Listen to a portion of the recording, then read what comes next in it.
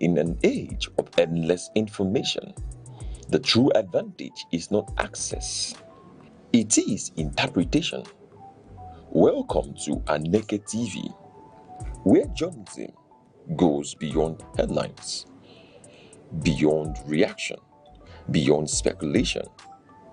Here, stories are investigated, issues are analyzed, voices are challenged, because an informed society is a stronger society. A discerning audience is a powerful audience. We are live, daily broadcasting, relentless clarity. Aneke TV, where knowledge meets broadcast.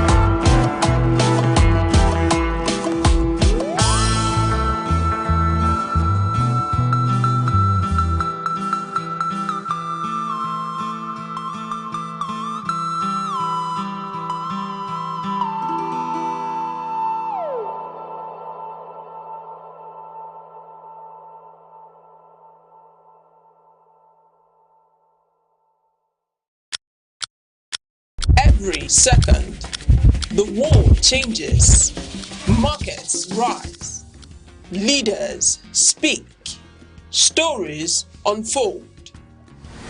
To keep up, you don't just need news. You need clarity. You need speed. You need perspective. That's why Aneke TV brings you the global pulse. Accurate, reliable, right when it matters most. Aneke TV. Move with the world.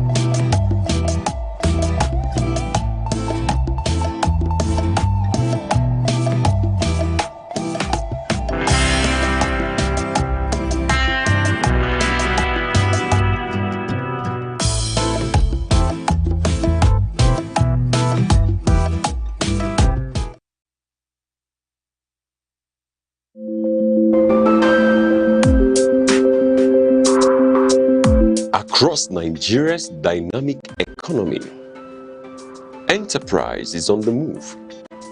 From the resilience of small businesses to the expanding reach of indigenous industries, commerce thrives on innovation, determination, and vision. Finance is evolving, powered by technology and driven by a new generation of entrepreneurs. In a rapidly changing world, digital transformation is redefining how we save, invest, and grow wealth. From energy to agriculture, manufacturing to tech, Nigeria's economic landscape continues to diversify. Policies shift, markets respond, and opportunities emerge. Every figure tells a story. Every trend shapes the future. The question is, where is the next opportunity? On Aneke TV, we bring you clarity beyond the numbers.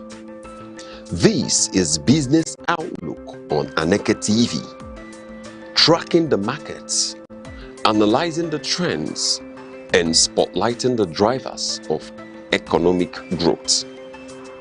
Aneke TV, informing enterprise, shaping perspective.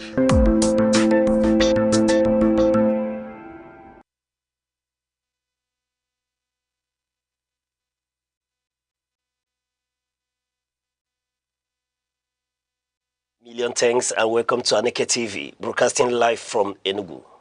And this is the business desk, where destiny meets data and your weight finds its voice. I am Uche Osai. Now let's get down to business. Owing to the public holiday, the Eid year celebration in Nigeria and across the world, the market is rarely closed. Yes, therefore, we go into the Nigerian business landscape. Bringing you the Nigerian business landscape. The landscape is navigating a critical transition point after undergoing 2 years of aggressive, painful macroeconomic reforms. The economy is moving away from crisis-level volatility towards a phase of stabilization, though significant structural and operational bottlenecks remain. The core dynamics shaping the operating environment center around clear macroeconomic adjustments, regulatory updates, and emerging corporate shifts. Key macroeconomic indicators. The overreaching theme for the private sector is consolidation and stability, though the macroeconomic reality for business on the ground remain demanding. Now looking at the GDP growth. The GDP is growing moderately. Yes, speaking to the real GDP growing by, it grew by 3.89% yes, year in. And then the quarter one is up from 3.13% in the same period last year, driven heavily by a non-oil sector that contributes over 96% to the total GDP. And quickly, when we take a look at the forex and the currency, yes, the forex and currency significantly lower volatility compared to previous years. The naira is trading within a more predictable official range of 1,450 naira to 1,650 naira per dollar, backed by recovering external foreign reserves. And then quickly, when we take a look at inflation, it's showing early signs of gradual moderation due to aggressive monetary tightening by the Central Bank of Nigeria, though consumer purchasing power remains heavily squeezed. Then we'll look at the major, trends transforming the landscape. One of such is energy independence push. Yes, with the national grid remaining unpredictable and the traditional fuel costs staying high, business are actively pivoting to captive and renewable energy solutions. Commercial and industrial sectors are increasingly bypassing the grid entirely by investing in small to mid-scale localized power generation under 10 megawatts and solar frameworks to protect production ceilings. And then another factor is the capital market milestone. The financial ecosystem experiencing massive structural expansion. Highly anticipated public listening, including major players from the Dangote Group and the NNPC, are positioning the Nigerian exchange to unlock historic institutional and retail investment opportunities, fundamentally altering local capitalization. Yes, altering local corporate capitalization. And then the third factor here is the evolving risk and the customer retention. According to recent enterprise data from the Nigerian Economic Summit Group, the NESG, the primary challenge for corporate Nigeria has shifted from pure currency, survival to customer retention and margin protection. Weak household purchasing power means business are locked in intense competition with lower cost, highly agile informal players, forcing a rethink of traditional product design and value repositioning. Yeah, value propositioning. And then another factor we're looking at is the digital and AI acceleration. The integration of artificial intelligence and advanced fintech infrastructure is accelerating. Companies are moving past basic digital payments into deep AI adoption to automate operation, optimize logistics, and cut overhead costs. However, this has triggered a sharp rise in cybersecurity risk, forcing firms to treat security infrastructure as a revenue protection mechanism rather than a background IT expense. And then another factor we're looking at is the tax reform implementation. Yes, tax reform implementation, navigating the fiscal terrain requires strict, compliance and planning. While corporate income tax remains steady at 30%, adjustments to the capital gains framework means asset managers and investors are restructuring corporate plays to maximize post-tax yields, with specific exemptions applying to reinvestment and smaller asset threshold.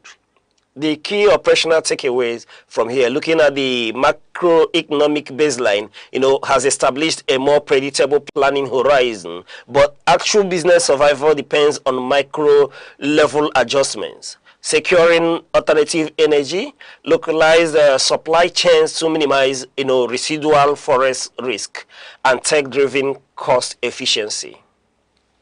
Now, quickly, let's break down give you a breakdown of Nigerians' quarter one non-oil sector performance, and with special focus on manufacturing, trade, and financial services. The National Bureau of Statistics, recently released the quarter one gross domestic product (GDP) report, confirming that non-oil sector remains the primary engine of the Nigerian economy. The non-oil sector contributed 96.08% to total real GDP, expanding by 3.94% 0.8% year-on-year in real terms. While this represents a slight deceleration from the 3.99% growth seen in Q4, it is a notable improvement over the 3.19% growth recorded in the same period last year. The individual performances of manufacturing, trade and financial services reveal how different parts of corporate Nigeria are adapting to the post-reform economy. Now looking at the manufacturing sector, which emerging to be resilient. Yes, the manufacturing sector delivered a positive surprise, posting a real GDP growth, rate of 3.29% year-on-year in. The numbers here is that this is a substantial jump of 1.60% points compared to the sluggish performance in Q1 of last year, and up 2.17% points from the preceding quarter, Q4. Yes, and then looking at the drivers here, growth was heavily anchored by the cement subsector alongside food, beverage and tobacco producers who have localized their raw material supply chains.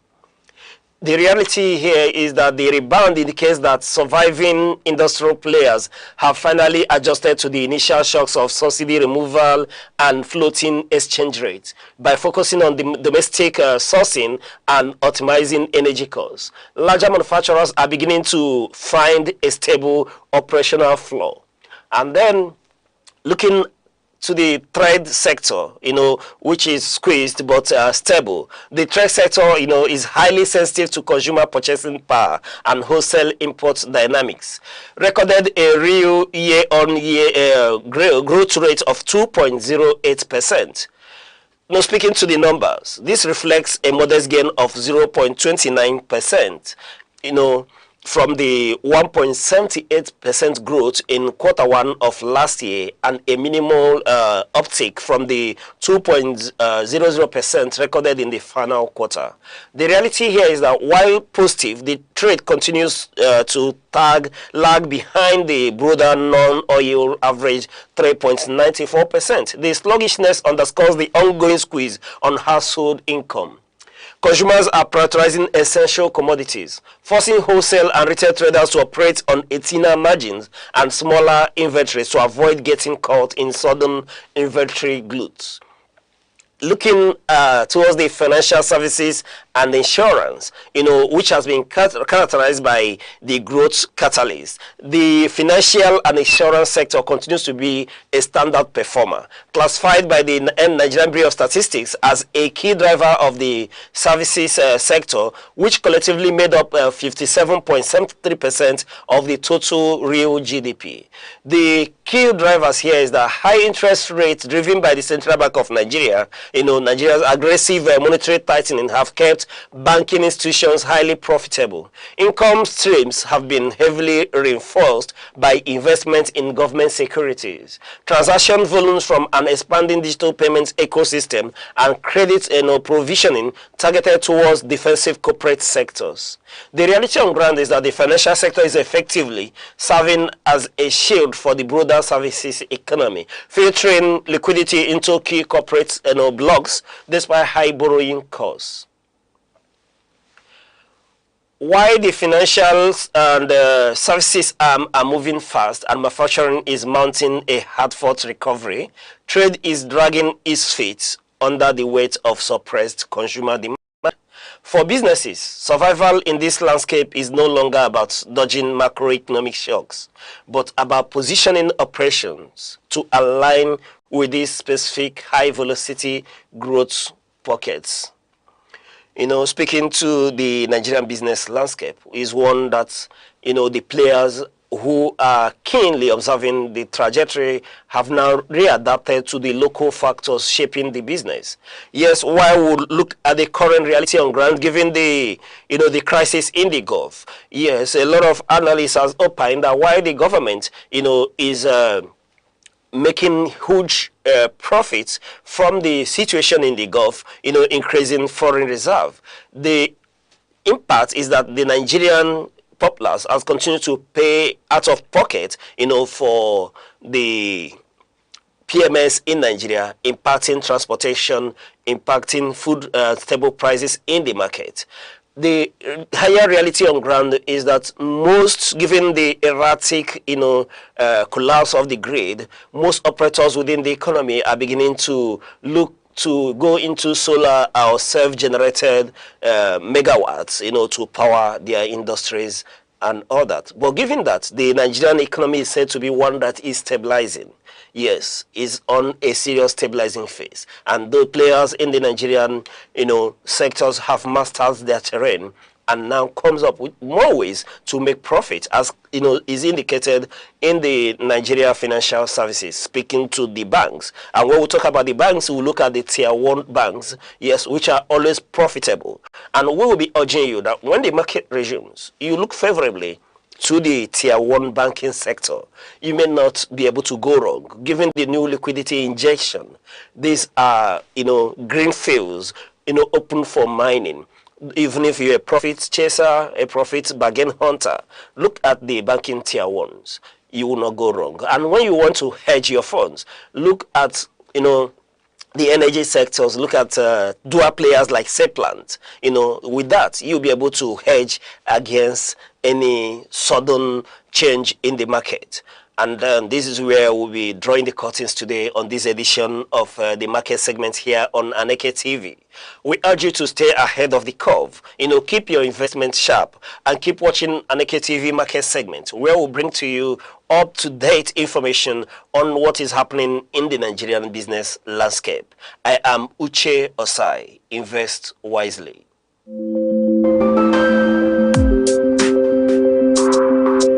Across Nigeria's dynamic economy, enterprise is on the move. From the resilience of small businesses to the expanding reach of indigenous industries, commerce thrives on innovation, determination, and vision. Finance is evolving, powered by technology and driven by a new generation of entrepreneurs. In a rapidly changing world, digital transformation is redefining how we save, invest, and grow wealth.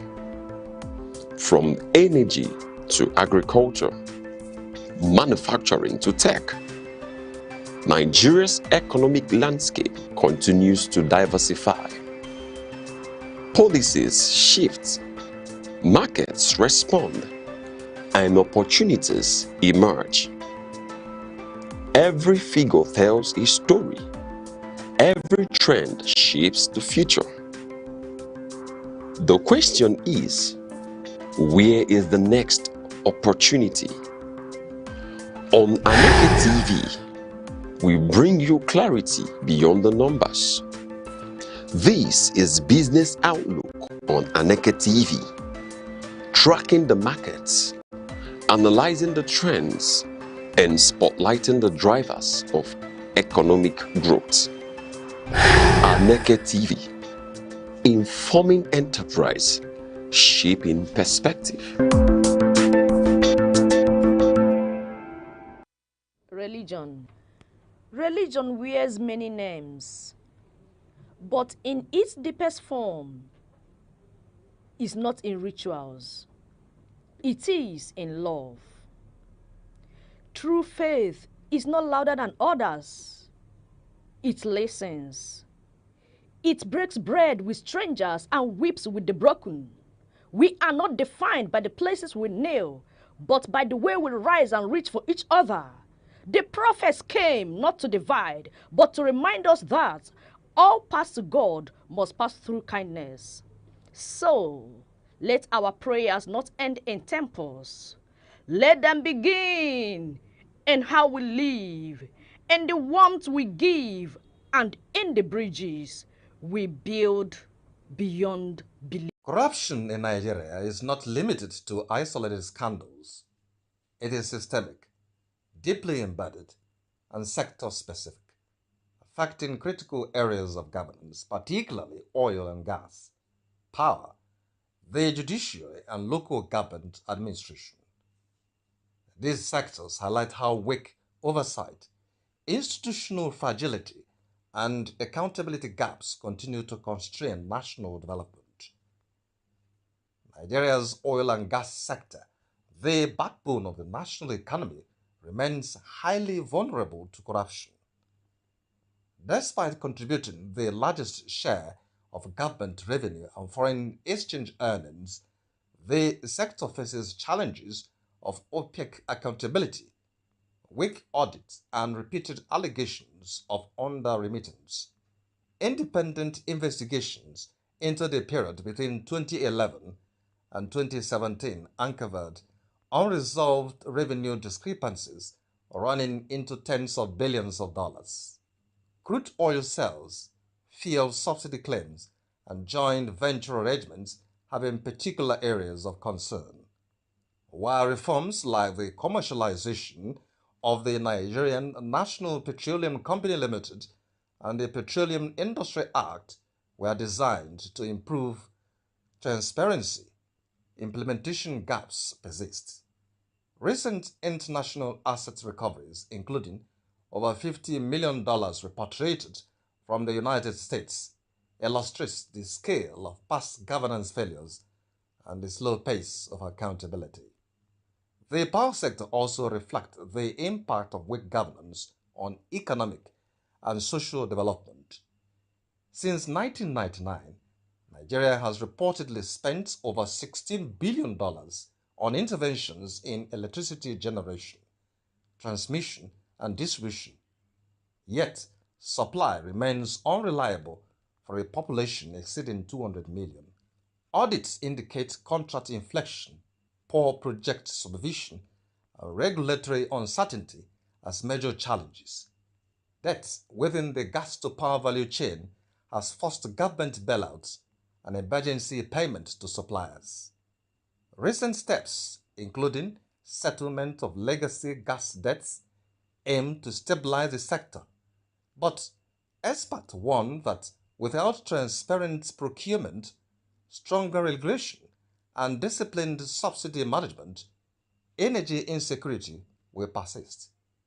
The judiciary is critical in enforcing anti-corruption laws, but public confidence remains low. Surveys conducted by the National Bureau of Statistics and the United Nations Office on Drugs and Crime show that judicial officers receive some of the highest average bribe payments among public officials. Perception studies consistently rank the judiciary among the most corrupt institutions, particularly in politically sensitive or high-value cases. Prolonged trials, frequent adjournments, and the procedural loopholes contribute to public skepticism. Legal analysts argue that stronger judicial discipline, improved remuneration, and institutional safeguards are essential to restore credibility. At the local government level, corruption directly affects citizens' daily lives. Councils responsible for primary health care, education, sanitation, and rural infrastructure are often cited in surveys for routine bribery and mismanagement. The National Bureau of Statistics reports that more than half of Nigerians interacting with public officials encounter demands for unofficial payments, particularly in local administration, policing, and utilities. Weak financial autonomy, political interference, and limited oversight exacerbate these problems, reinforcing distrust in government. Across all sectors, corruption thrives where institutions are weak. Oversight is limited and consequences are uncertain. While anti-corruption agencies report thousands of convictions and hundreds of millions of dollars in asset recoveries, experts stress that enforcement alone cannot fix systemic issues. Economic studies estimate that corruption costs Nigeria billions of dollars annually and could erode up to 37% of GDP by 2030 if reforms stall. Beyond economic loss, it undermines service delivery, widens inequality, and weakens democratic legitimacy. Policy analysts now advocate for a governance-first approach, strengthening institutions, ensuring transparency in public finance, digitizing service delivery, protecting whistleblowers, and guaranteeing judicial independence. For Nigeria, the challenge is no longer diagnosing corruption, but sustaining the political will to reform the systems that allow it to persist. In a country facing economic pressure, security challenges, and rising public expectations, governance reform remains central, not optional, to national progress. In a world that never stands still, where stories break in seconds and moments shape history, one station keeps you connected to your nation, to the continent, to the world. From breaking news to powerful stories, from business and politics to culture, lifestyle and entertainment, we inform, we inspire, we keep you ahead. This is more than television. This is your window to everywhere that matters. Aneke TV. Move with the world.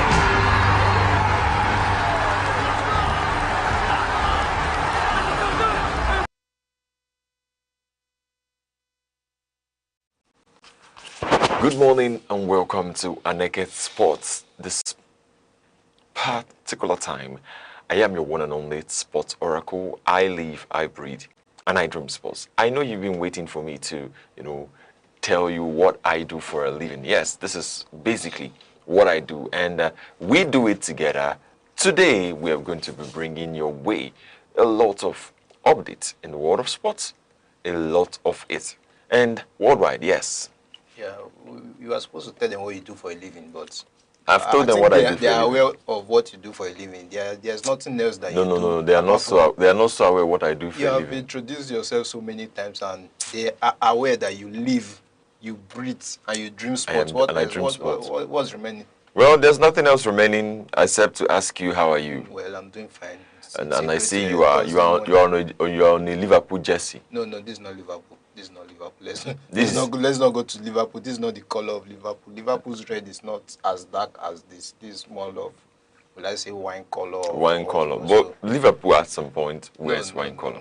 No, don't attach. You know, when they qualified for Europa, they wore wine color. That's because it was Europa. Yes, of course. But then, at least they're in the Champions League now.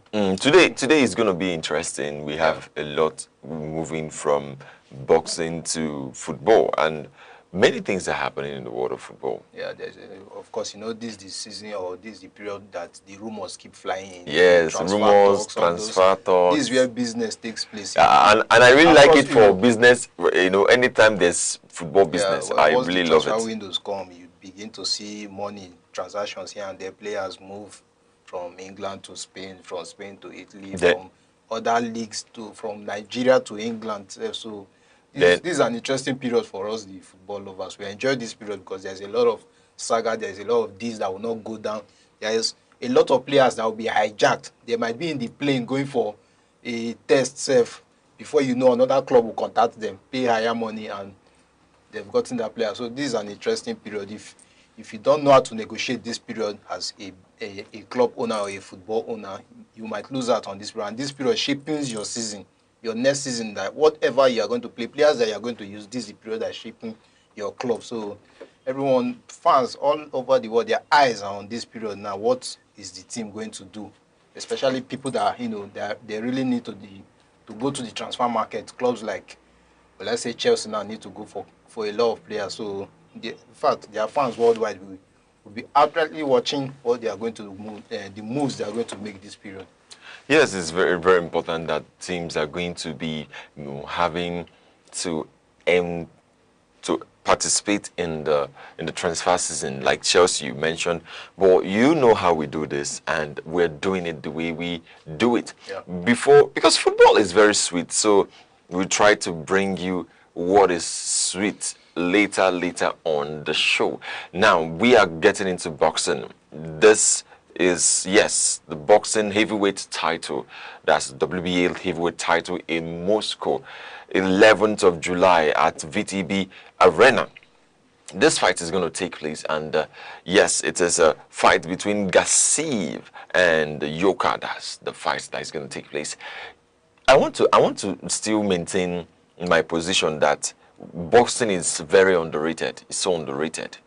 That's, you mean across Africa, yeah, right? Because not kind of over there in Europe, where this thing is taken to a top level. You can see the viewership, you can see the promotion. Right now, this match, you said it's July. July. Yes. We are still in May. We have not even gotten to June, and you can see the promotion. It's everywhere. That's to show you that these people take their boxing matches very serious. Unlike you say in Africa, where you might not even be aware that there is a heavyweight fight or an important fight like this. The day of the fight, that you might not even see, where you might even get to view the match. So one thing I would like to emphasize is we don't have a lot of PR. Yesterday I was talking with Sanchez. Yeah, the League Cup winner, the MPFL winner. I was talking with him yesterday, and I told him that we are not having the PR. People will say, why are you making this program so big? Why are you? Because your audience are not offline. Yeah, of course they're not offline. Your audience. So anything you can do to give it the best outlook, do it. Yes. I don't know why they don't want to invest in that, promoting their business. Ordinary, will I say, you see influencers, you see, there are guys you can get to help you promote this thing on their platform that has, some, will I say, millions of viewers or even thousands of viewers.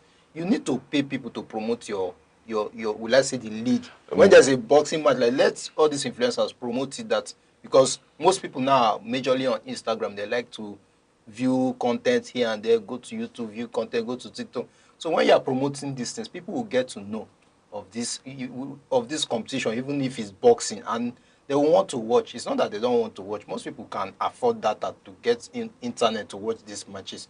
If they cannot stream it or watch it on GoTV or DSTV, there are many other apps they can stream and watch it on. There are actually many other apps they can stream and watch it on, but then the people themselves, are they sharing it? Are they talking about it? Well, the fault is not just on the, let's say, the government alone. Sometimes I don't even know if I am aware of any boxer right now. I don't know that's home based, that I don't know if I'm aware of any. Okay, now let me take you off now. There's a unified first WBO IBF convention coming up in December. The flyer is already ready, December 9th to 13th. Tradition is which state here? Is in boxing. It's not in Nigeria. No, it's not in Africa. Okay, I thought you are taking me off. No. You want to tell me that this is in Africa or no, in it's Nigeria? Not in Africa. Yeah. It's not in Imagine Africa. a flyer for December competition. It's already out. They're promoting it from yes. May. So you can imagine before December, almost everybody will be aware of the match and they will tune in to watch the match. I don't know why we are not taking that bold step to promote our own competitions. It's May to December. I think it's more than 6 months. Tell me how people will not be filled up in that arena, or how people will not tune in. Let me also shock you. There's an event just next week. I mean, a boxing event between Speedball Bali and TNT champion Kevin Knight. This looks like more of a drama kind of heavyweight, not boxing but wrestling. It's mixed boxing. It's mixed boxing. You can use your hands. You can use your hand. You can even use your head. Anything. So it's a kind of an entertainment. It's from TNT Championship. You know, that TNT sport, and it's also part of the heavyweight championship and the rest of them. Now the flyer is out. I don't know, they do a lot. June 3rd. These people are aware of the value. On Wednesday, June 3rd. Promoting your competition. They are aware. They have this idea. They have this knowledge. And it's working for them. When they promote it, they get more money from these promotions. When people... You need people. And investors, investors coming. So they are aware this is business strategy, that you hosting a competition or in charge of all these things, you are supposed to be aware. I'm not up to that profession. Like, I will not say I'm a professional in this, but at least I'm aware that when you promote your business, you get more money because you need customers. It's just like your viewers are your customers. You need them to view this thing on a platform where they are going to subscribe to and pay. And this, in fact, everybody generates money. Both the internet provider generates money. You that is hosting the competition, you are generating money from your viewership. And I don't just understand why it's lacking in Africa generally, or will I say in Nigeria. Well, I don't understand. Also, we're still talking about boxing. On this day, yes, there was a boxing match that really shaped the history of boxing. And it is one of the... It is just the before, the present, and then the after. Guys who, they boxed together. And what happened next? They became friends. It's like moving from enemies to friendship. Yes, that's one of the things that we have now. Let's take a look at the Alpine F1 team. They are being sponsored by Gucci. Alpine F1 team. There's the F1 team, Formula 1 team. Their latest car is being sponsored by Gucci, and yes, they have Gucci all over it. Wow. You want to drive this one? It's looking so Gucci-ricious. So luxurious. Imagine Gucci designing your race car, and it's so beautiful. Wow, it's something it's so beautiful that someone wants to acquire in his own car collection. So if not necessary to be driving but it, you can't even acquire it. Yes, of course, these cars are not for sale. Yeah, of course. They are it's basically for the competition. For sport, so that one day you don't get angry and enter the road. Enter the road with this kind of car. I don't know how you are going to drive it, but I believe this car should not be allowed on the normal. No, it shouldn't. Really, it shouldn't. But then, the speed that it's not. It's simulator. Yeah. It's like a game console. Yeah. That's how you use the car. Imagine I mean, the F1 cars are like game consoles. That is driving normal car. You would think you guys are on this. Let me tell you, before you turn the steering of the normal car, you have already, this one has turned 100 times. Like before you turn the steering of a normal car, this one has turned 100 times. Because if you notice, when you watch them, they are trying not to. I don't think it's normal steering they're using. It's a simulator. Yeah, more of a button kind of thing, and then they hold it this way. Now, if they turn it this way, it's just a little turn, they are off. So, and they don't, if they don't turn it full, that small they're turning it is what makes it so that they can be able to drift because of the roads. She gets. So yes. So before, you can't have this kind of car and in your collection, in case you are planning to get this kind of car in your collection. I would love to have it just to display it. Maybe I'll keep it somewhere where people come, pay me money to see these things. It will be like a museum for me. I'll just keep it somewhere private. Tell people that I will see what I have. You just be like, for fun's sake, you can travel from around the world to just come and see a Formula 1 sports car, and you pay me before you look at it or you take pictures with it. So it's just basically what I want to use it for, not to drive it on the road. But driving it on the road is still cool. No, I feel. I'm not sure I want to. Which road do you want to drive it on? Before the speed bump or the speed whatever will take me away, the pothole will allow me to end up in the hospital. I don't want to even test it on the road. I prefer my normal car that I will just drive at a moderate speed. Well, I feel like anything about Formula 1 is intentional. Because when you are driving, when you are giving it up as a sport. In fact, even in Enugu self, we should have a car race kind of thing somewhere. With these cars? Not with these cars. How can you have this kind of cars? No, I mean normal cars. Normal cars. We can have a kind of car race. Like, I mean, everyone wants to be a developer. Everyone wants to be a real estate developer. You can see the road is being developed on a daily basis. Yes. So of course this competition, I believe, not with these cars though, but with other normal cars are not as fast as this, can be hosted in Enugu. The roads in Enugu, almost everywhere is getting developed. Even I'm coming from all the way from Ababa, but you can see the development is being dualized, and other places that I've been to, I believe this competition can be hosted in these states.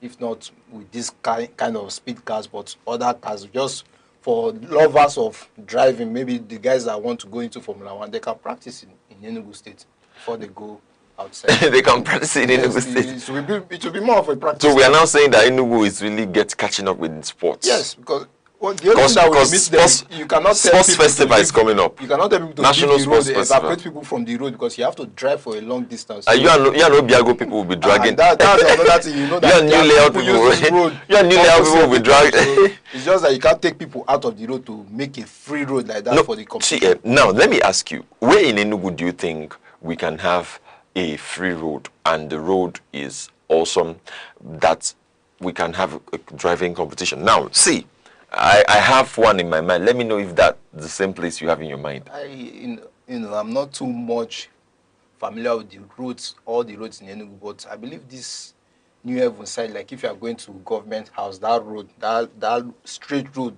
all those Opera Square, those kind of places, they are more like where people don't usually go to often like that. You can get some free roads in that area, Opera Square, Government House, around that New Heaven, or what they call it, that area. That's that Opera Square, yes. Yeah. Opera Square, but it's not going to be a two kind of driving. It's going to be a one. Yeah, Opera Square is more like kind of box, but it's long. You go around to the other side, come back. So at least they can use those. That road is basically free. You don't see people on it just driving much. Cars pass there, but not that often like you see at Obiago or at Ababa or at Holy Ghost, all those places that are where, busy almost throughout the day. Yeah, it's important. It's really important. Now, we're going to take a short break. When we return, we're going to dive right into the world of sports much more. And we could be bringing you updates about the squad list, how teams and countries are preparing for the World Cup, before we go into further details of how yesterday's game between Crystal Palace and Rayo Vallecano, how it went down, and how Crystal Palace has been a trophy. I would say a trophy, team that are celebrating, they are No, they are now a trophy team. I think they had one trophy before. No, they've had two. This is the third trophy. So how they are a trophy team? I call them a trophy team because they are teams that don't have trophy this season. But let's not talk about them. So when so many of them. We'll be right back. We'll be right back shortly. Stay with us.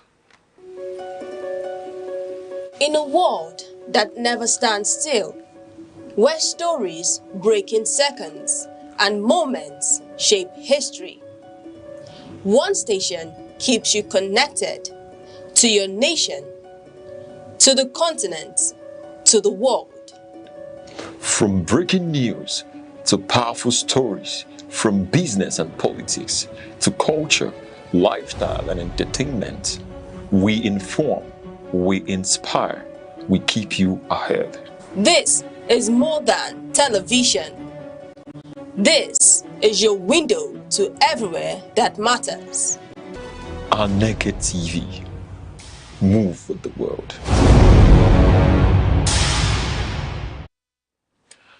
All right, we are welcome back to Aneke Sports here, where we are bringing you updates in the world of sports. I am your sports oracle, and we are here. We are with Worldwide to give you how much and how beautiful it is, how teams are lining up in this edition of the World Cup. It is something wonderful to tell you that Netherlands, they have released their 2026 squad list. Well, I don't know the names you were expecting on the list. However, many years ago, names like Ian Robin, names like Frank Ribéry. The veterans. Yes. So Ribéry was more of a French player. Was more of a French player. Yes, Van Persie, Van Bomen, Van Nistelrooy. They had a lot of Van. Yeah, they were now actually, everything has changed. The names has also. It's no more bearing that much. No van now. We have cars. Yeah, they are more like cars. That yes. Excluded the van, they are more like, I think I'm seeing about 2 or 3 vans still. Well, there could be van, but talking about, I mean, a Netherlands player, his name being Zexi. Joshua Zexi. We still have Weghorst. They have some. Yes, they still have Weghorst. They are just kind of weird. It's not. I think the way they pronounce it in their language is Vegas. It's not the same way it's Vegas. It's Vegas they used to pronounce. Now, looking at how they have lined up the team and the names we already have from for the World Cup, it is very intentional. For me, it is very intentional. Yeah. Let's just take a look at the goalkeepers: Mark Flecken, Robin Rueffs, Bart Verbruggen. Now in the defense, we have Nathan Ake of Manchester City, Virgil van Dijk of Liverpool, the dancer. Anyway, this is not his best season. This is actually not his best season, but he was good. He was good actually, but he made a lot of mistakes this season, and you see, he was not engaging himself in some. Van Dijk, he likes to play safe. He does not want to commit that you dribble him. That's one thing Van Dijk does not want. Don't dribble me. You can go ahead and score, but that's why most of the time you see his posture, you just bend, just to try and block the ball. That's the posture that I've now accredited to him, that this is your posture that we have given to you. He's now flying everywhere. You see them making different kind of pictures. Yes, ballet girl. Just ballet. In fact, you see a lot of it, but Van Dijk is one person that he does not like to be dribbled. Yes. Van Dijk prefer, don't humiliate me. So you can go and get the goal, but don't humiliate me. I'm not interested in that. So we have Virgil van Dijk, then we have Denzel Dumfries of Inter Milan, then we have Jorel Hato and Jan-Paul van Heck. Yeah. We have Mickey van der Ven and Julian Timber of Arsenal. The name itself, that this is a strong defender. Yes, Timber. But injury doesn't know a strong defender. No, injury actually injury nearly ruined this guy. He tried for me. He tried, he was motivated to come back on the pitch, because if not, there are some players that might not get through from this kind of injury that Timber had. All right. Now we have in the midfield where we have Frank de Jong, then from Barcelona. Then we have Ryan Gravenberch of Liverpool, Teun Komias. Yes. Then we have Tijani Reinders. This is also a Man City player that. Yes, a Man City player that he's also flipping his hair. He's part of the people that flip their hair. But you know, when he started, when Man City introduced him, he was playing well. I don't know what happened later. Pep was no more featuring him. You rarely even see him in the lineup. I don't know if it was injury, but I think he did not have enough playing time. But he was lucky to even make their own country's list for the. If it's or let's say other countries, you might not even make the list after you didn't have enough playing time. Look at João Pedro that didn't even make the list, but he had enough playing time, but he could not make the list compared to these Reinders that did not play up to, let's say, he did not even play up to 20 matches this season, but he still made the list. I say so. Martin De Roon and Gustio, then Quinten Timber and Matt Wafer. Now in the attack we have a Brian Broby. Hey, Brian Broby. He's not physical man himself. Brian Broby. Just counted that Netherlands will have one of the best attacks. I'm telling you. Brian Broby. Not just Brian Broby. Netherlands has no. See, look at let's physical players. See Memphis Depay. Depay is very physical. Yes, Gakpo is another person who's very physical. Then Justin Kluivert. This guy is from Bournemouth, I think. Yes, Bournemouth. Then Noah Lang. Then Doyin Malen. Then we have Christian Somerville. Then they are very physical in this Netherlands. It is Brian Broby that put me off. Broby is one physical person. Like, that is because Van Dijk and Maguire, they are a bit physical. That's why they had to, shrug him off some challenges in the Premier League. But the rest defenders, they will live to tell the story that this is not somebody I want to play against. This is not somebody I want to play against, though. His laps, have you seen the thickness of his laps? Sometimes when I watch him, this guy is physical. You see that his leg from the lap to the thigh, that region, I believe he trains specifically. He has a trainer that tells him this is what you do for this place. The muscles there is well developed. You don't just, shrug this guy. It's like this other guy that has played in like 2 or 3 clubs in Premier League, Traore.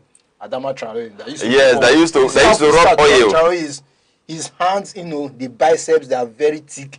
The labs, they are very thick. So I believe these guys, they train specifically on these aspects of their body just to get enough fitness that you don't displace them off the ball easily. It's not easy. When Broby use his leg to guide you, you're not going anywhere. If he should guide you at the corner, maybe he wants to waste time. You will just be there. You just be like one small cat that they are just rubbing his head, trying to turn around to get the ball. But you will never get that, but you will waste 5 minutes of your time there.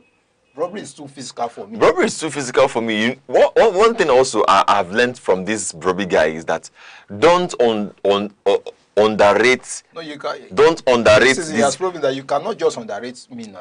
As of April 16th, Broby was linked to Bayern Munich. Wow.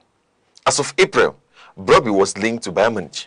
If Sunderland are able to keep him, they will really need to put in a lot of. I need this guy in my team because I know a lot of top teams will be looking for this guy right now. But Sunderland will have to spend enough money to keep him if they want to keep him. But if they want to do business, they are going to make a lot of money from Broby. Because seeing Broby on this list, I've not even seen this list before. I said I will take a look at it at the show. That's why I said this attack, this front line that I'm seeing here, they are too physical. Donny Malen, he's playing for, I think, AS Roma right now. He's also one physical person. Weghorst is very tall. Tall. You don't get to displace these guys off the board just like that. If you must displace him, you must commit a foul. So either you give him a rough tackle that will have to bring him down. Look at Gakpo. Gakpo is another top player that is well, physically built. I don't know, their front line, I don't know why Netherlands is choosing so much physicality. Physical guys. Their front line. Kluivert is another person in Bournemouth. Yes. You don't display. You don't display. No, you don't. Physically ready for you. So I believe this Netherlands team is one thing that we have to. What put me off on this list is the Broby. Brian Broby. Because when I heard his name, I thought it's robbery.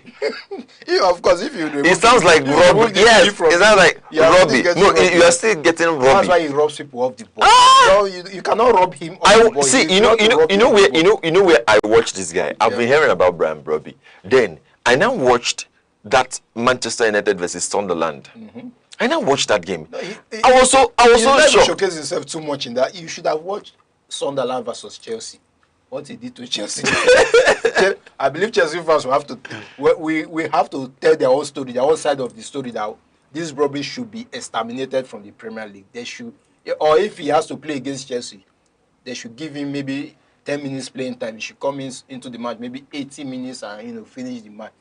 By then, Chelsea should be maybe probably 2 goals up or 3 goals up, because if they should put this guy for 90 minutes, Chelsea fan does not want to see probably on the pitch.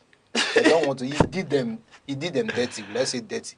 Both first leg, Sunderland won the first leg. Second leg, Sunderland won the second leg. That's what happens in football. Now let's take a look at the Rangers. There's a letter from the general manager, CEO of Rangers International Football Club for Enugu. That's Amobi Ezeako. There's a letter he sent to the Rangers family, and we are Rangers family.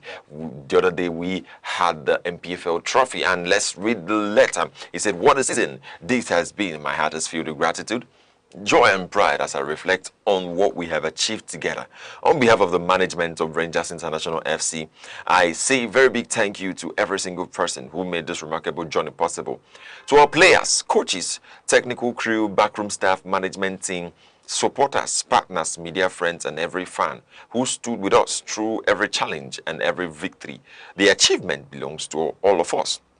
Winning our record 9th league title is not just about lifting a trophy. It represents sacrifice, resilience, hard work, unity, and belief. We dreamed together, fought together, and today we celebrate together. I wish to especially express our deepest appreciation to His Excellency, Barrister Dr. Petermbah, the Executive Governor of Enugu State, for his leadership, support, encouragement, and commitment towards sports development and Rangers International FC. Your belief in this club and your vision continue to inspire us and strengthen our resolve to achieve greater heights. To our supporters and fans, you are the heartbeat of Rangers. You carried us with your voices, your energy, and your unwavering faith in us. Through difficult moments and glorious moments, you stood firm. This title is yours too. To our sponsors and partners, thank you for believing in our vision and standing with us. Your support continues to strengthen our mission and ambitions. As we celebrate this moment, we also remember that our work is not yet done while the MPFL season has come to an end. Our journey continues as we remain in the President's Federation Cup.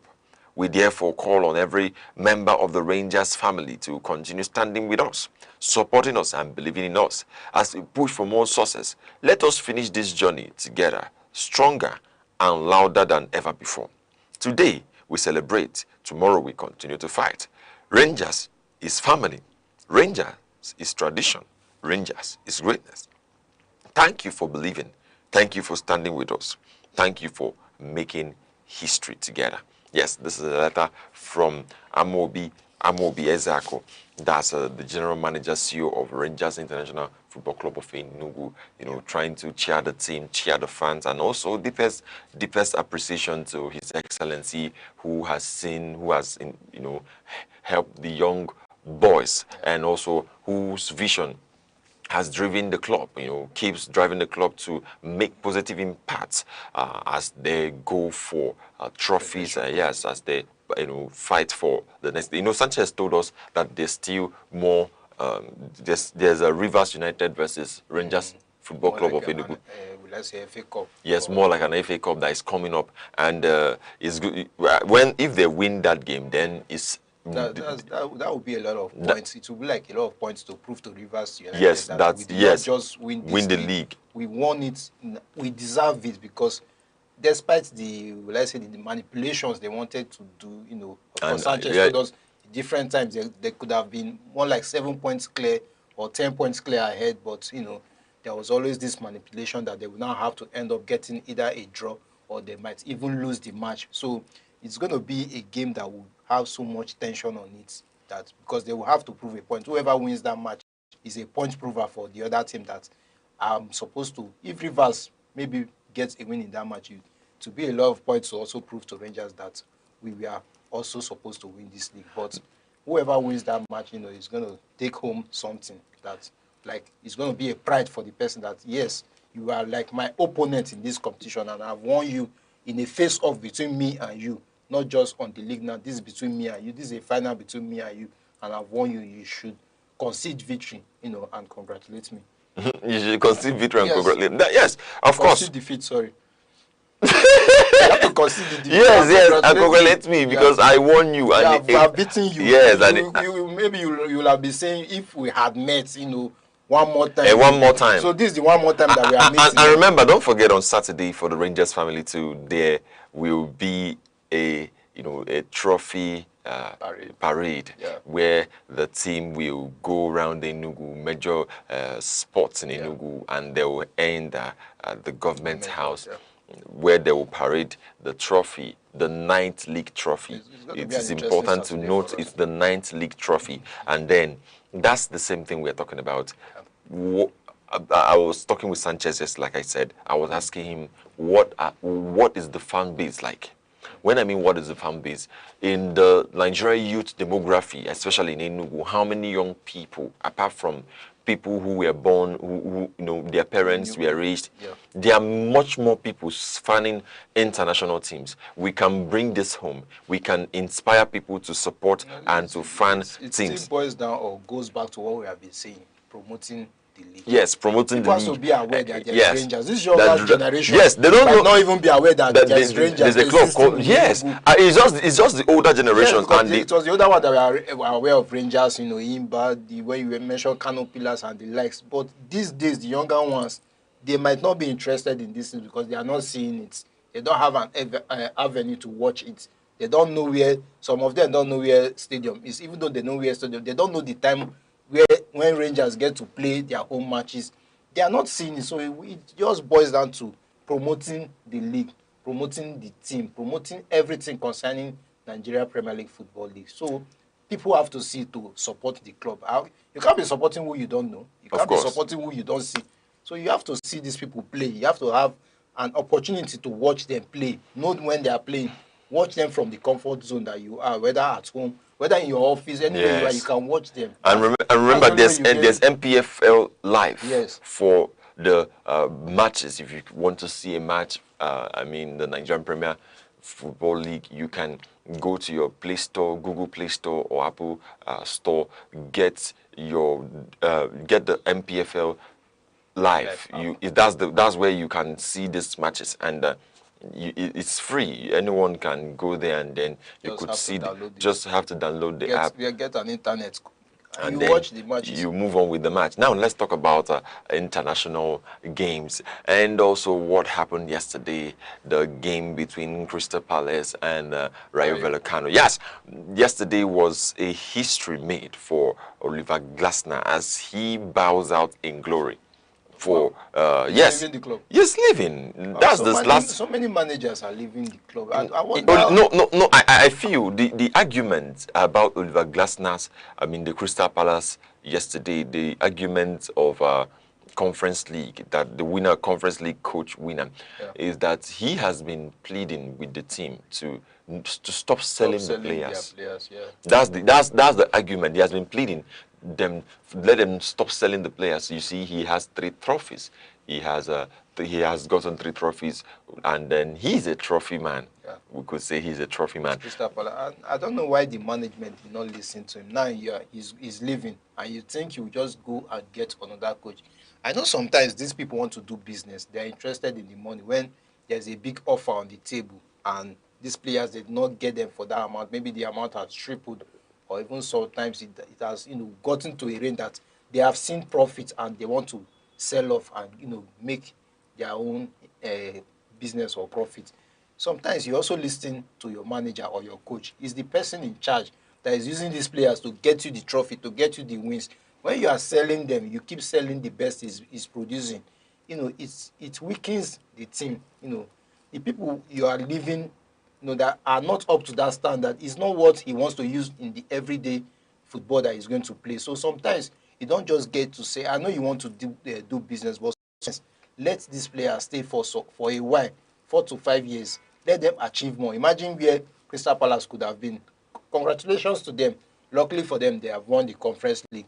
But if not that they won this Conference League, you might have seen, where they ended up. They were not in any European competition. It's just that they won this thing now that they will feature in the Europa League. If not that they won this Conference League, it should have been very poor season for them. And this is because you sold off about 3 or 4 of their great guys. How is this coach supposed to cope? Is he going to manufacture the players he wants by himself? You know, sometimes this management, you need to encourage your coaches. Let their decision be 80%. You know, let it stand, let it have ground, not just coming. You sold the Gueye, you sold the you sold Olise last 2 seasons, you sold Gueye this season. There's another guy that they sold that, you know, weakened the attacking press of Crystal Palace, and it's not something. Crystal Palace is not more a small team. Crystal Palace is not more. Has 3 trophies now. It's not more a small team. See, you know one thing. Crystal Palace has not been a trophy team. It's not last season that they started. That's what I'm telling you. For over 100 years. Imagine. About 123 it has years. Been the same coach that brought the trophies. And this is the man telling you, don't sell these players. That's the same mistake management make. No problem. They will see the repercussion of it at the end of the day. Because now you have to go and get a new coach. And let's talk about talents too. You know, we're talking about talents a lot for this mid-table. And I think it was Mr. West that said these guys are the ones that produce the talent. Yeah, they scout for talent very. They know, you know, they have those guys that goes out, scouts, and these scouts, they work with the coach. You know, you don't just scout a player and bring him into the club. You have to also let the coach know. You have to showcase the talent to the coach. Maybe the coach will not take time to watch the guy, you know, where he has played some matches. That's why you see sometimes coaches go to other matches to what that is not their own match. They'll just go there, watch, and see some talent. So when you scout the talent, you also let the coach know. The coach will now also give a go ahead, like, yes, I can use this guy. So then these guys are brought in. The coach now trains them, because it's not the person that scouted you that will begin to train. It's not the coach and his own technical crew that will train you. You know, you now get fit. You know, you fit in. It allows you to play football. Now the coach has now developed you to an extent that you are now known. He's using you to, you know, achieve some goals. Then the club now is coming to sell you against the will of the coach. You know, it's not something that is really nice. Now Glasner is leaving. You now go and get another coach. You know, sometimes the players are not happy with all this decision. It's not just the coach. Sometimes the players are not happy. They will play a kind of football that you, the management, you'll be frustrated, because at the end of the day, the players will leave. But you will not leave. You are the owner of the club. You are the management. You don't leave. But the players at the end of the day, if they don't perform well, before you know, they will leave. Their agent will look for another club for them. And it's your club that is going down. Look at Nottingham Forest. Look at what the owner is doing with the club. It's just, I don't know whether it's playing gamble with the club that you just decide to sack a coach today, bring in another coach tomorrow, sack the person, bring in another person, because you have the money and the power. So it's not that good that when management keeps sacking or keeps selling players anyhow without the approval of the coach, at the end of the day, you run down the team. And before you know, the team, look at Tottenham now, look at how they are struggling. Luckily for them, they qualified, they are still in the Premier League. But, you know, they sold some of their guys. Look at when they had Son and Hurricane, those great players. Now these guys are gone. The replacements, we are not that up to that standard that they had before. And you are just selling off the good ones you have. How are you supposed to play football? It's not all about bringing young talent. The ones that have developed the team, you are letting them go, bringing in young talent. This season, you let a great guy go. You go and bring another teenager or somebody to come and fill in the boots that that person has left, the void, the space that has been left by that player, and you want to succeed like that. Great teams don't do it. Look at Madrid. They will not go for somebody that is just coming up. They will go for an established player. Look at Barcelona. They are going for Gordon right now. Gordon from Newcastle. No, they have signed. They have signed Gordon. We're getting. They have signed. They just signed Gordon. They want to achieve 80 million. 80 million. Okay, now let's talk about Rashford. And they still have Rashford contemplating. It looks like Rashford is coming back to Manchester. Rashford does not want to come back to Manchester. It's not his choice. Yes, I know it's not his choice, but he does not want to. He's doing everything possible. Someone like Rashford, let him sign himself. He's ready to even pay some of his fee for Barcelona to sign. Rashford is ready to cut down on his fee. But Barcelona, I don't know why. I think Barcelona, they are the one not wanting to sign Rashford. Look at how much they signed Gordon. Is it that Gordon is way better than Rashford? Rashford and Gordon plays the same wing. And Rashford delivered for you this season. So I think this is a blow to even Rashford. You say you don't have 30 million to pay, but you went to sign somebody 80 million that plays in the same wing where you play, the same role, and you are still telling me that we are doing everything possible, trying to negotiate with Manchester United to bring down your fee. Not true. It's just a blow to Rashford that this is a way of telling him that we don't want you. That's what I just see here, because you have signed a replacement. Like, I'm not even the first choice. Rashford is not the first choice in that position. That's where Rafinha plays. Now you have brought in Gordon. So Rashford now should be the third choice. So I don't know. Barcelona does not want to. Well, before we delve into such and more of those matters, we take a short break and we'll be right back with updates around sport and much more in football. Stay with us. Every second, the world changes, markets rise, leaders speak, stories unfold. To keep up, you don't just need news, you need clarity, you need speed, you need perspective. That's why Aneke TV brings you the global pulse. Accurate, reliable, right when it matters most. Aneke TV. Move with the world. Welcome back. Now, we are having on the news that Fulham has signed as AC Milan's loanee, that the loanee from AC Milan. I'm talking about Samuel Chukwueze.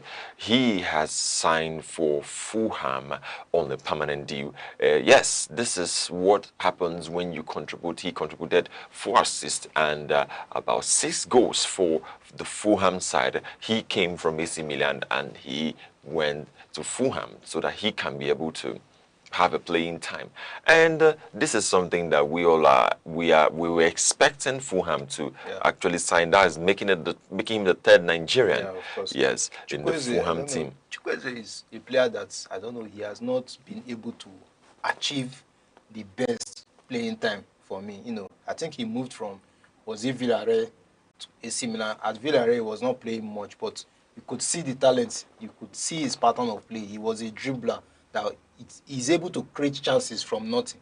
From there, I don't know what happened with, maybe he had issues with the coach or so, because he was not given enough playing time. He moved to AC Milan on loan still before he was then sold to AC Milan. Tried, you know, when he came in, he played, then before you know again, the issue of playing time, he was no more having that playing time. Then now, he's at Fulham. He came from AC Milan on loan. Now they have signed him on a permanent deal. And I know for one thing that Chukwueze is a talent that has not exploded yet. You know, he has not exploded yet. He's just good with that. His left. Man is just eating money. When you see Chukwueze moving, he's just eating money. He's eating money, but you see that he wants to play football. But I don't know. Sometimes he does not get to that level that we want to see him. Chukwueze, when Chukwueze was still younger, you could see his dribbling. He dribbles a lot. You know, he has, when he cuts in dribble, then he will cross the ball. But sometimes he could be selfish. I know that for sure, that, you know, he was being selfish of the ball. Maybe that's why, you know, he fell out with Real Madrid coach. I said Real Madrid, Villarreal. Yeah, Villarreal. At the time, was it excuse me, was it not Unai Emery that was? I think it was Emery. It was Emery. And, you know, Emery pattern of football, Emery wants to get the goal. He's not interested in he don't want you to look dribble. At Emery as Aston Villa. Look at Rogers. Rogers is a dribbler, but if you do that in too much, look at Watkins. No, look at Watkins. So Emery wants results. He's not interested in, after you do the dribble and you don't get a goal, you don't even produce an assist, what's now the use? Are you doing it for the entertainment, or so that it will be posted on social media and everybody will go on YouTube? Are you Anthony? Are you Anthony? That's similar to Anthony. That's the kind of football Anthony was doing at Manchester United, where you have the opportunity to move. You will stay one place. You will do 360. You will not reverse. I don't know. Anthony was more like a car that they were controlling with remote. You will not turn Anthony. So it's just like someone is holding a pad. Turn him like, you know, how they control drone. You see Anthony do 360. And then he will in one spot. He will still miss the game. After he has done those things, spectacular, fantastic, you'll be entertained. Anthony's football is entertainment. You will not be entertained. You will not expect Anthony to go inside the box. And he has a great left foot. Go inside, play R2 for us. Let us see the ball in the back of the net. If Anthony should play short for you, you will not see it in the back of the net. You will see it at the back of the stadium. Because the ball, I don't know. After he has done all this, you are not expecting. You are excited. Oh, the boy is going into the net. You will not play one rubbish arrow to that. Will not go. And the fans will not catch the ball. You shot to the fans. So see, that was when I was tired of Antonio at Manchester. When he came, I was excited. That was when that Netherlands coach brought him in. I've forgotten his name. Erik Ten Hag. He brought Antonio in, and we are excited because we used to watch him at Abia. So we do those skills. We say it's been a long time since when Ronaldo and Nani left Man U. We don't have any dribbler again. We don't used to see dribble. We thought Garnacho would become our dribbler, but please leave the content creator. The boy that is a content creator, that is a fashionista, that is supposed to be in another business, was now doing what we don't know on the pitch. Why you are talking about Manchester United? I don't know. You could see that on the Manchester United WhatsApp channel, they posted a picture of Cunha. Of the iconic Ronaldinho holding Harry Maguire's shirt. They also posted Cunha. I don't know Cunha's birthday. Yes. How Ronaldinho got to get Maguire's shirt. I don't know how to. Whether it's Maguire that gave it to him, because I don't know. Maguire is not the GOAT, I will tell you. Anyway, because when you see what was happening here, they said this is not on our bingo for 2026. But how would you even rate this, that the iconic Ronaldinho Brazil, yes, holding Harry Maguire shirt? Is a Brazilian, not that he's a dribbler or something. No, Maguire is actually gunning for a spot with Messi. Which sport is that? Because you didn't see the game, Maguire dribbled somebody. I don't think I saw that game. I would love to see it. Anywhere you have the highlights, please just direct me to it. I will watch it. Let me see. Maguire dribbled, or they dribbled Maguire. No. Do you notice now nobody dribbles Maguire like that? That's because he's playing more like Maguire is no more playing just to be at the defense. Maguire wants to score goal. He wants to go to the front. That's the mentality now. So it's not just there. You will not see him. You might not see him in the defense to dribble. He's just like Maguire. He does not want you to dribble. He would rather stay somewhere waiting for the ball. And when the ball comes in, maybe with a cross, he's good with it. He's very, yes. Maguire is very good. But Maguire will not go and meet you one-on-one to come and dribble. He knows his weakness. There are people that they have, okay, this is my weakness. When I meet you one-on-one, Maguire does not have that speed. So that when you dribble, you will not be able to recover. The next thing to do is to foul you. So he does not want all those drama anymore. He has been criticized enough. He has realized his mistakes. So I will not come and meet you one-on-one. I know you are a dribbler. When Maguire wants to play against, for example, Doku, you will not meet Doku to dribble you now. You know Doku will dribble you. He's faster than you. He has the skills. I would rather go and stay in my own box 18 near the keeper, waiting so that when you play short, it's either I block it or something, or I will be tackling somebody that is not with the ball. Just hold that person so that you don't pass to him. So that's when you know your weakness. Just better use it to your own advantage. Don't go and be meeting somebody one-on-one when you don't have the speed, you don't have the agility to, when this person does one or two skills, you are off the mark. On that same note, we're having on the news that Mbappe, he is Real Madrid's player of the season. Well, congratulations to him first of all. Actually, he tried. I believe people, Real Madrid fans themselves, because yesterday me and my guys were talking. Some of the Real Madrid fans were not even happy with this award that they gave him. I don't know whether it's... Who should they have given it to? I would have preferred Valverde. Valverde produced some outstanding... Of course, Mbappe was scoring, but Valverde gave them some crucial winnings. When you say winnings that were important, most of Madrid's winning, maybe Madrid this season they were not so spectacular. They struggled for some winnings. And if you see those winnings, it was Valverde that gave them, even in the Champions League. There was a time Valverde scored a hat-trick. No, he was not scoring goals. There are people who criticize that. Why is Mbappe giving Madrid player of the season, despite his attitude? But, well, I was not part of the voting crew or people that gave him even me, as at least sometimes I support Madrid. I'm not even happy with this decision, I can tell you, but of course, he has been giving his. We will not keep. We will not take. Now, still taking on transfer, we're having a new era. That's Manchester United. They are closing in on agreeing a deal with Ederson from Atlanta. Yes, they are closing a deal with Ederson of Atlanta.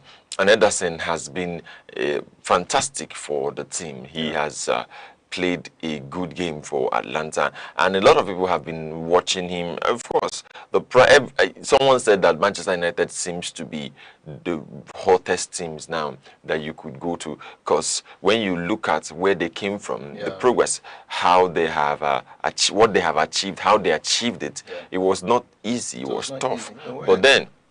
The vision was clear. Yeah, get back to Champions League. That was all. That was their major. In fact, that's their trophy for this season. Going back to the Champions League. But let me ask you something while we are wrapping up.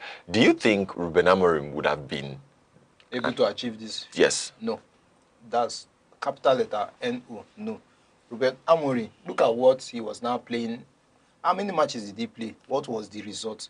You are getting draws. You are getting draws. Then you lose. Then you win about 2 matches.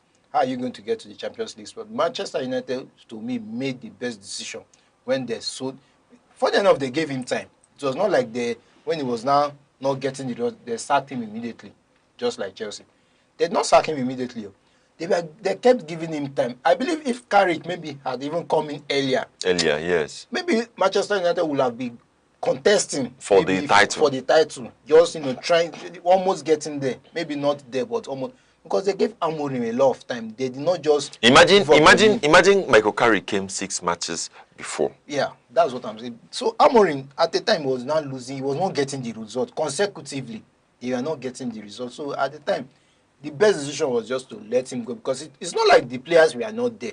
You can see that these same players that Carrick is using, Amorim was using. So it was not the players. We will not say it was basically the players that were not good. It was the tactics. And Amorim refused to change his tactics. Also, it was not working, but you don't want to change it. Also, the players were not playing your tactics. Yes, exactly. Now, when you look at Manchester United midfield, as Casemiro is leaving the team, now you will see that Manchester United is closing on Ederson, and Tonali is next. Yeah.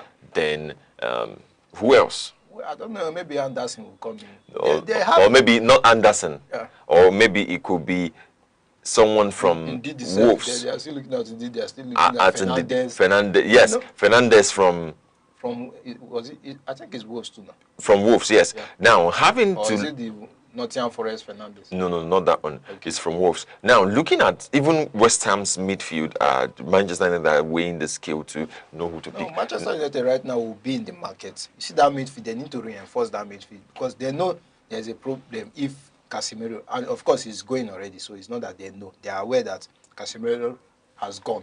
Now you have Mino and Fernandes left in that midfield. The other person is Ugarte, who they will probably loan this season. So they need to get like 4 guys or 4 to 5 people. That's why I say I don't want the pressure to just be on Fernandes. Fernandes have to have resting time too. It's not all my, because Manchester United are not going to play only the domestic league this time around. Yes, they're going to be playing the Champions League. So it's a lot of competition for them. So you don't just leave Fernandes. Even Mino has to have a replacement. It's not just Fernandes and Mino every time. Fernandes and Mino. So they need other guys to strengthen that midfield. Their attack is quite okay for me. Maybe probably Sesko did not play well.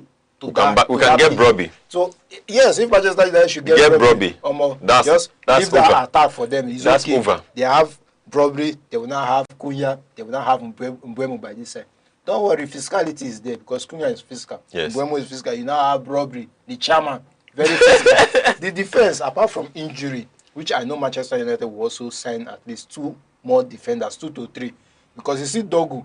You will not leave Dogu as our left back to say this is the person that you want to keep there. He might not perform to that rate. Of course, we know Luke Shaw with injury. They are synonymous. So when you are saying Luke Shaw, you are just saying, okay, injury. This person that suffers from injury. So then on this other side, you have Dalot. These are not the guys who want to lead. They are not the guys. Yes, they are actually not the guys who want to lead. The center is okay. Martinez and Maguire. But then we still need to. So the basic things that the midfield, that's where they want to reinforce. Now, as we wrap up the show, we have the Euro trophies end of season. All trophies must go. Yeah. I mean, the European trophies, 2 of it has come to England, and we are waiting on Arsenal to do what they would do to get the Champions League back to England.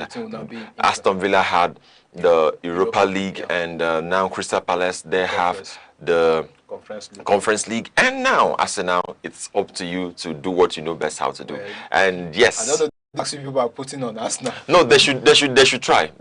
The way it is now is more like it's favoring England right now, and maybe the Well, will come to England. We don't know. We're going to see what happens at the end of the day, and this is where we're calling it a wrap on this edition of Aneke Sport. Thank you very much for watching. Thank you very much, Worldwide. We live, we breathe, and we dream sports. Until we come your way, same time, same station tomorrow, as we bring you updates in the world of sports and how it is. Bye for now. I am Good Hope Chukuma, the Sports Oracle. See you.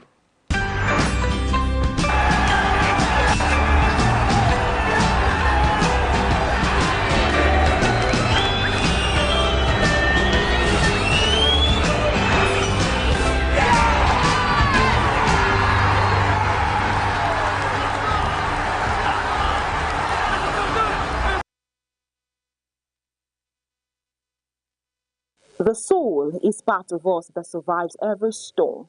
You can't see it, but you can feel it in silence, in longing, in every heartbeat that keeps going. It asks for more than food and fame. It hungers for meaning, for stillness, for the divine.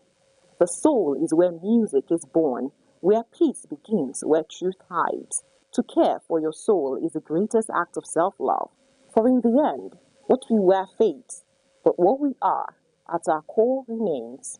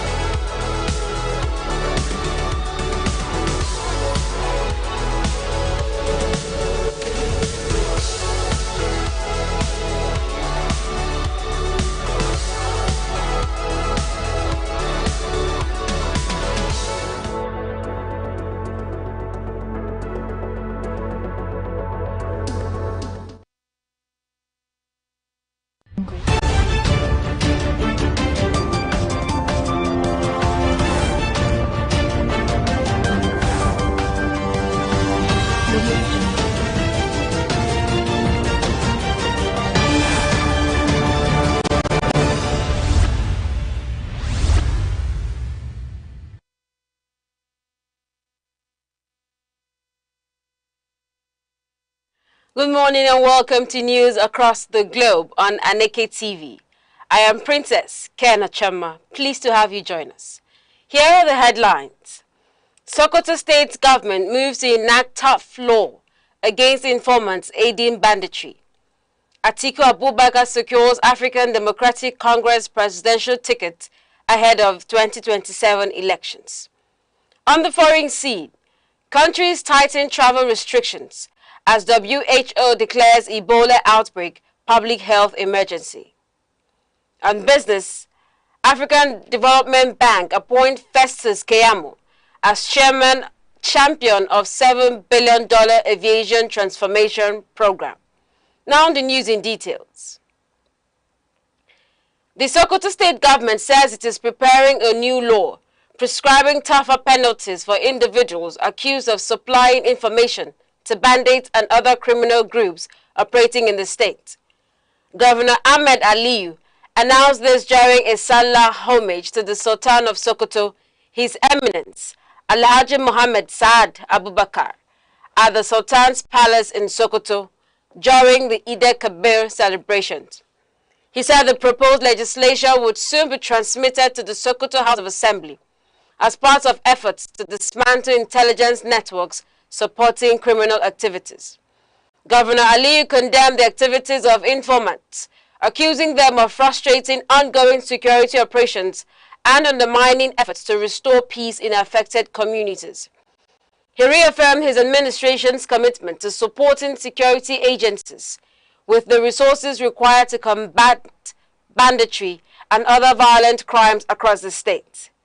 The governor also cautioned political actors against actions capable of creating tension ahead of the 2027 general elections. He warned residents against vandalizing public infrastructure, stressing that government projects are funded with public resources and must be protected. Responding, the Sultan of Sokoto commended the state government's security efforts and urged residents to support measures aimed at safeguarding communities. Nigeria and Cote d'Ivoire have commenced diplomatic discussions on the proposed bilateral prisoner transfer agreement that would allow convicted nationals of both countries to serve their prison terms in their respective home countries. The initiative formed part of discussions in Abuja between Nigeria's Minister of Foreign Affairs, Mrs. Bianca Odumegwu Ojukwu, and the Ivorian Ambassador to Nigeria, Mr. Kalilu Ture.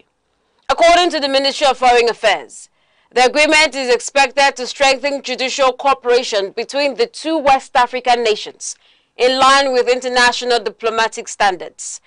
The talks also focus on expanding economic cooperation and strengthening regional security collaboration. Nigeria's Foreign Affairs Minister described Cote d'Ivoire as one of Nigeria's major trading partners in Africa and called for increased collaboration in petroleum products, agriculture, manufacturing, and industrial development. Both countries also emphasized the need for stronger intelligence sharing and coordinated security operations to address emerging threats within the sub-region. Wife of the Abia State Governor, Mrs. Priscilla Oti, has handed over 35 newly completed 3-bedroom bungalows to widows drawn from the 17 local government areas of the state under the Dignity Homes Initiative. Speaking during the handover ceremony in Aheke, Umuahia North local government area, Mrs. Oti said the project was designed to improve the welfare of vulnerable women and provide decent shelter for widows facing economic hardship. She explained that 2 houses were located to each local government area, while an additional unit was provided on humanitarian grounds. Mrs. Oti noted that although the administration of Governor Alex Oti remains focused on infrastructure development in roads, education, and healthcare, attention must also be given to the welfare of disadvantaged citizens. She appealed to corporate organizations, religious institutions, and philanthropists to partner with government in supporting vulnerable groups across the state. Former Vice President Alhaji Atiku Abubakar has emerged as the presidential candidate of the African Democratic Congress for the 2027 general election, following the party's primary election held in Abuja. Atiku defeated former Minister of Transportation, Mr. Rotimi Amechi, and former banker, Mr. Mohammed Hayatuddin, after polling more than 1.8 million votes in the direct primary conducted across the 36 states and the Federal Capital Territory. The election followed the collapse of efforts to adopt a consensus candidate.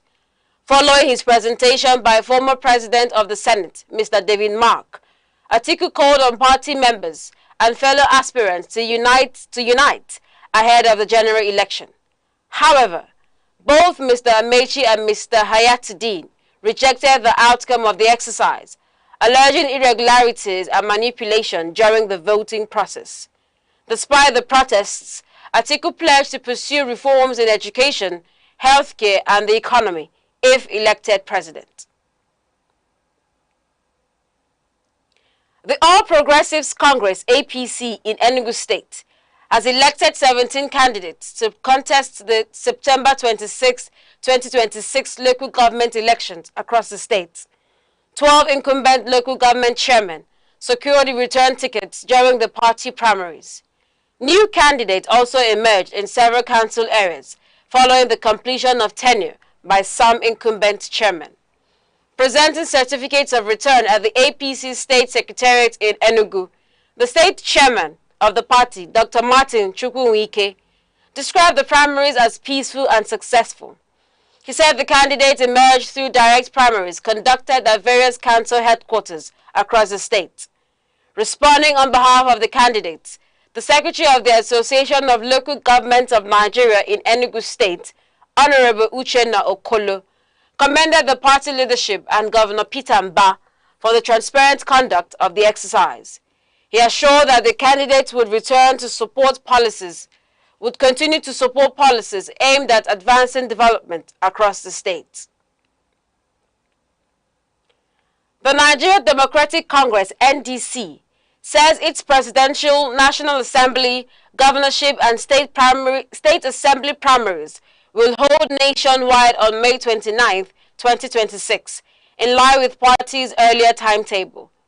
In a statement jointly signed by the National Chairman, Senator Moses Kleppers, and the National Secretary, Barrister Ikenna Alex Morgan Ekenwizu, the party explained that adjustments became necessary because of transportation and logistical challenges caused by the Eid-el-Kabir public holidays. According to the statement, many aspirants and members of the screening committee who traveled to Abuja for the screening exercise were unable to return to their states because of flight disruptions and movement difficulties. The party therefore directed that May 28th be reserved for documentation, consultations, and preparatory meetings ahead of the primaries. The NDC also stated that no security or government agency, including the police, inec, or DSS, was expected to participate in the activities scheduled for May 28. It added that all results from the primaries will be collated and officially announced only by the party's National Working Committee at the national headquarters. The Christian Association of Nigeria, CAN, has called on the federal government and security agencies to strengthen protection around schools and other educational institutions across the state. In a statement marking the 2026 Children's Day celebration, CAN President Archbishop Daniel Oko expressed concern over the increasing cases of insecurity, abductions, and violence affecting children and educational facilities nationwide. The association cited the recent attack in Orire local government area of Oyo State, where armed men reportedly abducted pupils and teachers from a school. CAN described the incident as disturbing and warned that continued attacks on schools could discourage parents from sending their children to school. Archbishop Oko also raised concerns over poverty, child labor, and poor access to health care affecting children across the country. He called on traditional rulers, community leaders, and religious organizations to support efforts aimed at protecting children and promoting moral values within the society. Governor Chukwuma Soludo of Anambra State has declared that denying any child access to basic education amounts to a criminal offense under the laws of the state. The governor made the declaration in Oka during the 2026 Children's Day celebration. He warned that parents and guardians whose children are found hawking or begging during school hours could face arrest and prosecution. Governor Soludo maintained that the state's free education policy provides every child with an opportunity to attend school. The governor said Anambra currently records one of the lowest rates of out-of-school children in Nigeria, but stressed that his administration is aimed to reduce the figure further. He stated that parents must take responsibility for ensuring that children remain in school. Governor Soludo also announced plans to establish a juvenile correctional center and expand support for children living with disabilities. He added that the state government would introduce a toll-free helpline for abused children as part of measures to strengthen child protection services. The Ogun State government says it has intensified plans to strengthen security around schools and other public institutions following recent security threats recorded in neighboring states. Governor Dapo Abiodun announced this while hosting members of the League of Imams and Alfaz at his residence in Iberu Remo during the Eid Kabir celebrations. He said the decision followed recent attacks and abductions involving students and teachers in parts of the southwest. Governor Abiodun explained that the state's government will work with the Amote Kuku, the So Safe Cool, local hunters and community vigilante groups to improve surveillance around schools and vulnerable communities. He added that operational support and stipends will be provided for security personnel involved in the initiative. The governor also announced the establishment of a direct impact committee to identify and execute basic community projects, including boreholes and solar streetlights. He further announced plans for the monthly financial support scheme targeting vulnerable residents across polling units in the state. You're watching news around the globe coming to you live from Aneke TV. For more updates and breaking stories, stay connected with us on our social media platforms, Facebook and YouTube at Aneke TV. And now here is a recap of some of the major stories making headlines. Sokoto State government plans tough law against informants supporting banditry. Atiku Abubakar clinches African Democratic Congress presidential ticket. And coming up shortly on the foreign scene, countries impose stricter travel measures after WHO declares Ebola emergency. And on business, African Development Bank names Festus Keyamo aviation champion of $7 billion transformation program. Do stay with us. 7 days, countless moments, stories that shape the week. From decisions in the corridors of power to developments affecting everyday lives. From moments of challenge to stories of resilience and progress. This is where the week comes into focus. Week in retrospect, only on Aneke TV. Welcome back.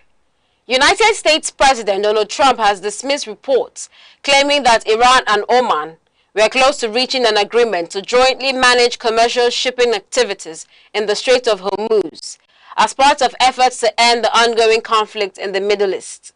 The White House reacted after Iranian state television reported that an unofficial draft arrangement agreement proposed the restoration of commercial shipping, the withdrawal of some United States military presence, and the easing of tensions in the strategic waterway. President Trump, during a cabinet meeting in Washington, insisted that the Strait of Hormuz remains international waters and cannot be controlled by any single nation. Iranian officials, however, criticized what they described as conflicting signals from Washington, accusing the United States of combining military threats with diplomatic negotiations. The disagreement continues to center on Iran's nuclear program, Western sanctions, and the security of global shipping routes through the Strait of Hormuz. Meanwhile, the United States Central Command confirmed fresh military strikes on an Iranian military facility in Bandar Abbas, saying 4 drones threatening maritime security around the strait were intercepted and destroyed. The latest strikes come amid fragile ceasefire talks and rising concerns over the impact of the conflict on global energy supplies and international oil prices. Governments across the world have intensified travel restrictions and health surveillance measures, following the World Health Organization's declaration of the Ebola outbreak in the Democratic Republic of Congo as a public health emergency of international concern. Health authorities say the emergency measures are aimed at preventing the cross-border spread of the Bundibugyo strain of the virus, which has raised concerns across Central and East Africa. International agencies are currently working to contain infections and strengthen emergency response systems in affected areas. The United States has expanded travel restrictions to include green card holders who recently visited the Democratic Republic of Congo, Uganda, or South Sudan. Canada has also imposed temporary restrictions and mandatory quarantine measures, while Uganda has partially closed its border with the Democratic Republic of Congo, except for humanitarian and cargo movements.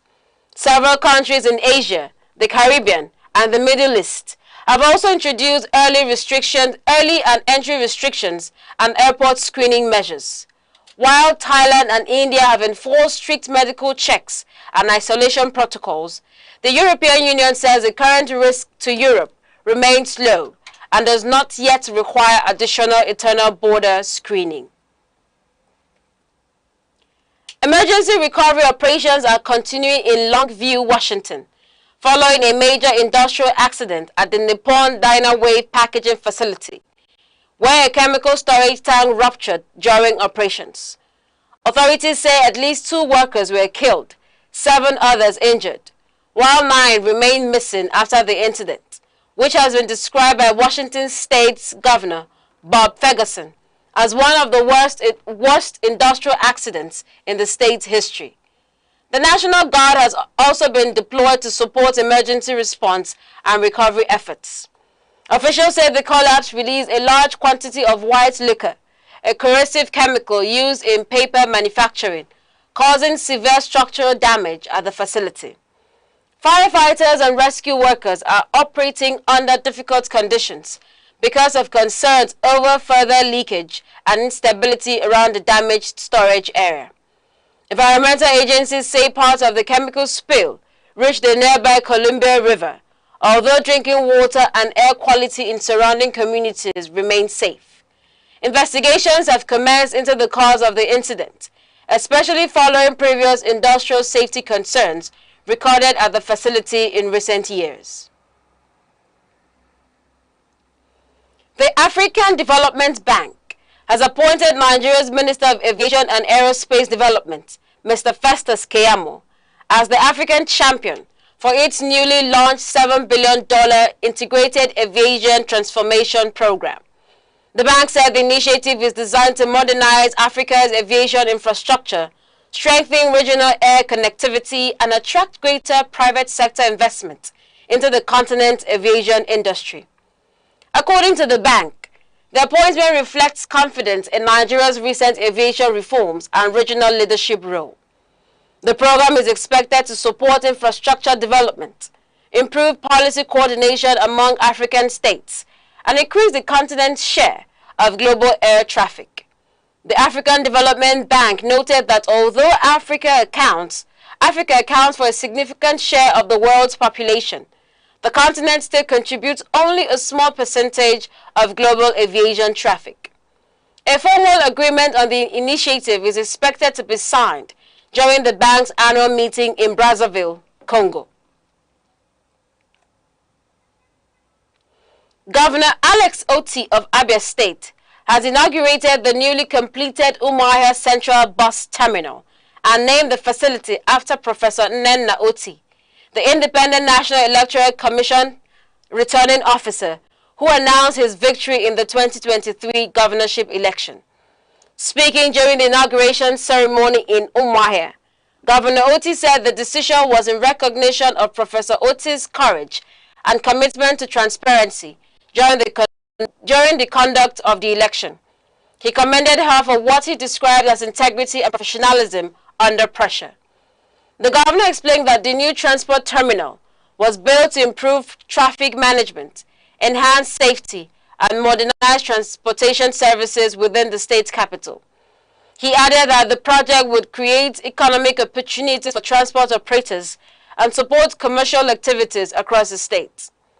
In her remarks, Professor Nene Oti, who is Vice-Chancellor of the Federal University of Technology, Owerri, thanked the state government for the recognition. She urged public officials across the country to uphold integrity and accountability in the discharge of their responsibilities. The Osun State government says more than 3,000 passengers benefited from its free Ide-Kabil train service from Lagos to Osun State during the festive period. The State Commissioner for Commerce and Industry, Mr. Bumi Jeyo, received the passengers at the Osogbo train station and described the turnout as the highest recorded under the current administration in the last 3 years. He commended Governor Ademola Adeleke for sustaining the welfare initiative despite economic challenges. The state government said the free transport scheme was introduced to reduce the burden of rising transportation costs on residents and visitors returning home for the Eid celebrations. Many of the passengers expressed appreciation for the initiative, describing it as a timely support during the festive season.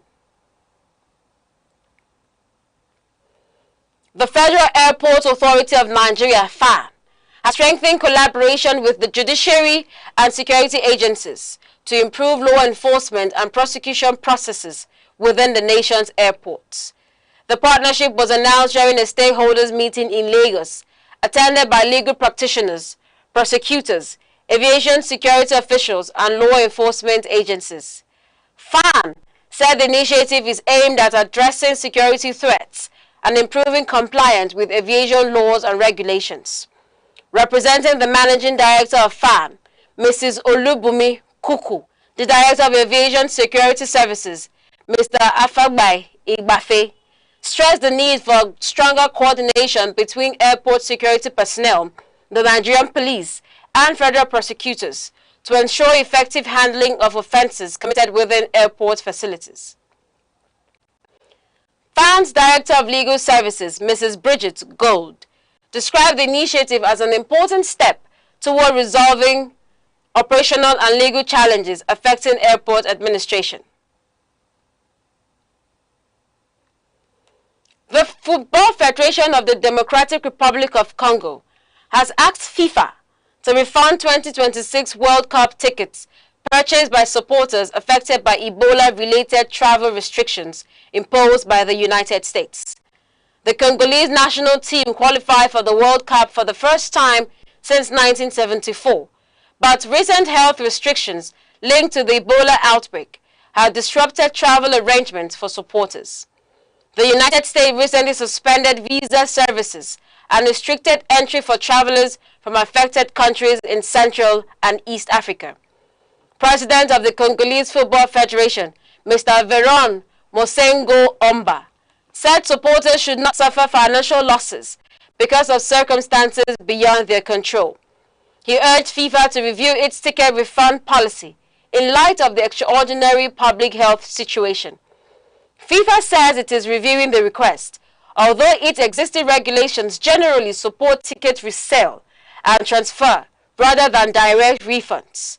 Meanwhile, the Congolese national team remains unaffected by the restrictions, as most players and technical staff are based outside the affected region. Nollywood actress and film producer Mrs. Toyin Abraham has announced plans for a major cinema production scheduled for release in December this year.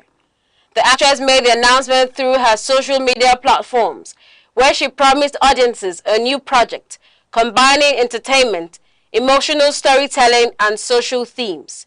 She said preparations for the production are already underway ahead of the festive movie season. And now to end the news, the main point again. The Sokoto state government has announced plans to introduce a stringent new law aimed at prosecuting individuals who act as informants to armed bandits and other criminal groups. Governor Aliyu Ahmed says the proposed legislation is part of wider efforts to dismantle criminal intelligence networks and strengthen security operations across the state. Former Vice President of Nigeria and presidential candidate of the African Democratic Congress, Alhaji Atiku Abubakar, has secured the party's presidential ticket ahead of the 2027 general elections.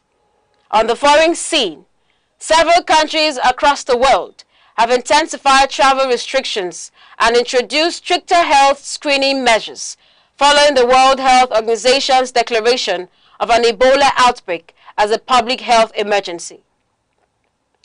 On the business scene, the African Development Bank has appointed Nigeria's Minister of Aviation and Aerospace Development, Mr. Festus Keyamo, as the continental champion for its $7 billion Integrated Aviation Transformation Program. The initiative is designed to modernize Africa's aviation sector, boost infrastructure development, and increase the continent's share of global air traffic. That concludes news across the globe on Aneke TV.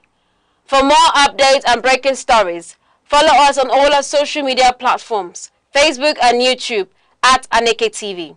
Thank you for watching. I am Princess Ken Ochomma. Good morning.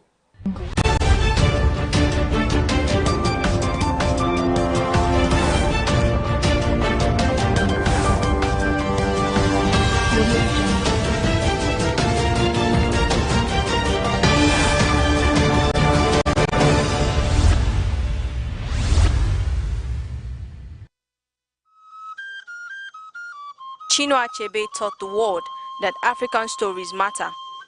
Through Things Fall Apart, gave voice to the colonized and challenged stereotypes. His legacy is proof that the pen can shape perception and preserve identity.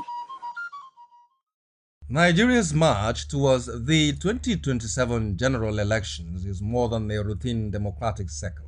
It is shaping up to be a defining test of institutional maturity, political culture, and national cohesion. Elections in Nigeria have historically served as mirrors reflecting both progress and persistent fault lines.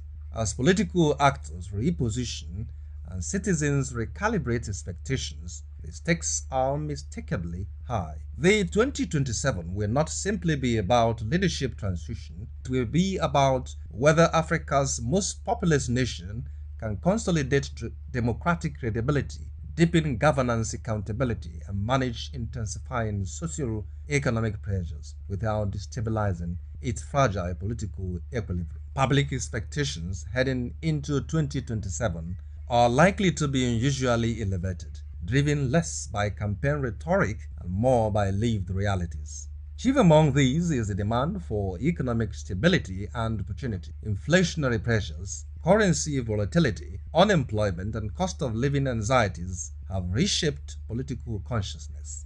Voters increasingly assess governments not by ideological narratives, but by tangible economic outcomes, jobs, purchasing power, infrastructure, and social mobility. There is also a growing insistence on governance effectiveness. Citizens are showing declining tolerance for symbolic politics. Competence, policy cohesion, and measurable results across security, healthcare, education, and public services now weigh heavily in electoral judgment. Electoral integrity, too, has become central. After reforms introduced by the Electoral Act 2022 and the deployment of technologies such as beavers, Nigerians expect elections that are transparent, technologically reliable, and free from manipulation. The bar has been raised, and any regression could provoke significant public backlash. Equally important is the demand for accountability and trust restoration. The widening gap between political elites and ordinary citizens continues to fuel skepticism.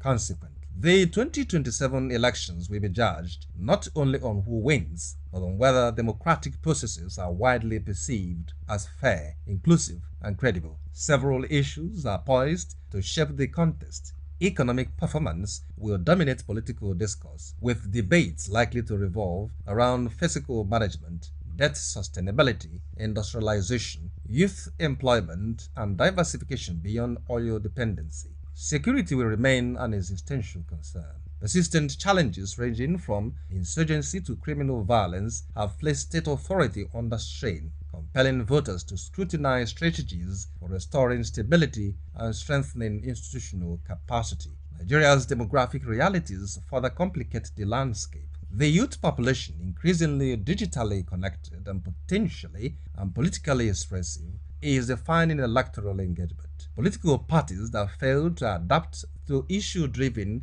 technology-mediated mobilization risk strategic disadvantage. Questions surrounding federalism, restructuring, and resource governance will also continue to animate debate, reflecting enduring tensions within Nigeria's political architecture. Underlining these dynamics are structural challenges. Despite technological improvements, skepticism regarding result collection, judicial outcomes, and political interference persists. Perception gaps can be as destabilizing as actual irregularities. The influence of money in politics remains deeply corrosive, while identity-based polarization continues to shape electoral alignments, sometimes transforming competition into conflict. Technology itself presents a paradox. While enhancing transparency, it introduces vulnerabilities, system failures, cybersecurity threats, and the rapid spread of misinformation. Meanwhile, the increasing judicialization of elections, though constitutionally grounded, can erode public confidence if perceived as inconsistent or politicized. Voter apathy, driven by cynicism and distrust, poses an additional threat to participatory legitimacy. Strengthening democratic resilience requires a multi-layered response. Electoral credibility depends fundamentally on institutional dependence, transparency, and operational reliability. Campaign finance enforcement must become more robust to curb undue influence. Electoral technologies require continuous auditing and safeguards to sustain trust. Equally vital is the cultivation of an issue-based political culture, supported by civil society, media, and academia. Ultimately, democratic stability rests heavily on elite behavior. Commitment to peaceful competition, respect for institutional rules, and restraint in rhetoric are indispensable. Elections alone do not validate democracy. Credibility of processes, integrity of institutions, and confidence of citizens do. Nigeria's 2027 elections will unfold within a complex interplay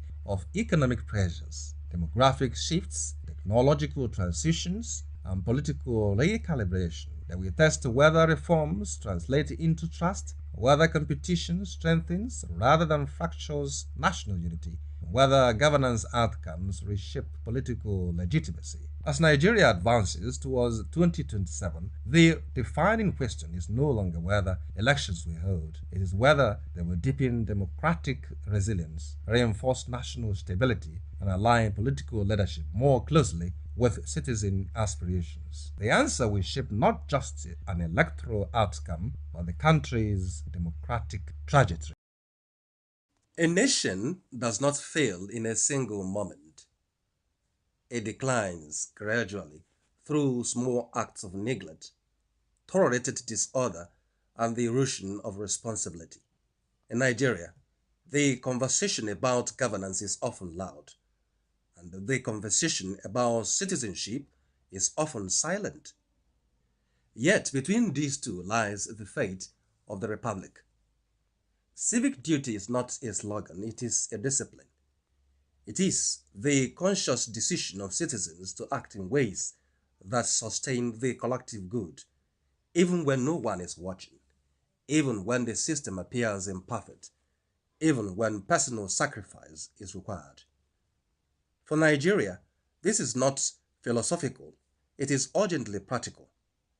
Consider something as ordinary as public infrastructure. A newly constructed road is inaugurated. Within months, it begins to deteriorate not only because of poor construction, but because of overloaded trucks, illegal drainage blockages, and the absence of communal ownership.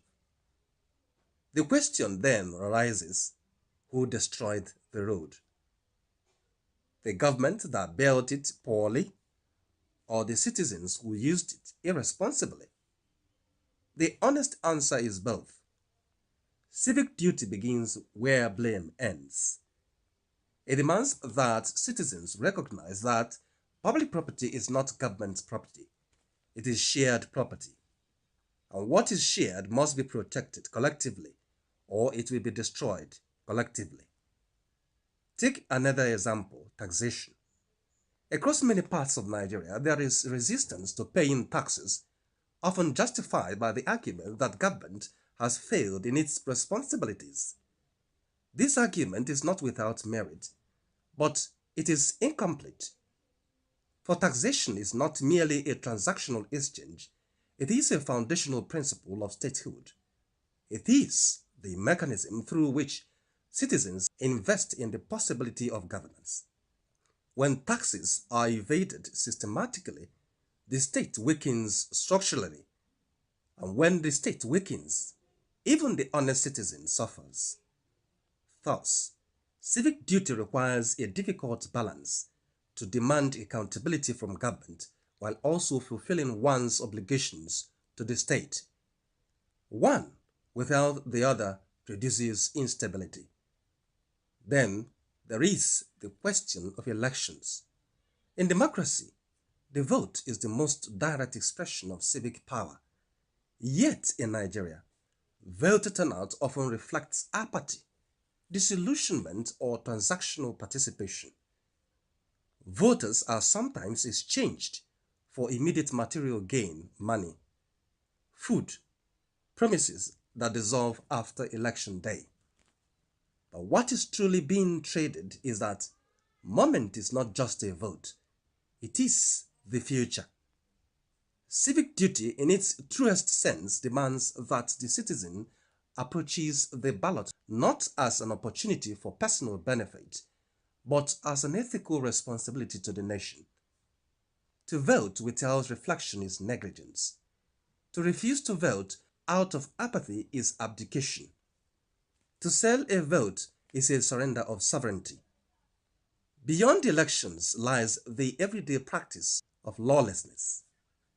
Traffic regulations ignored, waste disposal indiscriminately, public officials bribed to bypass due process. These actions may appear minor in isolation, but collectively they form a culture. And culture, once established, becomes stronger than policy. A society that normalizes small violations inevitably becomes vulnerable to larger ones. Civic duty, therefore, is not only about grand gestures. It is about consistent obedience to principles that sustain order. That is also the role of truth in civic life. In an age of rapid information, misinformation spreads quickly through social media, informal networks, and sometimes even through trusted institutions. Falsehood, when repeated often enough, begins to shape public perception, and perception, in turn, shapes national decisions. Civic duty requires intellectual discipline. It requires citizens to verify before sharing, to question before believing, and to resist the temptation of sensationalism. For a nation that cannot protect truth, cannot sustain justice. Nigeria's diversity adds another layer of responsibility.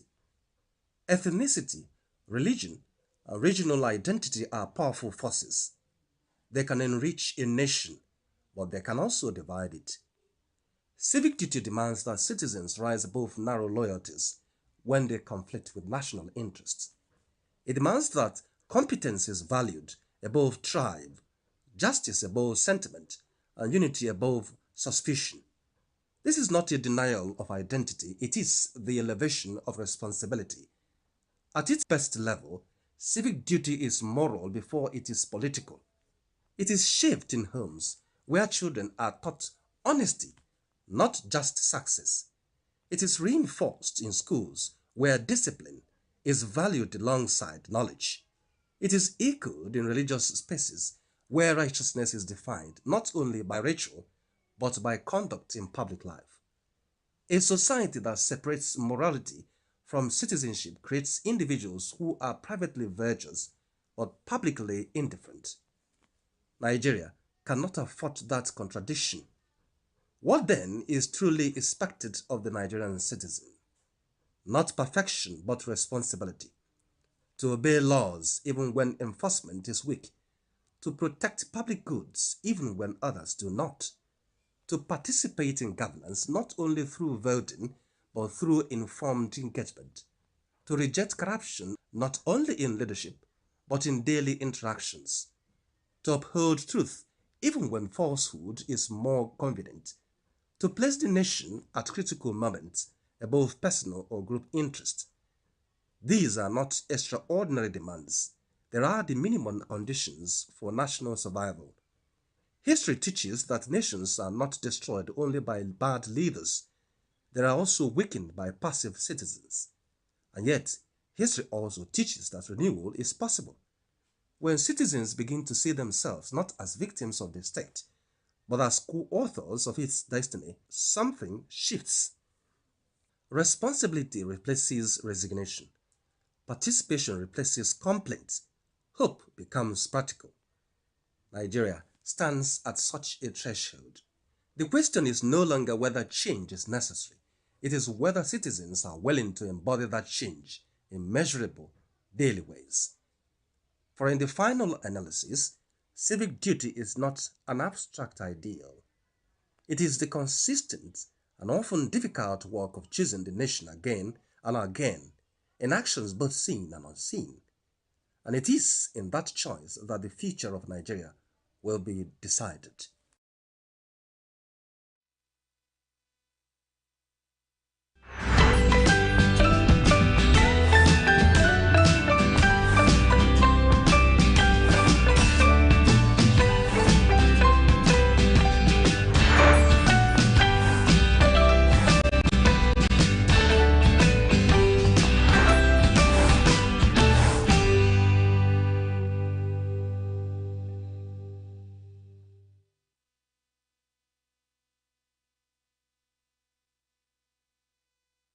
Hello, good morning. It's another morning, it's another bright day here in the studios of Aneke TV. This is Sunrise, your breakfast show here on Aneke TV. Thank you for joining us this morning. It's been a week, it's been, dramas and events that has come up in the week from Monday down to Thursday. And as we're rounding up to the end of this week, we've seen so many things play out. And in this one, we're going to see a lot of other things play out. Thank you for joining us this morning. I am Princess Ken Ochoma.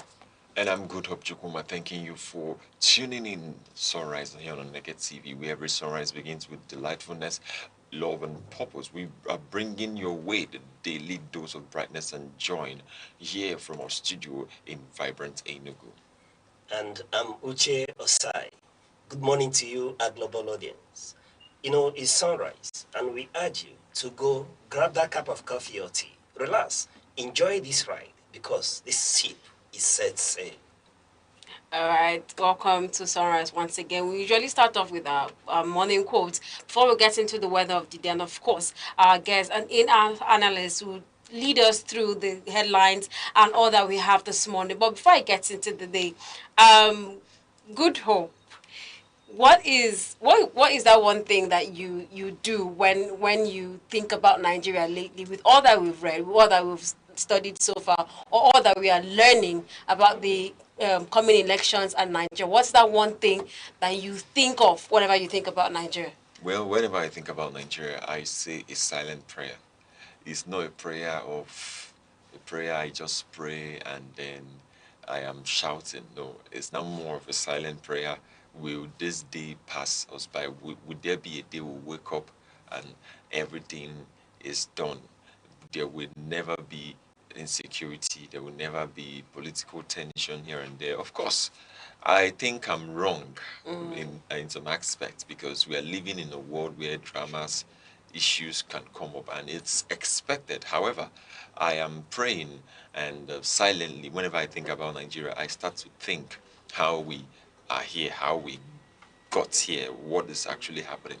And also, I start to calculate the funds, the economy, what is really going on, how much is staple foods in the market, how much they are sold, and also how much we can also purchase with the little money we have at hand.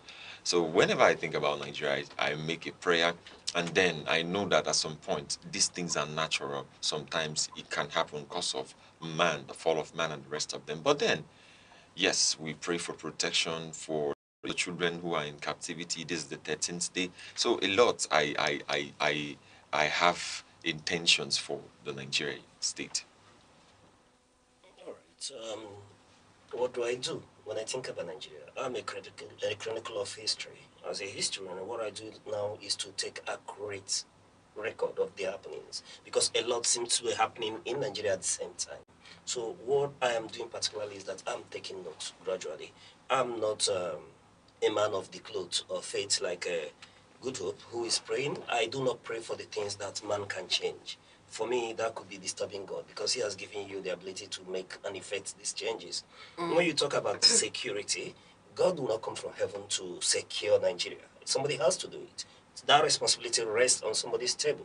And until we do the needful, it will be there. These are the realities I don't wish away. Poverty, you don't just pray your way out of poverty. You need to do something about it, and without doing something about it, no matter how you pray, you remain at the deep end of it. So for me, what I do is take notes and then talk about it so that people will take notes. Those that are responsible should take action. So I will get away from this. But when we leave it at that, then nothing happens. And I tell you one thing, that's why it's equally more important to me, and my advocacies are channeled towards reaching the unreached in terms of education. Without education, people won't be informed. And I will tell you, a lot of these cycles will continue to repeat itself. I looked at when Shehu Shagari was, running for office as far back as the 80s. And it marveled me that when I was going through the headline, the same campaign slogan is what I'm still seeing today. The same issues he campaigned with are the same thing, all of them across political party lines, bar none of them. They are campaigning with the same thing. It means that nothing has changed. Therefore, we need to, beyond chronicling what is happening, continue to speak and talk about it.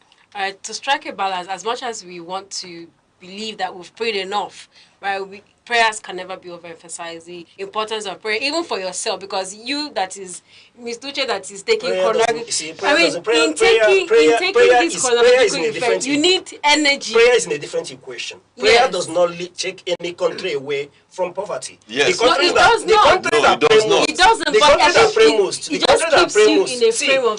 that pray most are the most poverty-stricken countries in the world. Well, let's go to South Korea. South Korea is not a Christian nation. South Korea, but they have a religion. South Korea is more prosperous. But they have a religion. What I'm saying is, it's not a religion. Prayer question. It's not a prayer question. It's not a religious thing. You can't be lazy and then want to wish yourself away from poverty. Of course, that's let me give you one secret. You see, when have you taken time? Have you taken time to study your genealogy to the 4th generation and see a trajectory that you would walk towards alienating yourself from there? A lot of things. And I've done little research. I'm not knowledgeable. And like I did say, I'm not a deep spiritual person. But let me tell you one thing.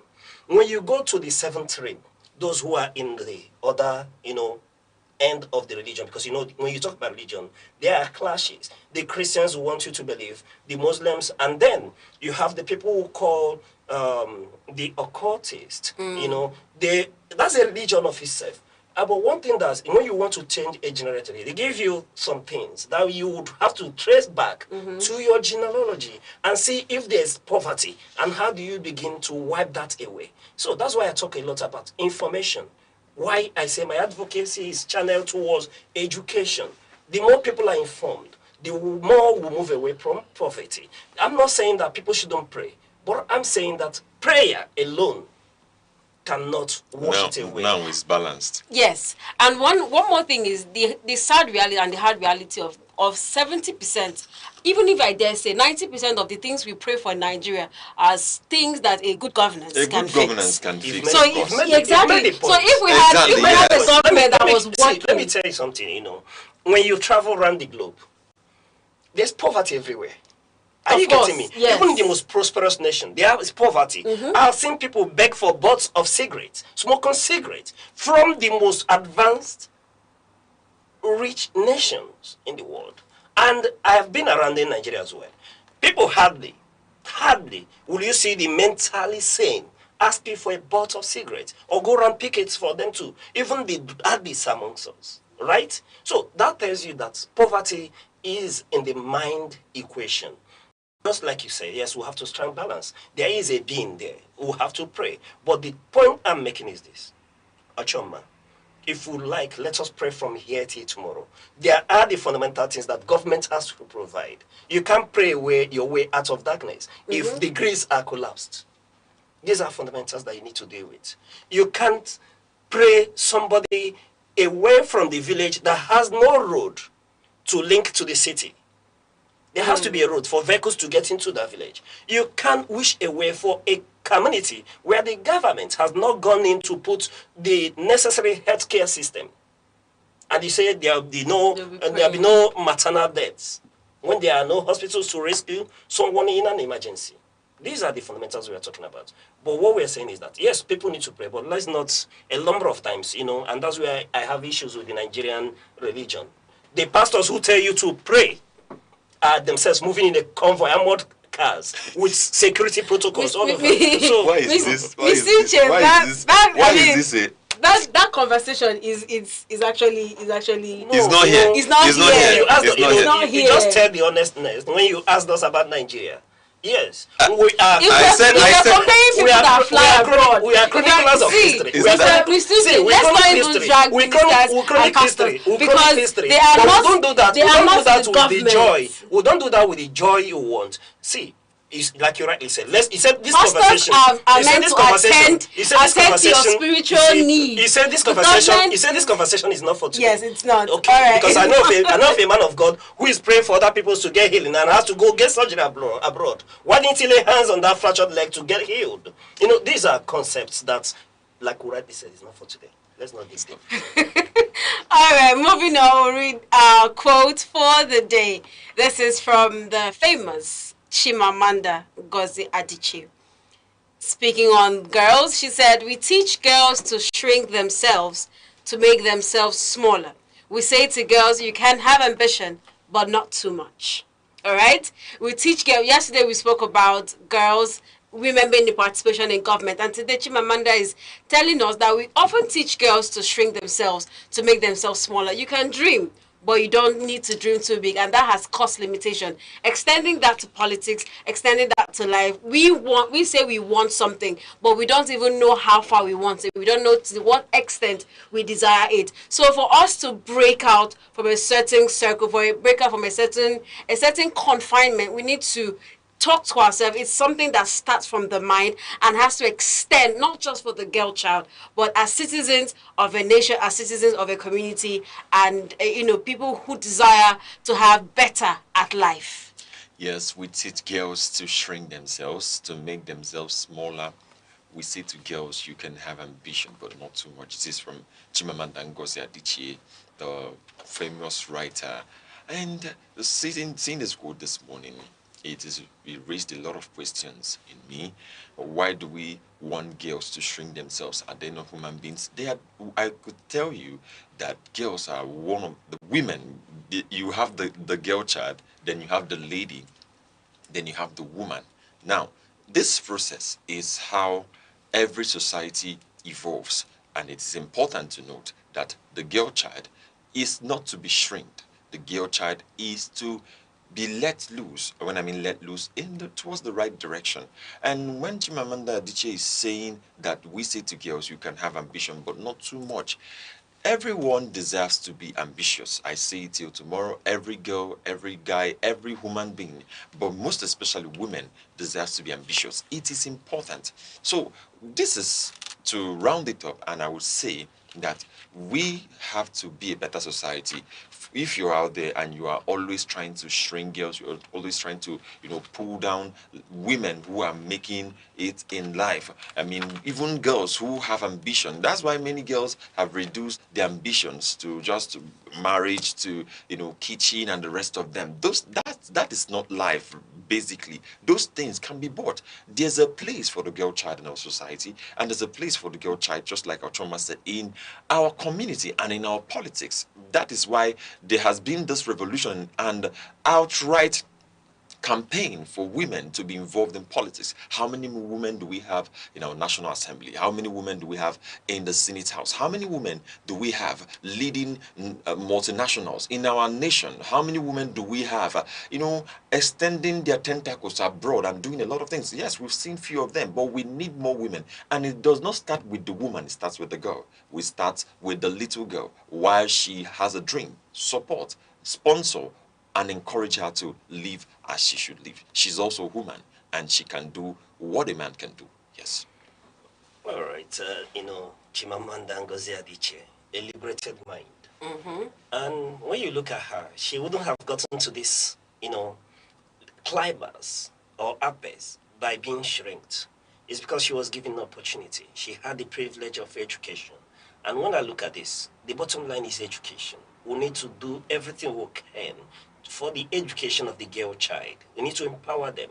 The time have gone when we say the women belong to the kitchen. No, when I saw this quote, I just remember the conversation I had over 20 years ago.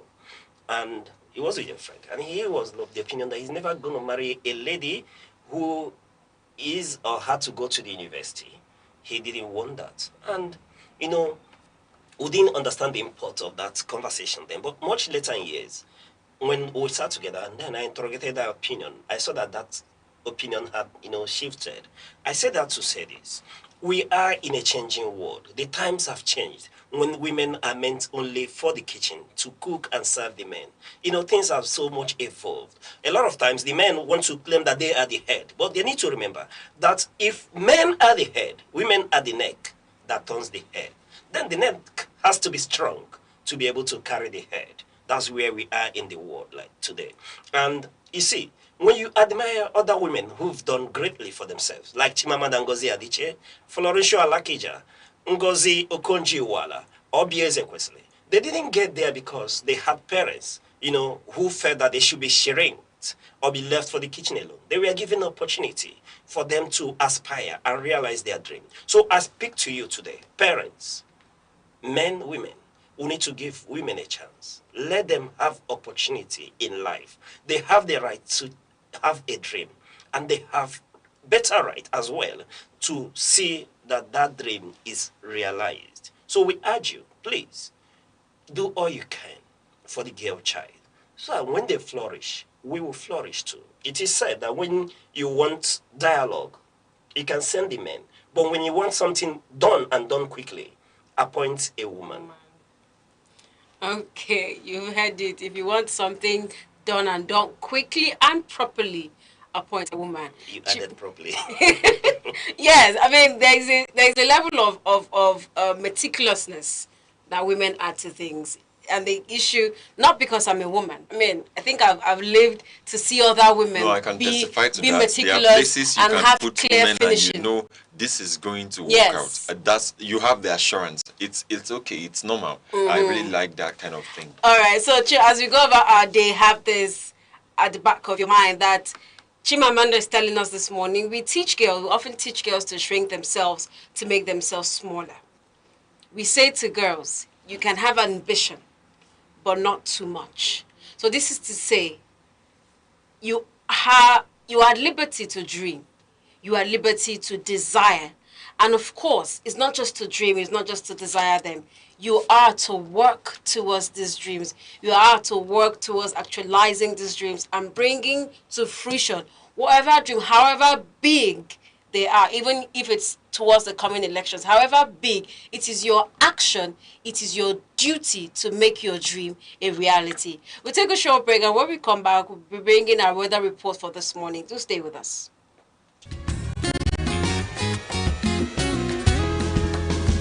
Every day, Your health shapes your life, your strength, your choices, your future. Because knowledge is the first step towards well-being. This is Health Matters, only on Aneke TV.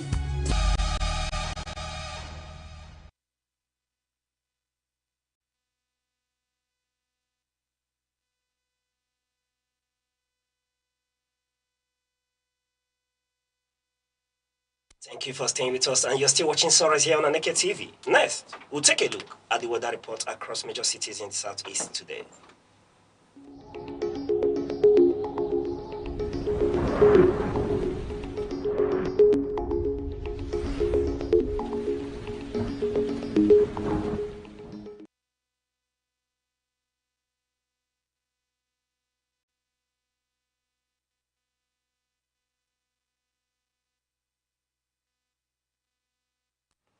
Good morning, Awka, Anambra State. Awka will start warm and humid around 25 to 27 degrees Celsius before afternoon temperatures rise sharply to about 34 to 35 degrees Celsius. Onitsha may feel especially hot and sticky during peak hours. Expect thunderstorms and possible heavy evening rainfall later today.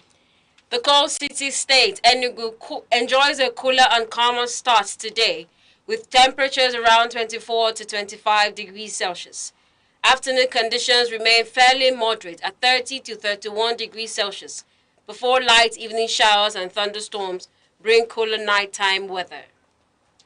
Good morning, Abakaliki, Ebonyi State. Ebonyi is expected to be the hottest state today, with temperatures rising from 24 to 26 degrees Celsius in the morning to about 34 to 35 degrees Celsius in the afternoon.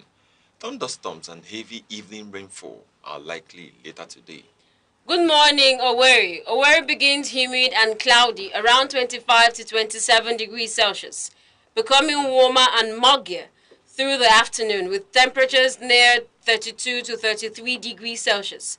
Evening thunderstorms and rainfall are likely across several areas. Good morning, Omaha, Abia State. Abia starts mild around 25 to 26 degrees Celsius before temperatures climb toward 31 to 32 degrees Celsius later in the day.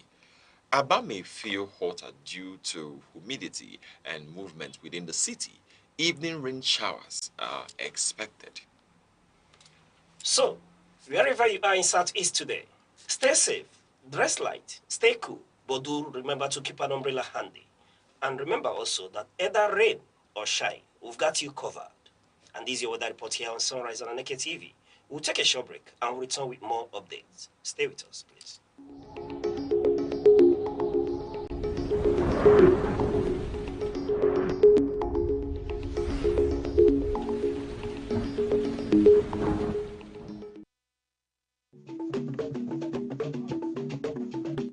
The Insight with Uche Osai. Having the political will to confront whatever is the challenges. Igbo man wrestles with the tortoise that had a lot of ingenuity, a lot of ideas, and the tireless. It will take the bold mind of government in power to say, let there be electoral reform, no matter who sorts is God. I was there. We did everything. All of us came and supported him with our last blood. In-depth analysis, expert views, real voices, uncover the stories shaping Nigeria today. Deep dive, honest, unfiltered, only on the Insight with Uche Osai on Aneke TV. Join us.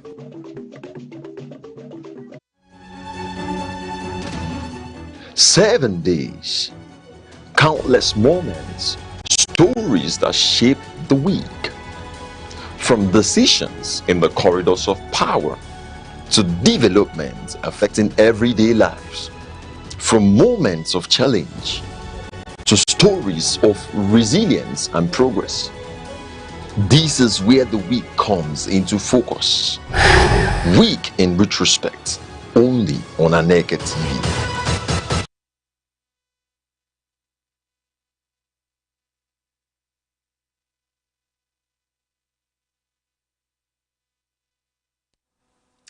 Welcome back. You're still tuned onto Aneke TV on Sunrise. Now we're going over to our newspaper headlines and analysis for this morning. And on our newspaper headlines this morning, we're handling The Guardian, The Daily Trust, Daily Sun, The Punch, The Nation. That's all the newspaper headlines will be reaching out this morning. And joining us for in-depth analysis on these news issues is Aneke TV's in-house analyst, Emeka Odom. Mr. Emeka, what a pleasure to have you on this very day here on Sunrise. Thank you so much for having me as usual. All right, gentlemen, before we dig deep into these news issues, I think it's time for us to do a little bit of the dancing. Yes, a great man was born this day, and here he is seated before us. Mr. Emeka Odom's today's birthday. Today is his birthday, and we are so lucky to have him with us. Yes. Mr. Emeka, happy birthday. Happy birthday Happy birthday, sir. Thank you so much. All I right. appreciate a lot. Before the end of the program, we'll wait for control to give us more, lyrics to dance to. Yes, we'll do a small shaky body, and then you tell us where we're going next, Mr. Emeka. So, on behalf of all of us here on Aneke, we say happy birthday to you. Thank you. We wish you many more fruitful years. And we pray that the years ahead become more easier than it is at the moment. Amen. I appreciate a lot. Amen. All right, let's see what Nigeria has for us. Starting off from The Guardian, on the cover page, it said, hashtag bring back our students.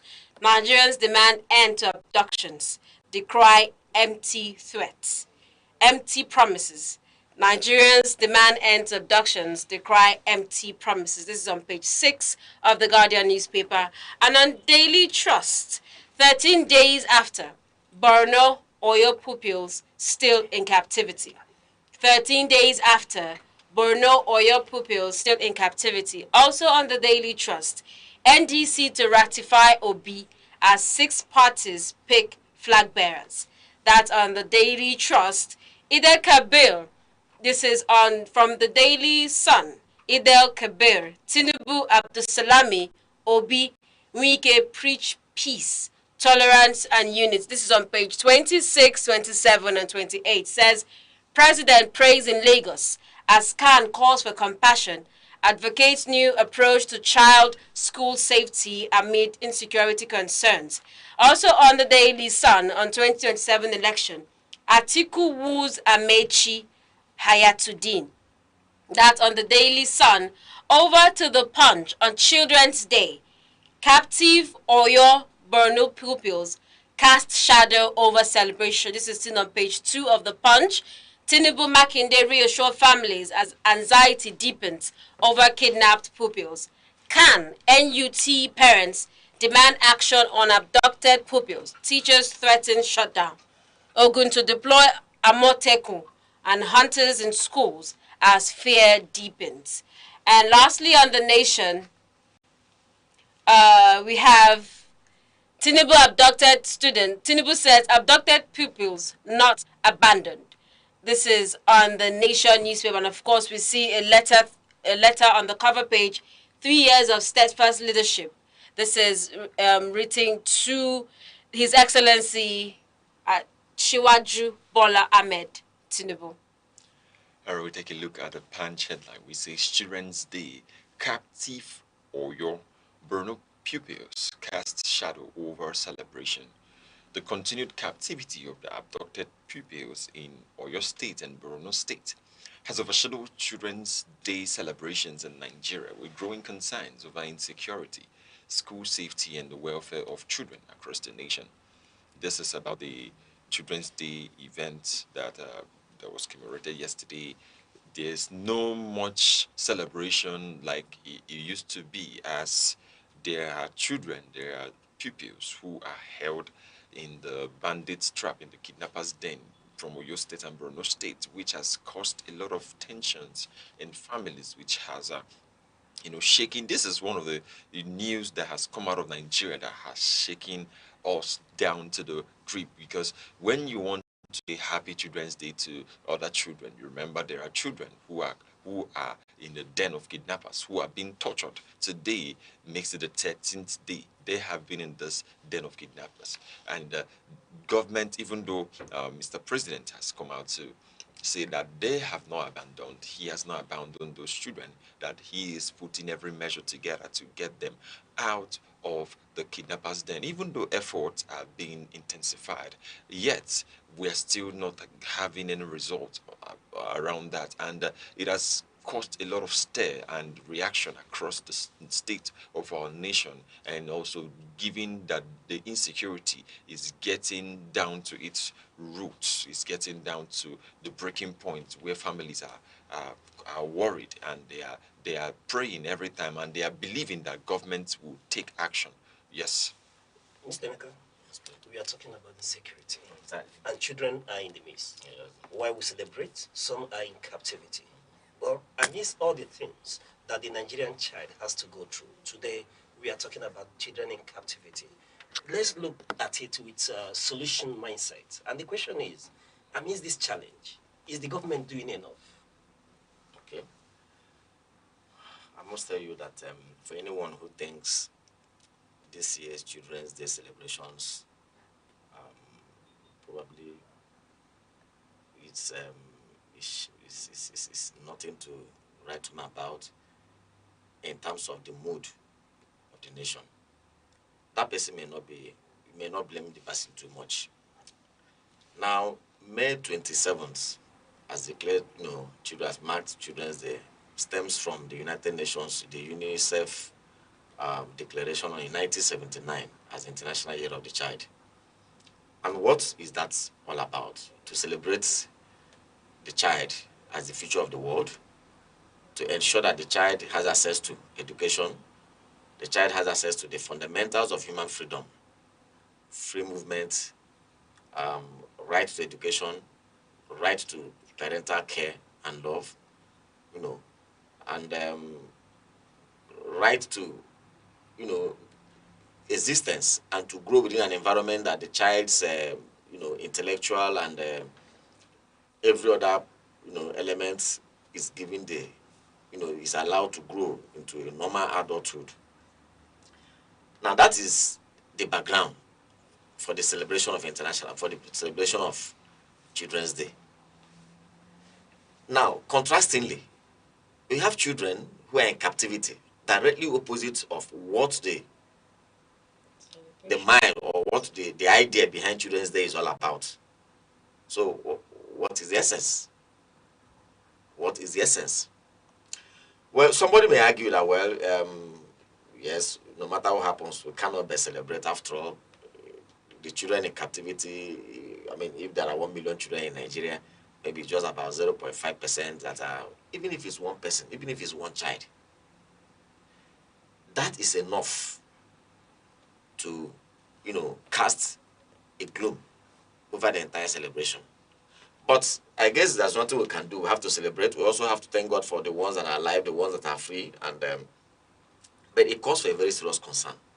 Now, coming to your question directly, is government doing enough? It's very difficult for anybody to, to convince anyone that enough is being done. The reason is this: it's not as if the military, the security agencies, and those in charge are folding their hands and sleeping. No, that's not what we are saying. But it's like you are in a football pitch. The target is to win the game.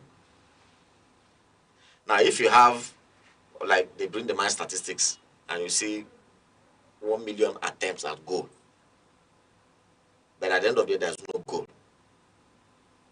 I don't think that it doesn't attract.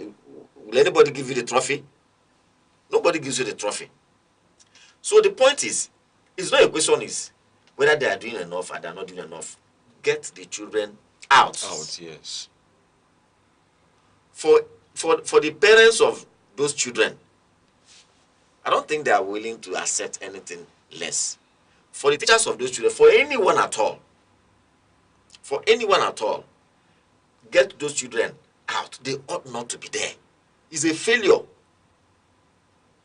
of governance. It's a failure of governance. Because the reason why I say it's a failure of governance is because now, if you trace the theory of the state and why government has to be.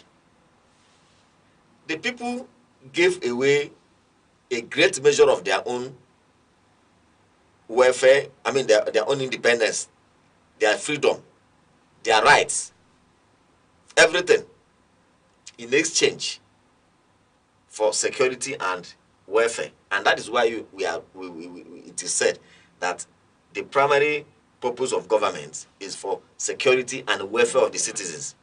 Because the citizens have already exchanged some of their rights to get that is a trade. So if you have collected some certain rights of the citizens and promised them that you're going to give them security, so yes, we know that challenges will arise from time to time. But the truth is that for these children, these underage, these minors, quite frankly, I don't think it's a good story to tell. And more so the fact that, I mean, if I'm not mistaken, it's well over 1 week now. It's 13 days. Heading to 2 weeks. That if those children were your children, if they were your siblings, how would you feel? That children who are helpless, they cannot help themselves.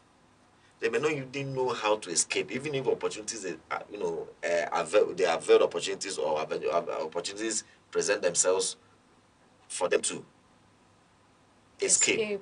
They may not even know how to. Not even. I don't think it's a question of me. No, they don't know how to, because how would a 2-year-old who only knew his house or trying to get around his house? Even know his house. They come to school to pick him up, and he goes. He goes home. So how would he know? How would such a person know how to? So it's quite frankly, it is heart shattering to even think about it. All right, Mr. Meka, it's quite fortunate and heart-shattering, but we'll continue to probe this situation. You know, the school children has become soft targets in this situation that Nigeria has found itself. And the question is, a lot of people argue that government is doing enough, or if what is being done, is enough to prevent similar occurrence. The question now is, how do we ensure that it doesn't happen again, not bearing the fact that these ones needs to be rescued and brought home alive to their parents. But what do we do as a people to ensure that this doesn't happen again? Some have, offered that government should begin to erect perimeter fencing around schools. Others argue that there should be some sort of surveillance around the institutions.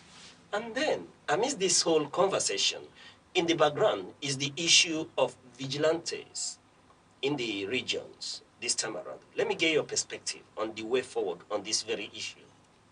You see, it has come to a point where all options, on the table should be utilized. Now, if you recall, this is not the first. Yes, you said it. You said it. Hit the hammer on the nail.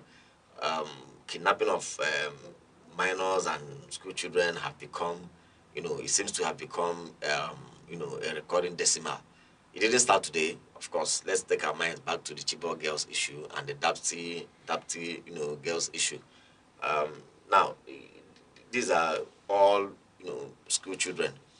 And I remember also that there were, immediately after that incident, also, I think they sometime while Goodluck Jonathan was in power, so we had the Safe Schools project that was launched in a fun fair, and I also know that a lot of international agencies and other good-spirited individuals and organizations, donated lavishly to that particular project. Now the question to ask is, what has happened to that project? If I understand very correctly, the Safe Schools project aims to, create a measurable security, an impactful security around all public schools. In fact, all schools. All schools. Yes, the government may not do so for private schools, and we expect private schools to also, move in that direction. But the public schools. Now the question is, how come this is still happening? All the funds that were donated for that project, where are they? Who is in charge? Where are the people? What are they saying? Number two, is the fact that you don't even need anybody to tell you whether it is perimeter fencing, whether it is a closed circuit camera, security cameras, and whatever thing that needs to be done should be done. And we shouldn't be talking about this now, because the funny thing is that as much as we don't wish that this happens again, you may be surprised to hear that maybe in the next 1 week, 2 weeks, 3 weeks, 1 month, that you hear another story. That is what makes it far more pathetic. Now, talking about the regional vigilante organizations and things like that, yes, we from the paper, one of the papers said that Oyo State or so, they are planning to deploy vigilante. For me, that is too belated. What is the vigilantes all about? What is Amoteku all about?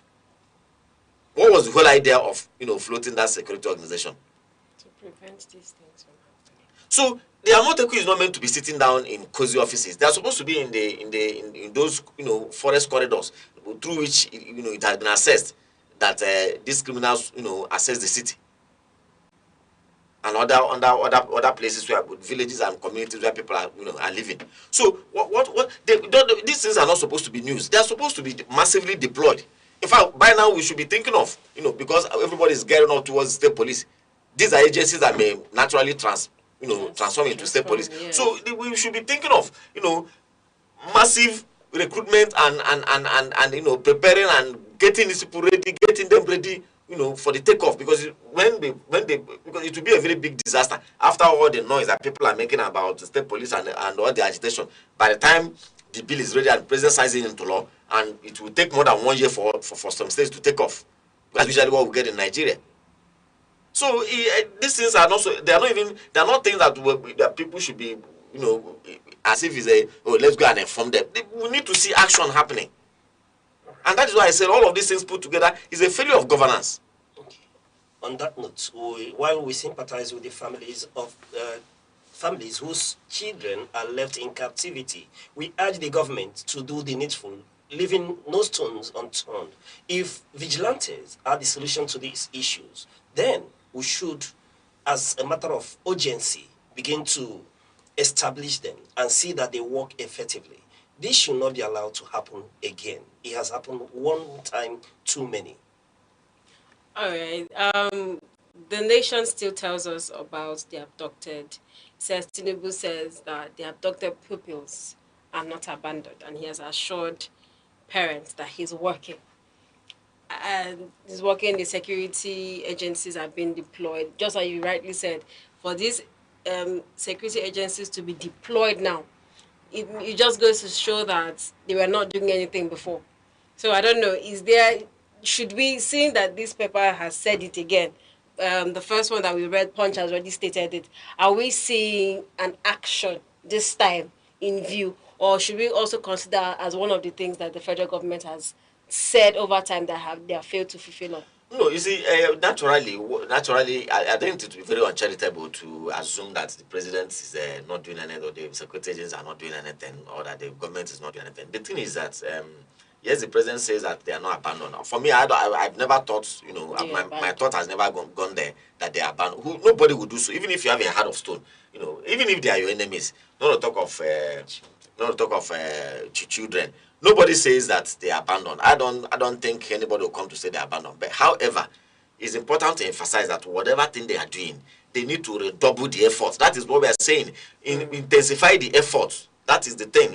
Of course, you put more effort to ensure that results are gotten very quickly. That's what we are saying. Because the parents of those children, I'm sure on a daily basis, every day they wake up, they will be wishing that, look, we will receive good news today. We'll be asked to come and receive these children today. All right, Mr. President, we are so glad to hear from you.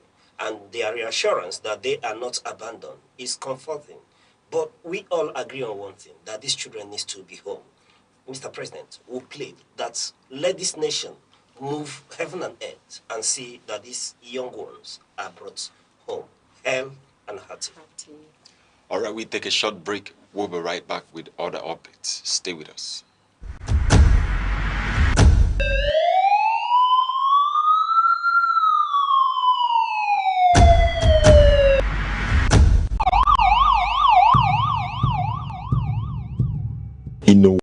where safety matters and vigilance saves lives. Information is power. Awareness is protection. From our streets to our homes, from local communities to national security. Security Watch brings you timely reports, expert analysis, and trusted updates on security issues that matter to you. Stay alert, stay informed, stay safe. Security Watch, every week only on Aneke TV. Welcome back. Now we take a look at the Daily Trust headline, which says NDC to ratify OB as 6 parties pick flag bearers. Now the Nigerian Democratic Congress is reportedly set to ratify peterobi as its candidate, while 6 political parties move to select their flag bearers ahead of the 2027 elections, signaling intensified political realignment and preparations. This is about Nigerian Democratic Congress and their preparations and plans to field and float Mr. Peterobi as their candidate. Everyone has been thinking or was thinking that it's already set, but if you follow due process and due media briefings and updates, you will know that they are yet to, which is very important to note that this action is still on the process. So they are about to take a step to get him and field him as the presidential candidate for the NDC, which will stand as an opposition to the ruling party APC. Yes, the 2026 Electoral Act, just like every other electoral act, just like most other political systems that we have seen in this country, in a party, there are different organs of the party, which is very common to all of them. You have the executive council, the executive committee, you have the board of trustees, you have the working committee, national working committee. Of course, you also have the various caucuses of the party and the national convention. Usually, the national convention is the highest and most powerful organ of the party, because that is a committee. That's the committee that comprises. In fact, you call it committee of the whole or membership of the party.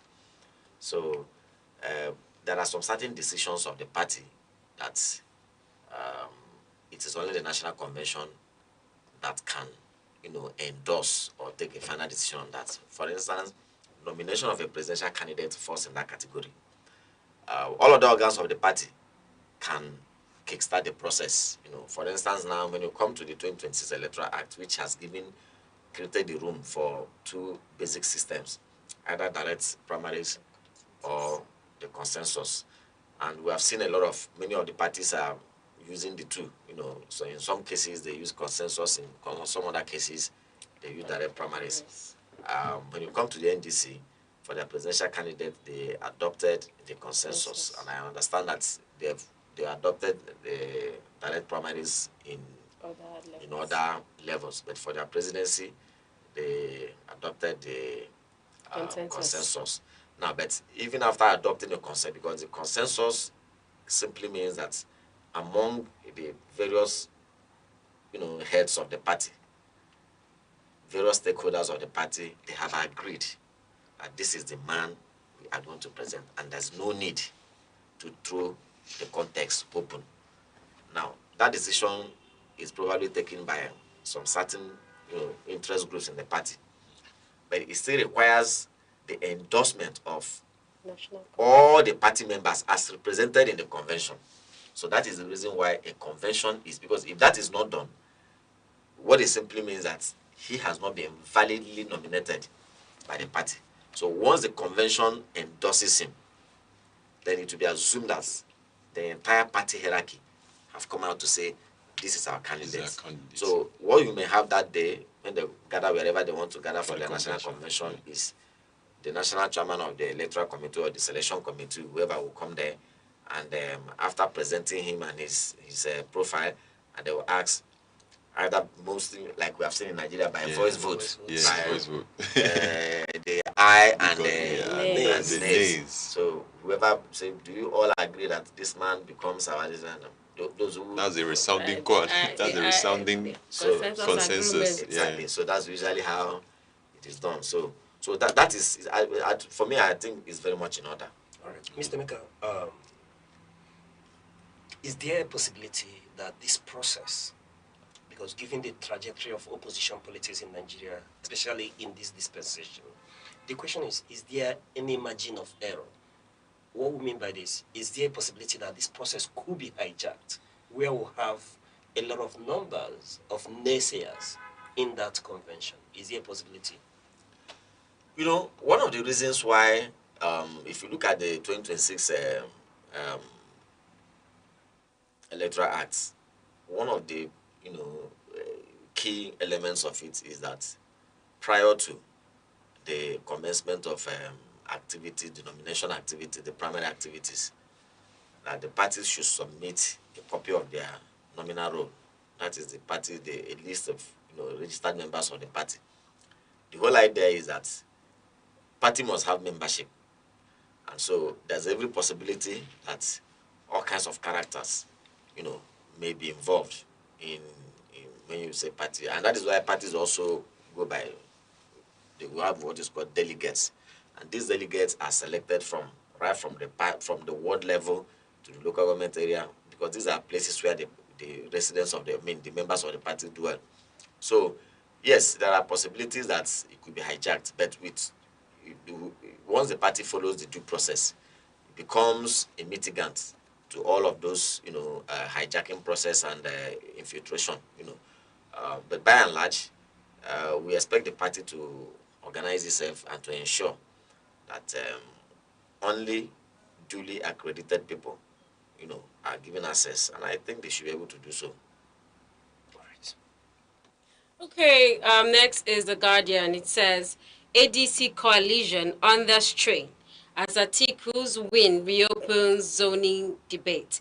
The opposition coalition under the African Democratic Congress may already be drifting toward its first major internal crisis in the aftermath of its concluded presidential election, as the win of the former vice president has reopened the fragile debate about zoning, southern power rotation, and the survival of opposition units ahead of the election. So yesterday, all the results were collated and announced. Atiku won with over 1.8 million. Amechi won with 504. Hayatide won with 177, 120 votes.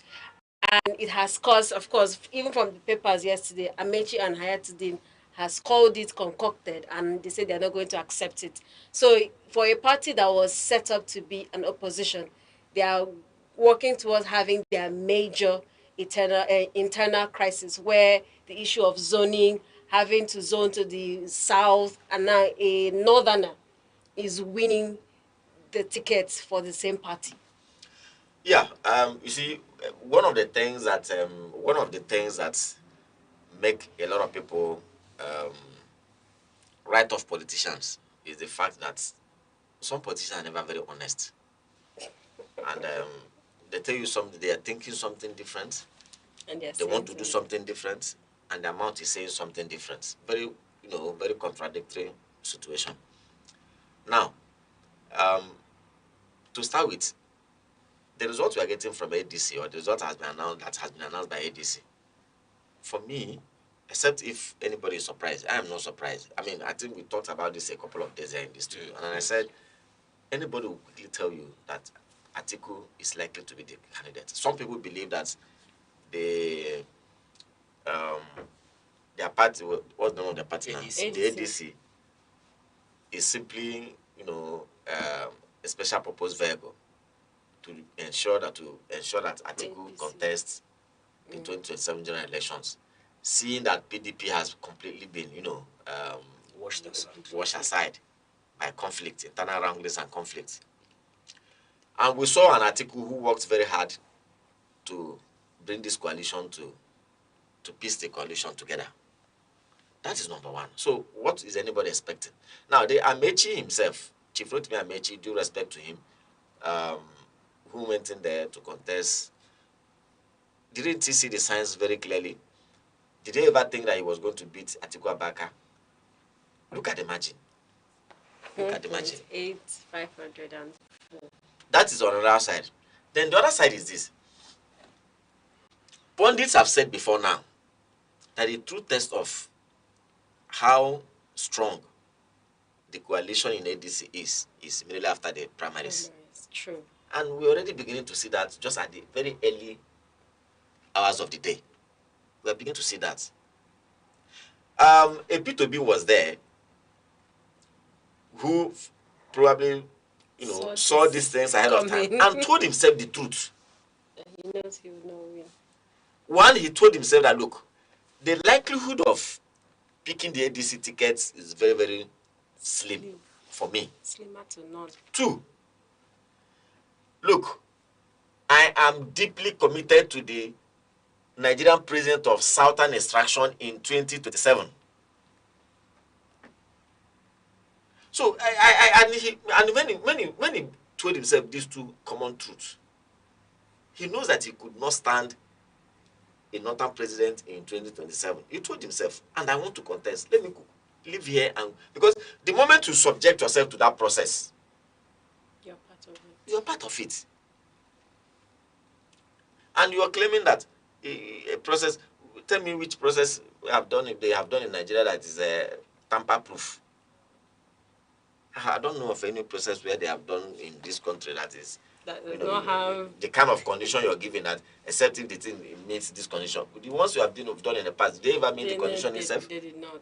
So it's a matter of be honest with your supporters. Now, what we now have is an array of candidates from the southern part of the country, because most people believe that the south should still produce the president in 2027, and one man from the north. I don't know if that tells anything to anyone. For me, if you look at the demography of this country, the political or the voting demography of this country, you don't need anybody to argue the fact that the North always has an edge. Thanks to Lagos anyway. Yeah. Thanks to Lagos, because it's a massive vote that comes from Lagos. But remember also that the massive vote that comes from Lagos, many a times the margin with that of Kano is always in 2027. I mean in 2023. How many votes came from Kano and how many votes came from Lagos? If you put the votes will be scored in Lagos, the votes that Atiku Abubakar scored, the votes that Ashwaju Bola Ahmed Tinubu scored, put them together, I don't think that maybe at just about 2 million or thereabout. Did it even get to 2 million? And Kano was 1 point something million. Or around almost 2 million or so. So what was the margin? Now if you remove Lagos and Kano, look at the other states. Then, given that as a background, even if you have 50 million votes from the southern part of the country, now the six major candidates are going to, they are going to, and with the possibility of Goodluck Jonathan coming to join the fray, we don't know yet. But even if for any reason, you have 20 million, let's assume you have 20 million votes in the south, they are going to pieces those votes. And if you have 80 million votes in the north, so these are things that I do not know if our people are also thinking along this line. Maybe I'm the only one that's and maybe my thoughts are straying away. I don't know, but these are some of the things I'm seeing. These are some of the things I'm seeing. Yeah. Nobody, you may find out that no one may get a block vote in the south. While one person is getting the block vote, so that everybody is except those who have the strength to break into the northern hegemony. Mr. Meka, sorry to cut him. When you make this analysis, yes, there is a clear path that you've established. But that in itself, doesn't it negate the fact that we may have northern vice presidential candidates, leading their presidential candidate into the northern fray in this election? Yeah, of course. That's what we're going to have now. You see, once you have a northern president, a northern presidential candidate, you have the necessary thing there is that you have a southern presidential candidate. And once you have a southern presidential candidate, the necessary thing there is that you are going to have a northern are we not seeing a pathway to organizing the northern votes? But you should also understand that in Nigeria, people pay attention to the principal. President, yes. It's the principal that is the issue. Why is the Southeast making case that we want a Nigerian president of Eastern extraction and Southeastern extraction? So when you say the presidency moves, what people count is the principal and not the vice principal. Yeah. Although in some instances, maybe just like in football, after counting the goals, you begin to count the assist. Yes, but the goals first. Your goals first. Right. With what we know today, that Atiku Abubakar is now the candidate of the ADC, and the issues that are coming out of that very Congress, where does this leave the opposition in view of the Ibadan summit, where the opposition has agreed to work together as a collective? Yeah, it goes ahead also to confirm or to buttress the point I made earlier on that politicians, they have to be somewhere else. And they'll be saying something different thing.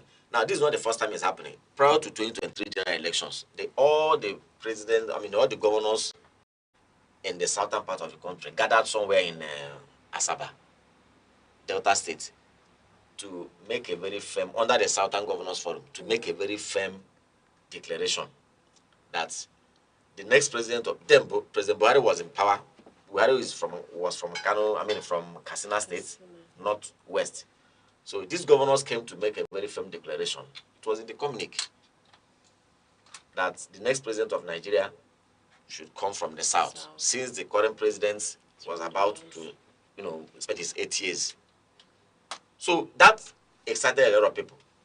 But when the elections came, what did we see? We saw an Okowa, who was the host of that meeting, being a vice president to a northern presidential candidate. Where did that leave us? Where did that leave us? So, you see, these are the issues that we are talking about. And politicians will always say something. When they gathered in Ibadan, many people doubted what they said. They said, look, so what are these people talking about? And within a very short time, they will prove you right. They will prove your suspicion right, that, look, these people cannot be trusted. When they tell you go, just make sure you maintain your ground where you are. And when they say, please begin to consolidate, find a way to leave that place as soon as possible. All right, we take a short break and we'll be right back with other updates. Stay with us.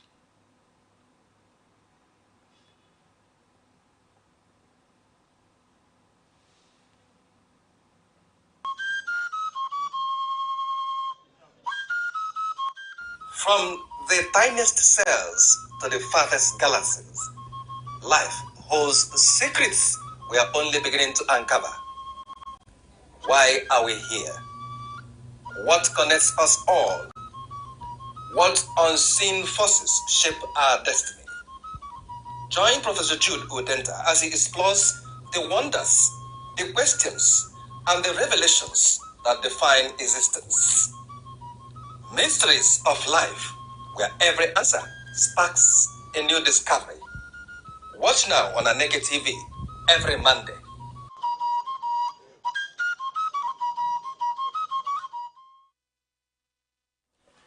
You're welcome back. This is still Sunrise on Aneke TV. Now, our last paper this morning is from the Daily Sun on 2027 election. Atiku woos Amechi Hayatuddin. It says Atiku Abubakar is reportedly making political moves to attract support from key figures, including Rotimi Amechi and Hayatuddin, as part of efforts to strengthen alliances ahead of the 2027 election. Just as we've read earlier that he's been declared winner and these other persons are still disputing the result, he still goes ahead to say, oh, I want us to unite, I want us to put hands together. Of course, I think it's expected of anyone who has come up to that certain point, understanding what his mission is for Nigeria if he's elected. So he's telling other people, yes, you've lost, but we can still work together. We're a party and we've come together to form a coalition to oust the current government. Do you think this is just a political sway, or is it, trying to get all of them to work together? It is both. It is both a political sway and also an opportunity for them to work together. Of course, he has just won the primaries. So what do you expect him to say? He can't tell the rest of the people to go to hell. He can't say so. And so the only option is that he has to preach peace, he has to preach unity, he has to find a way to bring them together. It's also good for him, because the truth of the matter is that each of those candidates have their supporters within the party. And if you don't reconcile things and allow them to go ahead, you could have a protest vote, and they may decide to give their votes to anyone in protest, and that will not be good for him. Remember also that the former Vice President Elijah Abubakar wants to be the president. If he doesn't win this presidency, he will go down in the history of Nigeria as a man who contested. I think the former president contested at the fourth time he won. Muhammadu Buhari at the fourth time he won.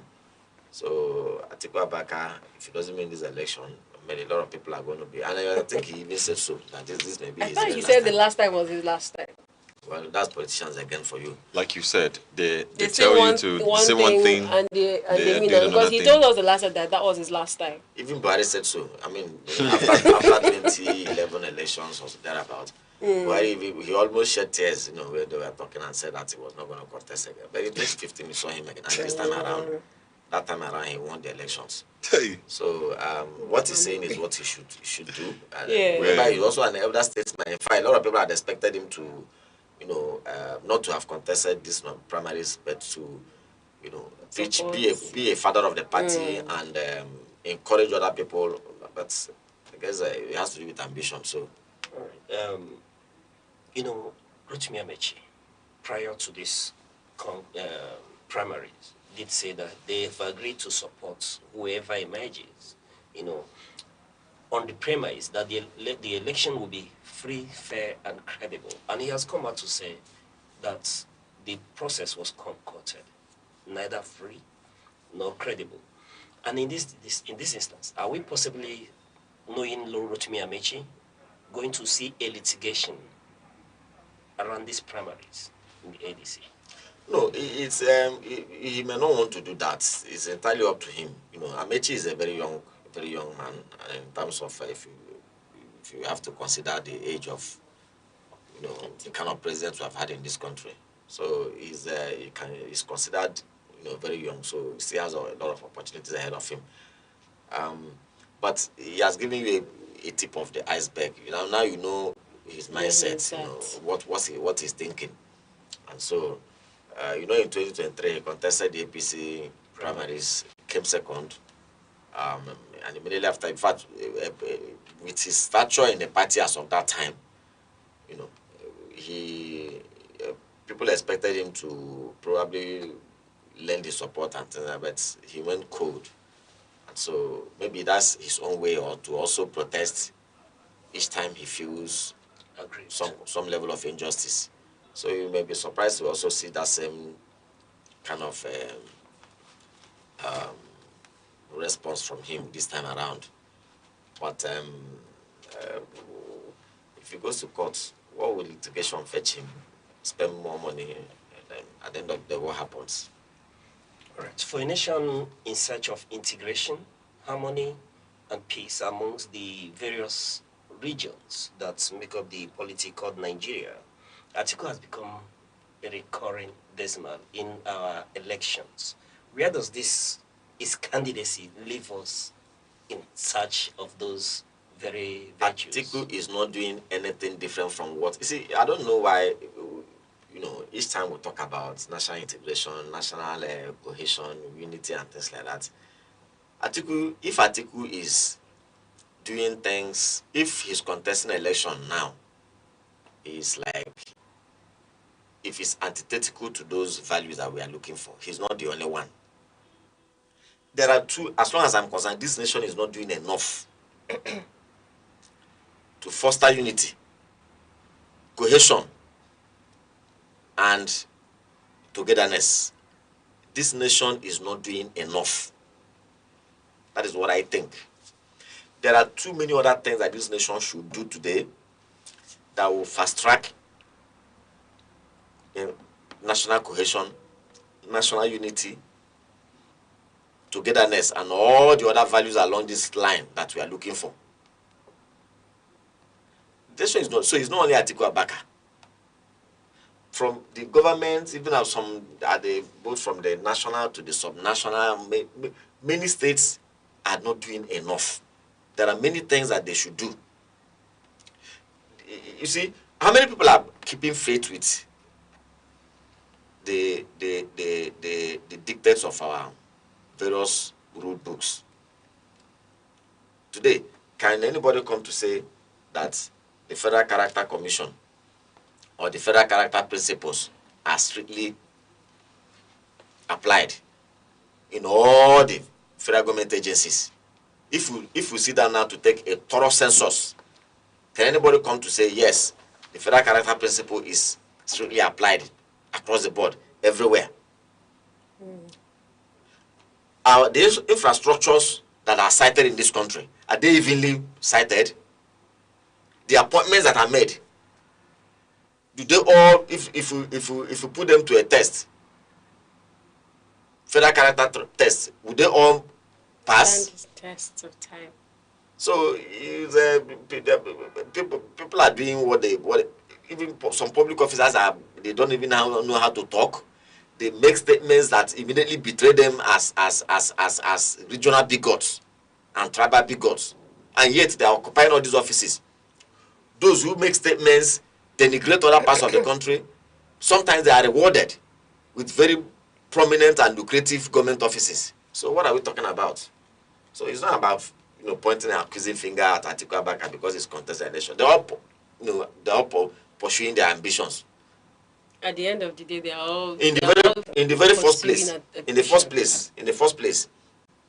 we all agree that, see, after zoning, you now descend into micro zoning. If you say zone the presidency to north and south, we all agree that the power has to move from north to south in 2023. When power came to south in 2023, since 1999, there are 3 zones that make up the southern part of the country. The entire country is made up of 6 zones: 3 in the north, 3 in the south. That is balanced. Power has gone to the southwest. It has gone to the south-south. It has gone to it has not gone to the southwest. So why is it that in 2023, why didn't all of us agree that we should allow the southeast to produce the presidency if all of us are working for national harmony? So let nobody deceive anybody, All right, I think that's the much we can take on those news issues. However, before we go, let us swear a little bit to the deacon with other issues. Let's celebrate one of our own one more time. The control room, please help us with this celebration as we mark the day for Aneke TV's in-house analyst, Emeka Odom.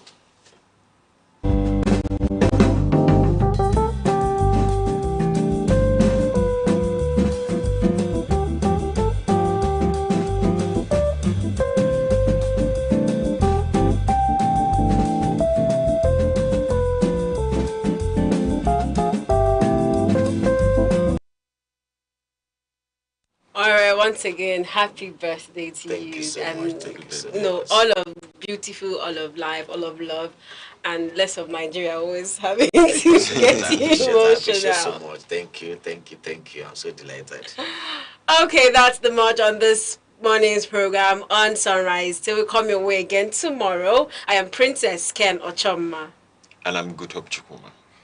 Mr. Ebekodom, what a pleasure to have you, give this in-depth analysis on news issues on your birthday, a day meant for your personal celebration. Thank you so much. I'm very glad to be here as always. I derive inspiration, We owe it a duty to inform ourselves and to champion a cause so that our country will be very good.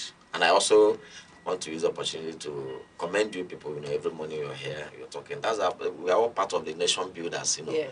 It's not only those who probably are making the strong policies and those who are, yes, we commend them. Those are in the front lines fighting insurgents and everything.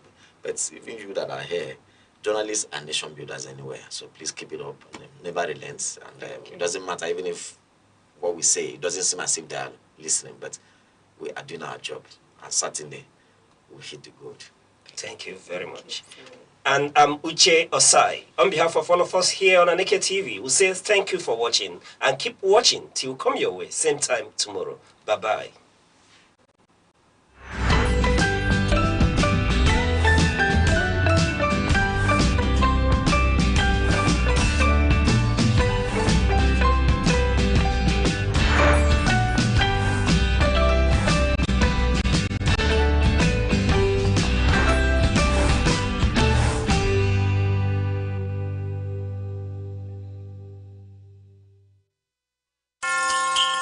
Time, the silent witness to human courage, the keeper of memory, the archivist of greatness. Across the vast landscapes of Africa, from the savannas to the bustling cities, voices once rose, ideas once bound, and visions once dared to challenge the limits of their age. They were not merely individuals. They were epochs in human form. In literature, minds such as Chinua Achebe, Wole Soyinka, and Ngugi wa Thiong'o reclaimed the African narrative. Through ink and imagination, they dismantled distorted histories and restored the dignity of African identity. Their words were not just stories. They were mirrors, reflecting a people long misunderstood, and windows opening the world to the depths of African civilization. In the realm of science and knowledge, pioneers like Philip Emeagwali proved that African intellect could reshape the frontiers of computing and technology.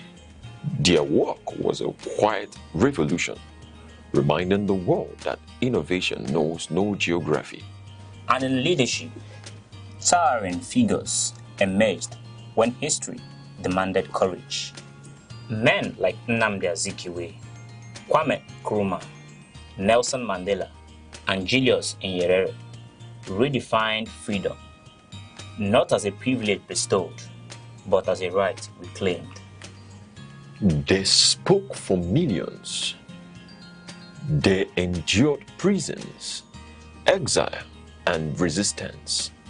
Yet, their vision transcended the politics of their time. They dreamed of a continent awakened. Today, their echoes travel through generations. In every African classroom, in every curious mind, in every dream that refuses limitation.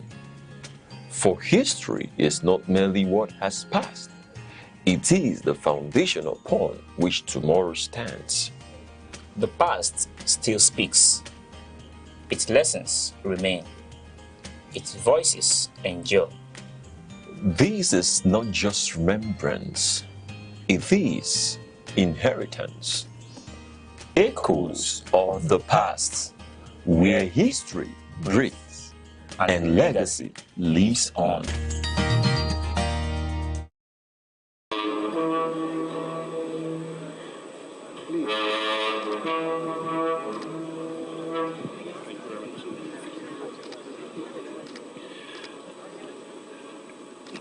Your Excellency, the President of the Federal Republic of Nigeria, here represented by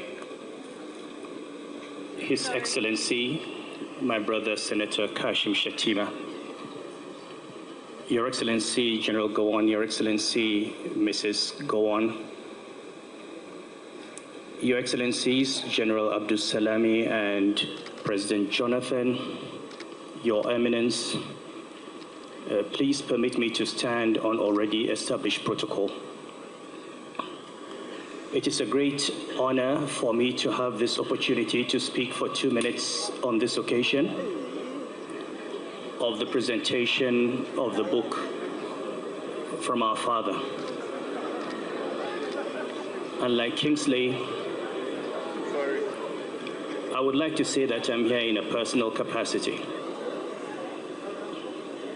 If my father were alive, he would be the one seated there.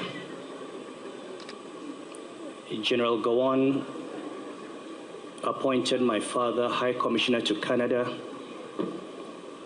Ambassador to Belgium, and First Ambassador to China. And my parents remembered the visit of General Gowon to China when he was ambassador. And I'm proud that I was able to continue that relationship, father and son, up to this day. President Jonathan spoke about leaders be remembered for policies and infrastructure.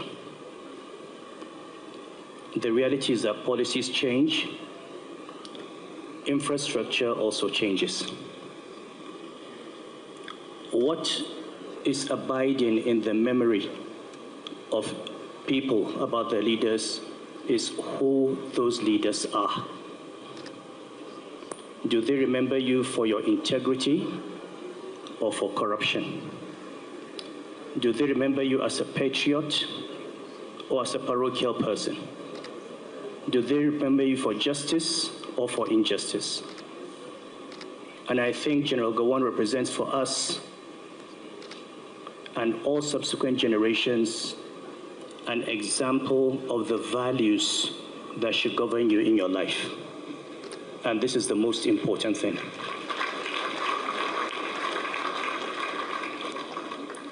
I'll leave you with one memory abiding for me. At the age of 8, I was sent to a Catholic school in Kaduna, St. Anne's. And I was classmates with a young man called Yusuf Opam, whose father, Colonel Pam, unfortunately was one of the victims of the 1966 coup. But what I remember at the age of 8 was that General Gowon, as head of state, would send a handwritten letter to Yusufu, signed Uncle Joe. That is a window into the person that you're dealing with, that as head of state, commander-in-chief, he would write a handwritten letter to the son of his dead friend so that the boy would continue to feel he had a father. That is our memory. Thank you for being a father. Thank you for being a role model. Thank you for being an example of what a true Christian or Muslim leader ought to be. Thank you.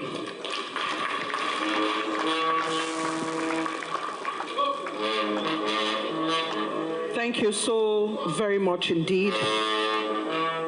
The Emir of Kano, His Royal Highness, Dr. Lamido Sanusi Lamido, who is making his way and greeting those in the front row. And as he does this, I'd like to take the microphone very quickly to His Eminence, who has a word or two. Your Eminence, sir. Every second, the world changes, markets rise, leaders speak, stories unfold. To keep up, you don't just need news. You need clarity. You need speed. You need perspective. That's why Aneke TV brings you the global pulse. Accurate, reliable, right when it matters most. Aneke TV. Move with the world.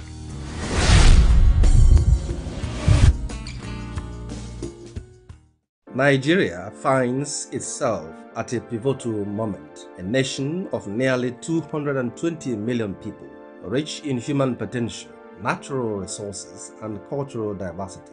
Nigeria is simultaneously confronted with an array of security challenges that have deep historical roots and contemporary complexity. From the harsh insurgency that has persisted in the Northeast for over a decade to the sprawling banditry networks across the Northwest, from recurrent heather-farmer clashes in the Middle Belt to rampant kidnap for ransom syndicates and urban criminality, insecurity today manifests not as isolated events, but as an interlinked ecosystem of violence and instability.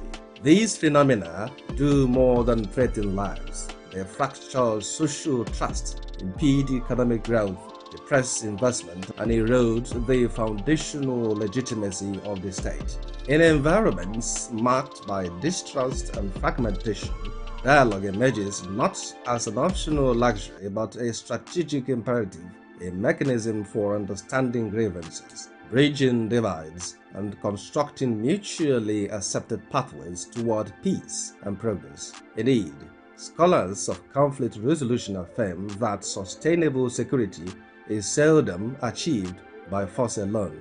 It demands conversation, negotiation, and inclusive engagement across societal fault lines. Nigeria's own post-conflict history offers instructive precedent. Following the devastating civil war of the late 1960s, the approach known as "no victor, no vanquished" was more than a slogan. It was a commitment to national reconciliation. Government leaders, community representatives, and civil society actors engaged in dialogue that helped diffuse lingering bitterness and chart a course toward reintegration and rebuilding. Similarly, global practice reinforces the centrality of dialogue.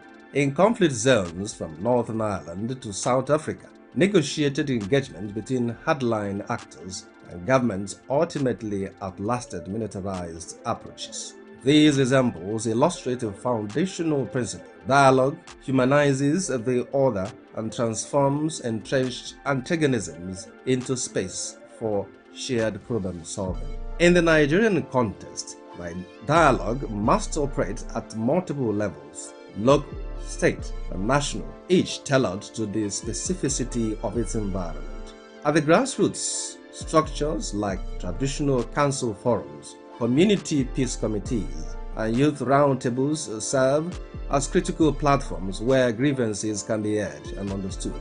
For example, in parts of Plateau and Kaduna states, facilitated dialogues between herders and farmers have reduced violent confrontations over land and grazing access by identifying consensus on resource management and corporate forms of engagement. These forums help transform relationships of suspicion into dialogues of accountability and shared interest. At state and national levels, concerted efforts are needed to institutionalize dialogue mechanisms within governance architecture. This means establishing offices or councils dedicated to peace building, conflict management, and stakeholder engagement with clear mandates, independent oversight, and sustainable funding. By creating structured channels for communication between communities, security agencies, traditional leaders, and civil society, the state can move beyond ad hoc responses and toward proactive governance. Dialogue must not be restricted to reactive negotiations in moments of crisis. It should inform policy design and implementation. For example, if a policy on grazing reserves is developed without the voices of pastoral communities, farmers, and state governments, it risks exclusionary outcomes that fuel resentment. Genuine dialogue ensures representation, especially of women, youth, and marginalized groups whose experiences with insecurity are often distinct yet underrepresented in formal decision-making spaces. Recognizing the value of dialogue is one step, operationalizing it is another. To ensure that dialogue is transformative rather than performative, several practical measures should be prioritized. Conversations must be paired with tangible socio-economic investments, such as rural job creation, skill development programs, microfinance access, and community infrastructure, which address the underlying conditions that often give rise to insecurity. Digital platforms can democratize engagement, enabling citizens, especially in remote areas, to participate in consultations, report security concerns in real time, and access information. Technology also expands the reach of peace education campaigns that reinforce values of tolerance and civic responsibility. Efforts to mainstream peace building into school curricula, community organizations, and media narratives help cultivate a culture of nonviolence and mutual respect. These educational foundations strengthen the long-term resilience of societies against polarization and conflict. Professional training for dialogue facilitators, negotiators, and conflict analysts enhances the quality and credibility of engagement processes. Skilled mediators are equipped to manage tensions, navigate entrenched positions, and sustain momentum toward constructive outcomes. Nigeria's security challenges are either sudden or isolated. They are the product of historical marginalization, governance deficits, competition over resources, economic insecurity, and weakened societal contrasts. Addressing these complex realities demand a response that is equally nuanced and collaborative. Dialogue offers a means of confronting not just the symptoms of insecurity, but these root causes. As the nation contends with these present trials, the urgency of inclusive conversation cannot be overstated. In bridging divides, building trust, and co-creating solutions, dialogue becomes not only a pathway from violence to peace, but a foundation for progress. A secure, peaceful, and prosperous Nigeria is not a distant aspiration. It is a collective project achieved through the persistent work of engagement, understanding, and shared purpose.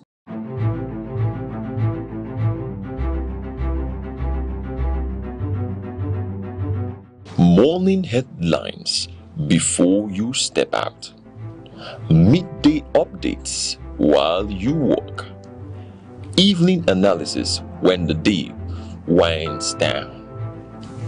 Wherever life takes you, Aneke TV keeps you informed, connected, and ahead. Aneke TV. Move with the world.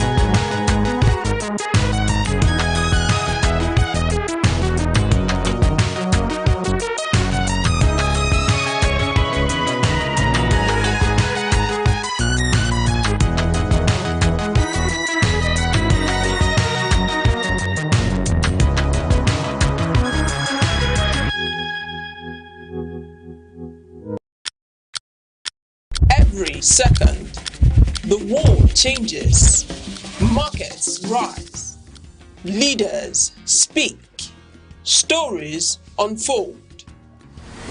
To keep up, you don't just need news. You need clarity. You need speed. You need perspective. That's why Aneke TV brings you the global pulse. Accurate, reliable, right when it matters most. Aneke TV. Move with the world.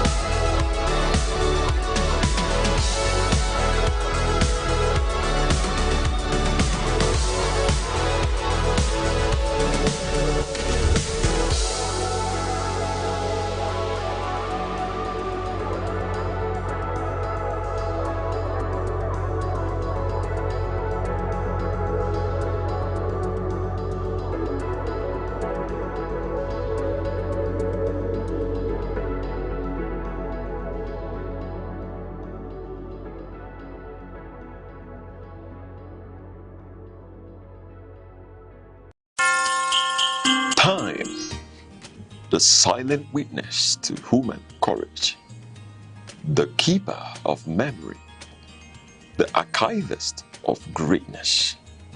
Across the vast landscapes of Africa, from the savannas to the bustling cities, voices once rose, ideas once burned, and visions once dared to challenge the limits of their age. They were not merely individuals. They were epochs in human form. In literature, minds such as Chinua Achebe, Wole Soyinka, and Ngugi wa Thiong'o reclaimed the African narrative. Through ink and imagination, they dismantled distorted histories and restored the dignity of African identity. Their words were not just stories. They were mirrors, reflecting a people long misunderstood, and windows opening the world to the depths of African civilization. In the realm of science and knowledge, pioneers like Philip Emeagwali proved that African intellect could reshape the frontiers of computing and technology. Their work was a quiet revolution, reminding the world that innovation knows no geography. And in leadership, towering figures emerged when history demanded courage. Men like Nnamdi Azikiwe, Kwame Nkrumah, Nelson Mandela, and Julius Nyerere redefined freedom, not as a privilege bestowed, but as a right reclaimed. They spoke for millions. They endured prisons, exile, and resistance. Yet, their vision transcended the politics of their time. They dreamed of a continent awakened. Today, their echoes travel through generations. In every African classroom, in every curious mind, in every dream that refuses.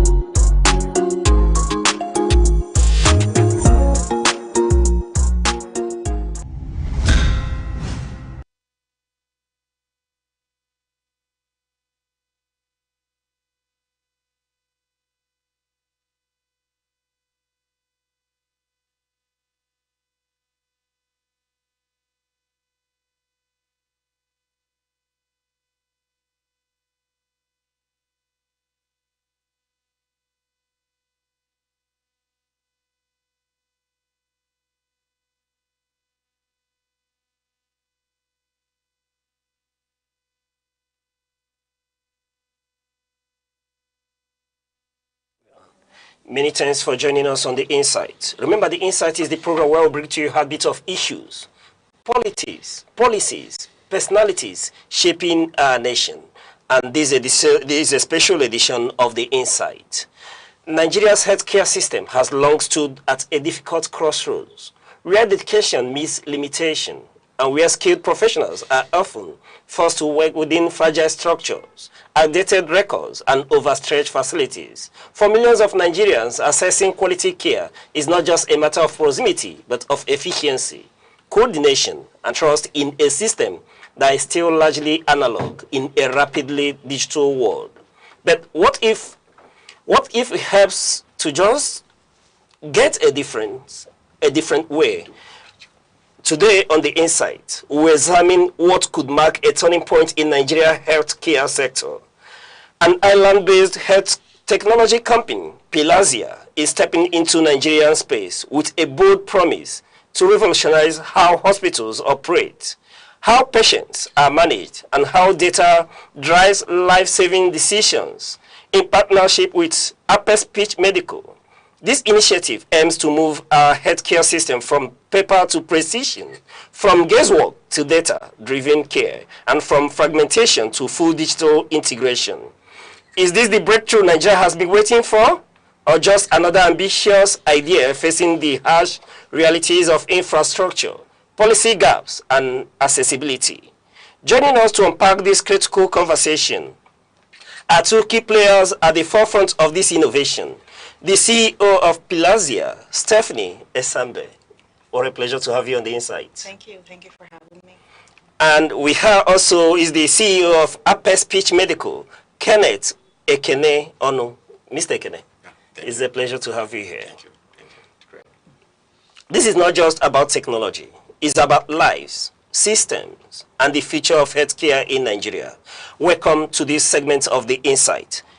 Ladies and gentlemen, let's get right into this. We are virtually out of time, so we'll have to kick things running as fast as we can. Yes, coming to Nigeria's healthcare system is still struggling with poor record keeping and overcrowding and limited access. My question is, how does Pilazia's entry, directly into this market going to help change the everyday reality in Nigeria? Thanks for the question. So our approach at Palaxia, so our main goal is to support the patients throughout their chronic illness management journey. So as we're well aware, healthcare is very fragmented, and that's not an issue that is faced only in Nigeria. It's actually a global issue. But it's very, very big in Nigeria because of, I'd say, the wealth disparity. Not everyone has equal access to great healthcare. So our goal is to make it more accessible to a wider audience, to everybody. We want to make a connected health ecosystem where a patient goes into the hospital or to the pharmacy or even their professional carer. It has an integrated system where they have all the patient's medical information in one. So we're trying to streamline that process and make it more digital so it's easier for everyone to communicate throughout the whole journey. All right, thank you very much. But let's talk in real terms. Yeah. What is the gap in Nigeria healthcare sector that has convinced you that this is the right time to step in? So we are seeing a lot of advancement in technology at the moment. And with that advancement, it's making it also cheaper. So the costs back in the day would have been extortionate for people to build even simple healthcare systems. But now, because it's a lot cheaper, we can actually make that more accessible. So we're hoping to bring it at a lower cost so it's accessible to the masses and not just target the higher-ups or the people in the private hospitals. All right. Let me bring you to this conversation. You know the realities on ground. Do you think that is the right time for this partnership to bet into Nigerian health sector? Yeah. Nigerian health system, as we all know, we have been going through a lot of core issues when it comes to healthcare advancement. And we are in a recent age, understand, and there are advancements when it comes to technology that can advance the healthcare proximities and other healthcare infrastructures. It's the right time, and that's why we're working tirelessly to make sure that we have great partnership with the companies that is already integrating into healthcare AI products that most healthcare professionals in Nigeria can leverage from. So this is the right time. And, this is the right time, and this is the time for it. All right. Stephanie, let me come back to you. Looking at chronic diseases like hypertension and diabetes are a rising case in Nigeria.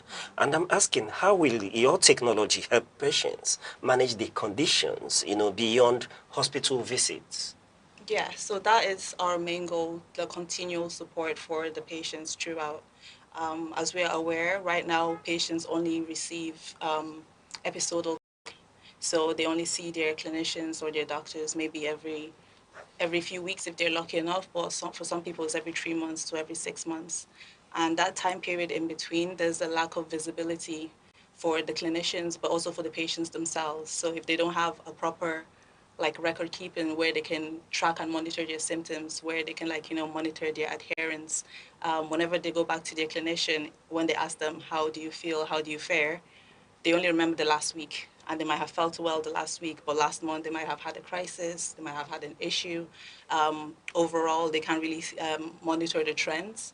So if you're prescribed a new medication, we need to be able to see, like, do you actually fare better on this new medication, or were you better in the previous medication? So our goal is to gather that data in between appointments. So when you do go for your follow-up, you have informed data for your clinician to be able to make better informed decisions on your care. All right. If I understand correctly, this innovation is data-driven and technologically based. Yes. All right. You've been around for some time now, yes, I bet a few days. You would agree with me that Nigeria has infrastructural challenges, especially power and internet accessibility. So my question is, how have you adapted your solution to function effectively in the Nigerian environment? We're very aware of the power issues in Nigeria. Is like you can't escape that.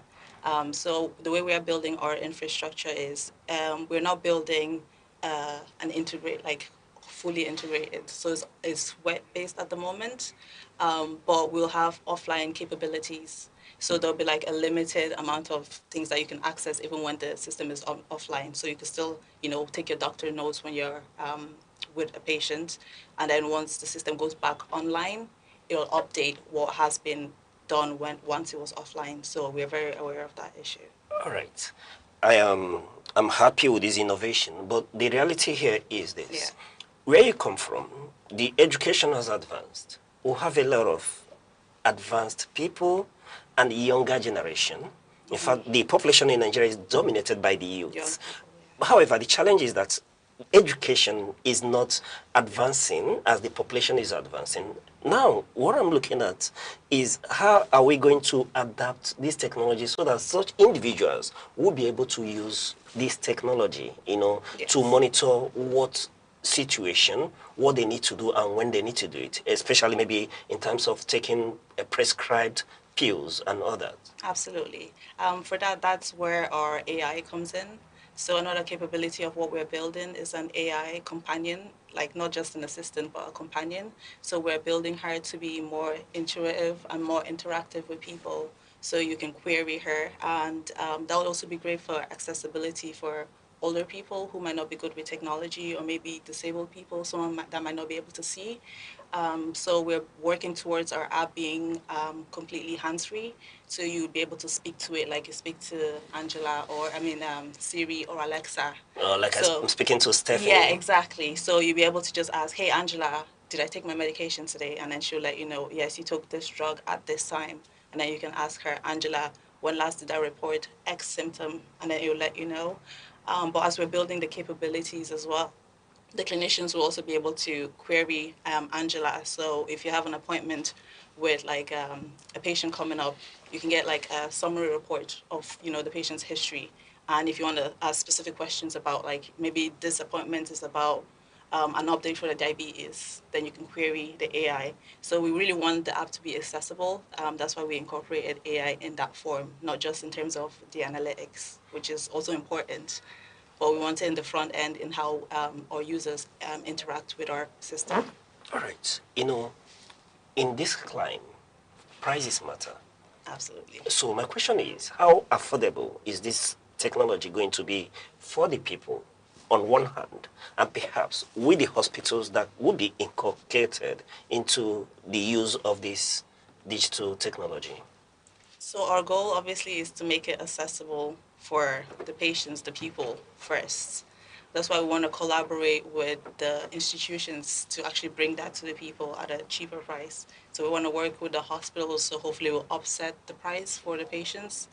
And then in the long run, we'll be looking to collaborate with the government. So it would have massive incentives for price reductions to implement it in bigger hospitals.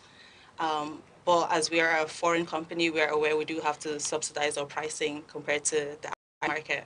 So a system like Pelaxia might be charged at 5,000 to 20,000 euros a month in Ireland, but that would not be the case in Nigeria. It would be at least maybe 10% of that. All right. It seems to me that you covered your basis. You did your groundwork very well before well, coming I have here. a great partner there. All right. On that note, we'll go on a short break. When we return, we'll continue probing this issue. All right, thank you. The Insight with Uche Osai. Having the political will to confront whatever is the challenges. Igbo man wrestles with the tortoise that had a lot of ingenuity, a lot of ideas, and the tireless. It will take the broad mind of government in power to say, let there be electoral reform, no matter whose ox is God. I was there. We did everything. All of us came and supported him with our last blood. In-depth analysis, expert views, real voices, uncover the stories shaping Nigeria today. Deep dive, honest, unfiltered, only on the Insight with Uche Osai on Aneke TV. Join us.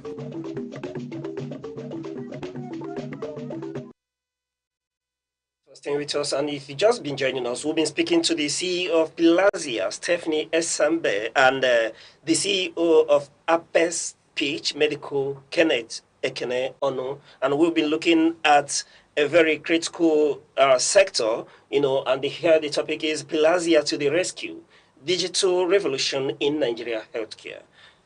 It's been a pleasure so far, but Ekene, let me come to you. We are looking at your establishment, Apes Peach Medical, and the question is, what does this partnership, with Pilazia, an international company, mean for indigenous healthcare in terms of innovation? Okay. That's a great question. I'll first of all start with what Apes Peach Medical has been doing. So we've highly been working with a lot of global companies. We have TI Medicals and name it, a lot of global companies. And what we have been focused on is trying to bring in companies that focus on innovations, companies that understand what is happening in Africa and integrate for us to leverage with the advancements which they already have. Between me and you, we already understood that Nigeria is suffering when it comes to healthcare infrastructures, advancement, understand? And that's where the innovation comes from.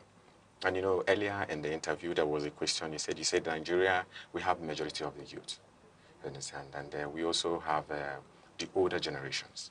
So now it falls back to the new generations. And the new generations are the ones that have to seek for these innovations, have to look for this partnership in order for us to bring it here in Nigeria. So for Pilazia, I can say that it's a great impact. It's an innovation which my company we have assessed. We have looked into their portfolio. They are a company that is already functioning in Europe, understand, and already creating great impact in Europe. So we saw it as a very great innovation and something that we have to bring down to Nigeria here in order to help and to help our clinicians and help our diagnostic system, the healthcare public health advancement, for them to improve and have as easy accessibility. Not only that, we also focusing in hospital information technology, understand, chronic management illness, and also other diseases that's related to healthcare information. So, right. That's interesting, Ekene. But my question now is, how do you ensure that this, partnership builds local capacity and not creating a dependence on foreign technology? Okay. Currently, we are working. It's a technology that it's an Irish technology. Okay. So it's not going to be a dependent on Irish technology. So we are also planning on expanding it, bringing such Nigerians, we have a high innovative, intellectual Nigerian AI, scientific, when it comes to building product, apps, and many other products. So we're also looking towards that. So it's a company that is coming down here in Nigeria at the moment. So it's the first official launching. So there will be a lot of integration. There will be a lot of opportunities for Nigerians. And even when it comes to the app advancement, there will be an opportunity for them. There will be an opportunity for Nigerians, AI, integrated product management developers, who is going to be working with us internally in Nigerian healthcare system. So it is an improvement when it comes to economic growth, infrastructure development, healthcare advancement, total Nigerian economic GDP increase. That's welcome, you know, because one thing Nigeria is big on this administration is about how to attract foreign direct investment into the country. Thank you. And that's quite commendable. Thank you. May I add to that as well? So, like, because our company, we're registered in Ireland, but I feel like we're more of a global company as a whole, because, like, even our development team is in Nigeria. Our partner in collaborations is in, Nigeria and in Nepal. And we have some people working with us in Ireland as well. And because with the capabilities of a system this big, we'll have to like split how it's hosted. So there will be like, you know, like a headquarter in Nigeria, and we'll also be like hiring local talent as well as we expand here. So there's a huge opportunity for the youth to get involved in what we're doing. All right. You know, let me ask this. Yes. This is your first time in Africa? No. As a company. I mean Plazia, don't mean you as a person. I mean Plazia as a company. This is the first incursion in Africa, and Nigeria is blessed to be the first point of call. Yes. All right. Drawing from your experience in Nepal, what do you think this innovation would mean for the people in terms of the innovation you're bringing when you draw from your experience in Nepal? Because a number of times we understand that there is a divide between Europe and Africa, and similarly we could draw a certain similitude with Nepal. That's why I'm asking the question. So we're not functioning in Nepal. Nepal is where like our developers are. So that's what built the infrastructure for us. So I'm not very familiar with Nepal as such. But because my CTO, my partner, he's Nepalese, and as we're building, they've showed like huge interest in what we're building, and they're looking to hopefully incorporate it there as well. But I had the mind of prioritizing Nigeria first, because I feel like, you know, Africa is home, and I may not be Nigerian myself, but this is the closest place. It's good to hear that Africa is home. Nigeria is home as well. All right, let me come to you. You know, you've been around, and you know, with increasing digitization comes concerns about data privacy. And I'm asking, you've been interacting with Plazia. How secure is patient data, you know, within the Plazia system, especially given Nigeria situation? And of particular concern is the regulatory environment as well. Okay. First of all, I want to make something clear here. I am a clinical scientist, and I have practiced as well. So I understand what it means to patient data being kept very quite secretive. And I've had a couple of numbers of telemedicine companies that have been working with some Nigerian healthcare institutions when it comes to the tertiary, the government, and the private health sectors. So we have our product team, understand, in our organization, who, first of all, before we started our partnership with Plazia, we have to go through their product. Understand? We have to pay attention when it comes to ascertaining the process, when it comes to data secrecy. You know, as a scientist that I've worked in the field, and I know how important it is to keep the data information of a patient. That can lead to death. You know, there are some information that is not meant to be released, and that also brings us when it comes to partnership with Plazia. So apparently, we're having a pilot phase at the moment. She didn't just come to Nigeria for us to launch the product. We're also having a pilot phase with some governmental institutions, and also with some private health sectors. You understand? So we have a consent note where the MDs of these hospitals has to sign that they are ready to partner with us for the pilot phase. And the pilot phase are meant for 2 months, free of charge. So the company, to tell you how standard and growing they are in Europe and other countries, they've decided to make it even free for the Nigerians. And it's through our company. We told them, okay, as this innovation is coming to Nigerian healthcare system, let's give our Nigerian healthcare an opportunity for them to have a free implementation and the use of the product for them to understand how it's being functioned. So we signed a concept note, and under the concept note, there is also a descriptive model by the MDs, by the CEO through us and through the MD, Mr. Stephanie, before we now release it. So that is a very great secretive and concrete concept notes that guide that. All right, Mr. Kene. Yeah. You know, Nigeria has seen many big launches. Yeah, sure. And then with it is the struggle with implementation. Thank you. So what is different about this innovation that would, you know, ensure that it doesn't go the way of other big launches I've witnessed in Nigeria? Oh, great. I love the word big launches. It's not about big launches. It's all about strategic launch. It's about the mind behind it. The mind behind it. Yeah, thank you. So, and it's about that. So you can have the biggest launch the biggest hospital, the biggest clinics, and experience. Let's say it takes time, you know, and the mind behind it also comes with visions and the legacy and what you want to create. So it's not about the big launches. It's about what we are seeing in Africa and what we want to contribute to Nigerian. Understand? It's a company that is already growing in Europe. So coming to Nigeria, it's like, yes, we want to create something. We want to bring something that we feel like is already functional in Europe. Let's help our Nigerian healthcare system also grow. And so, may I add, like I said, our approach is collaboration. Because since our end goal is connecting the whole ecosystem so that they can actually communicate with each other, so we are very heavy on the aspects of collaboration. So even like as part of the pilot, throughout the whole process, we are continuously liaising with the hospitals. So we want first-hand explanations for what they want, what they need, and what's working for them versus what's not working for them.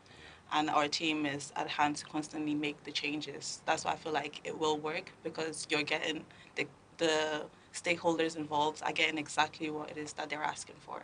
All right. You know, beautiful as it sounds, do you anticipate any sort of resistance? Oh, yeah. And how do you plan to handle that?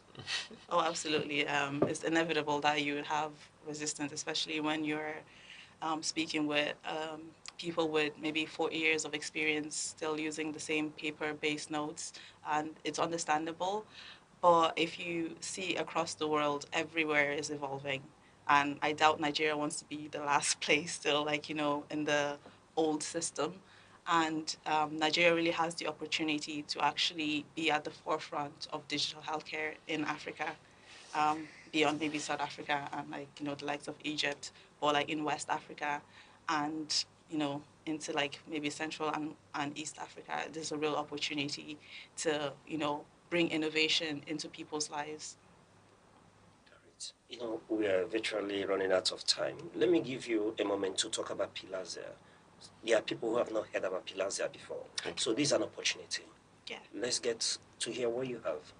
Okay, so Pilaxia started off as a personal journey for myself. I struggle with chronic illness management. My little sister was born with hydrocephalus. So we've seen the failures of a healthcare system that's very siloed, very disconnected, and it's a global issue. So we built it because our goal is to put the patient at the center. But we know that the system is not just about the patient. You have the clinicians, you have the pharmacists, you have, like, you know, the administrators, you have the carers. And our goal is to ensure that they are in constant communications with each other and they know what's going on in each of their respective sides. So that's what we're doing at Pilaxia. And we want to bring the best healthcare and make it accessible to even the poorest of people. But we understand in terms of infrastructure, we have to start at a higher level, but that's the end goal. All right. Drawing from your personal experiences, you've taken advantage of that to help other persons to navigate this very challenge. Well, let's talk about this partnership with Upper Speech Medical. So our partnership, it came across quite randomly. Mr. Oni reached out to me on LinkedIn because he was interested in what we're doing at Pilaxia. We just post about our journey as we go along. And I visited for the first time in November last year, and we just hit it off.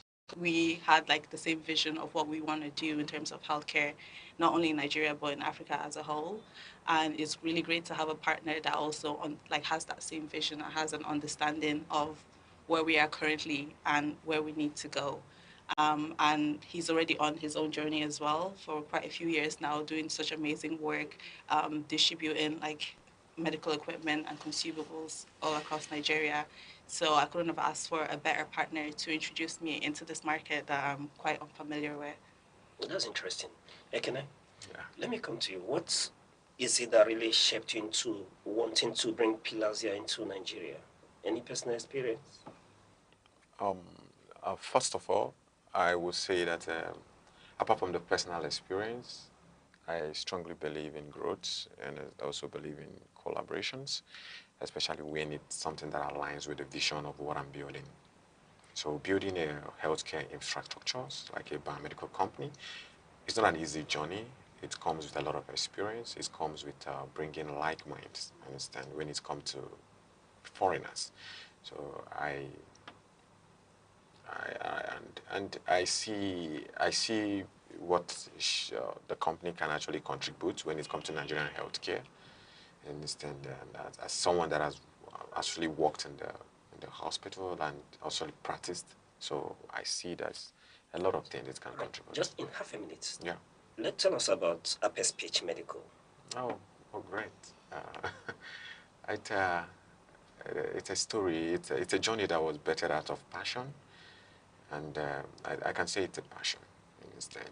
And just like I've been mentioning, it's a company built with a strict purpose in order to redefine healthcare system in Africa.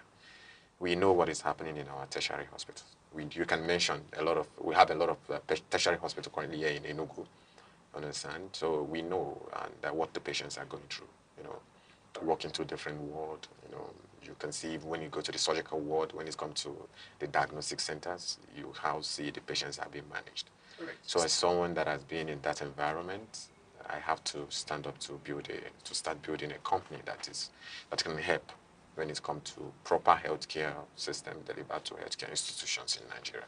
Beautiful. As we close, Stephanie, let me start with you. If this project succeeds, what will be the one change, in Nigeria healthcare system that you will be most proud of? I think when this project succeeds, what I'll be most proud of is, I think, the poorest people being able to access good healthcare without the fear and burden of the costs. So that's the main goal of what we're trying to do. So if we can get there, hopefully in the next 5 years, hopefully it doesn't take 10, 20 years to get there, I'd be proud. All right, Ekene, over to you. Just same question. Great. I think I'm with her on that. And just like what we are building in Apes Speech Medical is also on the same journey. We don't look at the elite. We intercede when we look down to the most rural developing communities. They are the ones that lack the proper healthcare infrastructures. So it's the same.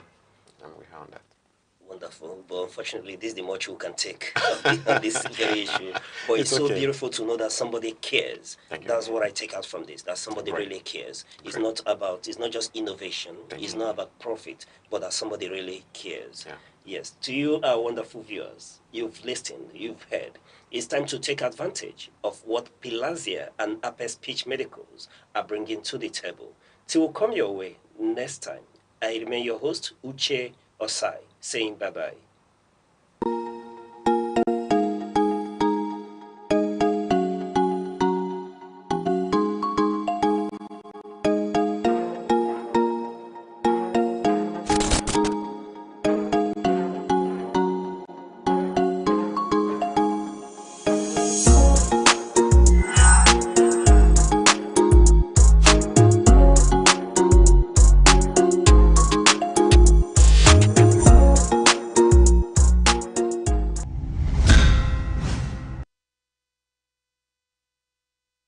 The soul is part of us that survives every storm.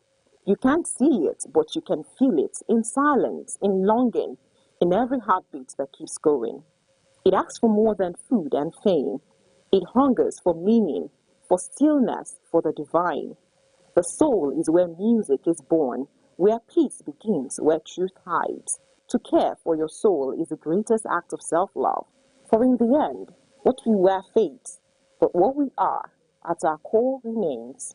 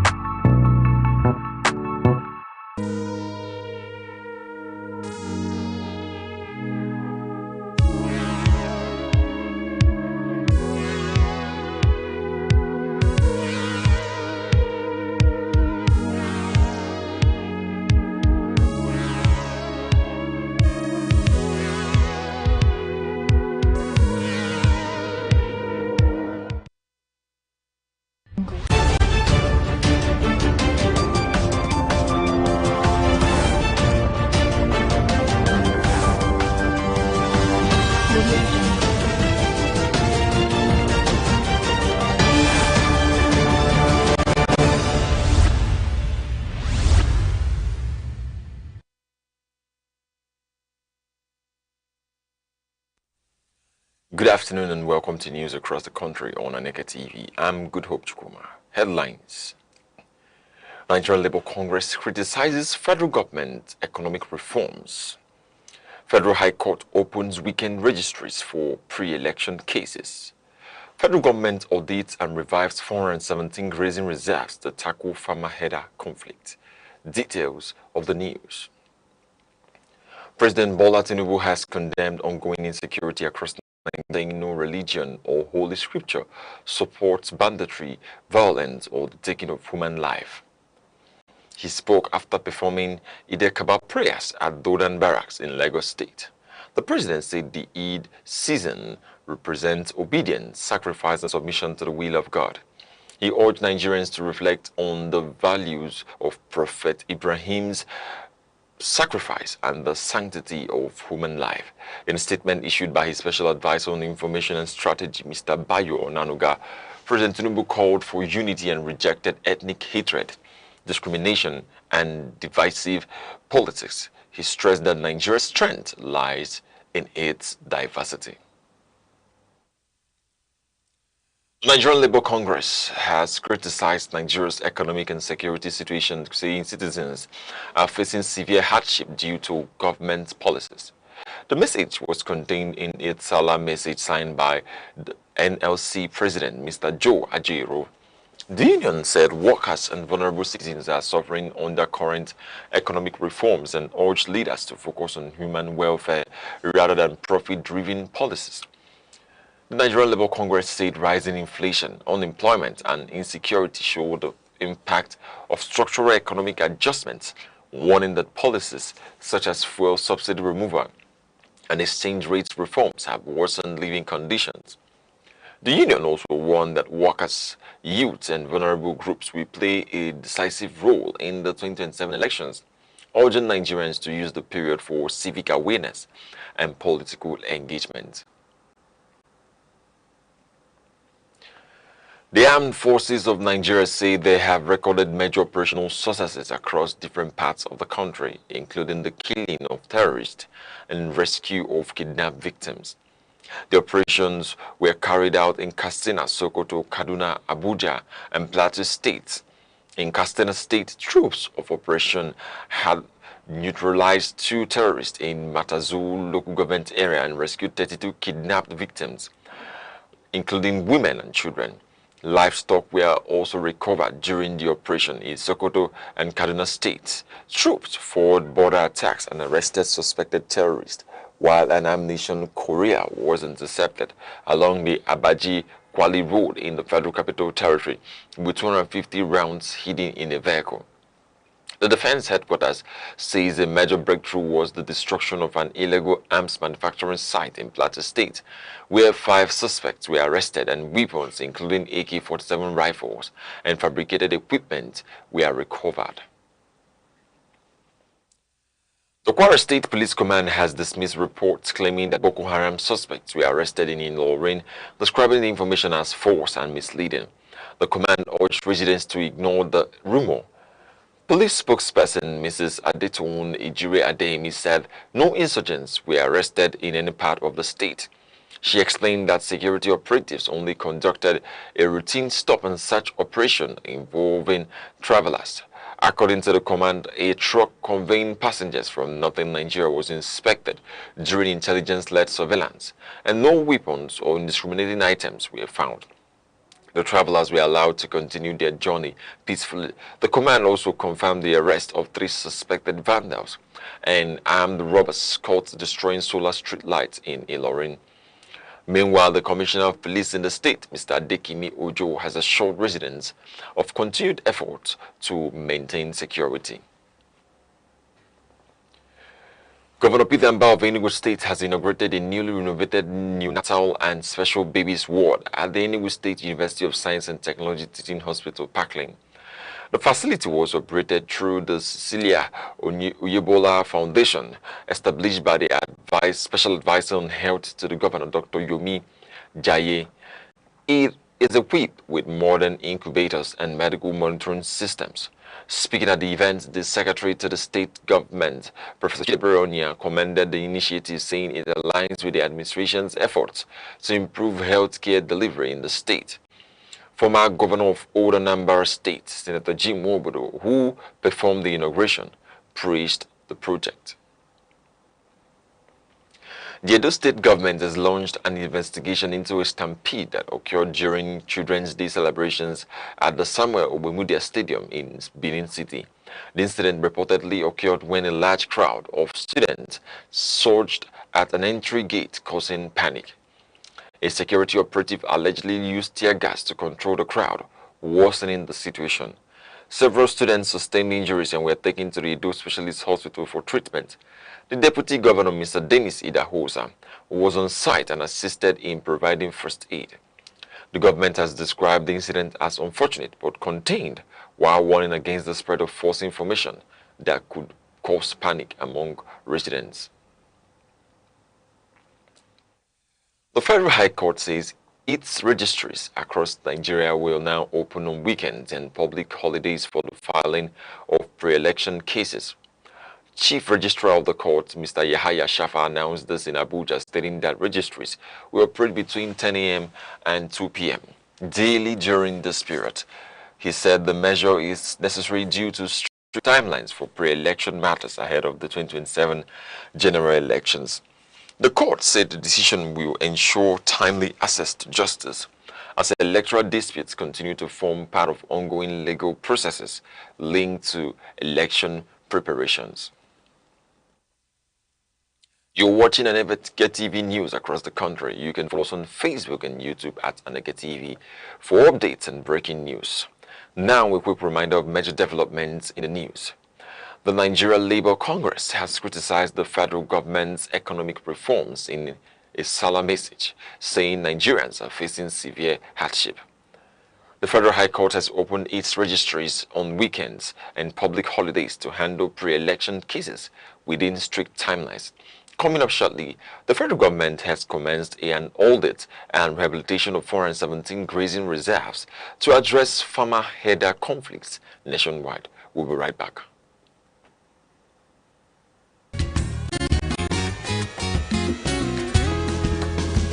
Every day, your health shapes your life, your strength, your choices, your future.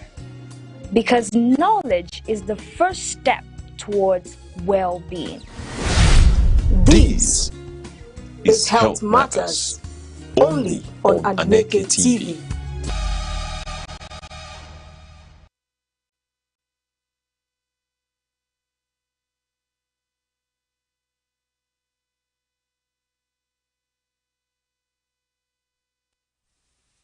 Welcome back. The National Emergency Management Agency (NEMA) has called for stricter enforcement of safety regulations to reduce avoidable disasters across Nigeria. The agency says many emergencies are caused by human negligence. Director General of NEMA, Mrs. Zubaida Omar, made the call in Calabar, Cross River State during the distribution of relief materials to victims of the Edibe gas explosion. She warned against the sitting of high-risk facilities such as gas plants in residential areas without proper safety standards. She urged regulators to prosecute offenders and strengthen monitoring systems. NEMA, working with the Cross River State Emergency Management Agency, also distributed food items and essential relief materials while advising residents on basic safety practices, including proper handling of gas cylinders and electric appliances. The Benue State government has postponed activities marking the state's 50th anniversary and the 3rd anniversary of Governor Hyacinth Alia's administration. The announcement was made in Makurdi. According to a statement signed by the Deputy Governor, Barrister Sam Ode, the decision was taken to allow for administrative adjustments and wider consultations. The government said the postponement is aimed at ensuring a more organized and inclusive celebration that reflects the importance of the milestone events. It expressed regret over any inconvenience caused and assured residents that new dates will be announced after consultations with relevant stakeholders. The federal government has launched a nationwide program to modernize grazing reserves and ranches as part of efforts to address farmer-herder conflicts in the country. The initiative covers 417 grazing reserves. Senior Special Assistant to the President on Livestock Development, Mr. Idris Ajimobi, announced this in Ibadan, Oyo State, during a media briefing. He said the government plans to upgrade existing facilities with modern infrastructure using the Cow Grazing Reserve in Abuja as a pilot project.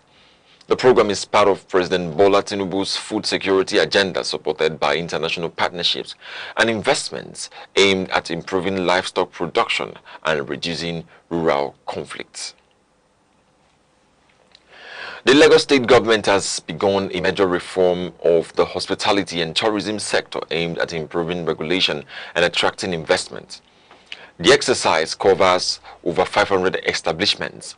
Commissioner for Tourism, Arts and Culture, Mrs. Toki Benson Awoyinka, announced this during a ministerial briefing in Lagos. She said the initiative includes harmonization of laws, permits, and fees to eliminate duplication and improve ease of doing business in the sector. The state government said the reforms, which align with Governor Babajide Sanwo-Olu's development agenda, are expected to strengthen tourism and boost economic growth. Now in sports, Super Eagles forward Petermbah has captained Nigeria for the first time in an international match, leading the team to a 2-0 victory over Zimbabwe in the Unity Cup semi-final in London.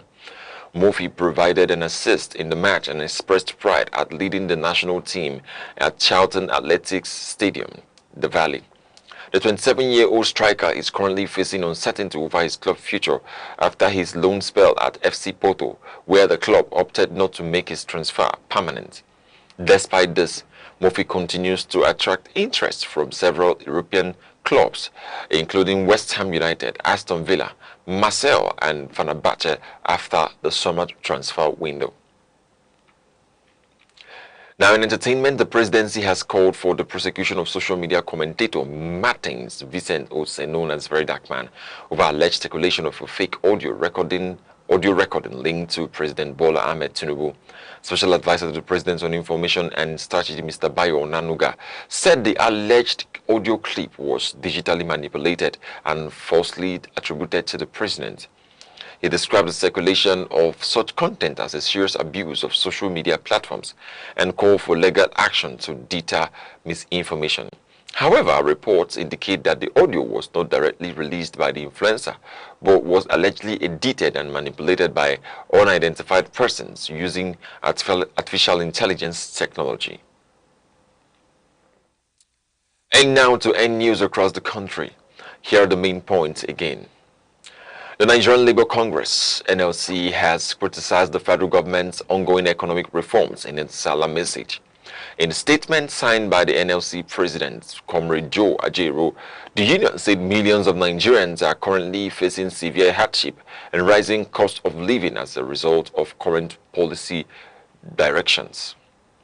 The Federal High Court has announced that its registries across the country will now operate on weekends and public holidays. According to the Chief Registrar of the Court, Mr. Yahaya Shafa, the decision is to ensure timely handling of pre-election matters in line with strict electoral deadlines ahead of the 2027 general elections. The federal government has commenced a nationwide audit and rehabilitation of 417 grazing reserves across the country. The initiative, announced under the Ministry of Livestock Development, is aimed at addressing long-standing farmer-herder conflicts through modernized livestock infrastructure and improved resource management. That's news across the country at noon. For breaking news and eyewitness reports, call 070-3043-710. Follow us on Facebook and YouTube at Aneke TV. On behalf of the producer, Ms. Chidima Sowa, and the entire news team, I'm Good Hope Chukuma. Thank you for watching. Enjoy the rest of your day.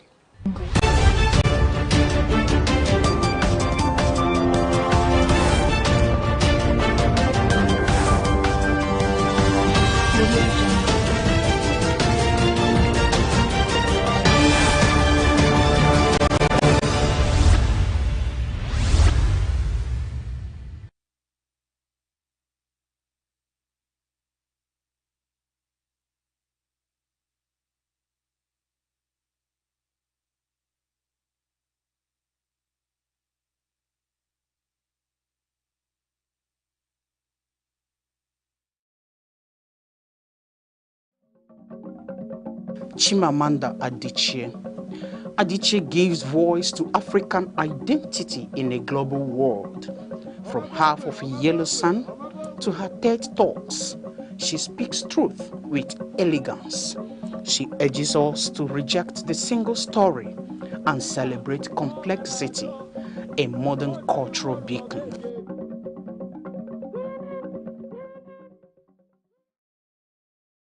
A nation does not fail in a single moment. It declines gradually through small acts of neglect, tolerated disorder, and the erosion of responsibility. In Nigeria, the conversation about governance is often loud, and the conversation about citizenship is often silent. Yet between these two lies the fate of the republic. Civic duty is not a slogan, it is a discipline.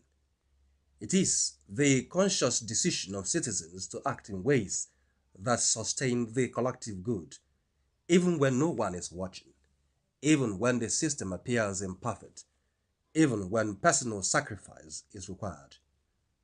For Nigeria, this is not philosophical, it is urgently practical. Consider something as ordinary as public infrastructure.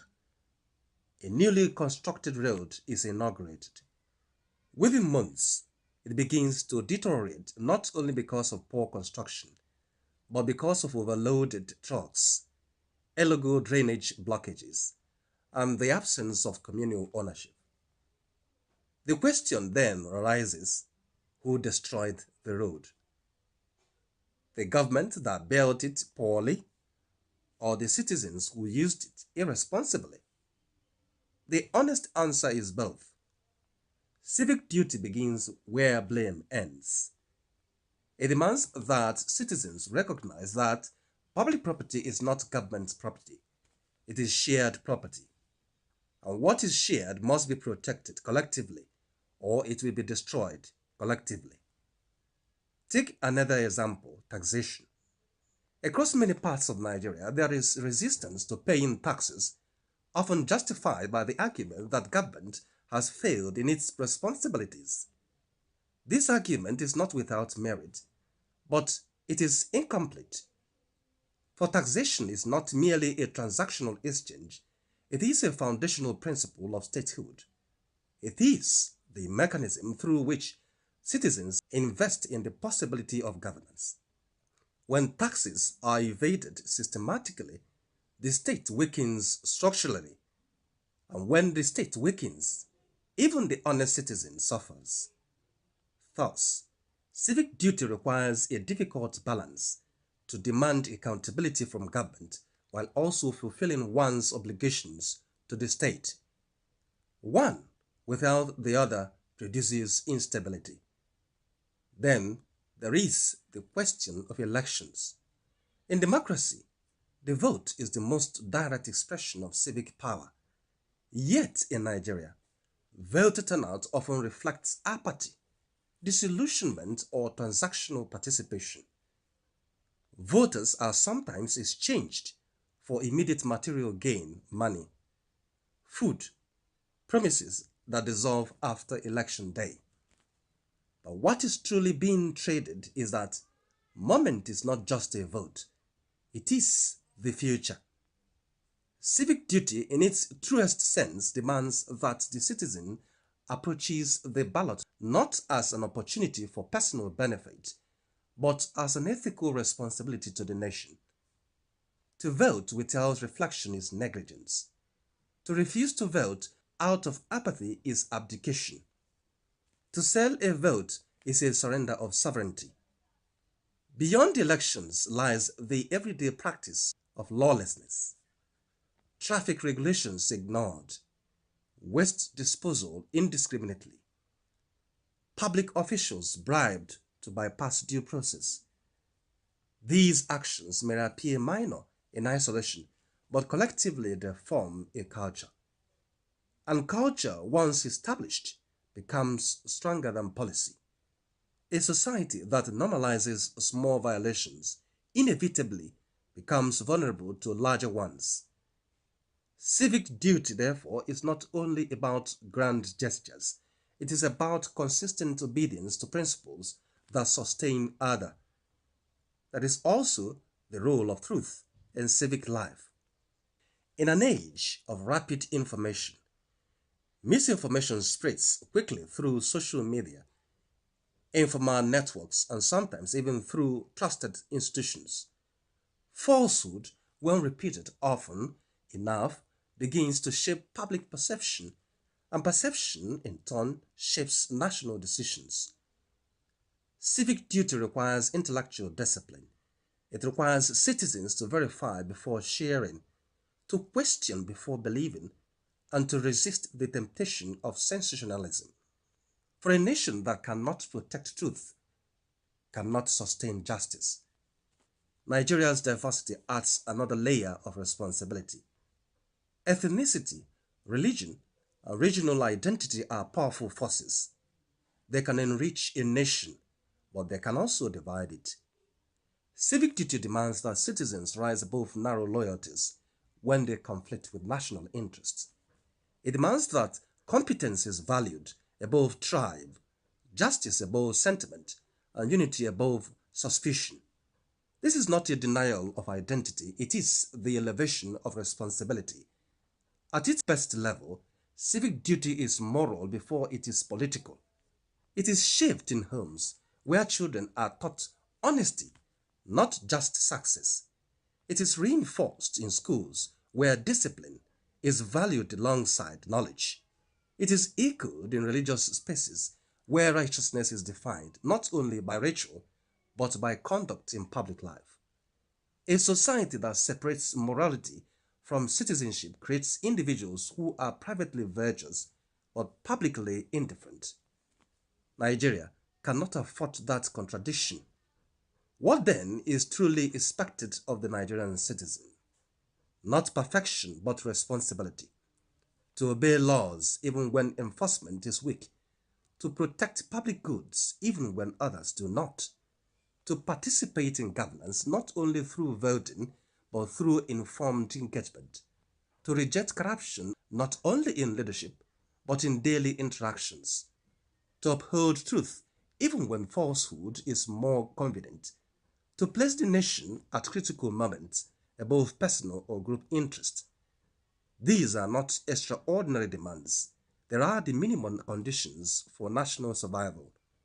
History teaches that nations are not destroyed only by bad leaders. They are also weakened by passive citizens. And yet, history also teaches that renewal is possible. When citizens begin to see themselves not as victims of the state, but as co-authors of its destiny, something shifts. Responsibility replaces resignation. Participation replaces complaint. Hope becomes practical. Nigeria stands at such a threshold. The question is no longer whether change is necessary. It is whether citizens are willing to embody that change in measurable, daily ways. For in the final analysis, civic duty is not an abstract ideal. It is the consistent and often difficult work of choosing the nation again and again in actions both seen and unseen. And it is in that choice that the future of Nigeria will be decided.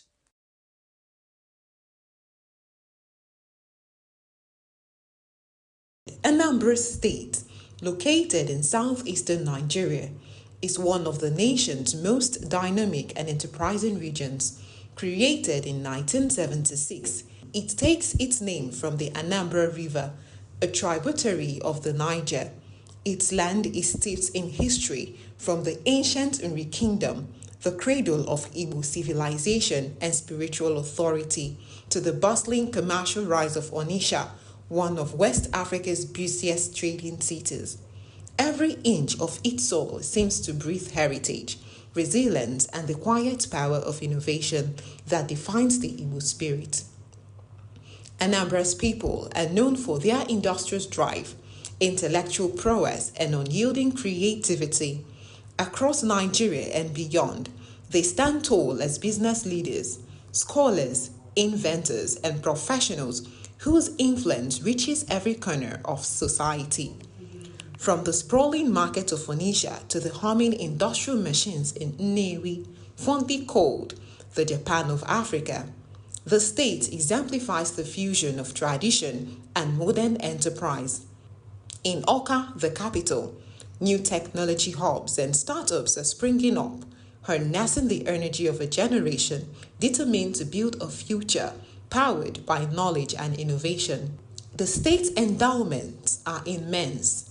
Anambra boasts of fertile soils that yield abundant harvest of yam, rice, cassava, and vegetables, feeding not just its people but the wider region. Sources: crude oil, natural gas, kaolin, and limestone, waiting to be fully harnessed. With a well-educated populace and a vibrant entrepreneurial culture, the state's economy is driven by small and medium-scale industries that continue to expand Nigeria's manufacturing frontiers. Culturally, Anambra is the heartbeat of Igbo identity, age-long traditions and legendary figures like Nnamdi Azikiwe, Chinua Achebe and Dora Akunyili, whose contributions have left indelible marks on Nigeria and the world. Its towns and villages are known for strong community bonds and progressive values that inspire excellence in every field. Anambra's potential lies not only in its natural and human resources, but in the unbreakable spirit of its people, a people who see every challenge as a call to greatness. With expanding infrastructure, digital transformation, and a thriving creative scene, the state stands poised to lead Nigeria into a new era of prosperity. It is a land where heritage meets ambition, where history fuels innovation, and where the light of progress never dims. In a world that never stands still, where stories break in seconds and moments shape history, one station keeps you connected to your nation, to the continent, to the world. From breaking news to powerful stories, from business and politics to culture, lifestyle and entertainment, we inform, we inspire, we keep you ahead. This is more than television. This is your window to everywhere that matters. Aneke TV. Move with the world. Nigeria, a land of striking contrast, where nature unfolds into dominant ecological identities. The lush southern forest and the vast northern savanna belts, stretching from the humid Atlantic coast to the dry fringes of the Sahara. Nigeria's vegetation is shaped by climate, rainfall and human activity. Broadly, it is divided into the southern forest zones and the northern savanna belts.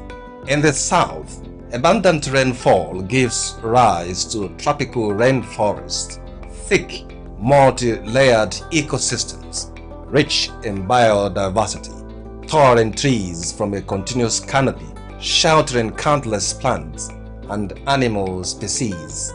These forests are not only ecological treasures, but also economic lifelines, supporting agriculture and livelihoods.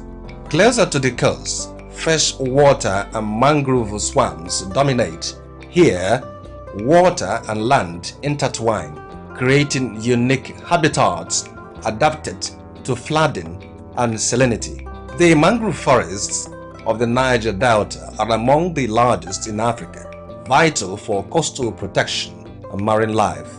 Moving northward, forests gradually give way to the Guinea savanna, a mix of tall grasses and scattered trees.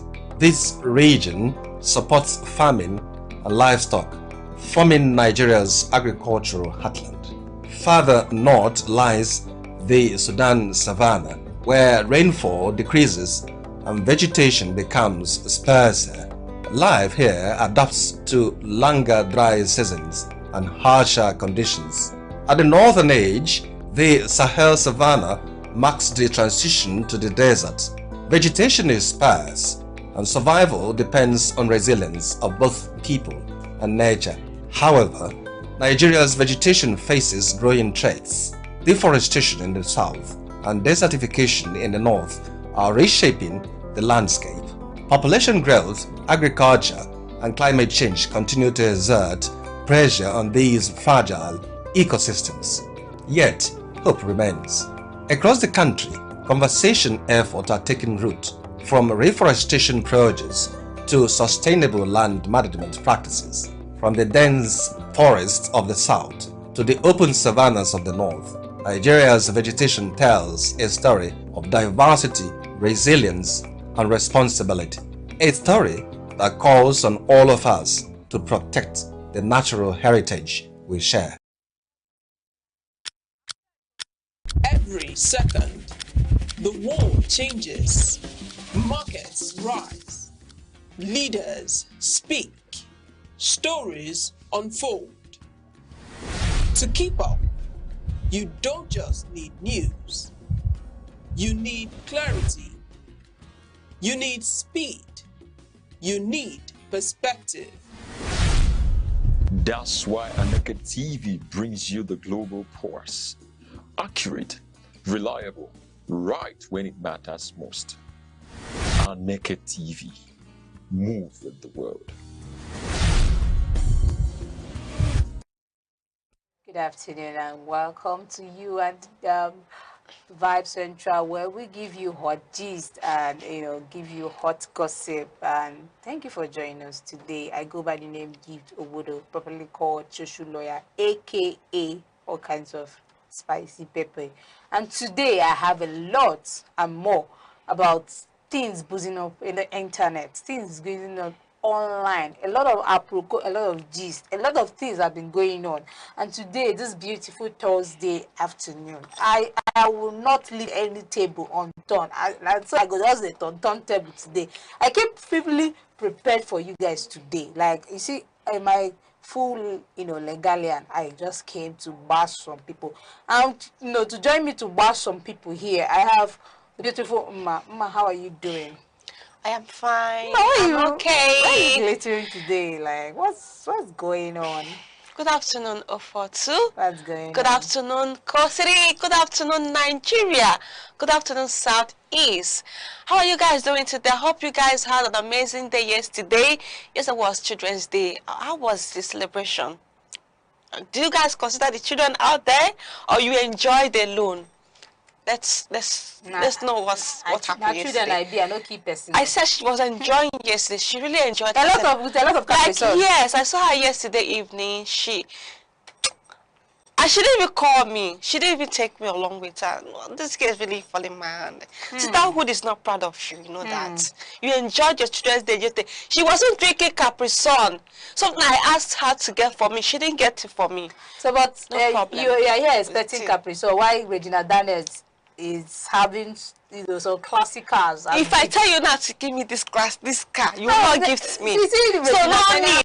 So I'm asking you for Capri Sun. You didn't give me. It's now G-Wagon. Would you want to give me G-Wagon? She's insulting me. Actually, she's actually. I'm not happy with her, guys. Do you know me?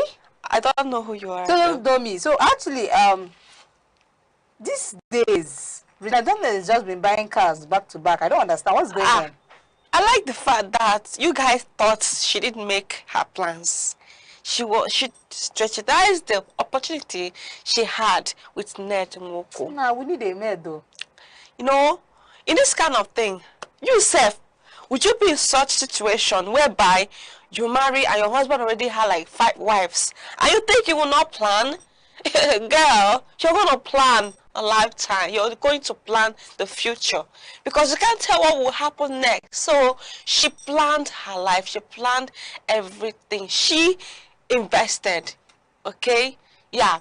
I'm proud of her. I'm happy for her. She's happy. I'm happy that she's happy. As others are rejoicing that Regina is buying cars, someone else is coming out to tell us that he has, between 2020 to 2026, has spent 340 million on weed for just one dealer. Rapper experience makes this revelation. Money to buy a house. Like seriously, it is just an addition. No wonder he's nowhere to be found. So he spent 340 million on drugs, on weed. Seriously. If you had channeled this money or energy on producing more songs, more hit songs for us, why not? We'll be happy with him. But guy, anyway, it is his money. Okay, he can do whatever that pleases him. It is his money. He made it. So that doesn't mean he doesn't have money. So, that guy is rich. So as this is still boozing, so our sugar baby said being a sugar baby can make you a lot of money, but it can never make you wealthy. Online personality Ray advises women to build career or business instead. What do you think about this? It can make you, this whole thing is more of investing wisely. You know, the fact that you've got the money already does not mean that you just squander it without building a career and business. Okay, you have to build. Even like some people that are into prostitution, okay, when they make the money, they invest it wisely. They start opening shop, businesses, but while some squander their money on material things, buying things that do not make sense, they'll just waste the money like that. So earning money and getting it invested wisely, it's part of the So game. this today is about people are saying, you know, telling us how they spend their money for regional donors. We have the likes of Ice Prince, we have the likes of Ray, and now we have the likes of socialite Rayman Jago. He said, "I've made my first 1 million doing brew the change in the hood. I had learned Hausa." There's money there. Okay, change. people who changes money, right? Yeah. Yeah, they make money too. A lot of out money. It. Yeah, a lot of money. Imagine changing dollars. You know what dollar Now is? let's go It's more a lot like of into money. the real business of the day, and it's about socialite Jewonji.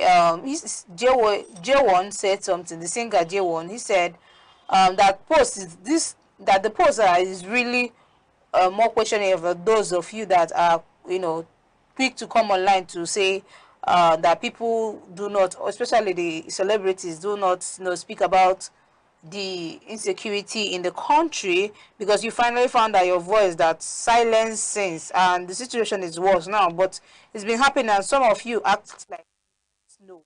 Nigeria needs help, and it's obvious that the present government cannot do anything about it anymore, and President Ahmed Tinubu needs to let us know what he's capable of doing and not. And this is not funny again, and he's just trying to tell us the need to let us know that he's not capable of, you know. A lot of singers has come out to, you know, question the government, especially about the recent kidnap of the kids in Oyo State, right? So I don't know what is going on, but these celebrities speaking enough of this. I think they are not even doing it the way I want, because they are the voice we have. Let me tell you something. People are already tired. We've been speaking about it. We've been speaking about, a lot of people have come out to talk about these insecurity issues we're having in this country, and nothing has been done. Is it just about talking, no actions? It's more like action, words without actions. Nothing is being done, and that's the reason why these things keep happening, because they feel these parties just have the audacity to keep carrying out their operations, even right before us. They do it even right before us. They don't even care. They are not afraid anymore, because they know that nothing will be done to them. Nobody is coming after them. Okay, everybody's scared. I don't know. Like, I just wish there's a way things would be done. You know, this whole thing would be clear, that all these people will be, and you know, terminated, like killed. All these are bandits. I wish there's any way they can be killed. Eliminated. Yeah, that's what I'm trying to say. Honestly, this who are they? Are they humans? Because if you ask what could lead these people into? Please, I want to be a singer at this point. No problem. Do you hear my voice? I'll support you in a way I can. What would actually lead these people into, you know, just be this dehumanizing things that are doing to their fellow humans? What could have triggered? I don't think what would make someone to just decide what I will come out this world to do is just to kill people, that them offending me just like that. I think the reason why they're holding those children captive is that they want to know what they are looking for, the government to, you know, bring up money. They want government to do something to pay them. Okay. Can this government actually do this? Can they pay these people so they can release those kids?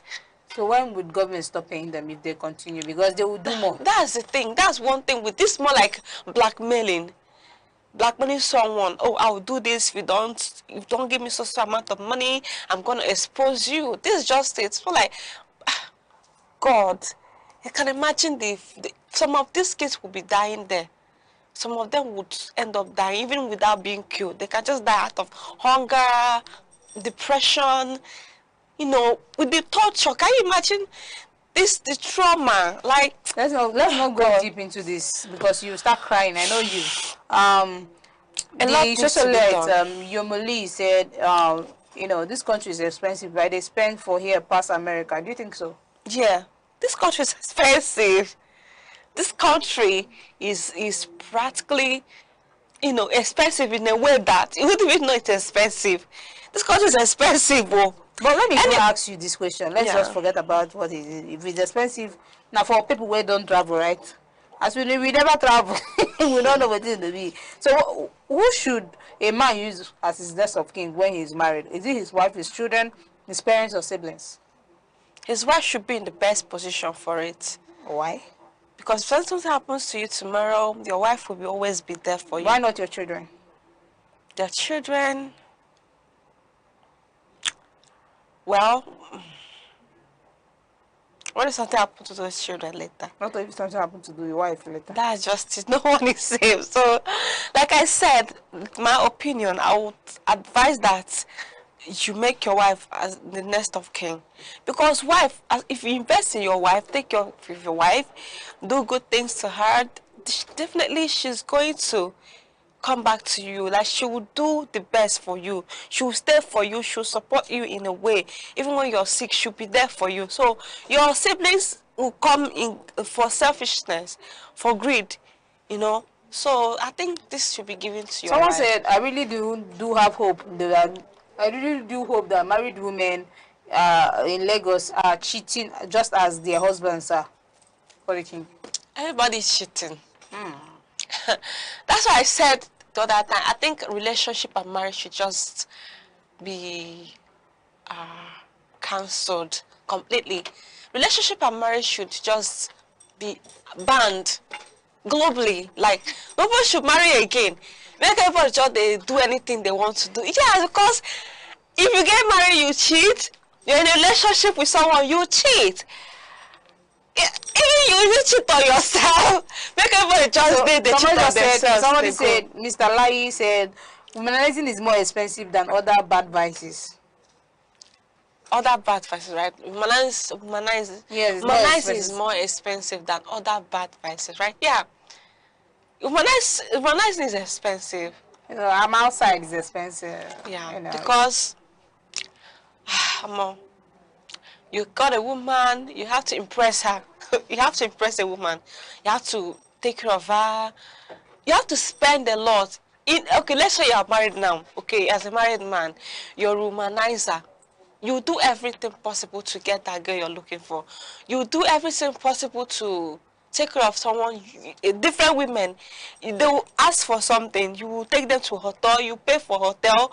You will buy. So ask for a house. You buy them a house, rent them a house. So ask for a car. It's a lot of more. It's expensive. So you better you just zip up. So Davido's brother was, you know, seeing, you know, if I was teasing him and someone was using his brother, that's Davido, to diss him, and was like, and he was not asking him why your own brother not get talent. You're a big joke for using my brother to diss me. What do you think? Why your own brother not get talent? Why you gonna use my own brother who get talent to diss me? You think that means you're the biggest joke? Say your brother not get talent. Like, seriously. Well, but people are really funny. Why dissing the guy? Why dissing Davido? Or crying out loud? And this Davido can actually feed you and feed your generation, and you're there dissing him or the brother. Yeah. Yeah, he has something to brag about. He has something to hold. You know, yeah, this is my brother. If you like, this be from now to tomorrow. Joke on you. Davido's brother is even richer than Davido. Like, that's the funny fun part of the truth. Are you serious right now? He inherited most of his father's property.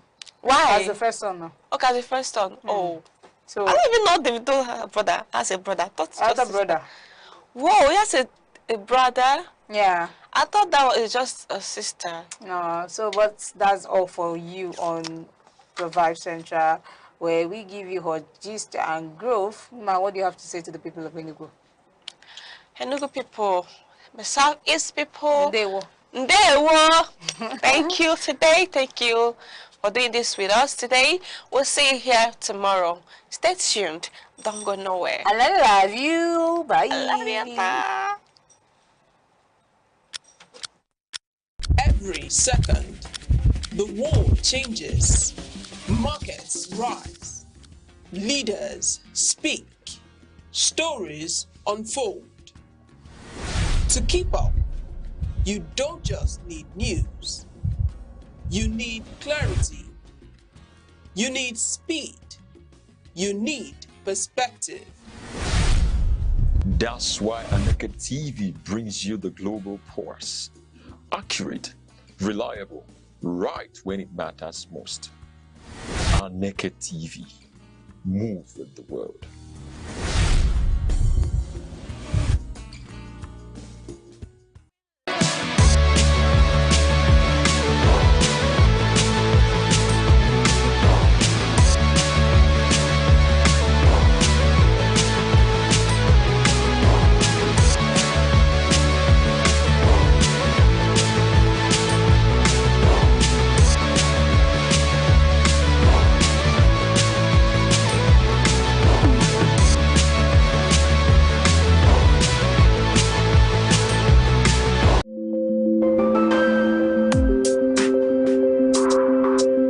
Across Nigeria's dynamic economy, enterprise is on the move.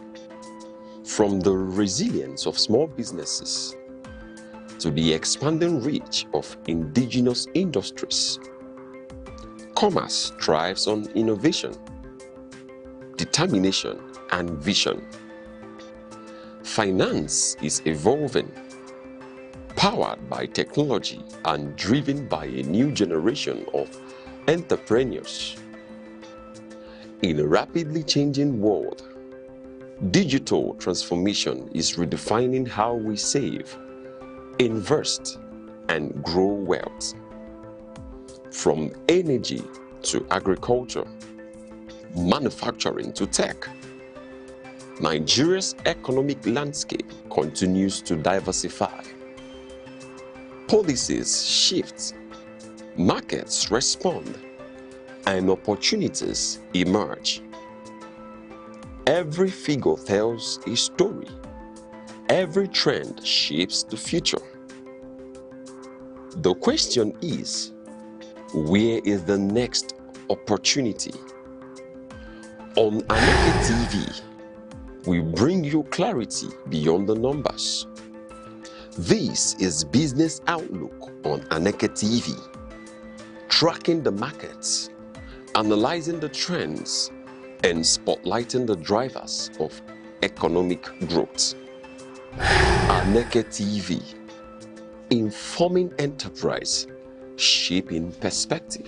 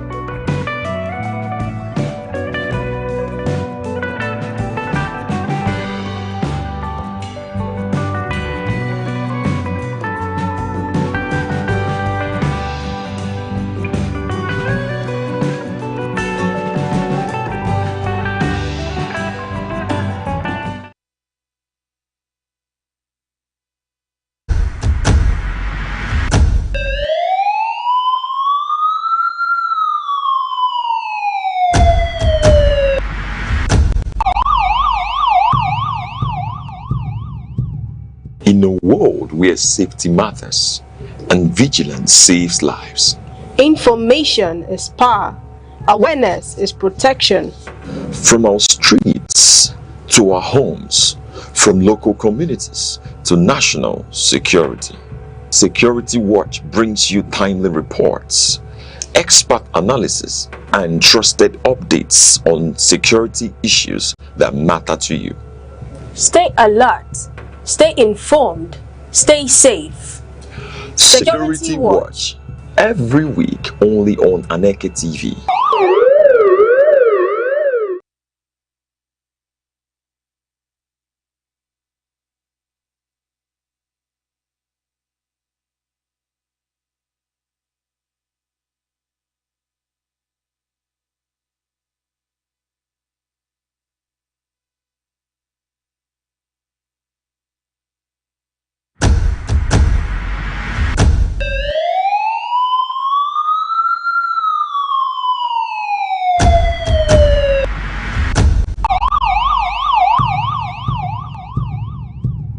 In a world where safety matters and vigilance saves lives.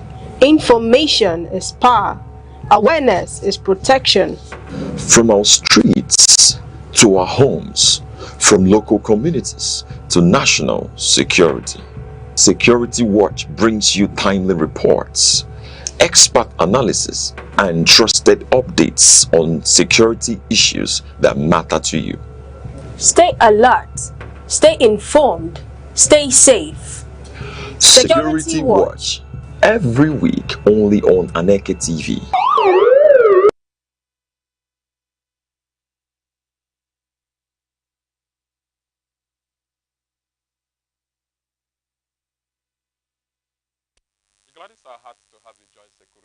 Once again on Aneke TV. It is an enlightenment program that has put in lots of effort to the security of lives and property. It has also identified agriculture as a powerful sector that has helped in safeguarding the lives of man in various forms. You can find us on our socials, our Facebook, our X, our Instagram, and our YouTube, all at Aneke TV. Thank you so much for being there. My name is Chukwemeka Obasi, and our focus for today is on the food security in Enugu State. Permit me to introduce to you a wonderful guest we have on the studio for this show. I have the Honorable Commissioner, Minister of Agriculture and Agro-Industrialization, Enugu State, Dr. Patrick Mwabeze Ubru. He's here with us. You're welcome, sir. Thank you, Chukwemeka.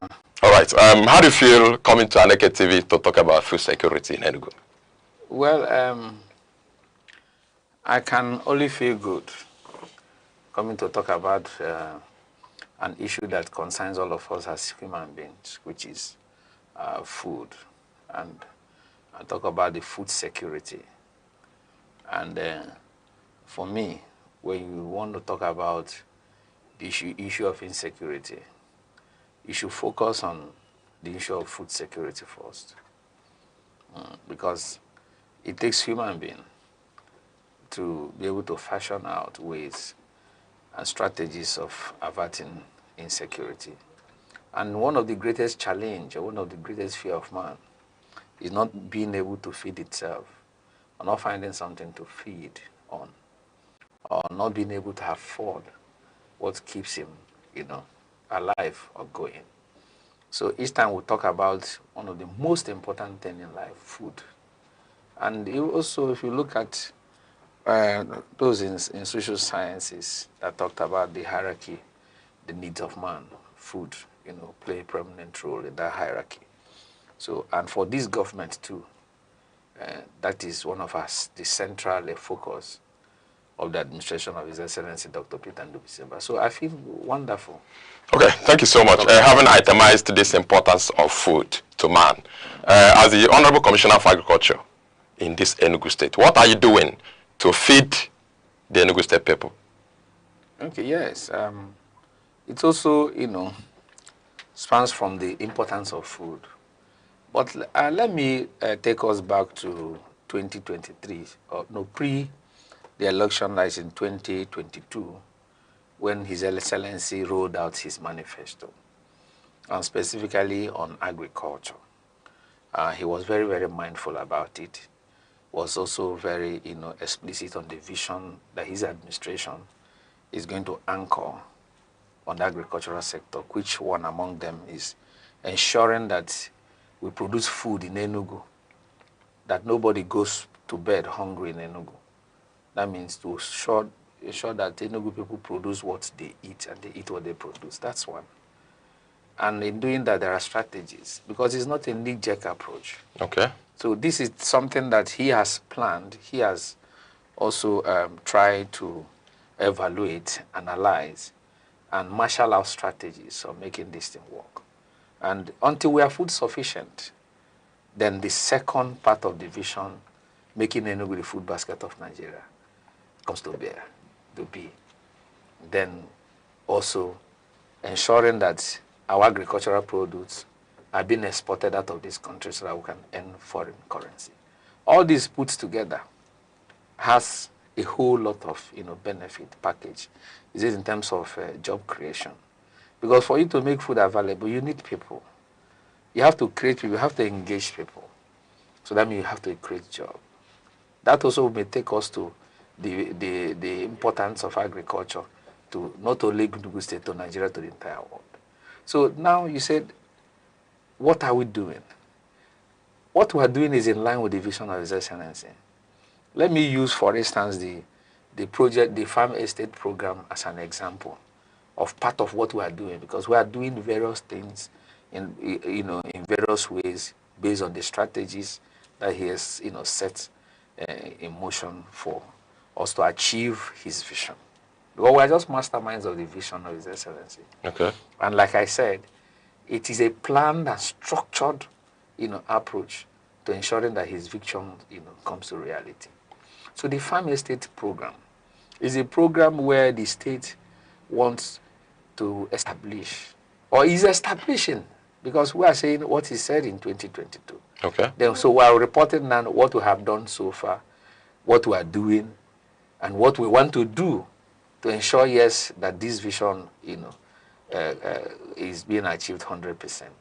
So the farm estate program is a program where the government is establishing one farm estate per electoral ward. So we're talking about 260 farm estates.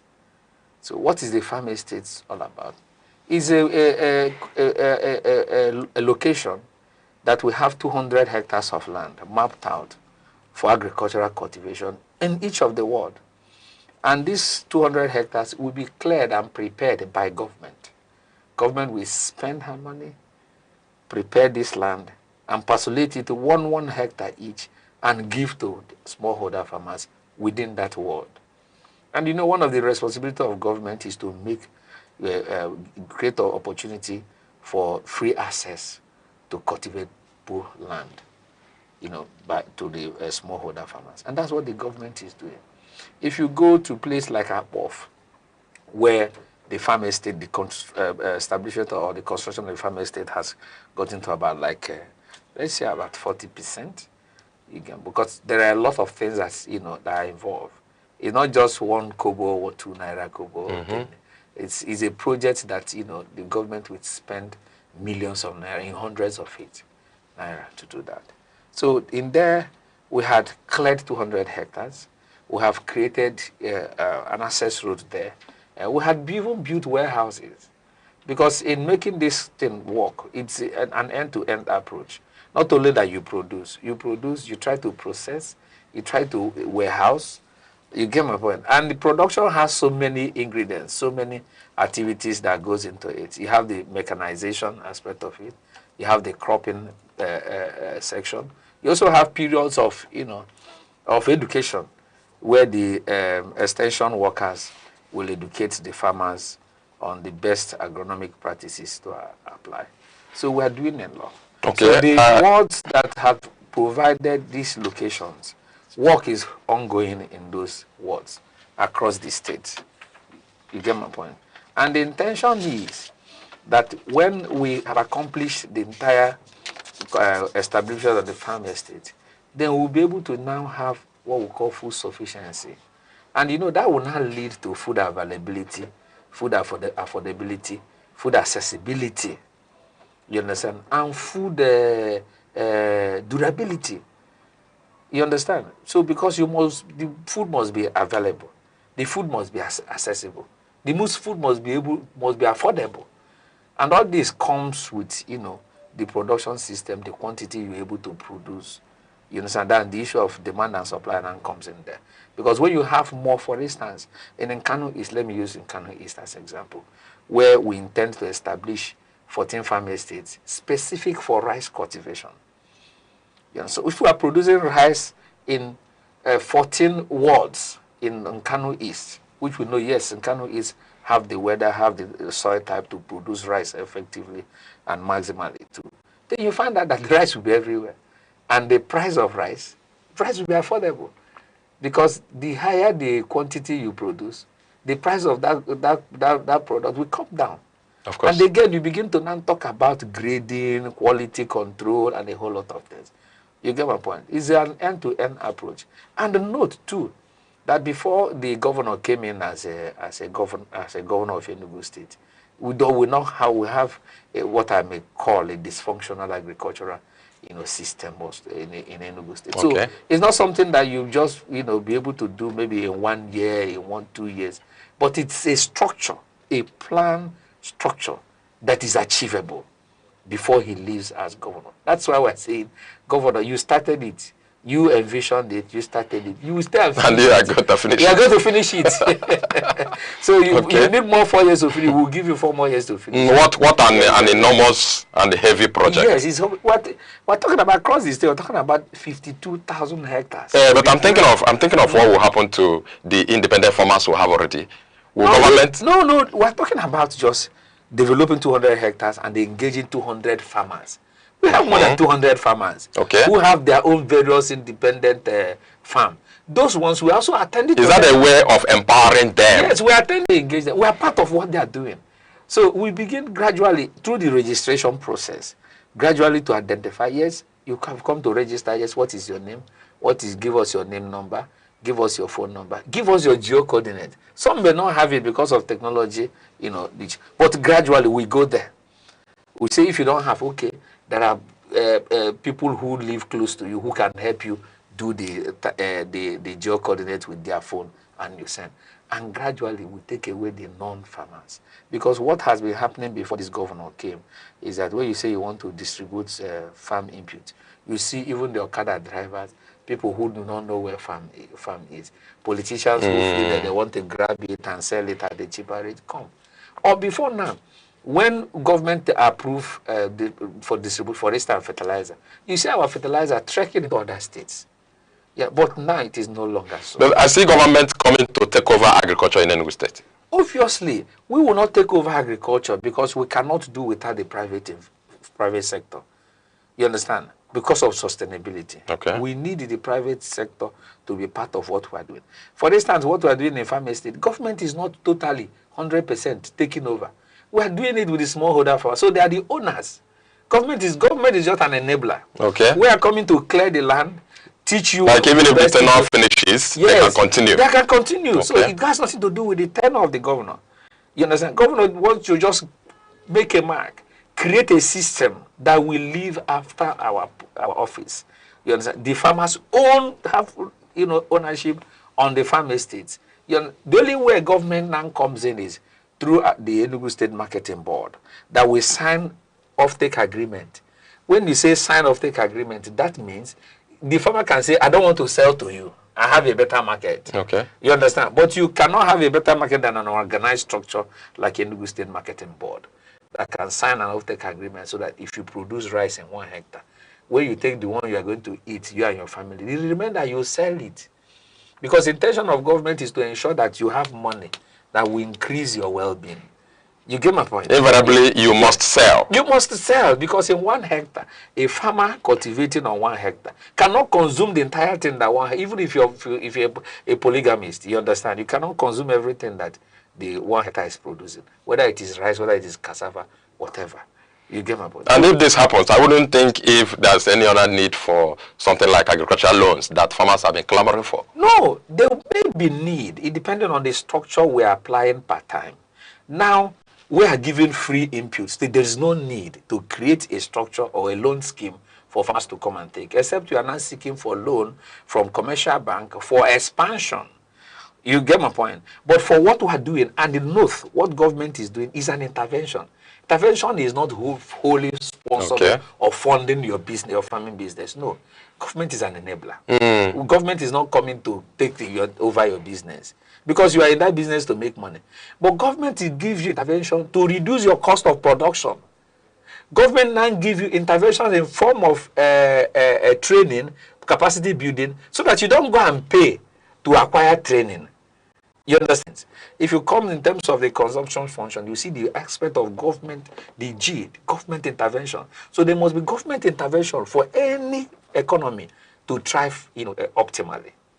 Do you understand? So that's what Enugu State is doing. This will, to a very large extent, solve the problem of food insecurity in Enugu State. Exactly. And I want you, as that goes on, now, to help us so that government provides things like fertilizer, like hybrid crops, like herbicides and other chemicals. It's like you're just reading out what our achievements. You're reading out what this government has already done. Okay. You understand? You and I say, what we're saying is that let us expand the scope. That's why I made a comment. I say, every year, a better year than the previous year. So it's expanding how many people comes into the net of beneficiaries. You understand? So that's why we're expanding. Last year, when we started, we distributed about 15,000.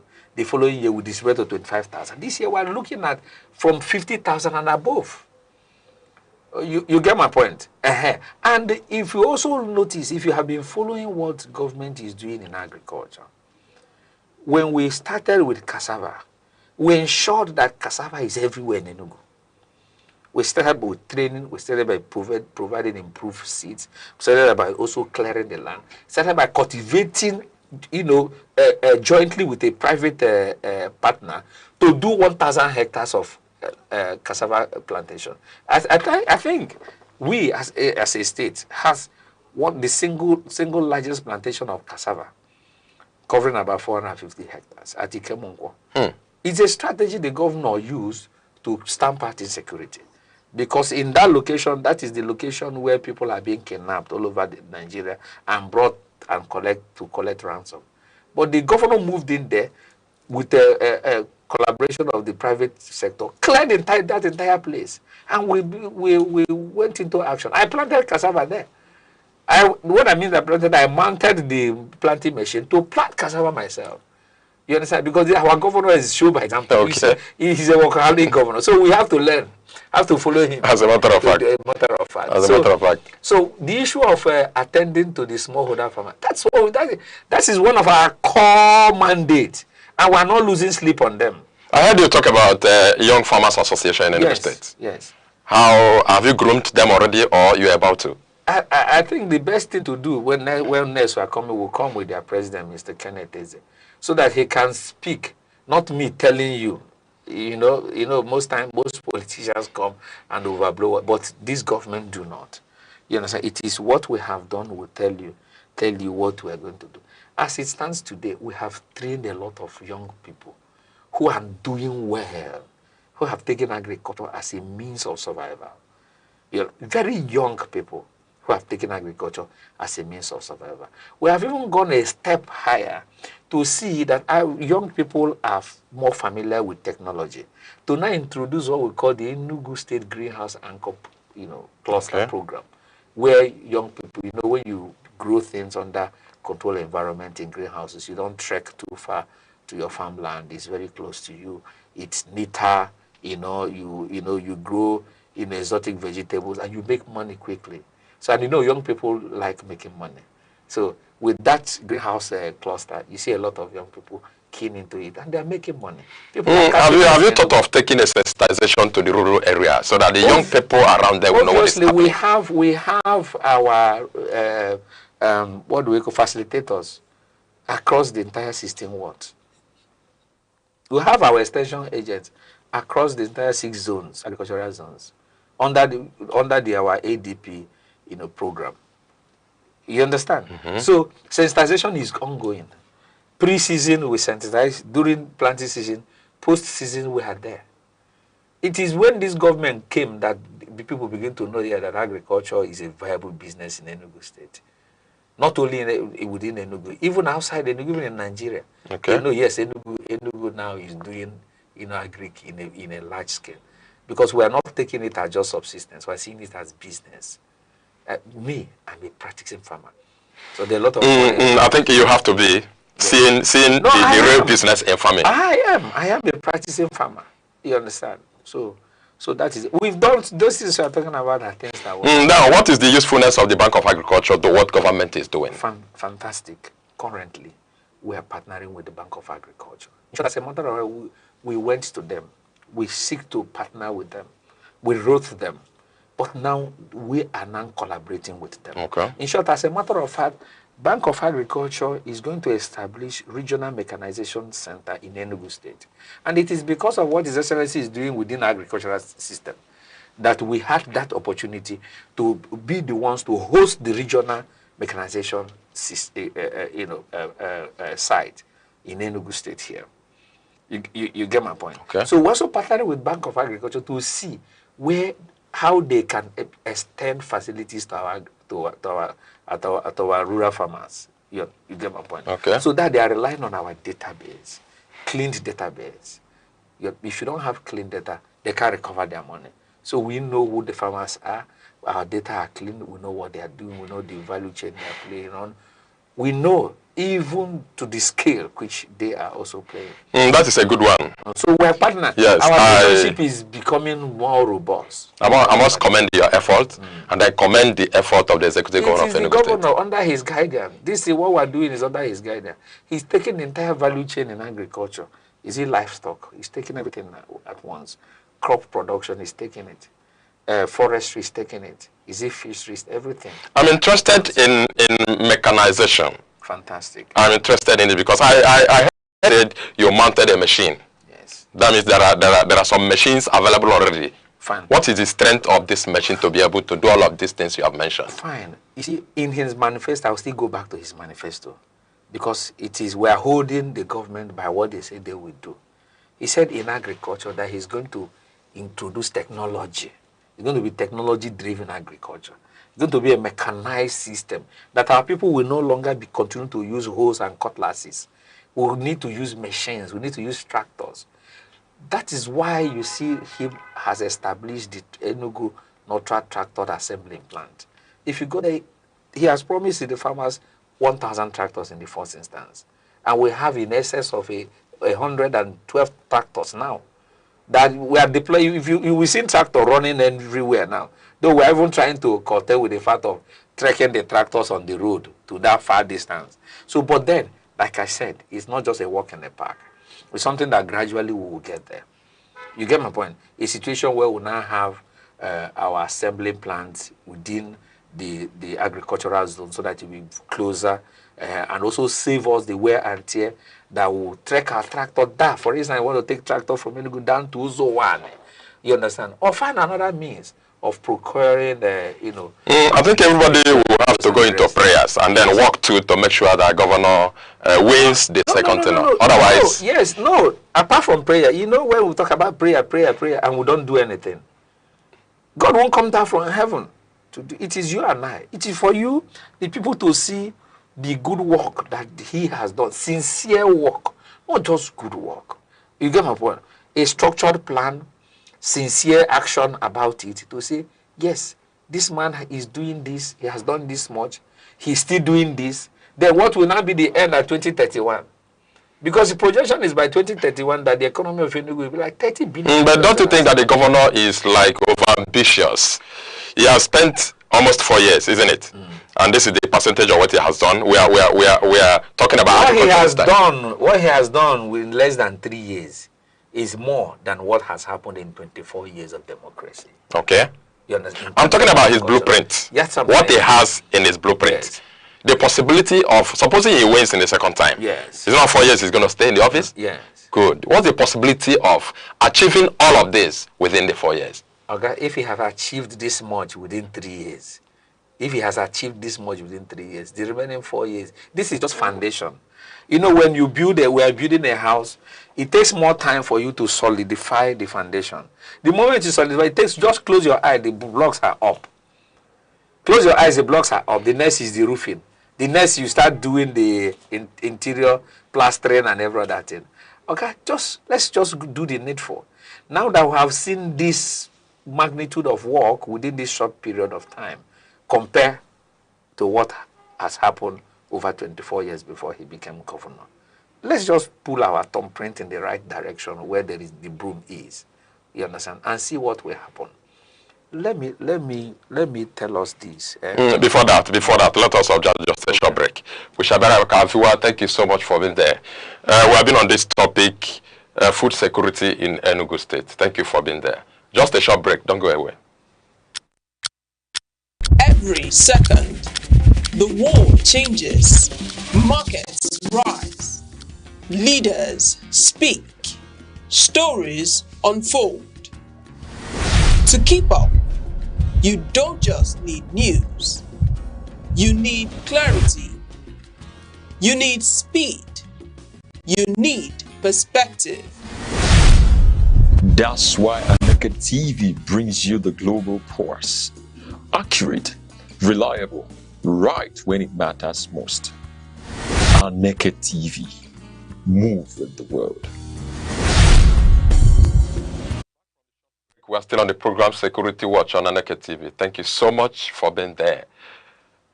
Back from the short break, I've been with the Honorable Commissioner for Agriculture and Agro-Industrialization, Enugu State, Dr. Patrick Wabeze Ubru. Thank you so much. All right, before I went on the short break, I was about asking you what I think is a very important question. You know, this is rainy season, and anytime it's raining consistently, farmers are always happy. Have you discovered anything that has always been the challenges of farmers? Okay, yes, we did discover the challenges of farmers. Like I said, the issue of access to land has been taken care of by the strategy of His Excellency to establish farm estates across the 260 wards. So we're not talking about the effect of climate. How would farmers know that the first rain is not the best time for rain for you to go and start putting your seeds on the ground, because they will obviously die. So we said, yes, it is also good, since the SLSC said, yes, he's going to introduce technology. He mandated us to collaborate with NIMED so that we solve the issue of, empowering the farmer with the knowledge of the rain pattern. Okay. You understand? Okay. So that you know that if you are a farmer in Ogo, you know the time to plant and time to stop planting and time to start harvesting. These are digital farmers now. No, even not digital farmers, because these things are very simple. We have it in Igbo, we have it in English, we have it in Pidgin. You understand? So you don't need to go to school to know that you are not supposed to plant when the first rain comes. That you wait for 1 or 2, 3 rains. You understand? The offset period. You don't need to. It's supposed to tell you, with the collaboration with NIMED, exactly, that this is what you're going to do. And His Excellency marched us out there to go to all the senatorial districts and educate our farmers. We created a system where we train the trainers in terms of climate, you understand, so that they will know the effect of climate and the whole world of them. That's one. That lets me know, maybe. Again, the problems of farmers are those who plant dead seeds. Okay. You understand? Because if you plant dead seed unknowingly, plant dead seed unknowingly, you will harvest nothing. And you think that the witch in your village is disturbing you. There is no witch. So that's why His Excellency has established a seed testing lab in our ministry. So any seed coming into Enugu for us to distribute to our farmers are, being tested so that we know the potency and the viability of such seed. So we also have seed gallery where people can come and buy seeds, different types of seeds, tested seeds. You get my point? So if you're a farmer and you want to go into maize cultivation and you get seeds that the ministry have certified, you understand, with all the statistics shown to you, on inquiry, shown to you, you will now know, yes, if I plant this, I can achieve 80%, I can achieve 50% of my harvest based on the fact that these seeds have been tested, they are not dead seeds. Again, too, we also notice that some farmers, because, before now, when we have luxury of land, You know, our farmers practice the shifting cultivation agricultural system. But now there are, you know, because of the use of fertilizer, people keep farming on one particular soil year after year, and the soil will gradually lose its potency, and the farmer will not know. Okay. You understand? So we're beginning to now teach the farmers, let us test the soil. Let us also try to use other materials, biological materials. You understand? To see whether we will rejuvenate the soil. So currently, we're having demonstration farms across the local government. You understand? To come out with the best. The whole 17 local governments The whole in Enugu 17 State. local government will have demonstration farms. I think the report will soon be out. They gave me a temporary report last week about how well the crops are doing well by the use of biological MPK. You understand? And it helps us to rejuvenate the soil. That doesn't mean that we are stamping out the use of the normal inorganic water. You understand? It is gradual, because also the yield on this one will also be stated so that we can compare them. But the most important thing is that if we continue to use inorganic materials on those, we'll lose we'll lose our money. Okay. You get my point? So we're beginning to teach farmers, because knowledge is power. If you don't know how to apply what you're doing, how to apply fertilizer correctly, you will not get bountiful harvest. So those things, issues of farmers have been identified gradually, and we are solving them gradually. And again, for us to also make it quick, like I said, more people are coming into agriculture. More people who are learned are coming into agriculture, especially the youth.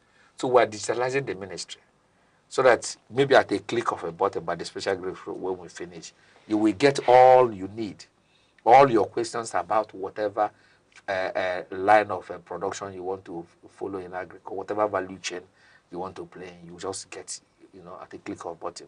But we'll get there. Okay. That's one of the promises of His Excellency, and we'll get there. Okay, I expected you to take the challenges of the farmers to an area I was looking at as one of the bases of their problems, which is the issue they have always had with the herdsmen. Most times before now, farmers have always labored in vain, because at the end of the planting season, at some stage, the herders will come in and vandalize everything. Fantastic. You see, the issue of the farmers and the herders is not just peculiar to Enugu State. Of course. Peculiar to the farmers in Enugu State. And that is one of the reasons why the farm estate program is there. Because in the farm estate project, we are fencing the 200 hectares. Okay. You can imagine when government is taking that burden to fence the 200 hectares, so that cattle cannot just easily gain access to those places. But beside, the state is building an ultra-modern, world-class livestock development center. With the completion of that center, the issue of anti-open grazing law that has been passed into law in Enugu State will come into enforcement. You get my point? It's not just, when we talk about this issue, it's not something we just go, and no. You have to be strategic. You have to also make provision where those cattle can, if they come in, you say, don't trek your cattle on the road, take them from truck and take to this particular location and keep it there. They will have opportunity for you to feed your cattle, because, people will now begin to grow grasses. It become a commercial business. People will grow grasses and sell grasses to cattle rearers. That it will stop. In developed countries, you don't see cattle move up and down. Do you understand? So the government is not sleeping on the fact that there are issues within between the herders and the farmers. But now, what is the strategy that is being employed to, mitigate against that? Okay, that taking. I looked at the primary functions of the Enugu State Forest Guard as keeping both our forest and our farmlands. Is there any way you have synergized with them on the aspect of securing these farmlands? Fantastic. That was on Monday. The commandant of the Forest Guard reached out to me to inform me that he has deployed 20 men to Songhai Farm. Songhai Farm is a moribund farm that His Excellency is rehabilitating at Eziago, Obinofia Ndiono. You understand? That farm will help the state to reduce dependency of food or food importation from outside the state. So the forest guard commandant just deployed about 20 in the first instance, you know, to Songhai. The same is also going to happen at Nkano, where we're building the Enugu Livestock Development Center. The same will also happen, you know, in all our farm estates, you know, forest guard, because that is their responsibility. Okay. Also, apart from guiding our forests, is also guiding our farmers, you know. And we're also, you know, telling farmers too that most times security is not just waiting for government all the time. You understand? You know, those days, there are ways in which our local communities organize their own security within themselves. If they are going to farmers' farm, they will go together with some able-bodied men, you know, to make sure that nobody attacks them. But then the question is, when you leave the farm, what happens?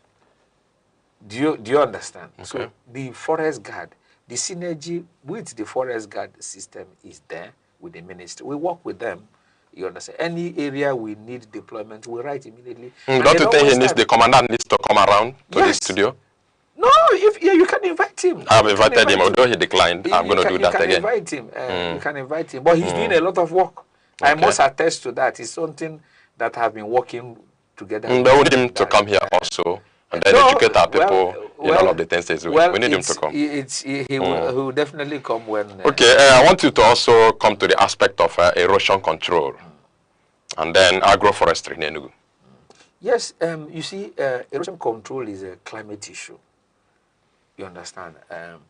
And climate issue, that's a, what they call, yes, climate issue. And you know, most times, climate issues are caused by human activities. So anomalies within the climate system causes erosion. Okay. I remember that wike cashew is, you know, almost grown everywhere within Eziago, that's where we have our cashew plantation. Okay. Was that the then government of Emayobara used cashew as, you know, as a crop to control erosion. Yes, because of the way Amana is grown there. So erosion control is something that has to be dealt with. You understand? On specific place, because Enugu do not have that problem of erosion much. Only when you go towards Ude, that's Oma Bay side, you now see where you have, you know, the challenge of erosion. You get my point. And we have the agency, New Map, that is also handling that erosion issue. You get, so if we have areas where erosions are prone are disturbing our farmers, we go to New Map and plead with them to come and help us. But then, we also educate the farmers that when you are doing if you have issue of erosion, plant some specific tree crops that will help, you know, control erosion, like cashew. You understand? And that is where the agroforestry then comes in. You get my point? Okay. Because it's a climate issue. Okay, that's taken. Not just even erosion. There are a lot of other things. Even droughts, all of the other things that are caused by, you know, climate vulnerability. Okay. I would like His Excellency the Governor to also remember that is also important. No, definitely. He's not sleeping on any of it. Because it's just like the entire body. If the eye has problem, the hand won't function well. Of course. So he's not sleeping on any of this matter you are talking about. If you go to the new map, he's also, you know, funding new map. He's also funding some other development agencies that are supporting the state to, you know, function effectively. Okay, you and I know that we are in a rainy season now, the peak of it. And before you know it now, dry season will come around again. And then now that we have a lot of water, and water is not our problem, let me put it that way. Now, by that dry season that is about to come, do you have any arrangement for irrigation facility to be able to sustain? Obviously, you see, why most times you see me go back to our farm estate program is that there is opportunity for irrigation facility. But also beside that, there are farmers who plant during dry season. within along the water coast where there is availability of water. We started providing them with solar pumping machines. We did that in 2023.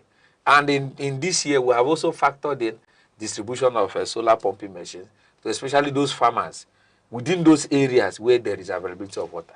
Then come to Uzowani, the other rice, where we have irrigation facility. The Excellency has rehabilitated the irrigation canal of other rice, spanning over 1,500 hectares.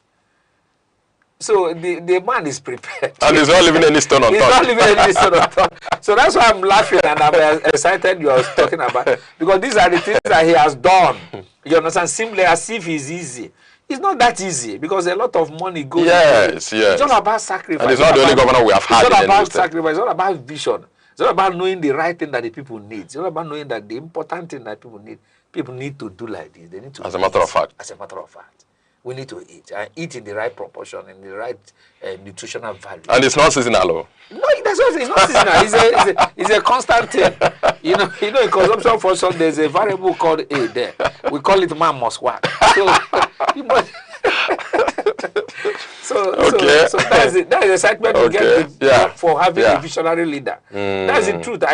I'm not an agriculturist, but I learn from him. You know, that's why when I go freely because I know, yes, I have a good teacher who is doing the right thing. And he's sure he's working. You get my point? Yes. Okay. Having the background of the fact that man must work and it's on daily basis, it doesn't have season. Yes. Is there anything you are doing on the aspect of storage? Yes. Storage is a problem. You understand? You know, you have to produce first.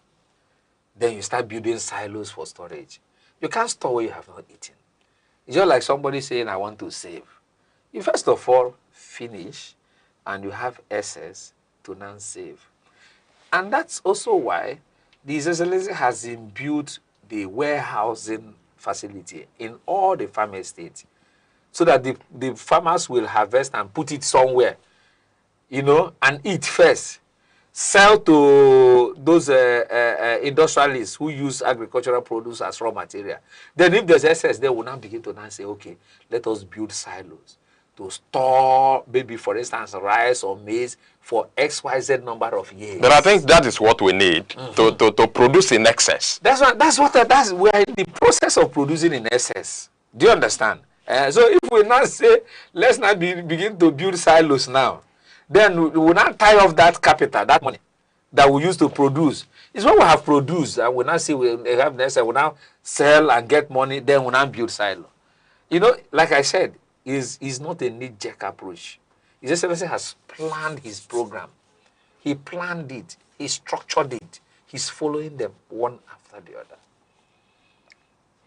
I want to take you back a little bit to the Young Farmers Association of Enugu State. I know that is an aspect of agriculture that is meant for the young people. Do you have age limit? No. See, if we begin to now say you have age limit, my brother, you don't know when I was born, right? I don't. So is the way you can be very young and also old. That's my own perspective. You can be young and old. If you belong to the Young Farmers Association and you feel that you want to learn from them, you are young.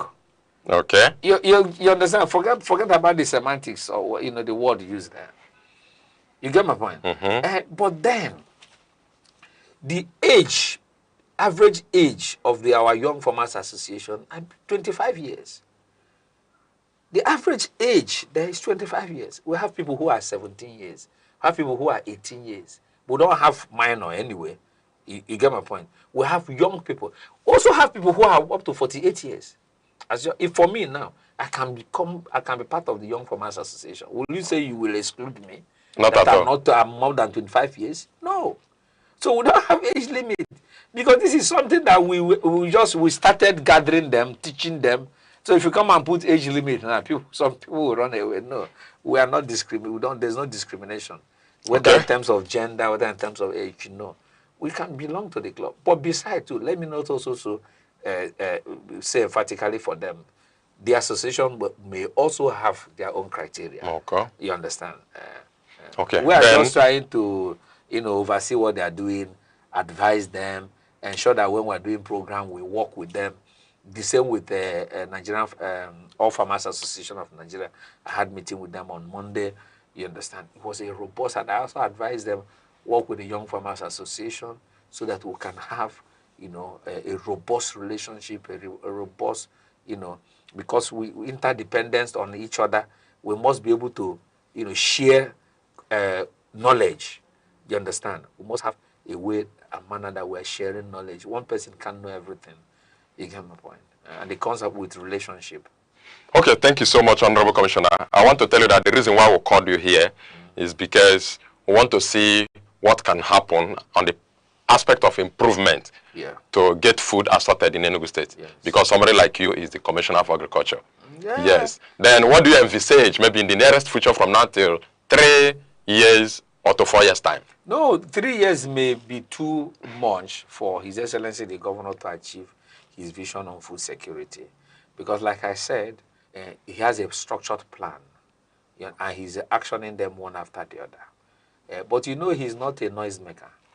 He wouldn't just hit one nail and go and begin to make noise that I've hit one nail. You understand? So I will tell the Enugu to expect, you know, a better agricultural sector system, a productive one too, one that also will you know, help in reducing insecurity through improvement in food security. You understand? Creating a lot of jobs for our teeming youths and women. A lot of a system that will also bring in a comparison between the way Enugu do their own agriculture and the almighty Israel. You understand? That is small but mighty. You get my point? Because we are now adopting, you know, technology, you know, innovations in our agricultural endeavor. All right, thank you so much, Commissioner, once again. You can see we didn't do anything on the aspect of the livestock farming, and that will be for another day. But I have also mentioned it. You mentioned that you need to delve into it properly, but not immediately. Time does not permit us. Spend 15,000 heads of cow in a particular location. We'll break it down on the next episode of this program.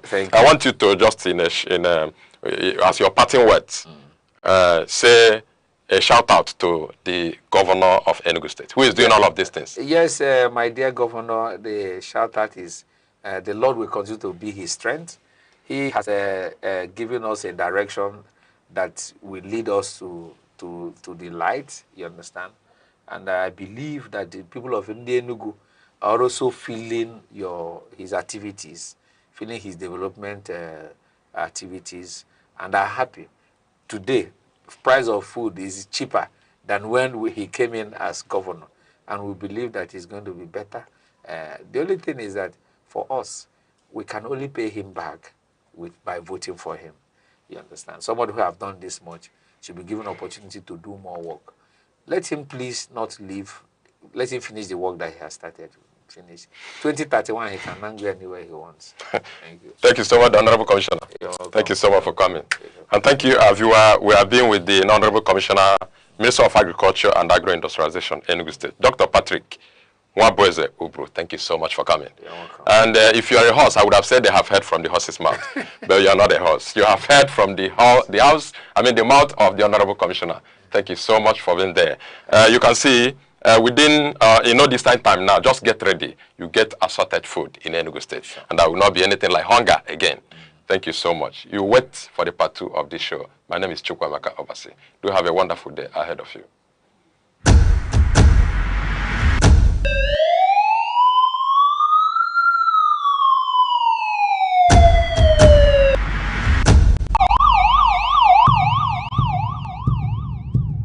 In a world where safety matters and vigilance saves lives, information is power.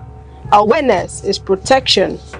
From our streets to our homes, from local communities to national security, Security Watch brings you timely reports, expert analysis, and trusted updates on security issues that matter to you. Stay alert, stay informed, stay safe. Security Watch, every week only on Aneke TV. Security is not just police on patrol. It is safety in homes, schools, markets, and mines. Without it, progress is impossible. Be alert, report danger, support community watch. True security is collective responsibility.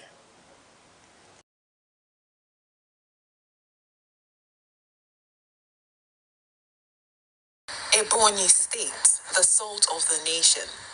Located in the heart of southeastern Nigeria, is a story of transformation, resilience, and pride. Created on October 1, 1996, by the administration of General Sani Abacha, the state was carved out from parts of Enugu and Abia states. Its capital, Abakaliki, has grown from a quiet provincial settlement into one of the most rapidly developing urban centers in the region.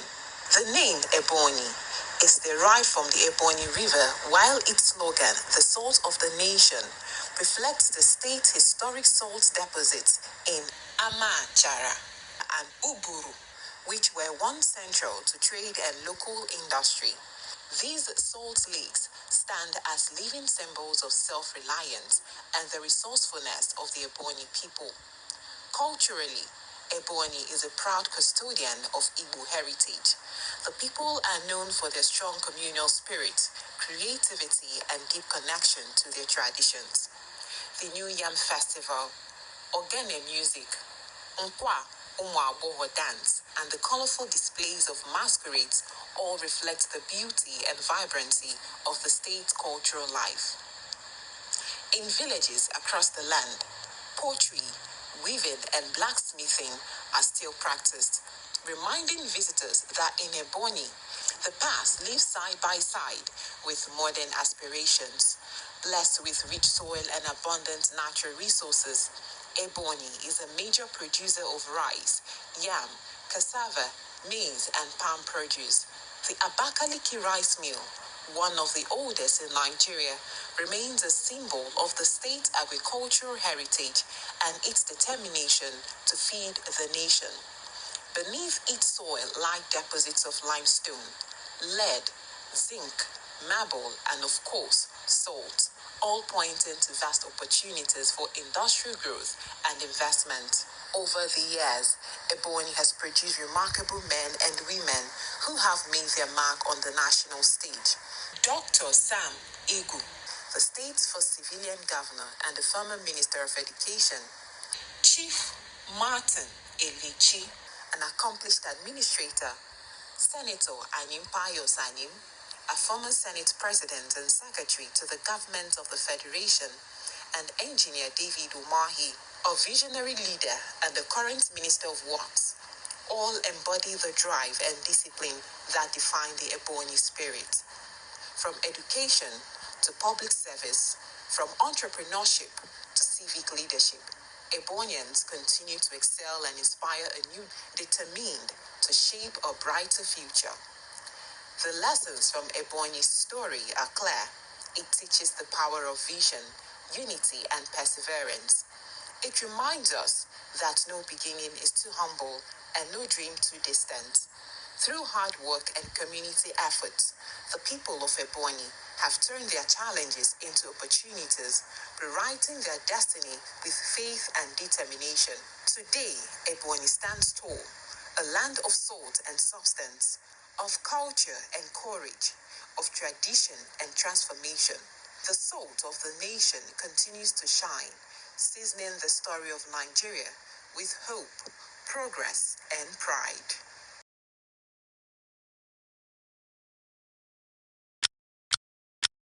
Every second, the world changes, markets rise, leaders speak, stories unfold. To keep up, you don't just need news. You need clarity. You need speed. You need perspective. That's why Aneke TV brings you the global pulse. Accurate, reliable, right when it matters most. Aneke TV. Move with the world.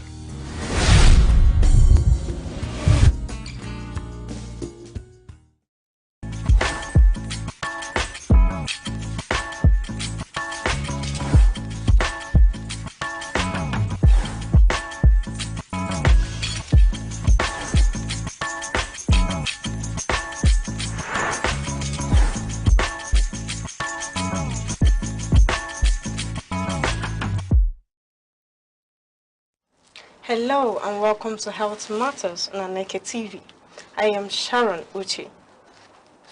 Health is often described as wealth, yet many conditions that affect our well-being are preventable, manageable, and better understood with the right information. Health is not only physical, it also includes mental and emotional well-being.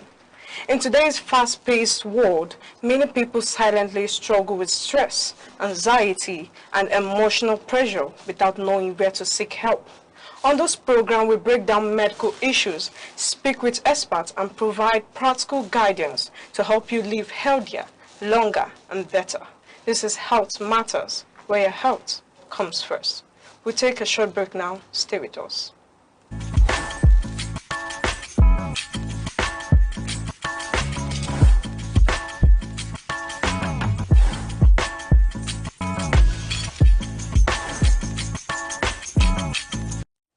Welcome back. Today on Health Matters, we are focusing on an important but often misunderstood aspect of well-being, mental health. Mental health affects how we think, feel, behave, and relate with others. Yet in many communities, it remains misunderstood or overlooked, with some people wrongly associating it with weakness rather than recognizing it as a medical condition. As a result, many individuals do not get the help they need early enough, which can worsen their condition. However, with proper understanding, care, and timely intervention, most mental health challenges can be managed effectively. Our focus today on this episode is understanding and managing our mental health.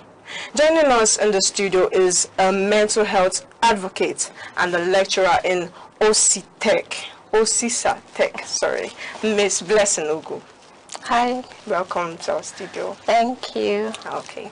As we said, we are discussing on the topic, understanding and managing our mental health. And when we say mental health, is as Nigerians, we normally have this picture of somebody on the road roaming with tattered clothes and deaths everywhere. Yeah. So we would like you to dive into this discussion. But before then, we'd like you to kindly introduce yourself and the area of expertise in your area of expertise in mental health. Then briefly or expatiate what mental health is. Okay, so my name is Blessing Ugu and I'm a mental health advocate. So I started an NGO, Live and Thrive project, which we have outreaches and we have people that share their stories, and a lot of people go through mental health issues.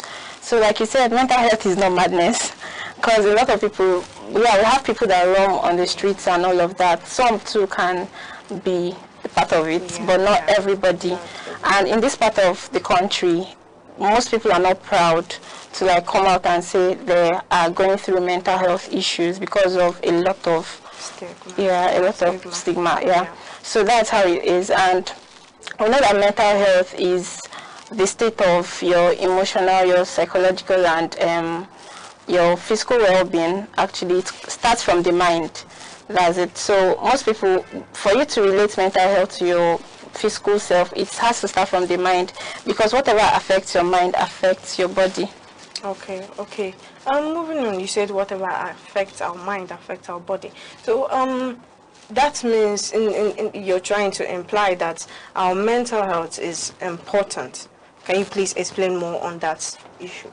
Okay, so mental health is very, very important to everybody, to a child, to an adult, a professional, an old person, and a young person in this country and outside this country, because most times, if your mental health is not in check, you notice you as a professional, when it comes to work, you won't do things how you're meant to do it.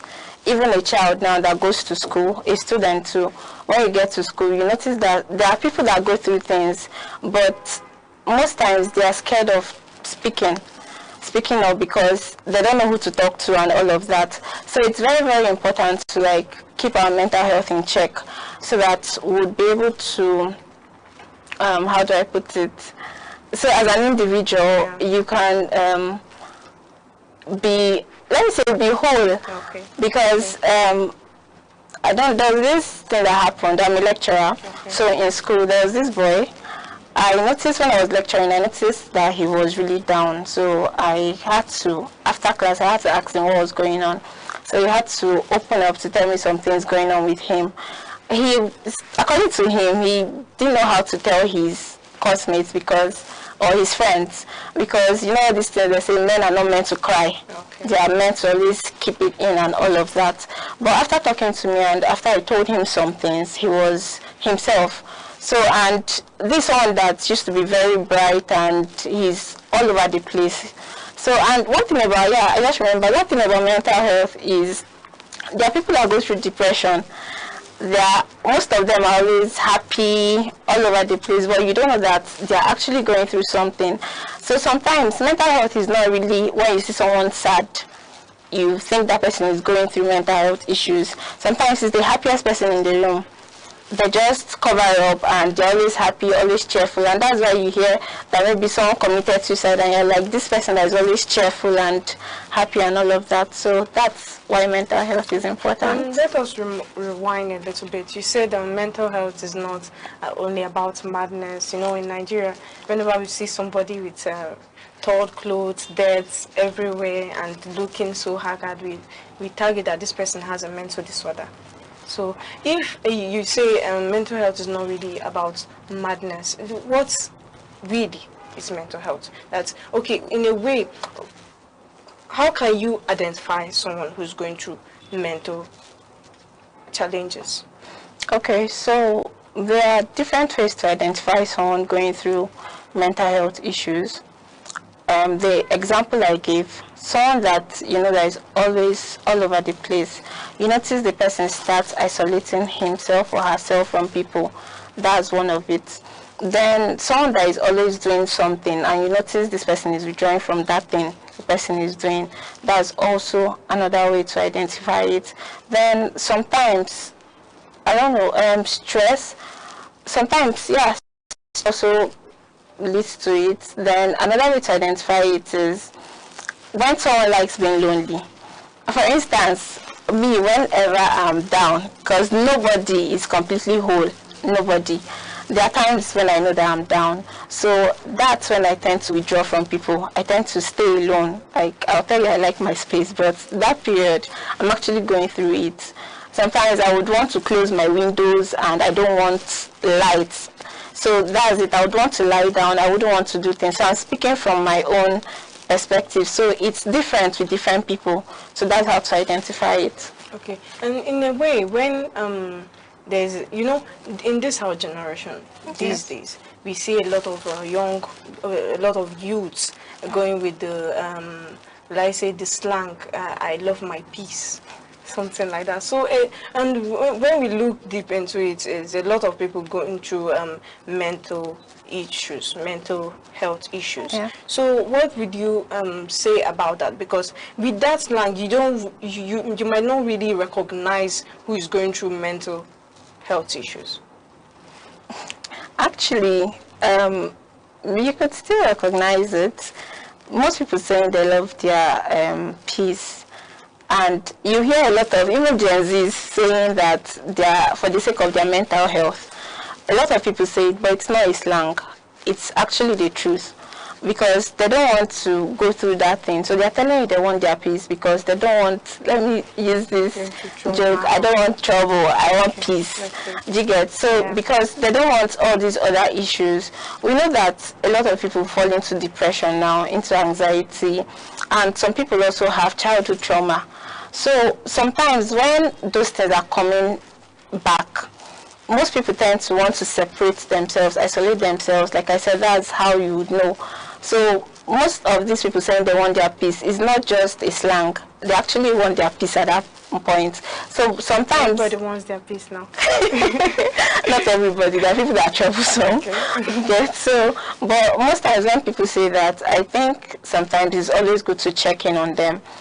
They don't say it for you to like give them space. Some people actually want that closure for you to talk to them too, and to know how they're really feeling. But you know one thing about us Nigerians, when you ask somebody how are you, everybody tends to say I'm fine. But when you genuinely ask someone how are you, either the person breaks down in tears and starts telling you this is what is happening to me and all of that. So sometimes when someone says I want my peace, either you push to know what is really going on with the person, or you just give the person time. The person will still come back and tell you this is what is happening. Okay, so how common do you think mental health challenges are in the society today? It's very, very common. It's very common. It has always been there. So the thing is, we were not really exposed how we are now. And the past generation, I'll put it that they endured a lot. Our mothers, our fathers, they really endured a lot. So mental health is something that it's common. It's everywhere. Because we have, most people have pressure from family that tends to lead to them having depression, them having anxiety. Some people just see our country, Nigeria, most people don't have jobs. People that have graduated for years and all of that. So it's common in every aspect.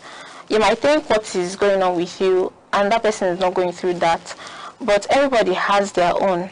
It might even be that this person, his or her own problem is at home. My dad wants me to get a first class. And you're saying that your result is poor, and you know there's nothing you can do.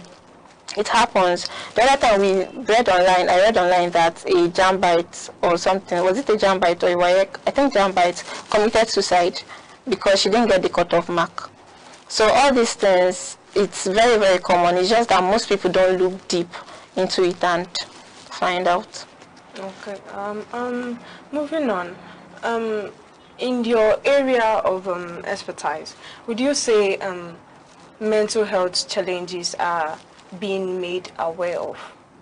Like in the sense that people really know what mental health challenges means beyond just madness and every other thing? Yes, I'll put it on now. People know. Or like before. Let's say back then, before 2020, I'm not sure, or 2015, I'm not sure a lot of people knew what.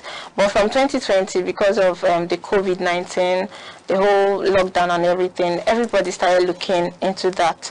So people actually know what mental health is. Okay, are there signs, are there symptoms, for instance, when it comes to, because I've heard somewhere where they say that forgetfulness or zooming off when you're having a discussion with somebody is part of mental health. It's not just something normal, because a lot of people usually say, oh, I'm an introvert, so I can be talking to you, at the next thing my communication level drops and I don't want to talk to you anymore. So is that part of symptoms or signs of mental health? Yes, it is. Most times you feel you're sitting with someone and talking with a person, but it's not really like this thing we say, body present, absent-minded. It's not really like that, but it's related to that.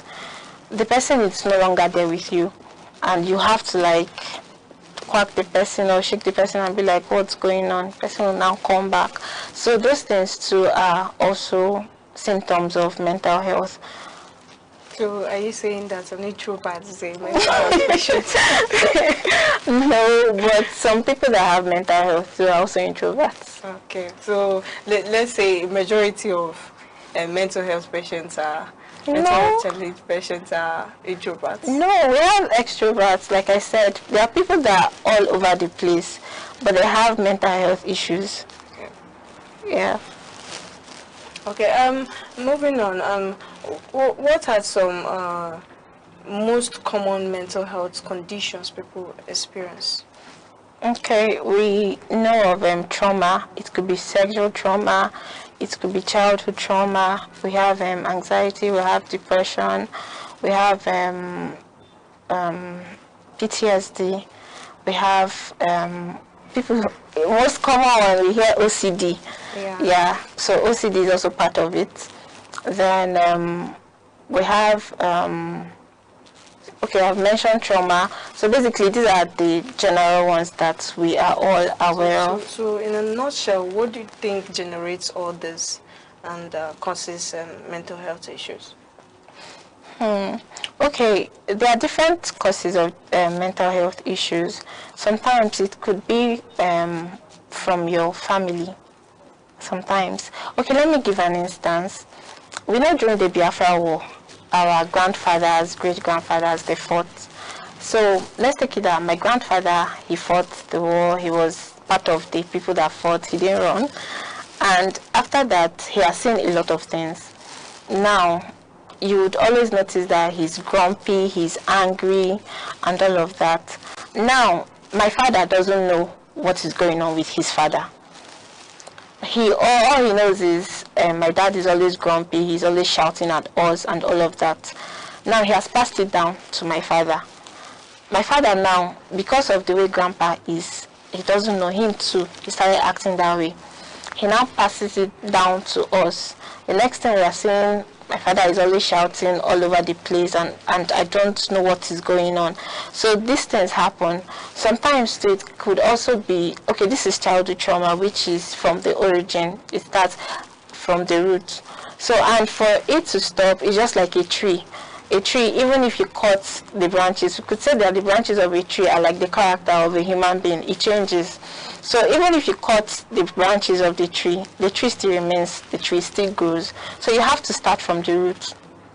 And one thing people fail to realize is to acknowledge that they have an issue. Sometimes people have anger issues. It's not like it's from them. It's from the environment they came from. It's from their father, their mother, or how they grew up and all of that. While some children, their parents were always flogging them while growing up and all of that, so they are used to pain. They just want anything pain. Okay, I would share this. There's this girl I met. I'm sharing it because she said I could always use it. I don't disclose people's stories like that.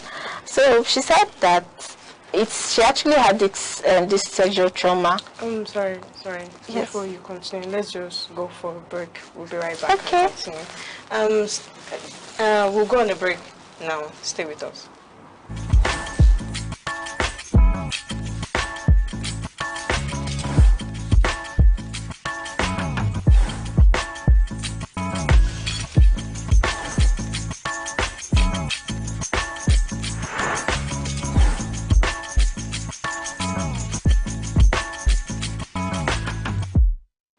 Welcome back, and we are still you're still watching Health Matters on Aneke TV, and we're still discussing on understanding and managing our mental health with Miss Blessing Ugu. Sorry. So let's get back to what we were discussing, although we don't have much time. Yeah. Okay, moving on.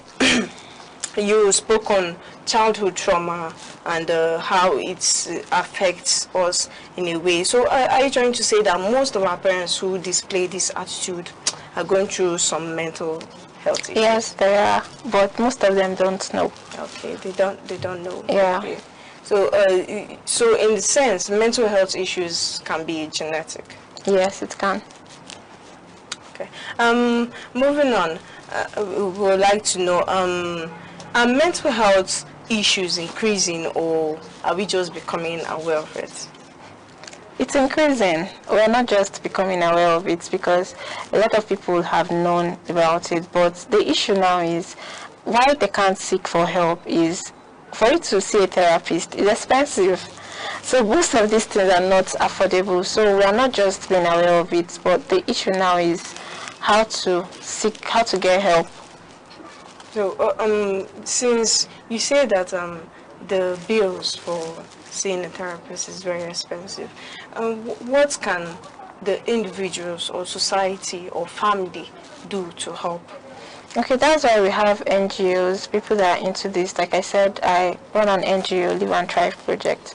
So we have some therapists and some psychologists that do these things free. They just decide to volunteer and do it free. So there are other NGOs too that are into mental health and that people can always check out. Okay. In the sense, you said, let's go back to the trauma and childhood trauma and everything. Yes. Does it mean that mental health issues come with age? No, it doesn't. Do they affect us regardless of our age or regardless of gender or anything? Can you please explain that? Yes, mental health does not discriminate regardless of your age, your gender. Discriminate the people. Yes, but it doesn't discriminate for anybody. If you're 10 years, if you're 15, if you're 20, 100, it's the same thing. And is okay, you still speaking on trauma, is it a major factor in mental illness? I don't want to say yes that it is, but it is. It is because why most people are the way they are, it's because of their environment, how they grew up, and all of that. So I was still talking about the girl that she said while growing up she was abused, and that was a police officer. They lived in the barracks, so a police officer abused her. He would always flog her before he tries to like do anything with her. So it's made her, any relationship she's in, she will tell the person to like flog her. She wants the person to inflict pain on her, and that's a different one. So it affects us. Then imagine a place where a boy grew up saying his dad beat his mom. He will take it as his right that hence he's in a relationship, it's normal for him to beat a woman. So in the sense it affects our decision and our yes, it does. Okay. Also, apart from that, are there some lifestyle choices that affect our mental health? Yes, there are. Something like drugs. Yeah, we know that a lot of people now go into drug addiction and all of that. Then I think poor sleep too affects it. Poor sleep and sleep affects it. Then stress too affects our mental health. So basically, this, and we have a lot more. Okay, well, let us talk about isolation. Do you think no, most people say isolation is good most times. Some people say it's bad. So what would you say about that when it comes to our mental health? It depends. It depends actually. I said something that sometimes the happiest person in the room might actually be the one going through it. Person might always be everywhere, social butterfly and all of that. While someone that likes his or her peace, wants to be on his or her own, might not even be going through it. So that's why I said it depends. But if you notice that someone is going through or has some mental health symptoms that you can notice, if you could notice some of it rather, then what you have to do is make sure the person doesn't stay on his or her own, because the person might tend to start thinking of attempting suicide. It happens. So isolating is not really good, and at the same time it's good. Okay. So when we talk about isolation, how would an individual know that, oh, isolating myself can affect my mental health? Let me use myself as an instance. Sometimes I isolate. I know that I'm going through something, and at the same time I want help, and at the same time I don't want people around me. So it's for the person to acknowledge. That's what I said before. You have to accept that you have an issue.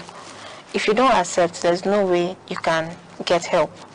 So most people, they isolate not because they want to, but it just happens. They find themselves in that situation, and it takes the help of others to come before they're able to leave that situation.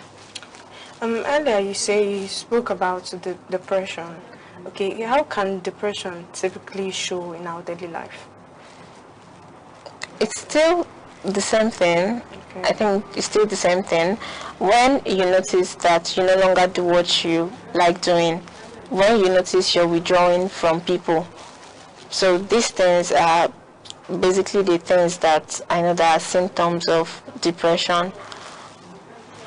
Okay.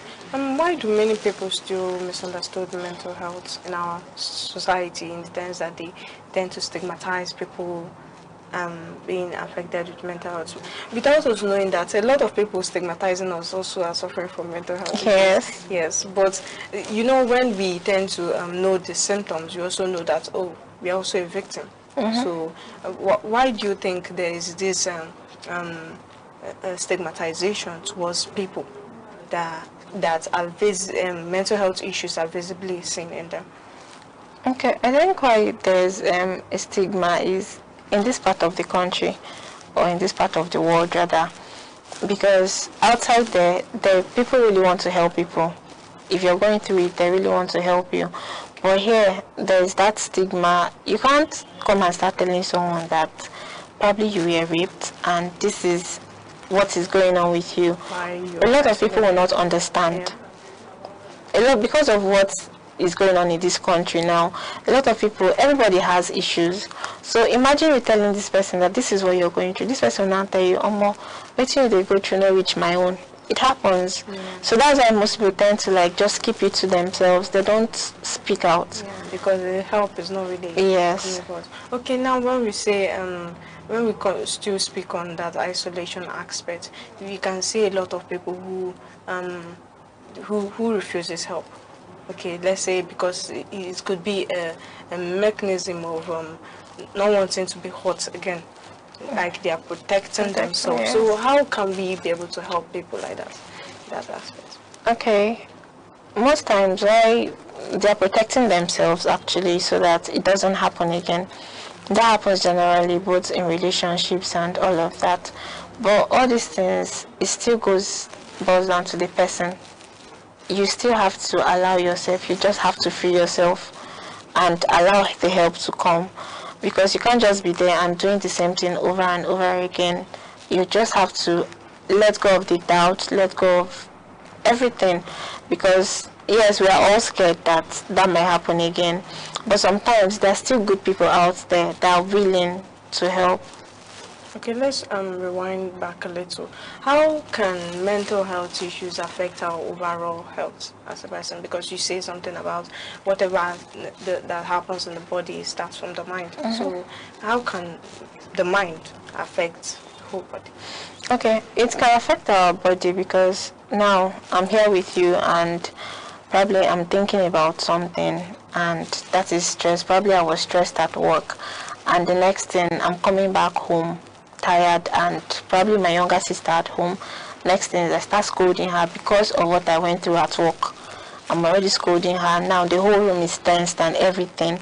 Now it also affects maybe people that have this, it also affects our eating habits too, because you might be stressed and the next thing, there are people that whenever they are stressed, they just tend to start eating sugar. It happens to people. So it happens to the way you relate to people. It affects our relationships actually. Thereby producing more health issues. Yes. Okay. Since you just gave us a practical symptoms and signs of mental health issues, what are the first steps to take when these signs have been noticed? First is acknowledge it. Okay. Acknowledge that you have it. That's the first thing. Then speak to someone. There's always someone that is willing to listen. So you speak to someone that's seek for help. You speak to someone, and from there, because there are different ways you could seek help. Now, that's why it's also good to seek help from professionals, because when they see what you're going through, they need to know if you need medication. Because, we have some antidepressants that people take, people that are depressed take. So they need to know what is actually wrong with you before they can help you. Yeah, before they can help you. Yeah. So moving on, what are daily habits that help improve our mental well-being? You already state out the habits that can affect our mental well-being, which you said it can affect us and our eating habits and every other thing. So what are habits that can help improve our mental well-being? Okay, like things that can help us when I think associating with people, being in the midst of people, that's one, having a social life, it helps. Because when you're in the midst of people, you tend not to start thinking far, start going crazy actually. Then another thing too is exercising. Exercising helps a lot. You see people go to the gym, people that go for a walk and all of that. Exercising helps. Then sleep helps. Having a good sleep, it also helps. So yeah, reading too helps. It helps it helps our mind too, the way we see things and all of that. Then I think traveling too helps. So there are different things that help people there are different things that make people's mental health better. So I think it depends on the individual. Like someone like me, I love when I'm in the midst of people. It helps me a lot. That's it. Then I love reading too. It also helps me. Okay. Okay. What are simple ways people can use to protect their mental well-being or mental health? Okay, so it's knowing where you are. For instance, if your environment is toxic, run, leave the place. Because most people tend to stay back there because they feel that they won't get a better place. It's just like your job. Some people will have toxic bosses and all of that, and they feel they just want to remain there. I saw online one lady, she works with a bank. She committed suicide at work. Yeah, I think it was a microfinance bank or that. I can't really remember. So if you're in a toxic environment, just try to leave the place. So though you say the mental health issues can affect anybody regardless of the age, but when we look at our generation these days, it's mostly on youths, on young people. You see a lot of suicide, you see a lot of killings and everything due to mental health, due to trauma or stigma or any other thing. But how can young people protect themselves from emotional pressure and social media stress? Okay, so one thing about social media is I think young people are more open to social media pressure because social media is not real. Most of the things you see there are highlight reels, they're not real life.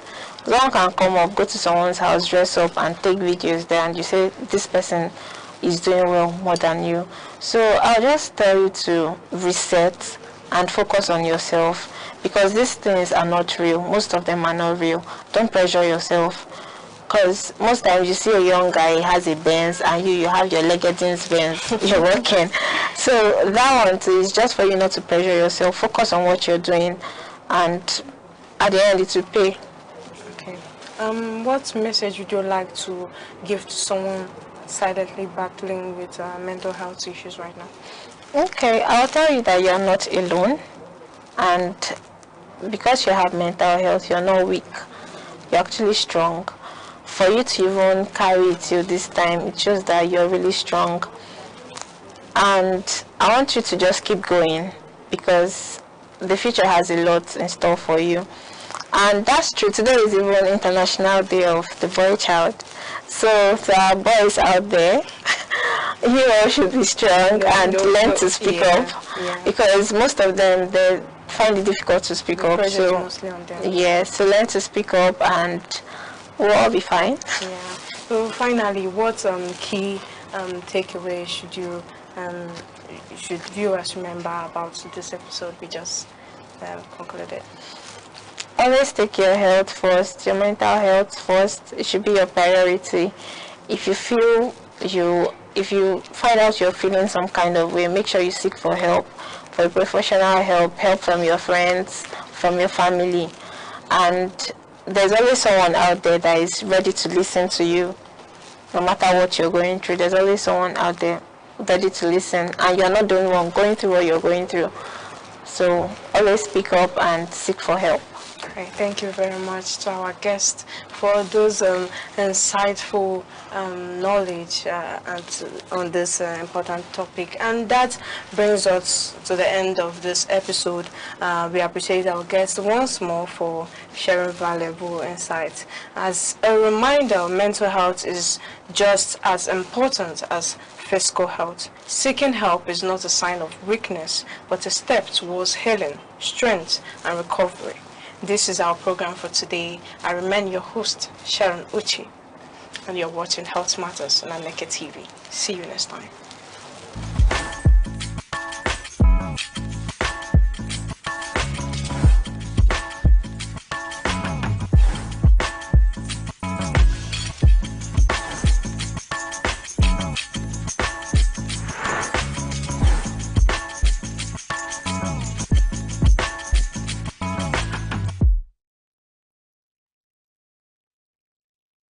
Depression is more than sadness.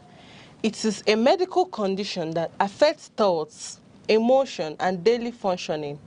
Many people struggle silently, masking their pains with smiles or business. This silence often makes the battle harder. Recognizing symptoms like fatigue, isolation, and loss of interest is an important first step. Depression is not a sign of weakness. It is a health challenge that requires care and understanding. Just like any illness, it deserves proper attention. Help exists through therapy, medication support groups, and open conversations. When society treats mental health seriously, more people find the courage to seek help. No one should suffer alone. Compassion can save lives.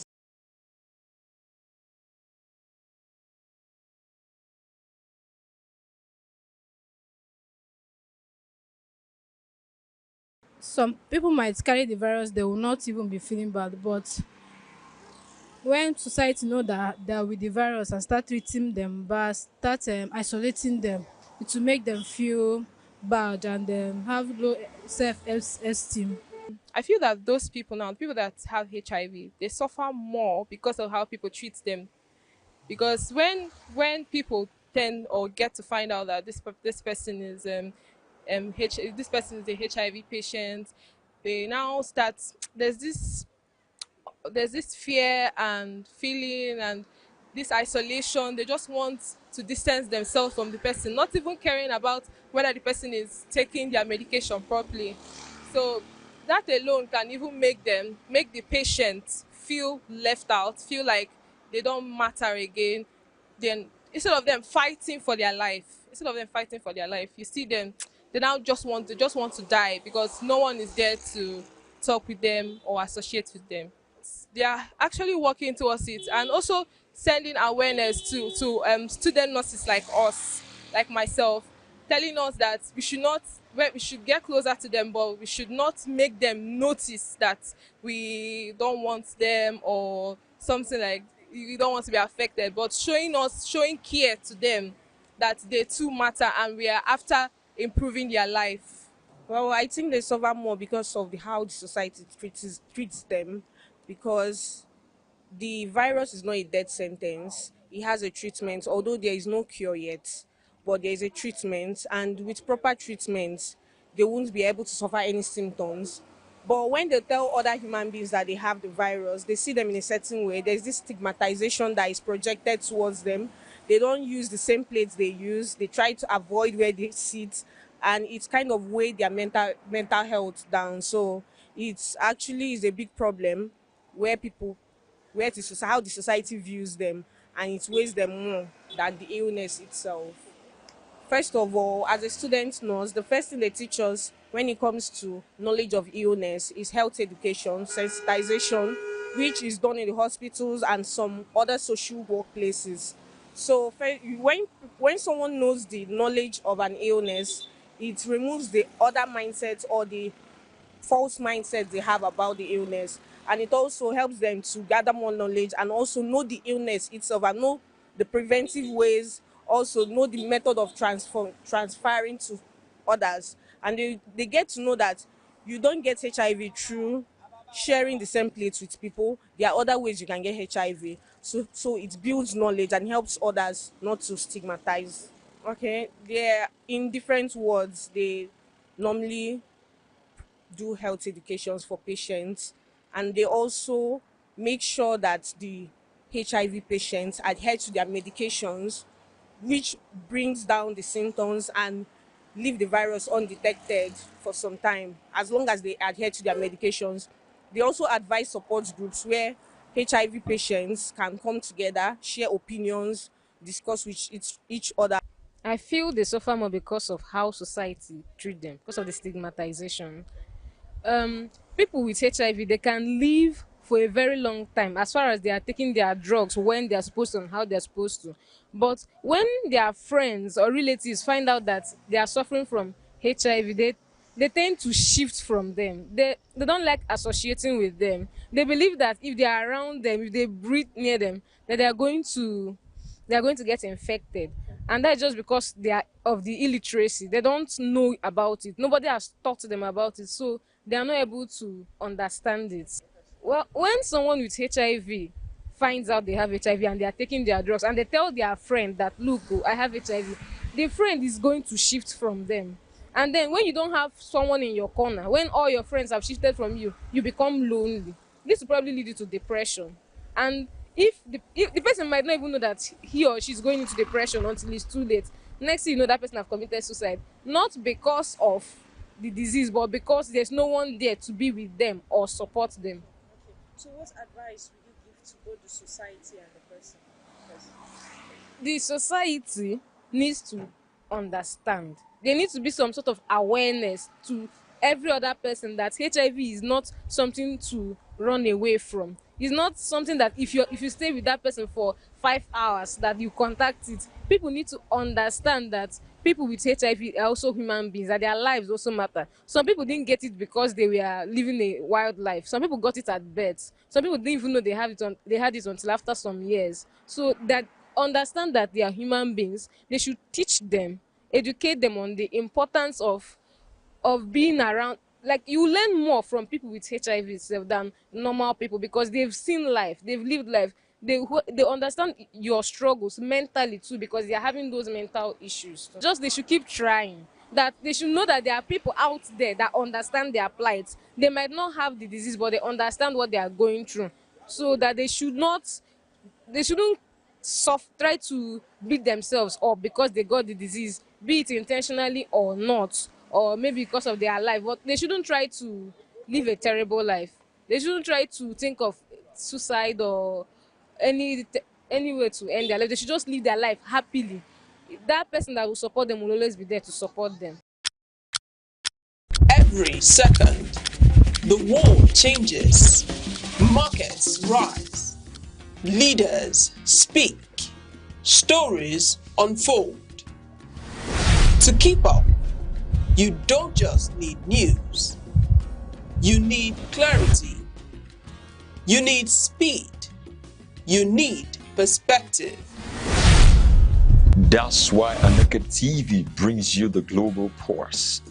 Accurate, reliable, right when it matters most. Aneke TV. Move with the world.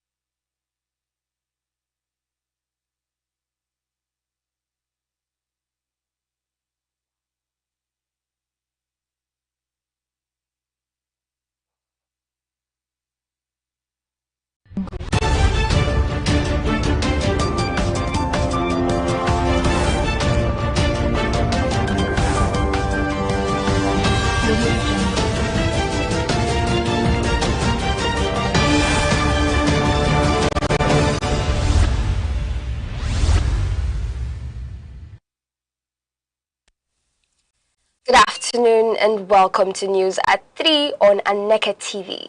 I am Inec and I'm glad to have you join us. Here are the headlines. Stakeholders urge parents to monitor children's social media use. Enugu records 80% drop in violent crime amid security reforms. Enugu sets May 30th for statewide sanitation exercise. Fiscal Responsibility Commission seeks tougher penalties for financial misconduct. Now the news in details. The Director General of the National Youth Service Corps, NYSC, Brigadier General Olakunle Nafiu, says Corps members are fully subject to Nigeria's cyberbullying and social media laws during their service year.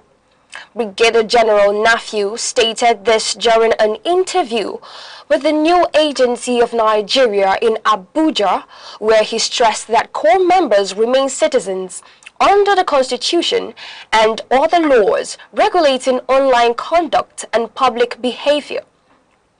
He explained that allegations involving cyberbullying or online misconduct by Corps members would be investigated by relevant law enforcement agencies in line with existing laws, regardless of their status in the scheme.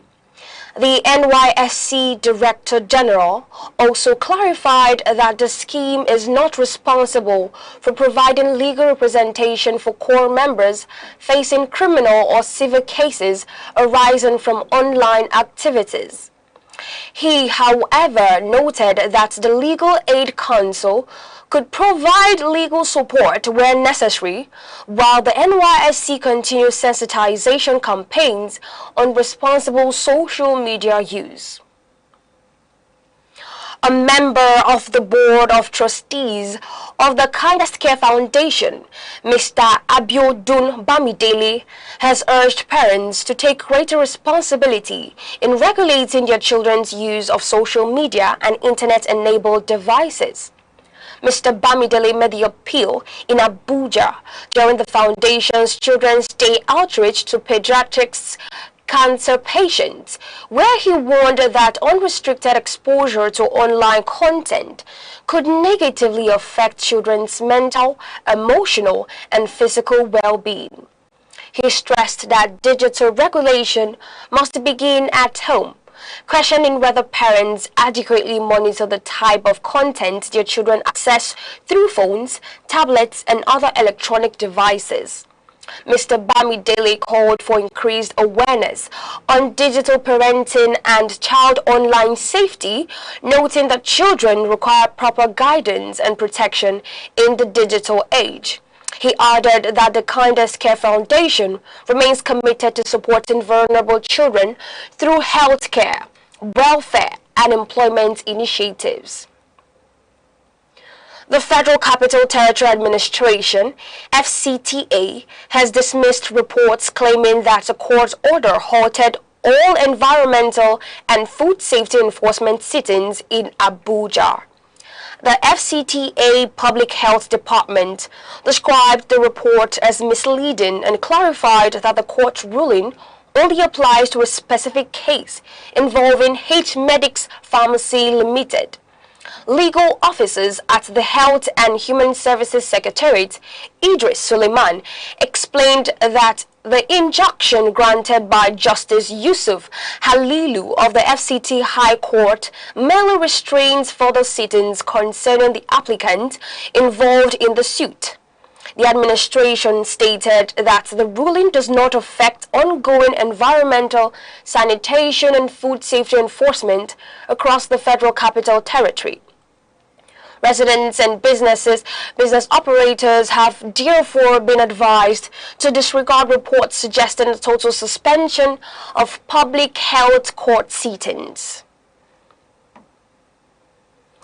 Ondo State Government has approved the implementation of the reverse federal salary structure for medical officers and other health workers in the state.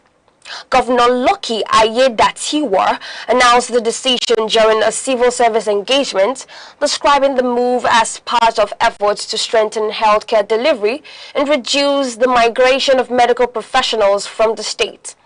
The governor also announced plans to recruit additional healthcare personnel to improve manpower across government-owned hospitals and medical facilities. Head of Service in Ondo State, Mr. Bayo Philip, commended the administration's commitment to workers' welfare, revealing that about 5,000 workers have already been employed into the civil service. He also confirmed that outstanding benefits for retired permanent secretaries and accommodation-related issues affecting retired headmasters have been addressed. The Enugu state government says violent crime has reduced by 80% following introduction of new security reforms and technology-driven surveillance system across the state. Governor Petermbah stated that the administration deliberately prioritized the protection of lives and property through strengthened law enforcement measures and strict action against illegal sit-at-home activities.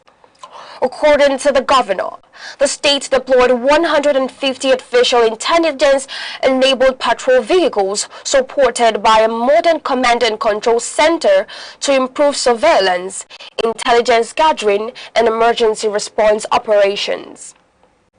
Governor Mbah said the improved security situation has restored public confidence and boosted economic activities across Enugu State, particularly in border communities and commercial areas. He added that the government will sustain the gains through the Enugu State Security Trust Fund and expanded community policing partnerships. The Enugu State Waste Management Authority, SWAMA, has announced that a statewide environmental sanitation exercise will hold tomorrow, being May 30th, 2026, across the state. In a statement signed by the Managing Director of SWAMA, Mr. Richard Onaga, the authority said the exercise will take place between 7 a.m. and 10 a.m., during which there will be a total restriction of movement in line with existing sanitation laws. The authority directed that early morning sporting activities, loading and offloading of passengers at motor parks, as well as commercial activities within parks and public spaces, must be suspended throughout the duration of the exercise. SWAMA warned that monitoring and enforcement teams will be deployed across the state to ensure full compliance, while reminding residents that payment of 2026 sanitation rates for both residential and commercial premises is currently ongoing. The News at 3 comes to you live from Aneke TV. For more updates and breaking news stories, follow us on Facebook and YouTube at Aneke TV. And now, here is a recap of the major stories making the headlines. Parents urged to monitor children's use of social media. Enugu records 80% decline in violent crime following security reforms. Enugu sets May 30th for statewide sanitation exercise. Coming up shortly, Fiscal Responsibility Commission moves to strengthen law on financial misconduct penalties.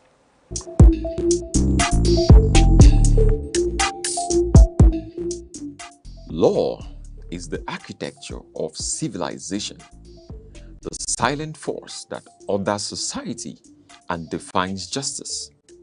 Yet, within its complexity, many remain uncertain of their rights, their obligations, and the protections the law affords. From the inviolability of human rights to the intricate doctrines governing property and civil relations. This is a platform where law is demystified, where principle meets practice, and knowledge becomes. Welcome back. Operatives of the Nigeria Police Force National Cybercrime Center have arrested a 39-year-old woman Uwore Diana and her 22-year-old daughter, Rikobat Oluwaseyi Imoru, over an alleged international romance scam involving a victim based in Malta. Police authorities say the suspect allegedly defrauded the victim of over 18 million naira through coordinated online deception. The arrest followed intelligence provided by the Nigerian Financial Intelligence Unit and a digital footprint investigation. Investigators report that the stolen funds were first received through money transfer channels into multiple accounts linked to the daughter before being moved into the mother's EcoBank account.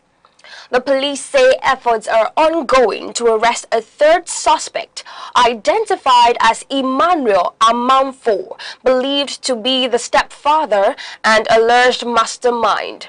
Both suspects are expected to be charged to court upon completion of investigation. The Center for Public Accountability has described the Tertiary Education Trust Fund TET Fund as critical to sustaining Nigeria's public tertiary education system and preventing infrastructural collapse. Executive Director of the organization, Mr. Olufemi Lawson, disclosed this during a virtual briefing following a nationwide assessment of the intervention agency's operations. The report states that over 1.8 trillion naira was disbursed to universities, polytechnics and colleges of education between 2011 and 2024, supporting more than 152,000 infrastructure projects nationwide. The group, however, urged beneficiary institutions to improve procurement transparency and accountability to avoid project abandonment and ensure sustainable impact. The Association of Food, Beverage and Tobacco Employers have raised concern over what is described as rising multiple taxation and regulatory pressures affecting businesses in Nigeria. Speaking at its 47th annual general meeting in Lagos, President of the association, Mr. Chinedu Kereke, warned that the sector is under severe strain due to high operational costs and repeated government levies. The group also criticized the proposed ban on sachet and small pack alcoholic beverages, warning that it could lead to job losses and reduced investment in the industry. Despite the challenges, the association reported an income of over 165 million naira for the 2025 financial year, though it recorded a decline in surplus due to increased running costs.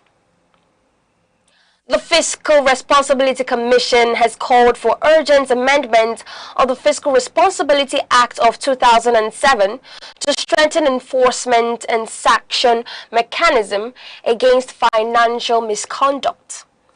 Acting chairman of the commission, Mr. Charles Abana, made the appeal during a visit to the Federal Ministry of Finance in Abuja, noting that the current law lacks adequate punitive provisions. He also raised concerns over operational challenges, including shortages of skilled personnel and inadequate office accommodation, which he said were affecting regulatory efficiency. In response, the Permanent Secretary, Mr. Raymond Omachi, pledged the ministry's support to reforms, but advised the Commission to engage the office to the Secretary to the Government of the Federation on its accommodation challenges. Former Super Eagles striker Nwankwo Kanu has expressed confidence that Arsenal Football Club can win the UEFA Champions League title as they prepare to face the Paris Saint-Germain in the final in Budapest. Kanu said the English club has shown strong form under manager Mikel Arteta following their Premier League triumph and an unbeaten run in the European campaign. He noted that Arsenal's consistency this season reflects a strong mentality capable of overcoming the defending champions, Paris Saint-Germain. The final is expected to be a high-profile encounter as Arsenal seek their first Champions League title in the club's history.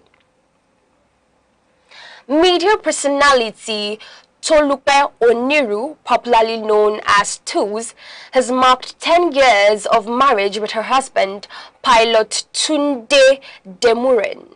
She shared a video collage on Instagram featuring moments from their wedding ceremony and family life with their 2 children. Tools described the past decade as a journey of love, growth and resilience, while acknowledging that marriage comes with both challenges and blessings.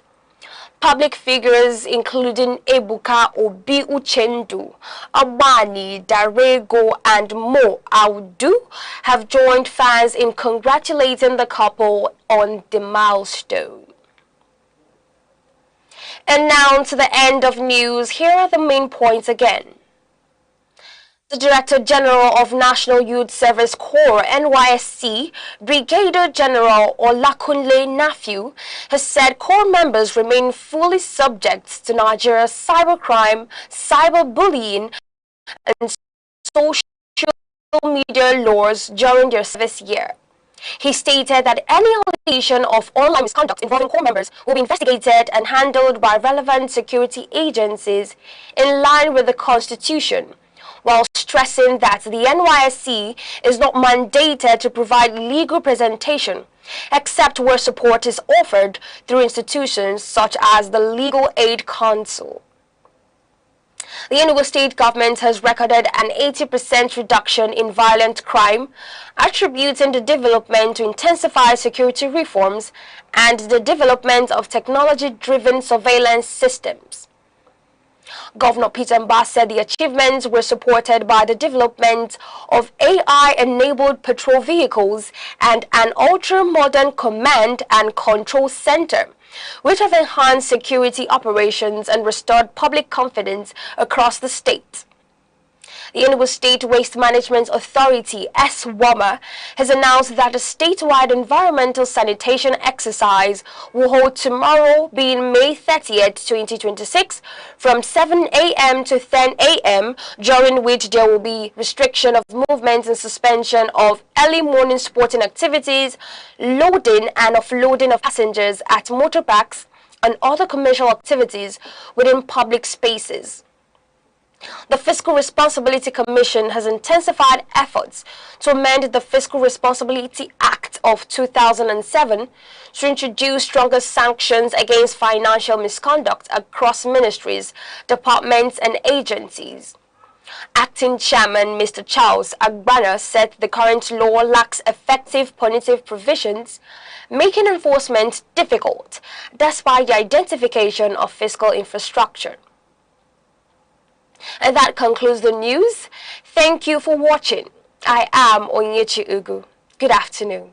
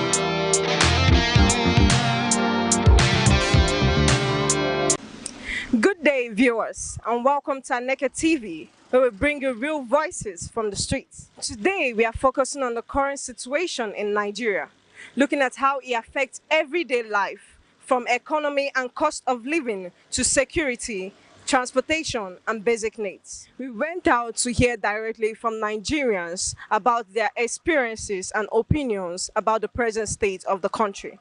Let's hear what they have to say. The situation currently in Nigeria is very demeaning and appalling, in the sense that as youth of this country, we sometimes wish that we are not born in this country.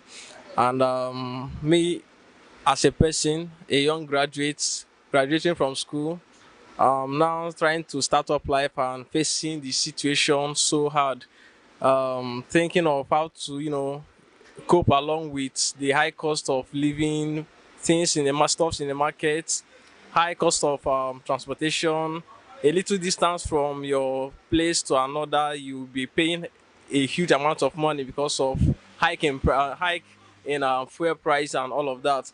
So it's actually draining us as youth, especially when we are unemployed, having nothing to do, and we are the little you're able to get from one menial job or the other, you are spending it as if like you are plugging the money from tree every day. So, but we thank God that at least we are surviving it. People who have been before us survived it, and we believe that Nigeria will soon become a better place to live. While at the same time, we as youths, we won't relent. We keep pushing and try to make things out of the little things we are doing to make things better in the country. So it's when you have something doing, you can actually, think of better things to, offer to the society. Because the situation in the country can actually frustrate you to do things which at the end of the day, the government will say, okay, the youth are not doing the right thing, you understand? But as much as we still have people thinking positively for the country, which I believe I myself am included. My goal for this country is that if I'm able to get my hands on things that I can, use and empower myself and empower others, I believe this country would be a better place for we, the youth, and every other person to, bank on at the end of the day. The current state in Nigeria now is very difficult economically, and anyone with one wonders where they are, because anyone who has the plight of the fellow human beings who is very vivid and visible. It's no more something someone can say is hidden. Now, coming to me personally, because of my own revolutionary orientation of things, I see this thing as a positive, because I feel like for a long time Nigeria has been bedeviled by complacency and apathy.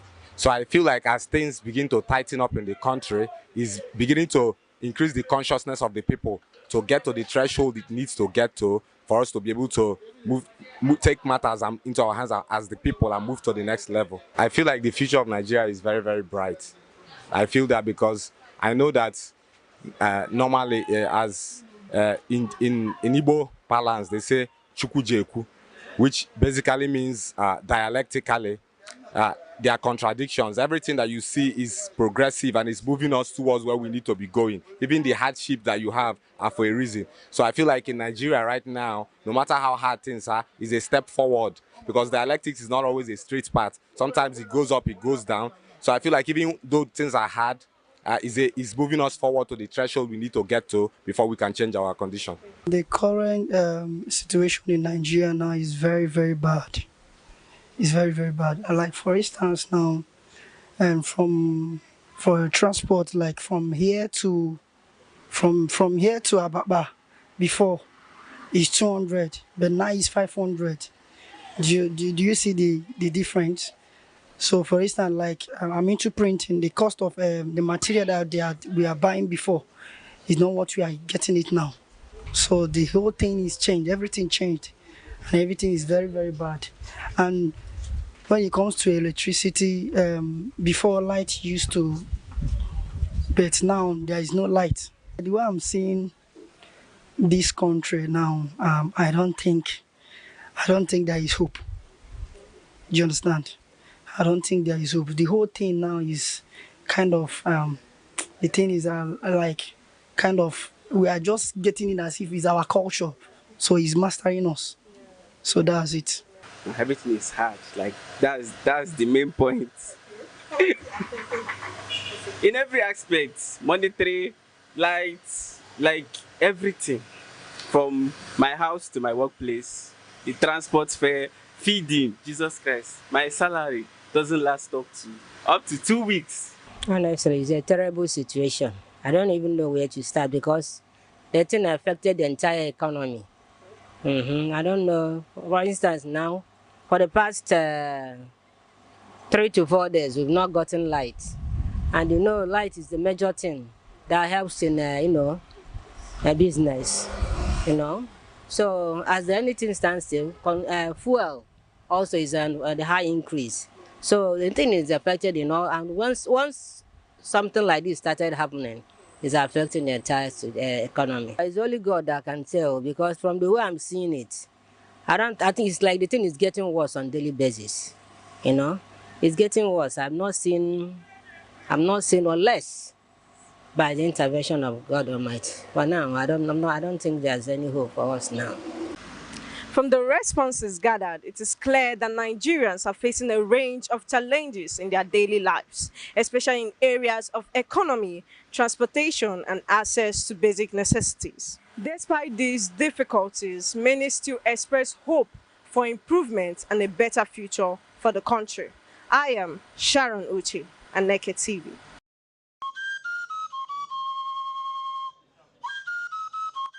From the tiniest cells to the farthest galaxies, life holds secrets we are only beginning to uncover. Why are we here? What connects us all? What unseen forces shape our destiny? Join Professor Jude Udenta as he explores the wonders, the questions, and the revelations that define existence.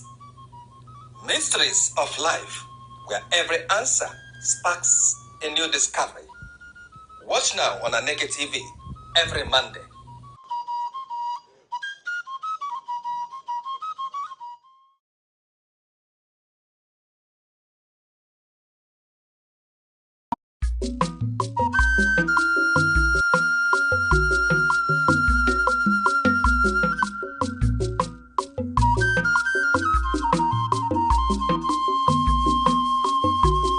Aneke television.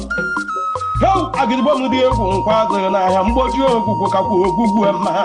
How Mbo Wabian here, Bube, Mbo Wabatawan here, Bube, Aneke television on the Melo, Yamela Madia, in our uncle, in America, Putanwa, in our Hozu, in our uncle, the one Aneke television, the Arcades, your man, the one Aneke television, you do man, help the Melo, Yamela Madia, who me would have Nanka Bunkai. You might have a girl, if you want to come over soon. You better have you what I look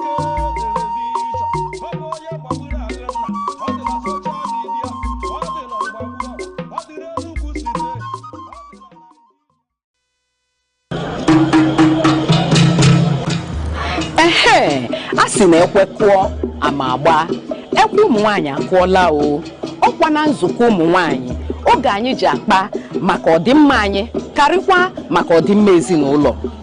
Nzukọ ụmụ nwaanyị bụ ebe anyị na-akpa maka ahụike anyị, ndọrọ ndọrọ ọchịchị, azụmahịa, omenala ndị ahụ dị mma nakwa ihe ndị ahụ ga-eweta ọganihu n'obodo. Naanị ihe ị ga-eme bụ sonyela anyị na nzukọ ụmụ nwaanyị ebe ahụ a na-akarị ihe na-eweta ọganihu n'obodo. Ndị nne, ndị nna, oge a bụkwa nke anyị. Sonyela anyị na Aneke TV n'ebe a na-emetụ aka n'ihe ndị oyibo na-akpọ social media na TikTok, YouTube, Facebook, X, Instagram. Ọkwa na Aneke TV ka ihe ndị a niile na-eme. Aneke TV, anyị apụọnụ.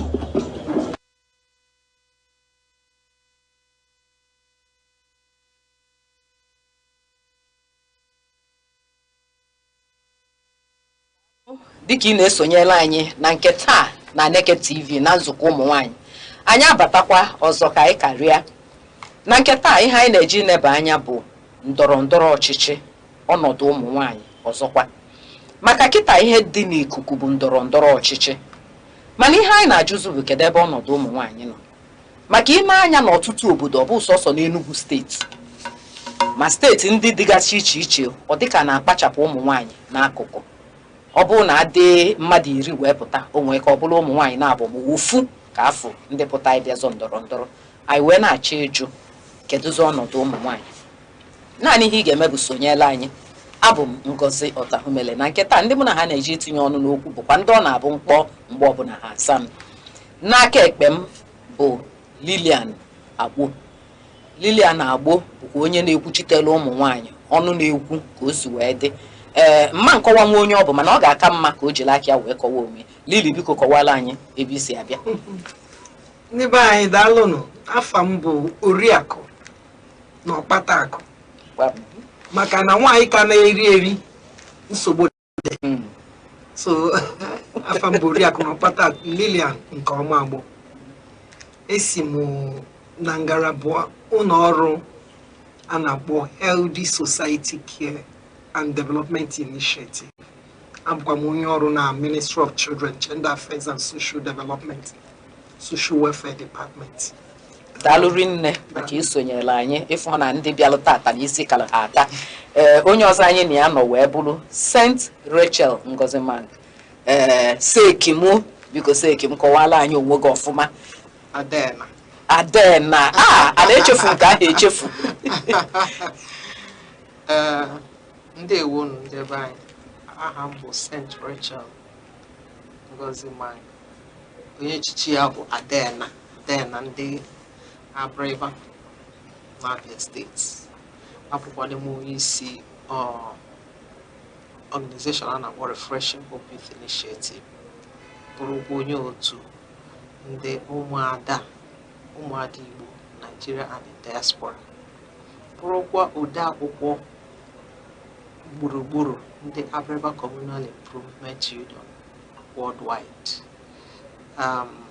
Abụ m onye ahụike site n'ọzụzụ na-ekwukwa n'ihe gbasara ụmụ nwanyị na ndị ekwuchitere ọnụ ndị na-enwere olu ha ji so obi dị m ụtọ ebe na efife ndewo daalụ rinne ịfụ na ọ ka mma maka isi m kọwa ịma na onye amara ekwu si na ndị ọzọ ekwuchitego ọnụ ya isi m kọwa ịfụ na mama nkọwata ya ọfụma dịka m si kwuo ihe anyị na-eji n'anya bụ ndọrọndọrọ ọchịchị ọnọdụ ụmụ nwanyị ka m bịa ebe ị nọ Lilian ị na-anya na ndọrọndọrọ obodo anyị kịta anụ otu o si aga kịta otu ihe si aga ka esi wee fụ ebe ọnọdụ ụmụ nwanyị nọ ngọ nwanne m nwaanyị ajụjụ gị a bụ ajụjụ kwesịrị maka na ọ bịara na mgbe ya abịa na ndọrọndọrọ ọchịchị nke obodo anyị Naịjirịa aka na-enyecha ụmụ nwanyị m ga-agwa gị dịka nwaanyị ọ dịchara mma nke a eziokwu ihe njisi gị na ọ dịchara mma bụ na abịa n'ebe a na-eme ndọrọndọrọ ọchịchị jegodi ka ebido na ward level jee na ward bute ward regista ndọrọndọrọ nke pati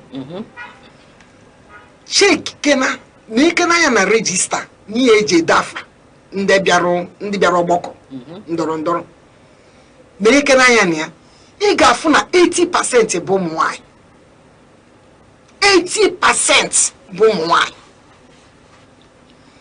mana ụrụ mgbe oge ga-eru a ga-enye ọkwa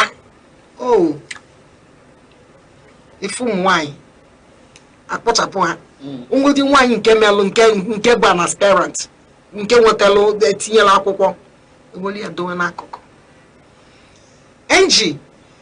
mgbe anyị na-atụ votu jegodi na field ndị ga-afụ ga-akarị ebe ahụ ga-abụ ụmụ nwanyị a na-eme dịka ụbọchị tata gọvanọ na our gọvanọ right honorable barrister Peter Mba na ọ na-apụta today that's inye speeches of acceptance here.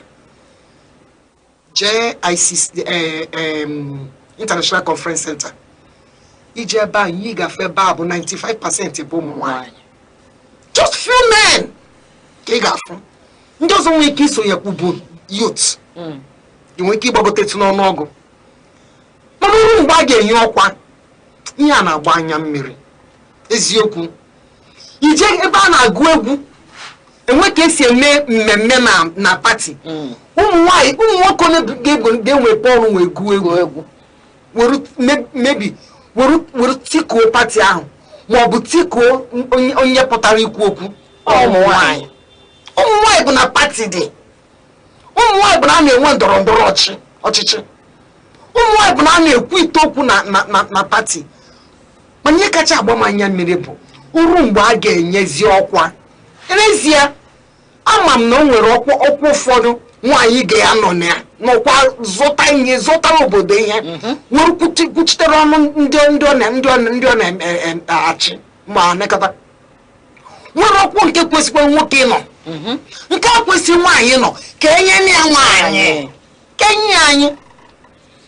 Daalụ rinne okwu ka dịrị n'ọnụ mana jide otu a maka ikwu ndị otu osi wee dịrị n'ọnụ mba egbo gị sake m centration Ngozi ọnọdụ ụmụ nwaanyị dịka Lili isi wee kwuo ọ ka isi wee fụta ya. Nke bụ eziokwu bụ na ka Lili si kwuo ya bụ ka ọ dị. Enwere ihe a na-akpọ marginalization ebe ụmụ nwaanyị nọ.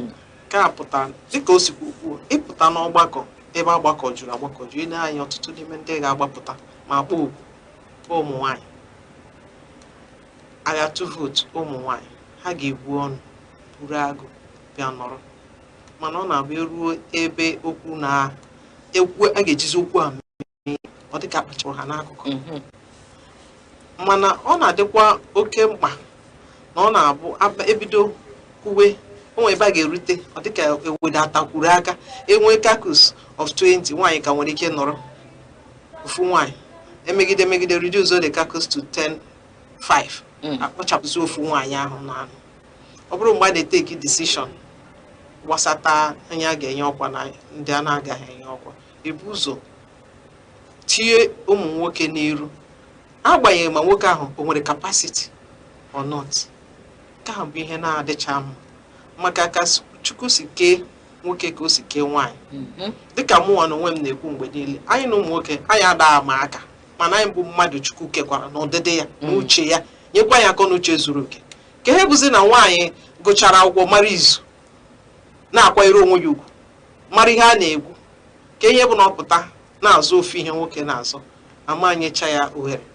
Otu ọzọ ha na-esi na-egbubilata ụmụ nwaanyị na-ewedata ụmụ nwaanyị ịpụta ma wee bịa nwee nkwuwa okwu ahụ bụ nke onye ọbụla maara bụ ego a na-etinye na ịkpọpụgide ahụ na ihe a ga-akwụ ma ihe a ga-eme ewere n'ụdị na a na-atụ ụtụ ego ewere akpachapụ ndị nwaanyị na ha ma ntụ nwunye ma na ha ma mmenwu ka ezi ihe kpata n'ụlọ ji etinye ya ebe ọ ga-afịara arụ. Nke bụ eziokwu bụ ndị nne ndị ụmụ nwaanyị na-elekọta ezinụlọ. O nwere ndị nna na-anọ ha da-ajụ ma ụmụ ha na-eri nri, ha na-ajụ ma na-eji akwụkwọ, ha na-ajụ ma na-eme nke nwa ọ nke nwaanyị ahụ ego ahụ m na-achọkwa nke wepụtabi ihe ọ ga-eji gbawa mbọ na-elekọta ezinụlọ ya. Nke nwoke ahụ achọchaghị ịma ọtụtụ n'ime ha ma achọghị ịma ihe amụghị ihe ahụ dị ha n'obi ime ọ bụ ihe politiks iji ego luo na ebe a nke ha maara mana ọ zụpụtara ọtụtụ ụmụaka ha abụọ mmadụ n'obodo ụmụ nwaanyị. Ya bụ na ọ bụgodị na nwaanyị na nwoke nwekọta ego ọmadịrị nke nwaanyị izi ọmadịrị ya feche iwepụta ego one nwoke nwere ike iji wepụta tii na ihe ahụ mana ha agbaghị n'akụkụ ji ya na-akụchapụ ya mana ụmụazị a mechaa bụrụ mmadụ obi aṅụrị ga na-akpa ndị nna ha wepụta nwa m mana ka ezi onye zụrụ ha. Ya bụ na ihe ọ na-ekwu bụ eziokwu. Ekwuo n'okwu affirmation 35% affirmation mmadụ ole na-eme ya na Abia steeti ebe m si pụta na the whole house of assembly nọ ya 24 ka ha dị nọmba onwere ofu nwaanyị nọ n'ime ya ndị nke a na-achụ kịta. Emewe ogogwo primary most political parties eme ihe a na-eme akpọ consensus primaries. Ya bụ na ama ntụ ya atụ party ga-decide onye a ga-awepụta. Ị ga-ajụzi onwe gị how many political parties wepụtara ụmụ nwaanyị n'ihi otu esi na-eme otu ga-esi mewe ihe ahaziwe mgbe ụfọdụ agasịrị gị wepụta ama wepụta nwaanyị nwere anya esi one way or the other gbuchapụ onye ahụ ada na asị na ezo onụrụ ya ọ asị na nke a mere ọ asị na nke ọzọ mere mana nye nwaanyị ahụ nwere ọ ga-eme ihe meta ya mma ya bụ na ihe nwanne nwaanyị ana m akwadosi ike na otu esi eleta ụmụ nwaanyị otu esi edobe ụmụ nwaanyị na ihe gbasara ndọrọ ndọrọ n'obodo anyị a nọdụrọ mma onye a bụ n'obodo anyị etobe na-etolu na anyị etolube ebe ndị ọzọ na-etolu maka ine na ọtụtụ mba dịka Rwanda a na-ekwu na Nigeria na pasentaji anyị nọ na 5% ma 4%, Rwanda nọ na 61% ebe ụmụ nwaanyị juru eju. Mana ihe na-ajụzi bụ kedu ndị o si n'aka n'ili ike ndị o si n'aka maka ụmụ nwaanyị a na-apụta eti mkpu bụ ihe ga-apụtakwa fụ na nwaanyị ibi okwu na line o je tụnyelu nwoke n'ili kedu ihe ọ dị gị ka kedu ebe ọ dị gị ihe osu wee pụta ọhụ ụmụ nwaanyị bụ ihe na-eme onwe ha. Asị na onwe inu a na-etu asị na mmiri bido na opi ụgbọgịrị o bido n'isi wee gbarụba mana o nwekwalụ ka ihe na-asị dị anyị nwa bụ ụmụ nwaanyị anyị enwe nkwekọrịta si ọnwụ dị n'ime ya si na nwaanyị ọbụla that's ihe a na-agazi women in politics participation nwaanyị ọbụla pụtarụnụ ọ bụ ha na dịka no merit ya anyị akwado ya ụmụ nwaanyị niile akwado ya mana abịa n'ebe anyị bụ ụmụ nwaanyị nọ ụfọdụ n'ime anyị bụ ndị iru abụọ afọ nwaanyị ibe ha ọ nwere mgbe ọ dị nke during the time of oge Obasanjo o nwere this woman pụtara na as president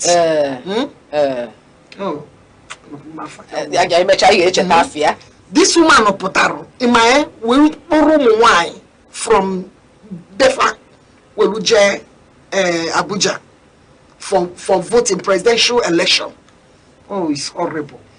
Ịma na ụmụ nwaanyị a o duwe je at last ihe this woman nwe bụ 1 vote. Naanị ya bụ ihe tụnyere. It shows that na ya nwa tụnyere onwe ya ma ndị niile ahụ o duwe je against her. Is it not horrible? It's terrible. Ọ bụ na anyị gbatị ụkwụ gachita azụ nkata anyị na-aga n'iru.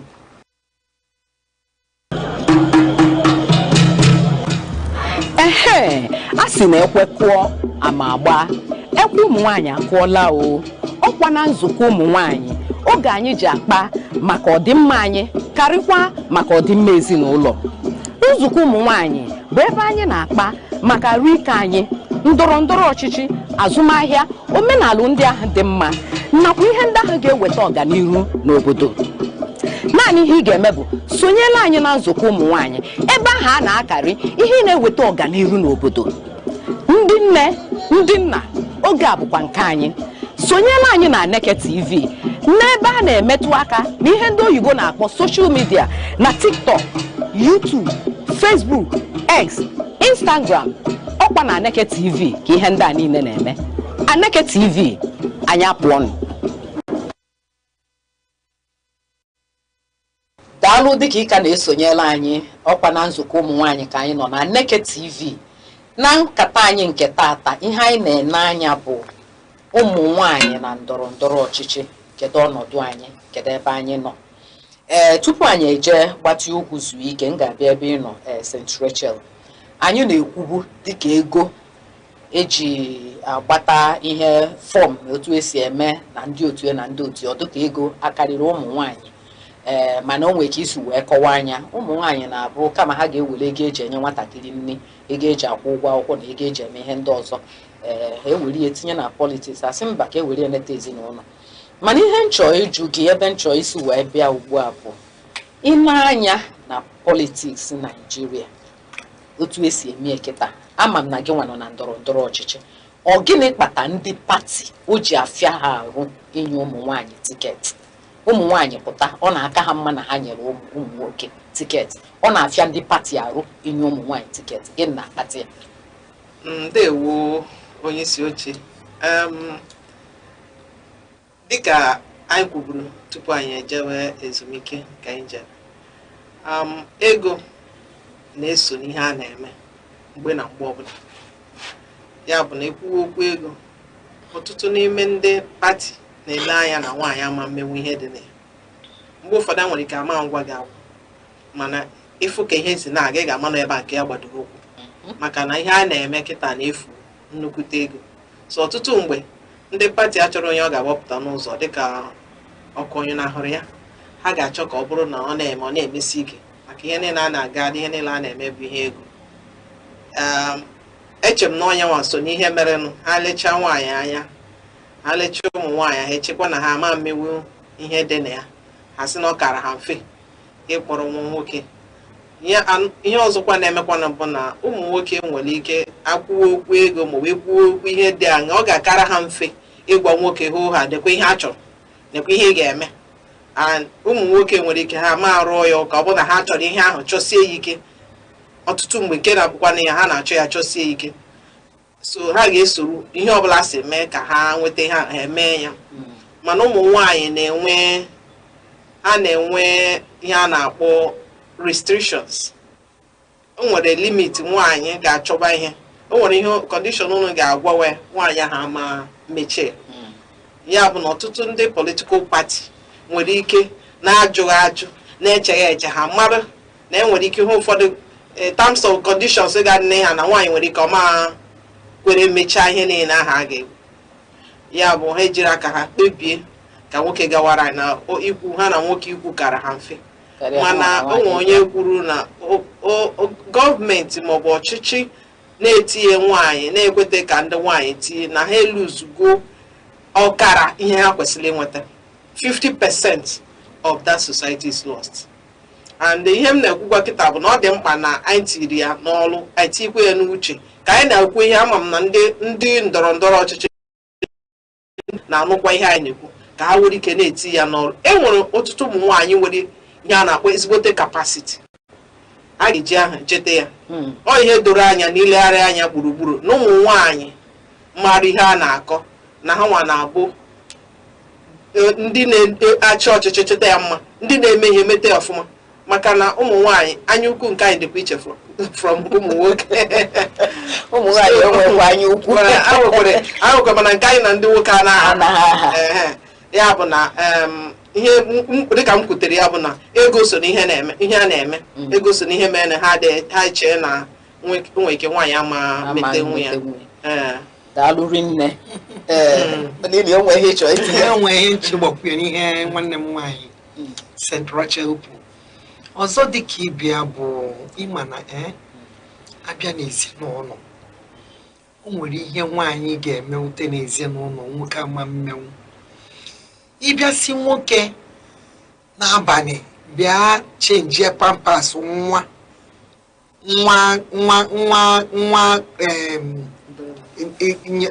galụ nyelụ nsị ya nwoke ga-asị gị nyawakwa ọma mmewuti ya isi nwoke enwe nwoke nwoke ụfọdụ most ụmụ nwoke mana nwere sọ ndị na-emetụ isi nwoke ji esie nri nye ụmụaka ka ha lie ama mmewu mekọta ụlọ ọfịa ha arụ ụfọdụ ụmụ nwoke anyị abịa na politiks a na-asị ka nwoke ga-esi wee rapụ ụlọ pụọ nwaanyị arapụkwa ụlọ pụọ onye na ụmụaka ga-anọzi ifuzi ajiwesi gị dat na ebe a ka esi aghọrị anyị obere women are builders we are family builders men are what are they ifu na mgbe ahụ abịazi ejizielu nke ahụ na-akụda mmụọ ụmụ nwanyị na enwere ọgbakọ enwere ike iji ute n'ime abalị ịma na politiks n'abalị ka eji echekebe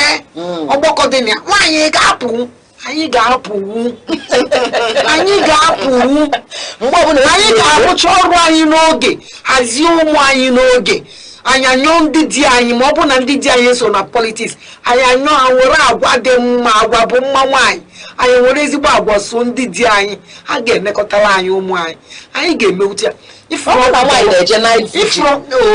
ifro late Dora Akunyem ọ naghị eme ya onye na di ya dọrọ na mma our darling sister Ngozi Ikonjiwala ọ nara eme ya kafia na Anambra kafia this lady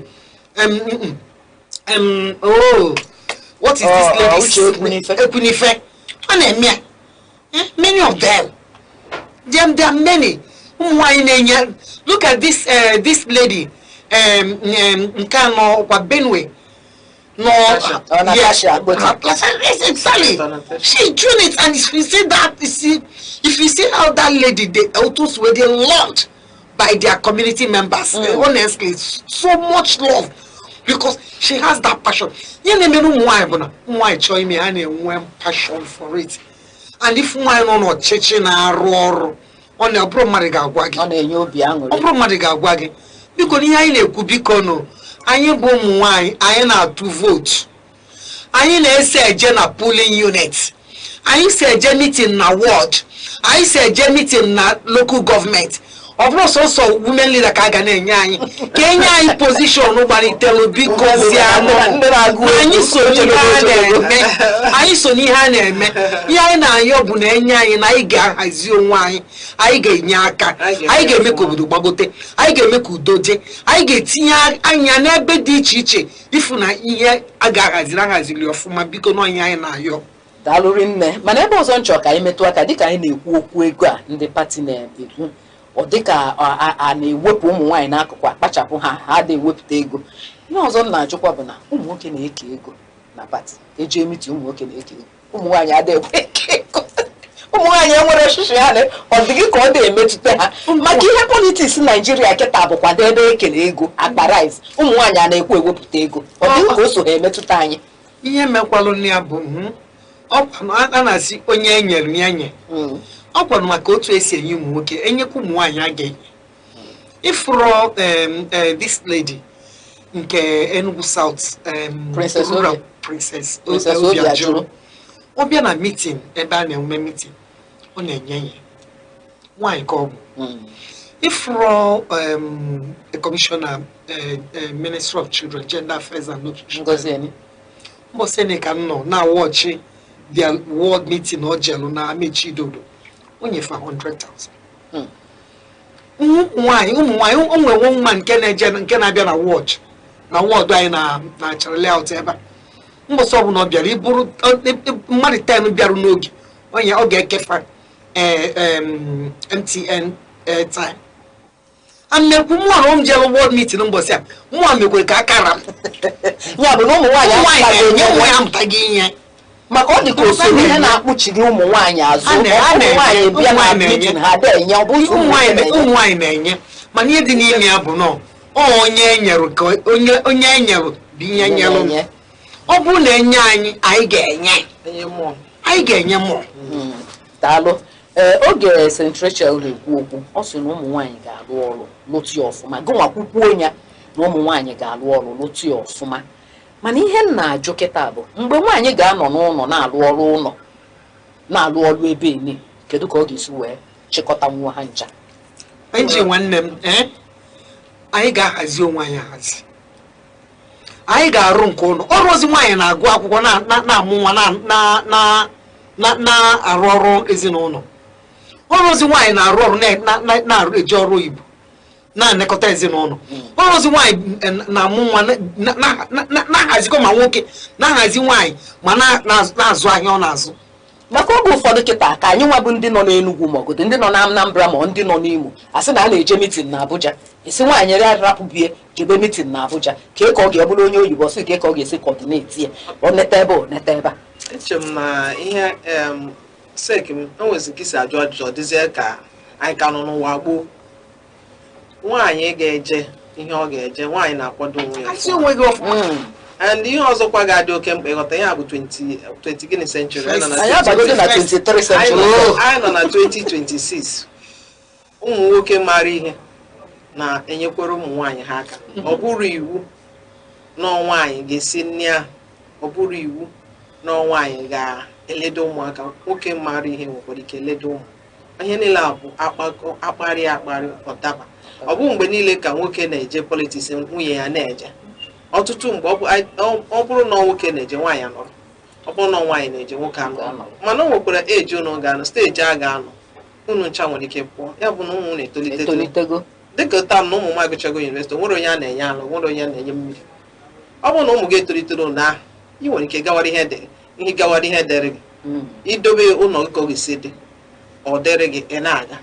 O nwekwara ndị ọzọ ihe niile a bụ mmadụ ịkpakọ onwe ya ọnụ and ọ bụrụ mmadụ ga-agwa gị nke ị kwesịrị ime na nke na-ekwesịrị ime dịka mmadụ ebu mpụtasị na m chọrọ ịzọ ihe ọ pụtara na mụnwa na m ejikọgo na m kwetara na m ahazigo onwe m maka ọ bụrụ na ụlọ m na-agba ọkụ ọ bụrụ ọgụ ga-agwa m na ụlọ m agbaghị ọkụ m ga-ama na ọ na-agba ọkụ ọ bụrụ na o nwere ihe a na-achọ achọ ọ dịrị m ịhazi onwe m mara nke ga-eme na nke na-ga-eme ọ bụrụ ọgụ nwa m bịa na m bịara ịgba fọm na m chọrọ ime ịdọ ndọrọ ịgwawa m gaa lezigodo mba nke a ga-abụ mkparị ọ gaghị abụ ihe dị mma maka mgbe anyị na-anọ n'ụlọ akwụkwọ na-amụ akwụkwọ ma na praịmarị ma yunivesiti anyị nọ ndị nwoke na-anọkọta o nwere ya na-enye ezam iche a na-agbapụtasị ndị nwaanyị nọrọ na enye extra time maka na iku nwa n'aka a na-enyekwa gị idigodoro ime ọ bụrụ ihe ọbụla a na-eme eme a ga na-egiredikwa unu ka ezie na ebe na-apụta n'ọgbọ abịazie bịa mewe nwoke na nwaanyị abịa mewezie na nwoke ga-aka eme ma nwaanyị anụ ihe ọzọkwa dị oke mkpa ma taịm a na-eji eme iche ọ bụrụ na eburu part of that ndị na-edisaidị mgbe eji eme e nwere ike ime influence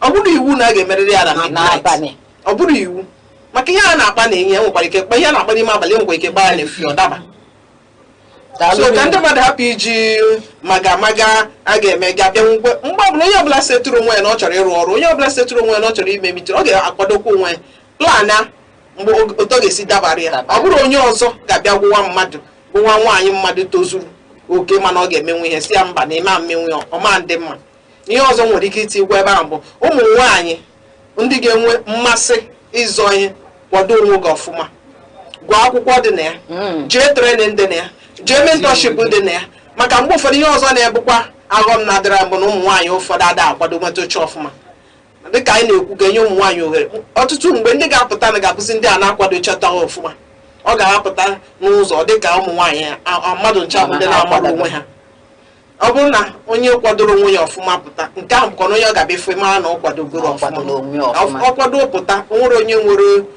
nwere right isi onye ahụ jendọ na unu nye anyị opportunity dịka esi na-enye ndị nwoke ibe anyị na anyị ga-arụta ihe asị ka arụọ. Daalụrị nne ihe nji wee jụọ ajụjụ a bụ na anụ m ebe a na-ekwu okwu onye nwasị odozichego bie wee bịa na-edozi politiks ya jegodu ji ọlụcha ihe dị n'ụlọ tupu ọ pụta ilo nọ mgbe ọ lụchara nke ụlọ mgbe echeta na mgbe anyị na-eto n'ihe nna m na-agwa anyị bụ na ite na-eghelu nwoke eghelu nwaanyị onweghị onye edobelu n'ọsọsọ nri ka ị ga-na-eshi nwoke anọrọ na-agba bọọlụ ma ọ nọ nwoke ga-asụ afịfịa nwaanyị anọ na-esi nri ya bụ na ite na-eghelu nwoke eghelu nwaanyị. okwu ga-akwa eziokwu mana agwa kwa mma nwaanyị agwasokwe ya maka ịma nnọkọta bịa sị na ịbụ nwaanyị nọ na ndọrọ ndọrọ ọchịchị na ị na-apụta na wọdụ na ị na-apụta na lokal gọọmenti ọ bụrụ na lokal gọọmenti ya ịpụta na lokal gọọmenti nke ọnụ kọcha onye ọbụla ọ bụrụ ịnụ ọgụ n'ụsa onye ọbụla ọ bụrụ ịba mba ewu gafee ịba atụrụ gafee ịba mmadụ gafee ịba isi mebi maka na ị nwere obere ntụntụ ego ma ọ na ịma mmadụ ga-epụta fọ ihe ndọrọ ndọrọ ọchịchị ọ bụrụ ebe a na-eme dịka ka esi egwu okwu otu esi egwu okwu ka akwụnye gị n'azụ ịma nwoke vootu ọbụla ya bụ na ụmụ nwaanyị kwesịrị ịhazi onwe ha ọfụma ha hazie onwe ha ọfụma mana agwa ha mana ihe niile mana ịdị faithful to that party ma ịdị loyal ma enwe ihe ndị pati na-ekwu asị gị na ị ga-akpụrụ onye ọzọ akpa wee marụ ka esi akpụ akpa enwee kpụọ ọrụ gị ma ọ bụrụ ịbata ozugbo esiba ka enye gị ọkwa ịbata ijiri nwayọọ ihe a na-eme nke ahụ kwanụ bụ eziokwu nya gara aga bụrụ maka ụmụ nwaanyị nya gara aga onye ọbụla nya gara aga ka mụ na mmadụ na-ekwu onye asị m na ihe a na-emezi kịta na pati nwezi ka ọ dị mmadụ ga-abịa ọmụ na ọ ga-ebido from world level to local government to state ọ pụta ozugbo maka na ọma mmadụ eburu ofu position tụchanyere ya ifu onye nọ na pati over 10-20 years nwebeghị ihe ọbụla enyebeghị even world esco mana onye kabata pati 2 years akụchaghị gị ya kanselọ akụchaghị goli ya house of assembly enye gị honorable commissioner ifu na ọ na-enwe iwe. Daalụrị nne ya bụ na mmechi okwu anyị ihe nchọ ịghọta kịta bụ n'ili ụmụ nwaanyị ọ dị nkwadebe ọ dị gị ka anyị ga-emete nwunye n'eziokwu anyị bụ ụmụ nwanyị dị nkwadobe ụfọdụ n'ime anyị nwere mmụọ ịnekọta ịhazi ihe nọ ga-emeta nwunye ọ bụrụ na enyocha anya ọ bụ na local gọọmenti ọ bụ na steeti ọ bụ na wọd nyocha anya pịa nwere ụmụ nwaanyị apịara aka awepụta ha n'eziokwu they will transform a ga-enwe ọtụtụ mgbanwe dị iche iche mana obodo mana wọd mana local gọọmenti mana steeti. Daalụ nne na mkpokọta okwu gị St. Rachel asị gị na edobe nwoke na edebe nwaanyị kịta ka onye ọ dịghị ka ọ ga-aka meta obodo anya ndị nwoke ụmụnwoke agharịpụgo anyị ka anyị nyoche ka anyị nene nwaanyị ihe nwere na be nwoke bụ ihe nwere n'ebe nwaanyị ọ dị ka n'uche m sef enye nwaanyị ọgbalike na ụmụ nwoke agbalị ịghọtago na ọgbalikene maka na ụmụ nwoke agbalị legodi obodo dị ka Tanzania African countries ndị adịchaghị so nwaanyị na-emete ọfụma. Angela Merkel na Germany for how many years? 16 years ka ọ nọ n'ọchịchị ahụ onwere ihe a na-anụ everybody obiọma dị onye ọbụla a na-emekwa na-akpa mama Angela everybody still onye ọbụla ka chọrọ ka ọ bụrụ ya na-achị maka nwaanyị ama nkata obi na Denmark ọkwa nwaanyị ụmụ nwoke achịgokwa ụmụ nwaanyị a na-achịkwa obe ha na-agba ha so ọ dị mma ka enye ụmụ nwaanyị enyekwa ụmụ nwaanyị na Labour Party anyị nkịta na national nwaanyị bụ onye isi oche nke a bụkwa ezigbo ihe ka ọ bụ nwekwa ụmụ nwaanyị ọzọ na executive ihe o mere bụ na pati nke ọbụla a na-eme etinye nwaanyị dịka na enwere na world level enwere position a ga-asị nwaanyị eme specify female na local government eme specify female ya bụ na a ga-eti itugodu ma ọ bụ n'ofu maka position ndị ahụ harapụ ya ọ bụ na harapụ ya ọdịnala ọ gaghị ekwe ka ọ dị mana anyị nidoro ọtụtụ ụmụ nwaanyị ndị ọzọ mara ihe a na-ekwu ka ha pụta nyekwana anyị ohere ka anyị nwere ike nye ihe anyị nwere because ọ bụrụ ma capacity anyị nwere ya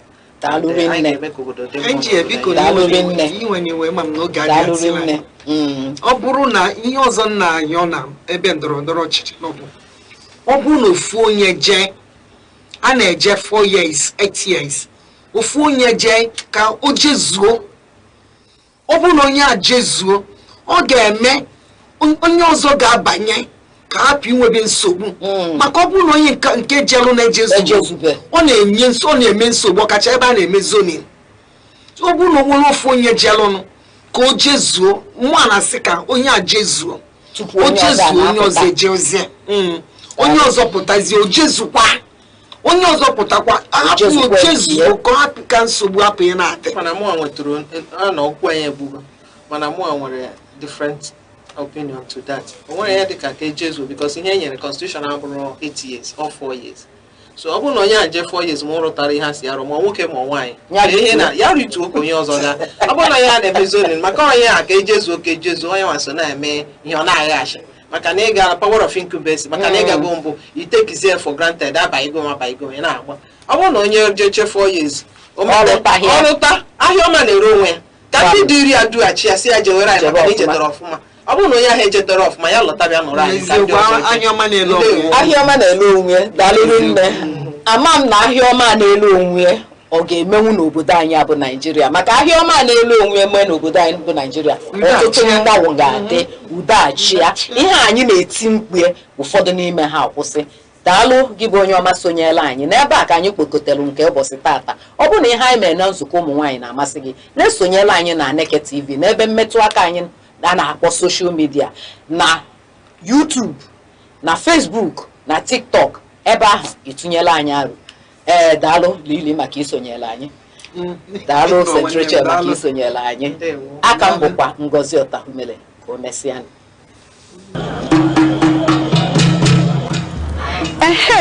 a sị na ekwe kụọ ama agba ekwe ụmụ nwaanyị akụọla o ọkwa na nzukọ ụmụ nwaanyị oge anyị ji akpa maka ọdịmma anyị karịkwa maka ọdịmma ezinụlọ nzukọ ụmụ nwaanyị bụ ebe anyị na-akpa maka ahụike anyị ndọrọ ndọrọ ọchịchị azụmahịa omenala ndị ahụ dị mma nakwa ihe ndị ahụ ga-eweta ọganihu n'obodo. Naanị ihe ị ga-eme bụ sonyela anyị na nzukọ ụmụ nwaanyị ebe ahụ a na-akarị ihe na-eweta ọganihu n'obodo. Ndị nne, ndị nna, oge a bụkwa nke anyị. Sonyela anyị na Aneke TV n'ebe a na-emetụ aka n'ihe ndị oyibo na-akpọ social media na TikTok, YouTube, Facebook, X, Instagram. Ọkwa na Aneke TV ka ihe ndị a niile na-eme. Aneke TV, anyị apụọnụ.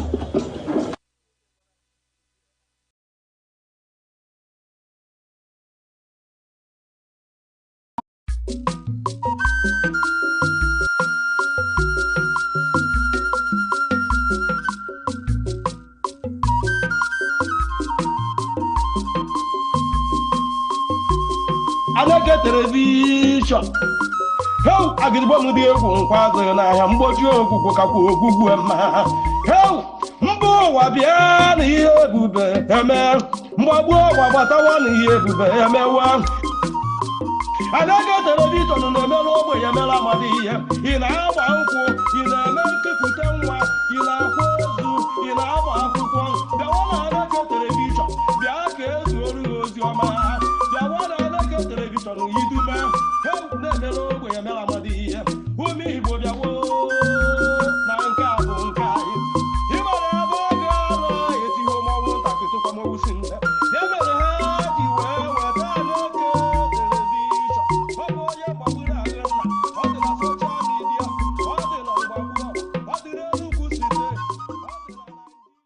In Africa's most populous nation, women make up nearly half of the population. They vote, they campaign, they mobilize communities, they shape families and economies. But inside Nigeria's highest lawmaking chambers, their voices remain a minority. Today, a proposed constitutional amendment seeks to change that. It is called the Reserved Seats for Women Bill, a proposal that could reshape Nigeria's democracy for generations. Supporters call it long overdue correction. Critics describe it as political tokenism. But one question remains: can democracy truly represent the people when half the population is largely missing from power? Nigeria has one of the lowest levels of female political representation in Africa. Since 1999, women have struggled to gain significant presence in the National Assembly. Currently, women occupy only a small fraction of seats in both chambers. The Reserved Seats for Women Bill proposes a major shift: 37 additional Senate seats, 1 per state, and the Federal Capital Territory. 37 additional seats in the House of Representatives. 3 additional seats for women in each state House of Assembly. The arrangement will last for 16 years, 4 election cycles. Supporters say it is designed to create small space for women until equality becomes normal. Advocates argue that Nigeria's political structure has long favored men. Campaign costs are high. Party structures are male-dominated.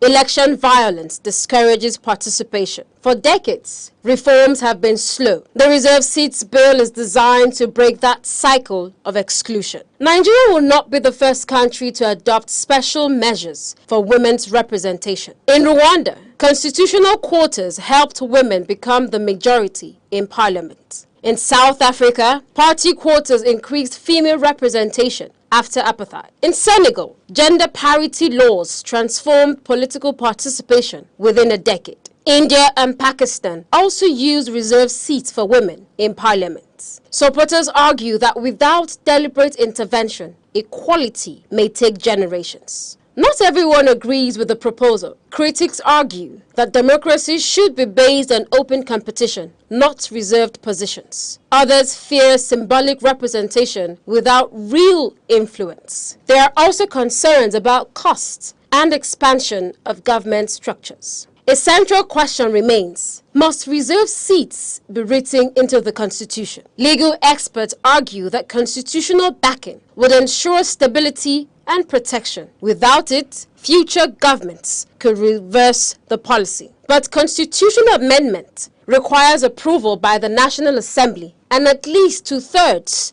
of state houses of assembly, making the process politically demanding. But beyond politics, the debate is about representation in society. Advocates say visibility in leadership shapes ambition and opportunity for young women. But experts warn that representation alone is not enough. Broader reforms are needed in education, security, political parties, and economic empowerment. As debate continues, Nigeria confronts fundamental questions about democracy and fairness. Can temporary measures create lasting equality? Will reserved seats empower women or remain symbolic? What does true representation mean in a diverse nation? For supporters, the bill is correction. For critics, it is controversial reform. But both sides agree Nigeria's democracy is still evolving. The future of the bill may depend not only on lawmakers, but on whether Nigerians believe democracy works best when every voice has a seat at the table.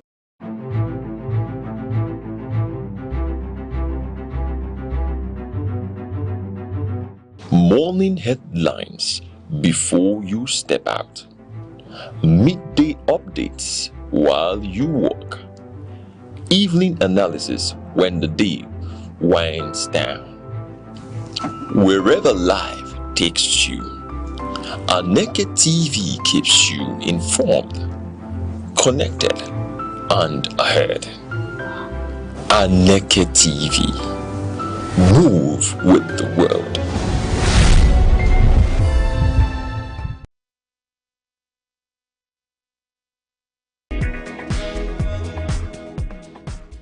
In every generation, there exists a defining force. A force shaped by curiosity, driven by ambition, fueled by possibility. Where ideas evolve into innovation, skills transform into enterprise, and vision becomes impact. Because empowerment is more than progress. It is transformation. The voices shaping tomorrow. The idea redefining possibilities. The generation building the future.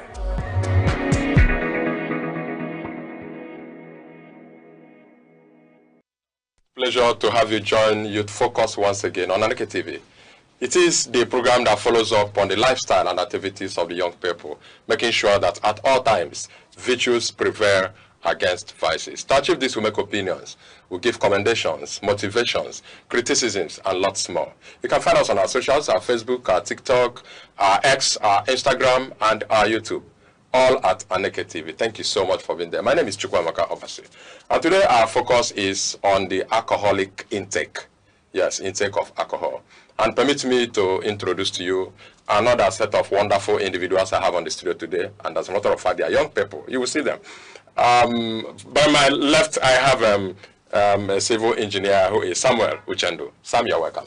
Thank you so much. And by my right, I have the CEO of Mikorazon Links Enterprises, Chike Philip Osigwe. You're welcome on the show. Thank you very much, sir. All right. Sam, do you take alcohol? Very little. Very little? Quite little. Okay, but you take at all?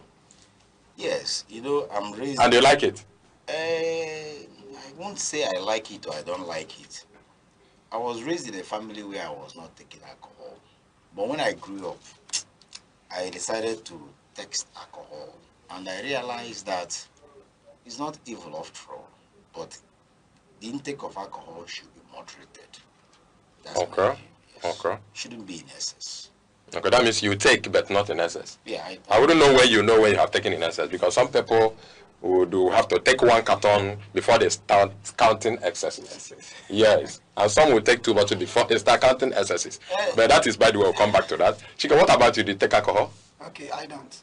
Like you, at some point in your life, you stopped or you never did? Actually, just like what he said, I grew up in a family where we don't do alcohol. Not that I didn't see people taking alcohol. I had a father that did, but I didn't. And I grew up to a particular extent and I found out that there's no gain in it. So. Like absolutely? Absolutely. I've not practiced taking alcohol for any reason.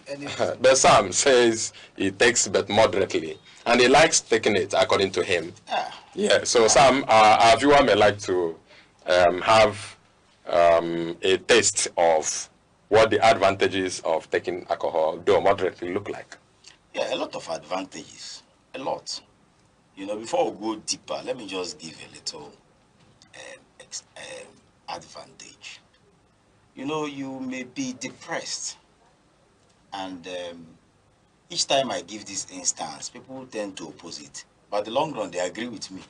You may be depressed, and at the moment, you may need to lighten up your spirit. And you may not want to do it through religion. You may just want to get better and at least have some sleep. And the only thing that can help you at that moment will be alcohol. I've experienced it. And you will be able to sleep and wake up. It's true that a lot of people will tell you that when you wake up, the problem is still waiting for you. But at least you've slept and gotten better. Okay. Even for another thing, you slept. You slept and you had a good sleep. And waking up to remember the problem, your body system may have repaired one or two things than when you don't sleep at all. Are you saying you wouldn't have been able to sleep if you didn't take alcohol? Maybe. There are situations you find yourself, like people who do menial jobs. When they come back from work, they experience high level of restiveness because of the nature of job they do.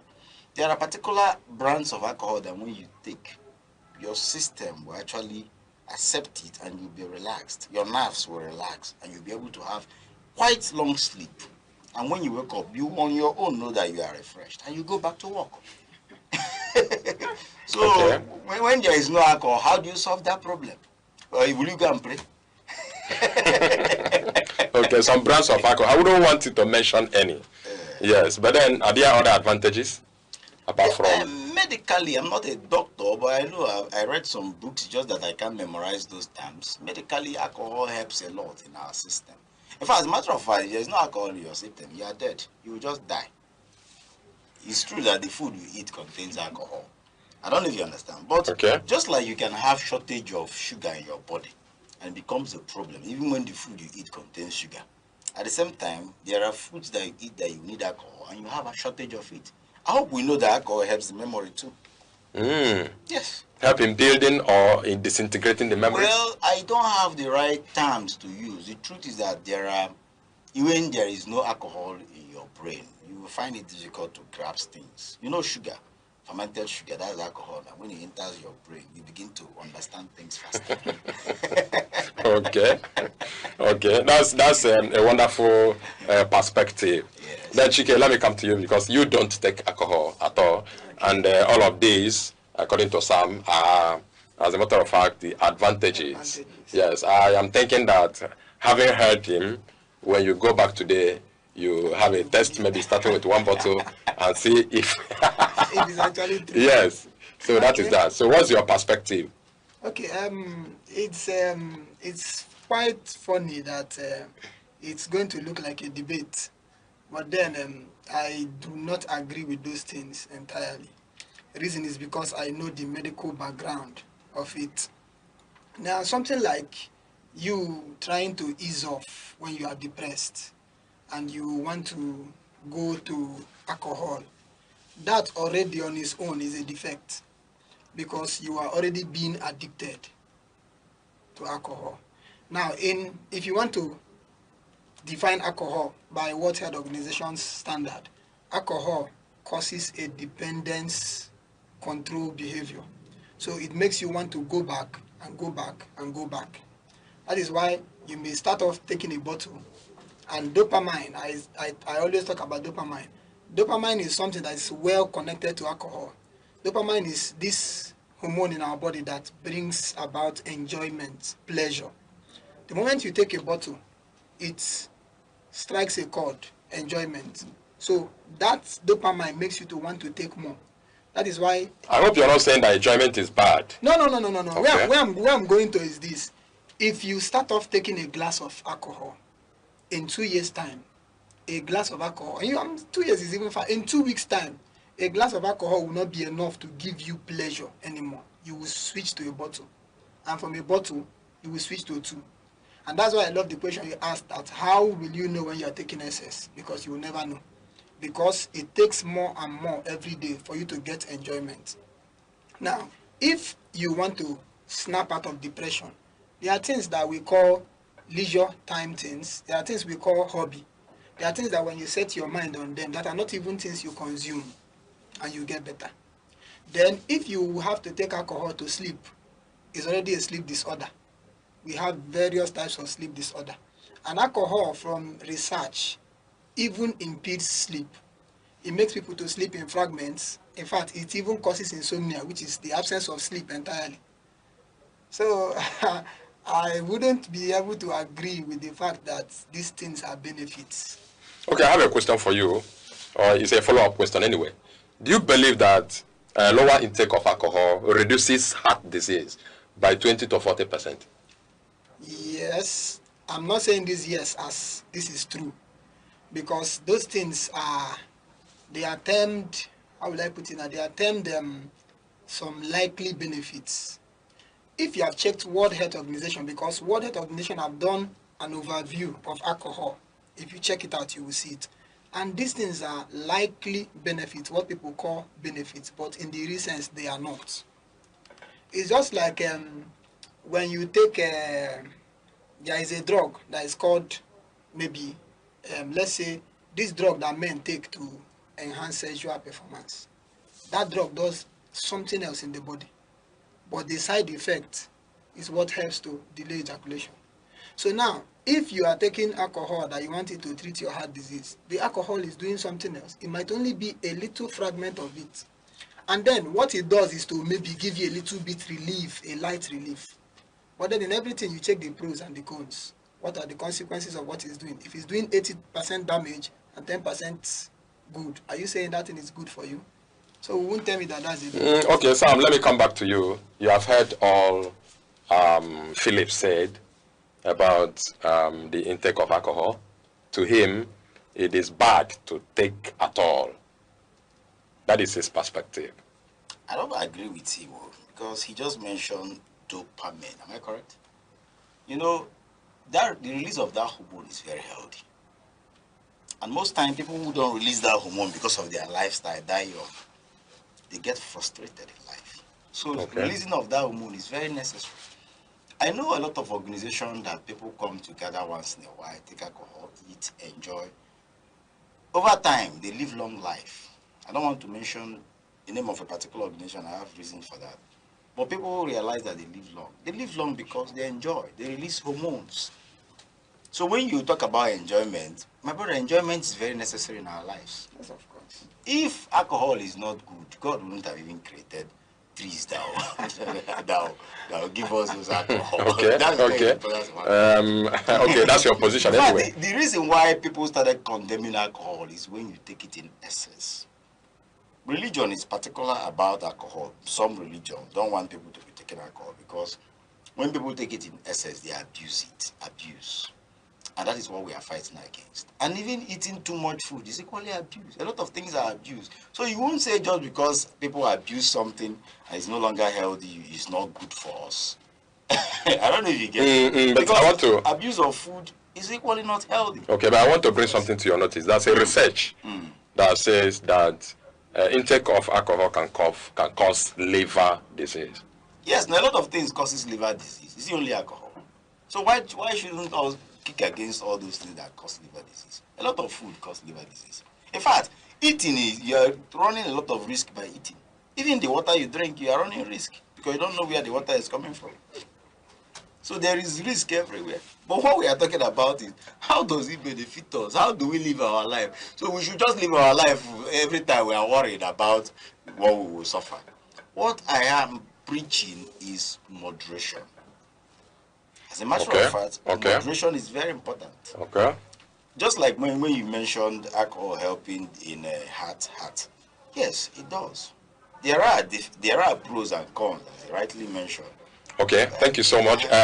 Philip, there's another research findings that says that it is good if you're a man, you take 2 bottles of alcohol in a day, and if you're a woman, you take 1.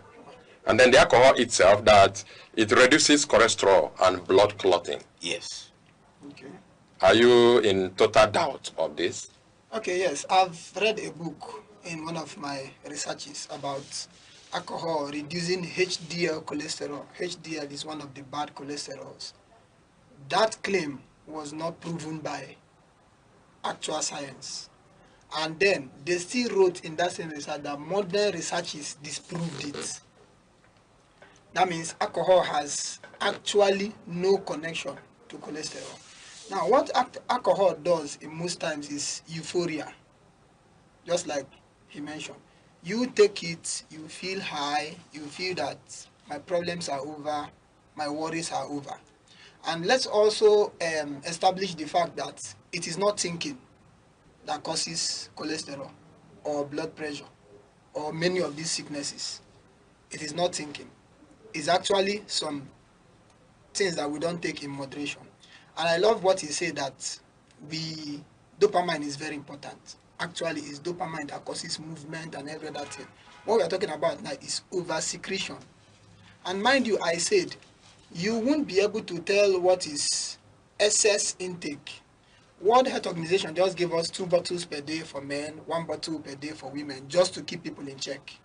But now, you find only a little fraction of human beings that can maybe go to an event and there is drink everywhere and it's free of charge, and you find a man that takes alcohol, take only 2 and say, no, I don't want again. Or you find a woman that takes alcohol to say, take only 1 and say, I don't want again. It's very hard and very scarce. In fact, it's more like the greatest temptation, because this is your body yearning for more. This is the drink, bubbling. You are sharing it everywhere. You are hearing the scent. You are perceiving the odor. You will most likely want to take. And just like the question you asked, alcohol intake is the greatest cause of cirrhosis, liver cirrhosis. That's the particular disease that alcohol causes in the liver. And funny enough, research says that even the slightest intake, you stand the risk of it. Slightest intake? Because some people take alcohol till they are 70 and no issue. There are still some people that take 1 bottle per month, just per month, and in about age 40, age 30, they're already developing the disease. So you wouldn't know which class you fall into. What of the one in the rice you eat? The alcohol in the gari as well. Now, they are not the same thing. What is in the gari is sugar. Okay. What is in alcohol is fermented sugar over beverages. So it is chemically produced, like you ferment sugar over grains, something like barley, wheat, corn, or you ferment it over some other alcohol. That's where you have wine, liquor, other ones. So those things are chemically produced, not the natural one we eat. But in that case now, all this burger we eat, food that we eat, which I imagine you equally eat all such foods, they're equally dangerous, but we still eat them. Yes, of course, there are foods that are dangerous. And we still eat them. There are foods that what we are saying is, which one remember, is more remember, Sam, remember that it is boldly written in the packet of cigarettes, yes, that tobacco smokers are liable to die young. Still, people go smoke, even enlightened people. Yes. So that is that. But I want to ask you this question. Do you actually know also that from a research that says that alcohol intake causes high blood pressure, causes stroke, and even cancer? I want to make this statement clear. There are people who don't take alcohol who suffer all these things. And there are people who take alcohol who eventually don't suffer any of these things. I mean heavy alcohol consumers that consumes alcohol in large quantity, and they don't suffer any of What is your stance? No, what I'm saying is that nothing causes anything. No, those things, no. What I'm saying is that a time comes in the life of anybody when you choose things over things. I don't know if you understand. See, happiness is very important, and there are people that derive their happiness only by drinking. And when you cut it off, they die. So at the end of the day, they die. And you thinking that you are trying to help them, you still make them die. There was a story of a man who is an alcoholic. So his children grew up and want to stop him from alcoholism. They did everything to stop him. They have to restrict him from having access to his money, restrict people from buying alcohol for him. He fell sick, very sick. After like 6 months, he felt very sick. They started carrying him around. So one doctor, after looking at his case, laughed and brought water and added alcohol and gave him to go and drink. He went home and drank it and started getting better. The doctor now encouraged children and said, you can't stop this man from alcohol. He's already part of his system. What you do? Okay. And if you stop it, he will die. And if he continues to drink so much, he will still die. Allow this man. I'm not saying that people should continue alcoholism. I'm preaching moderation. But I'm trying to tell you that there are essential things in life that you can't remove. It's just like religion. You see people condemn religion. Tell you that religion is the opium of the people. Religion has confused people. It has done more harm. The truth is that if you remove religion from our society, some of us will die. Because the hope that religion gives us keeps us going. I don't know if you understand. So there are people that the only joy they have in life is alcoholism. When they are working in their workplace, they are just working with all their heart. And remembering that by 5 p.m. now, he's seated somewhere and taking his bottle. And you not tell the man, stop taking the bottle. His BP may even rise. That's the same thing you are trying to prevent, maybe not occur. So moderation is good. And when people are used to it, don't just talk them out of it. Help them to moderate it. That's where I stand. I can't say eliminate it. You can't. Okay, thank you just so like much. telling people to eliminate beverages. Do you know how beverages help us to survive? Okay, let me come back to you, Philip. My reference point is the findings from a research that was carried. Okay, and that research from the findings says that alcohol intake that it reduces inflammation and improves bone density. Are you aware of this? Reducing inflammation and improves bone density. Okay. What I will say is, for me, and from what I know, it's false. Because I know that research is coming from the fact that we will be told that something like vitamin D is added to alcohol. Because it's actually vitamin D that reduces inflammation and increases bone density. But then those things are just written on the pack. We know that alcohol is barley or wheat and fermented sugar. They may or may not actually add those things. And even if they add it, it will not be in the quantity that the body needs to do those things. So if it's there, it means probably I may need to consume about 12 bottles of a particular brand of alcohol to get about 1,000 milligrams of vitamin D that will actually help to dense bone of about how many meters. So you can imagine how many you would take for you to achieve that thing. And by the time you are taking that quantity to achieve it, you are damaging something else. I like how you analyze it. I like how you analyze it. Okay. Having proven that for us, that is your perspective anyway. Yes. But I may need you to carry out the same research I carried. Okay. You understand? Okay. Now, having said that, do you also believe that alcohol intake reduces the risk of type 2 diabetes? Reduces the risk of type 2 diabetes? Yes. I don't see the correlation.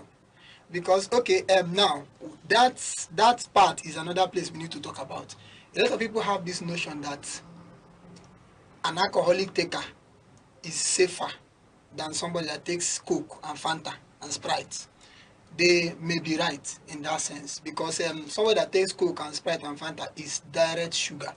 That's the one that enters the bloodstream and increases the sugar intake. But then, they have this belief that alcohol, when you take it, it goes straight down, you urinate, and it goes. That's what they believe. Meanwhile, you are giving the liver and the kidney much work at that point. That's why, after taking alcohol, you see the person going to ease himself, to urinate, all those things, and they claim it is going out immediately. You are embodying, you are giving burden to the liver and the kidney. So, there is no connection between alcohol and sugar reduction. There is none. It's just that they believe they take it in, it goes out, it doesn't store in the body. So therefore, you are better than the person that takes in sugar without urinating. But it doesn't have any connection. They still suffer. In fact, when people are suffering diabetes, the doctor prescribes reduce alcohol. In fact, stop taking alcohol. So if alcohol actually reduces diabetes, that means when you get to the hospital, they won't tell you because your sugar is high, stop taking alcohol. They will even tell you take it more so that the sugar will go. And I've never seen a hospital where someone goes and they prescribe, say, be taking social alcohol. No? Okay, thank you so much. Sam, I've not told you if I like alcohol or I don't like, but you like it moderately. That is good.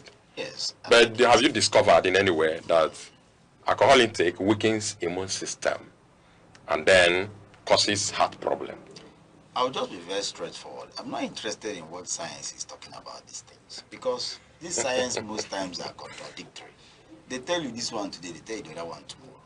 I'm interested in how you feel after you take this thing. As a matter of fact, we have our own sensor that tells us there are times you take alcohol, you feel just better. You feel just good. You just know that one or two problems you have has been cured. At that moment. At that moment, you just feel it. Like there was a day I took Origin, 2 bottles. After taking it, I just felt better in my system. Everything just felt better. My stomach was giving me it was bloating. After that, I just felt better at that moment. And I knew that this thing has contributed to my well-being. For another 4 days, I didn't take any alcohol. I don't know if you understand. So I don't attach too much value to this. You know, remember, science told us before that beans is pure protein. More than they told us is now carbohydrate and very, very little protein. Can't I believe? So I'm not so keen about those science, just like what he's saying. He keeps telling you that this one said this, but the modern science say that is not true. So which one is true? Because science evolves. Okay, Philip, let's take it from this other dimension. When alcohol lower the risk of dementia disease, and then it contains vitamin B3, B6, magnesium, and folate that is similar to red wine. Fine. I think I've mentioned this point even before you asked me. They brand those things, and you know, if you want to sell your products, you have to try to attach benefits to it. Now, somebody is looking for folate. What happened to the lettuce in the market and all those food that you will eat and gain them? For example, when the chips are down, that somebody is in the hospital and is having nervous breakdown, and the person needs vitamin B6, trust me, nobody will buy a bottle of alcohol and say there is vitamin B6 inside. They will look for lettuce and biscuit bone and all those things that actually have the vitamins and take. Because those things are just branded so that it will be alluring. You want to take the bottle of alcohol. So those things are not really connected. And so just like what my colleague was saying, that more like he doesn't believe in this science thing, and some people that don't take alcohol actually suffer. Not that I don't believe. I don't entirely. No, the part I'm going to is like the fact that some people that don't take alcohol still suffer these things. The thing is, it's just like when they say stop burning bushes, because bushes you have the risk of burning everywhere down. Exactly. So maybe you now say because someone close to me burns bushes and nothing happens, so let's continue burning bushes. You forget that you are adding to the problem. Let's say you have the normal lifespan of maybe living to 75 on your own. Taking on a wrong practice in life can reduce that 75 to about 65. And you see that somehow, I don't know, I don't want to bring in religion, but it's possible that probably when some of us get to heaven, God can tell you, Oga, it is you that killed yourself because of wrong practices. So we need to look into those things. I keep promoting moderation, because when you say wrong practices, just like you said, we don't want to bring in religion. Religion is a vital point. It's a vital thing in this society. You are aware there are people who goes to pray and they do fasting, they die. Sure. Even in the right practice. Sure. They have made wrong out of it. Sure. There are people who starve themselves from alcohol so much that they equally have problem. You see, when we go to drink and we sit in a table and drink, a lot of issues comes up. There is this happiness that the environment that circulates in the environment that is very healthy. Just like you mentioned dopamine, you release it that period and you are happy, everybody's shouting. Don't you think? Are you aware? Are you aware that if somebody goes to fast and eventually dies, he's going straight to heaven? That is what you say. Okay, but are you aware? Are you aware that China lives very long? In fact, they are one of the people that have the longest lifespan. Yes. And they don't do it by alcohol. But there are other European countries that live longer that are alcoholic. It's by yoga. I'm giving you, they do yoga, they are normal dance. Okay, gentlemen, thank you so much. It is fun. It is fun because Uncle Sam, you are of the opinion that you take alcohol, but don't take it in excess. Yes. And then Philip, your own perspective is that alcohol is absolutely bad and nobody should take it. That is why it is fun. We want to observe just a short break. After the break, you explain to us, if you have known, from the research findings also that alcohol worsens depression and anxiety. Thank you so much. Our viewer want to observe us a short break. After the break, we'll continue. Please don't go away. Every second, the world changes, markets rise, leaders speak, stories unfold. To keep up, you don't just need news, you need clarity, you need speed, you need perspective. That's why Aneke TV brings you the global pulse. Accurate, reliable, right when it matters most. Aneke TV, move with the world. All right, thank you so much. Back from the short break, we are still on the program Youth Focus on Aneke TV.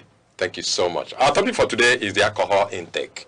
And good enough, I've had wonderful gentlemen here who are coming from the opposite directions. This is Samuel Uchendo, who is a civil engineer. He says alcohol is good, but when taking it, make sure you take it moderately. And then I have Philip Osigwe, who says, yes, alcohol, it is not good. Don't take alcohol at all times. Yes. So before I went on the short break, I was about asking you a question. If you are aware that when you take alcohol, it worsens it gives rise to anxiety, worsens depression, and even sleep disturbances. Are you aware of this? Still, you take alcohol. These are statements that are made that today they say is true, tomorrow they say is not true. So I don't give in to those things because I know that as we are seated now, we sit very long. It creates problem for us too, but we have to sit. You know, when people go to school, they stay in classroom for a very long time. It's very dangerous to your health. You go to church and some churches sit you down for 3 hours, which is worse than a pack of cigarettes. But you still sit down there and learn whatever you say you want to learn. And you move on with life. You see, life is like that. So, but there are benefits that people derive from alcohol that should be the reason why they should moderately take it. It brings communal life. It brings people together. It circulates happiness amongst men. It makes men live in peace and harmony. These are the benefits. And those benefits cannot be removed just because somebody says one thing that he says today, tomorrow he says another one. But I still maintain that it should be taken moderately. That's what I understand. Moderation. It's like nothing can make you make a shift from that your position. No, you have to take alcohol. That you have to take alcohol. Especially when it is done in a communal way. And Philip, I think you have, maybe you have seen reasons to maybe start taking alcohol, but then taking it moderately. I'm not convinced from everything he said, because he's not ready to take or to get convinced by your own position. He needs to give me more reasons. If I'm to be convinced at all, I should get more concrete reasons. You see the way you are behaving. You are very focused and very mean and very stiff because you don't take alcohol. No. You can't. It may not be so. Okay. Let me ask him a question. Let me ask you a question, Sam. Yes. Sam, let me ask you this question. Why do you think alcohol is not recommended for people under 18 years? Why do you think so? There's nothing wrong with making sure that people are of age before they start taking alcohol. I mean, it's correct. Because alcohol itself... Why do you think the same people didn't say that people must be of age before taking water? Let's compare this taking alcohol with sexual life. Sex is not evil. But in all religious organizations, they recommend it when you are married. I don't know if you understand. Those things are sensitive issues that are very vital in our lives. And we make sure we control our children not to take it until they are grown-ups.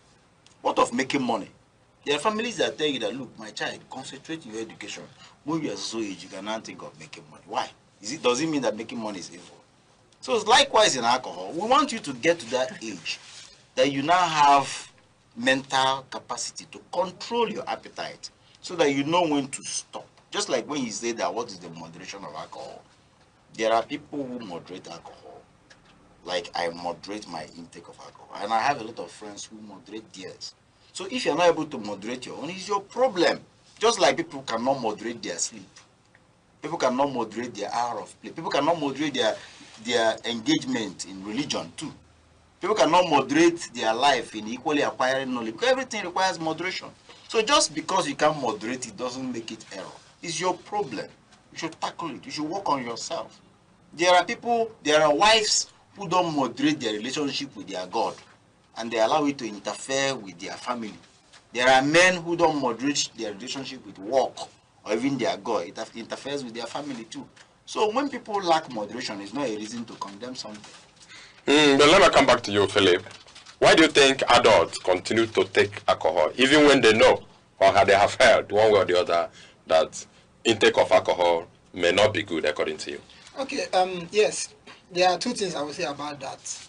Is one, alcohol gives you a return habit. Like when I was defining alcohol, I said it has this ability to give you, you become addicted to it, whether you like it or not. You return, you want to return, you want to return. So I've seen people that will say, I want to stop taking alcohol. And you find out that maybe after a month or two, they want to go back and have a taste. And some people, when they have a taste, they will be like, oh, let me just continue this thing.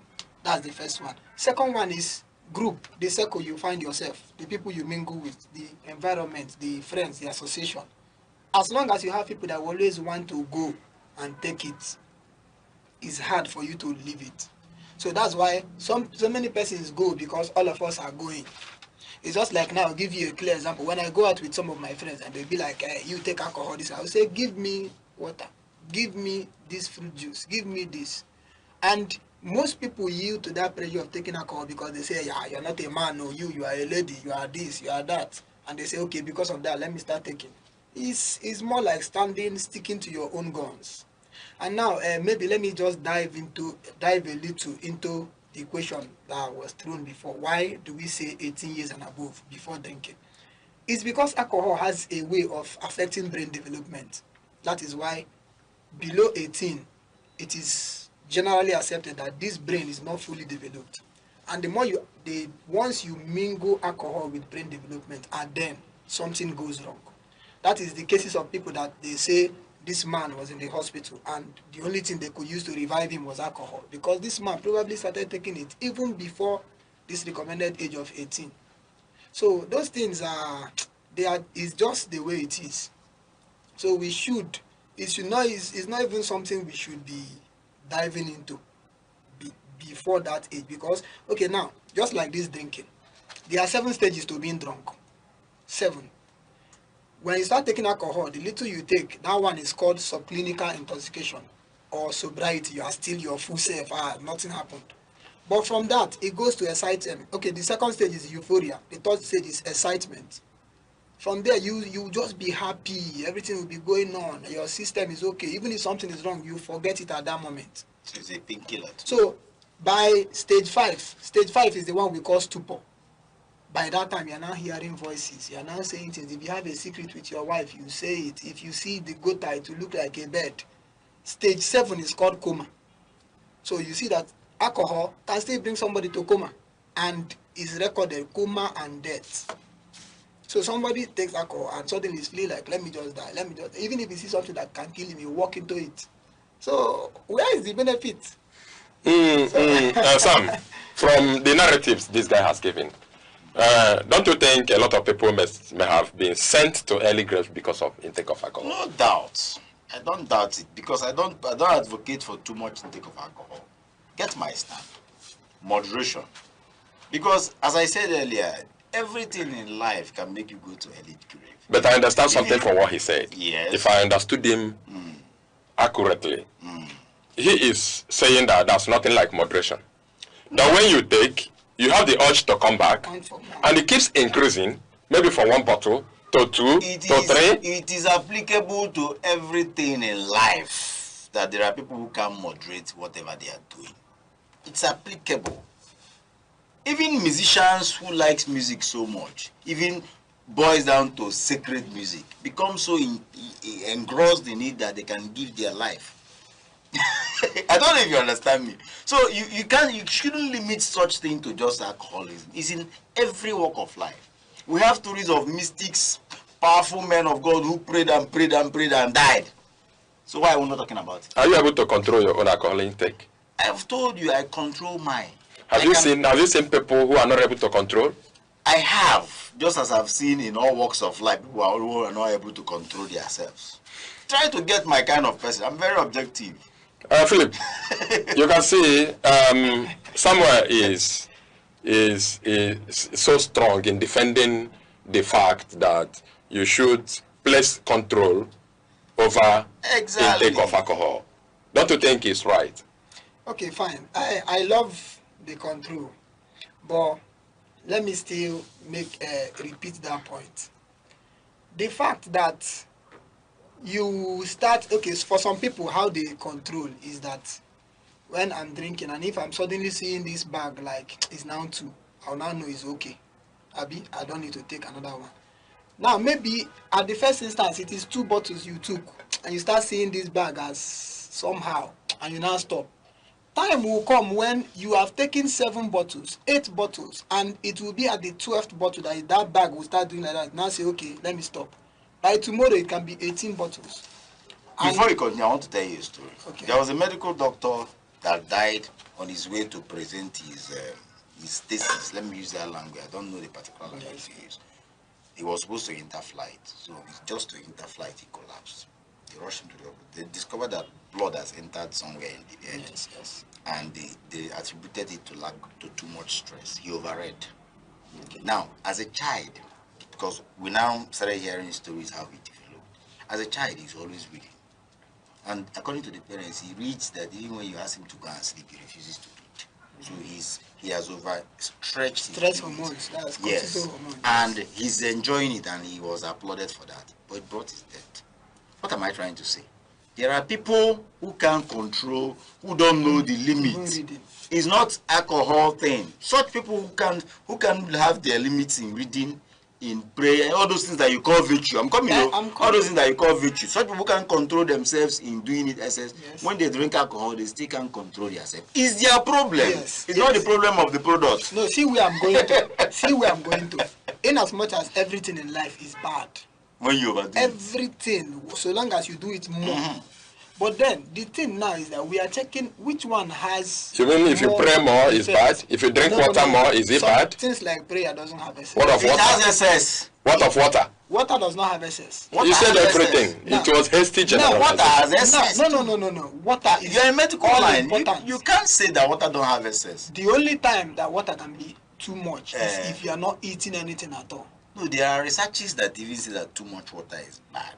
Okay, fine. I'm coming now. You can Google it now. Let's finish this particular. As long as it becomes. Let's finish this particular. What I'm saying now is, okay, in as much as you said, too much of everything is bad. Now I'm now telling you that maybe you taking 2 bottles today, and probably by next week it has to be 3 bottles for you to get to that point where you are saying it is excess. Minding you that every additional bottle is adding additional stress to the kidney and the liver. Just like adding extra spoon of food when you're eating. It's adding additional stress to the liver. But now, kidney too. It is food. Food has, let's say, 80% positivity to your body. Alcohol, every additional bottle is giving 80% disadvantage to the body. From which your own point of view. You check which one has. I don't know whether you're getting what I'm saying. But let me ask you a question. There are food that are more detrimental than even alcohol. And you should avoid. But you know what I'm saying. I know. There are foods that are more detrimental to alcohol. Which you should avoid. And some of those foods, science may not have discovered so much about them. And they may even be encouraging us to eat them now. Tomorrow they will wake up and tell us, hey, we don't know that this food is bad. This is the same science that you are proving now that is condemning alcohol. Tomorrow can tell us that, hey, alcohol this one has been discovered over the years. There is no over the years. Okay, Philip, let me ask you this question. Now that you don't take alcohol, what do you take? As maybe to get happy or what makes you happy? Like I gave an example of China. Yoga makes them happy. Then what do you take? What is your brand of anything drinks? As of now, maybe let me divert the topic a little bit. Anybody that is taking, I shouldn't be saying this on telly, but anybody that is taking anything that is not water in Nigeria now. You are risking too much. Even the water. This guy is going extra mile. Or even the water in Nigeria is not safe. The reason why I say it is that you are going extra mile. Why I'm saying it is these alcoholic drinks now. A great number of them in the market are even the fake ones. You are right. So now imagine when alcohol is harmful, and you now then the fake one. Alcohol, you now check what it can do. And mind you, kidney failure, liver disease are on the increase far much more than we've ever experienced. And what is causing it? Because of fake alcohol. Fake things, fake beverages, you know. So you are even setting yourself in the front line of risk. But don't be offended though. There is a way the human hormone works. There are the children we are giving birth to today. There are children who started eating certain food that their hormone has grown to accept those things. Yes. That if somebody, a foreigner, comes now and take the same food, they just die in a shorter time. I hope you know.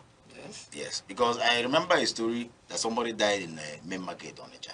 The guy drinks bottled water. So one day he came to the market, there was no bottled water. He now say, the people now say, you are a foolish man, or drink pure water. He now say he doesn't. They say drink this water, it's not water. He drank it and died. You must have had this. Okay, I want to ask you this question. Now that I understand you don't take anything other than water. Yes. That is cool. No, I take fruit juices. I take natural drinks. Fruit juice, is I it take which ones are natural drinks? Like I take pineapple juice. There's a place I buy it even in the market. Produced by who?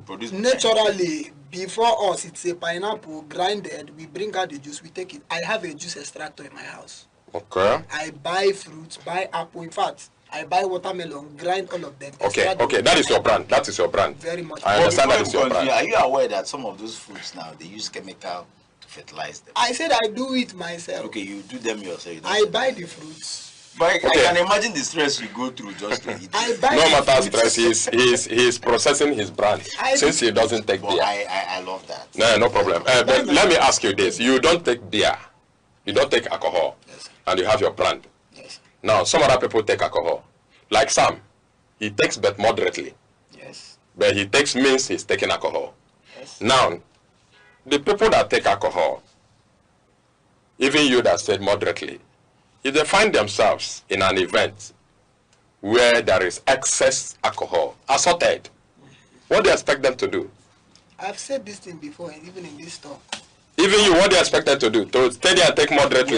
Well, we are human beings of free will. Those who want to take in excess, it's on their own. They are on their own. It's their own risk. But me, no matter the number of alcohol I see, I will just take that number I want to take and walk away. The important thing in alcohol is not even to get drunk. It is that conviviality, that joy that circulates when we are drinking. Not necessarily the alcohol itself. That joy, that joy we get there when men gather like this, sort of fighting, we are laughing.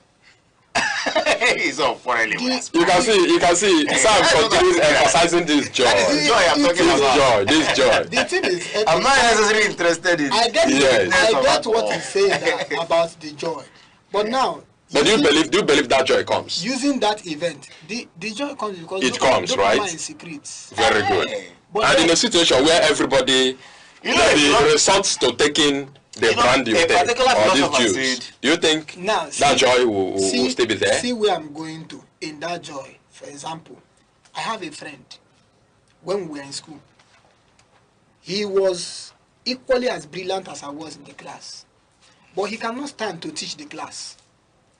And every time I can just be entering the class, they will be like, Philip, come and teach. I'll say, okay, so topic, let's do this one.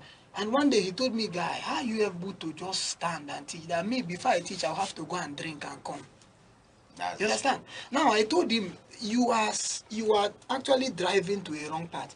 I've seen drivers that say before they move, they have to go and drink. I've been in a park, they loaded us, we are about to go. Driver say he must take one bottle of beer before he moves. That's the way his eye will be sharp and bright.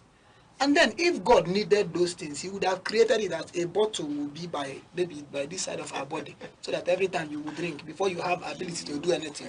So those things shows that you are being dependent. Liken it to food. You are dependent I think you are saying yes, you are being dependent on those things. Yes. Just like our fathers in the olden times. Some of them, before they will go to hunt or catch firewood or bring palm wine, they have to take snuff.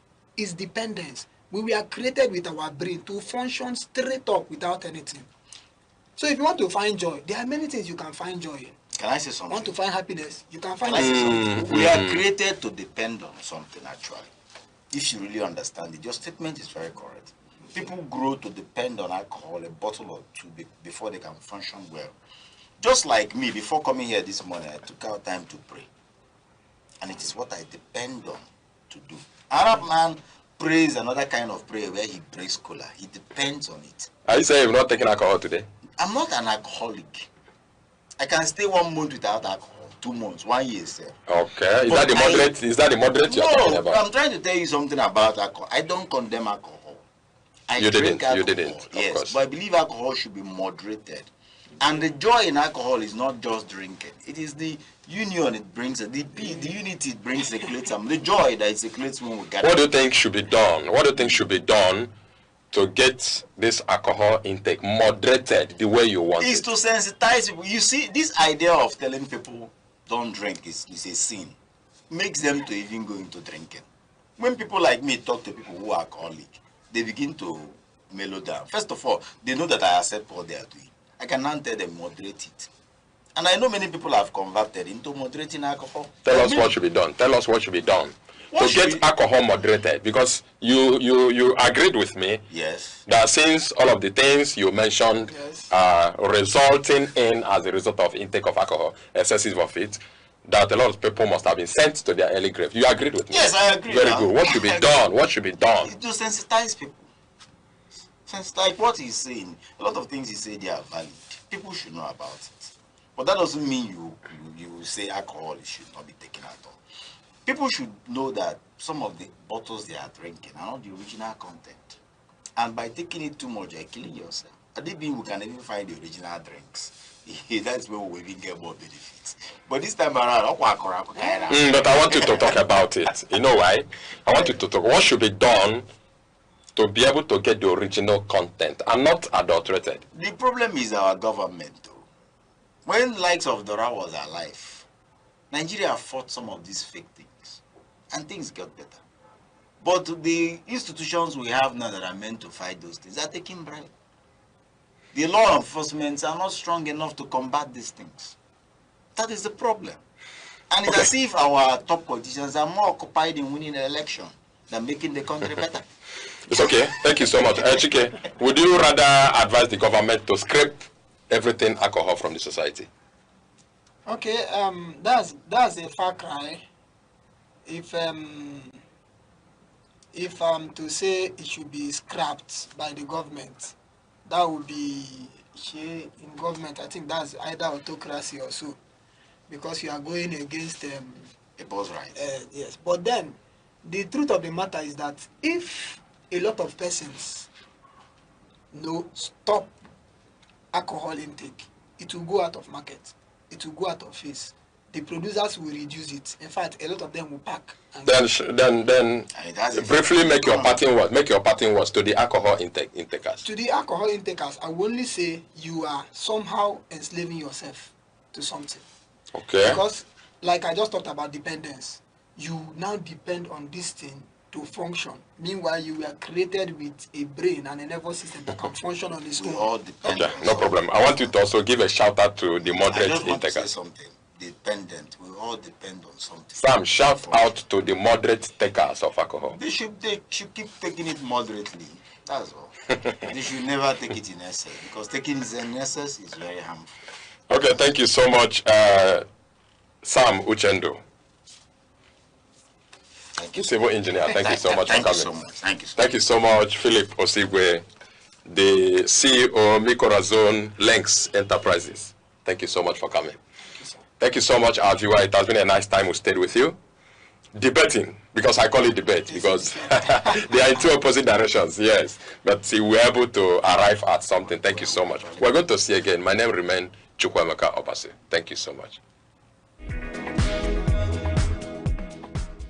In every generation, there exists a defining force.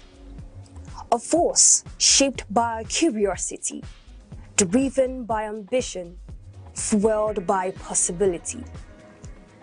Where ideas evolve into innovation, skills transform into enterprise, and vision becomes impact. Because empowerment is more than progress. It is transformation. The voices shaping tomorrow. The idea redefining possibilities. The generation building the future.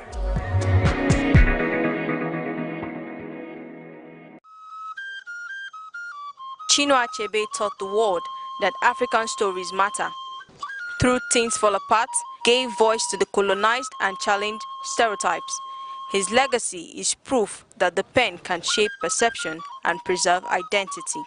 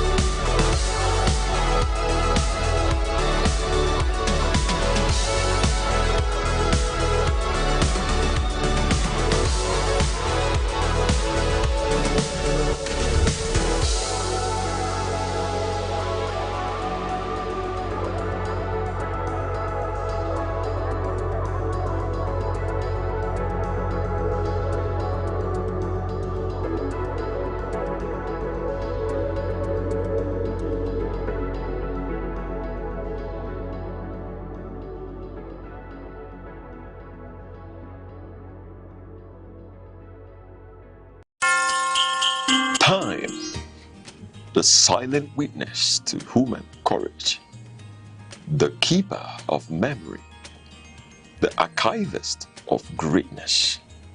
Across the vast landscapes of Africa, from the savannas to the bustling cities, voices once rose, ideas once bound, and visions once dared to challenge the limits of their age.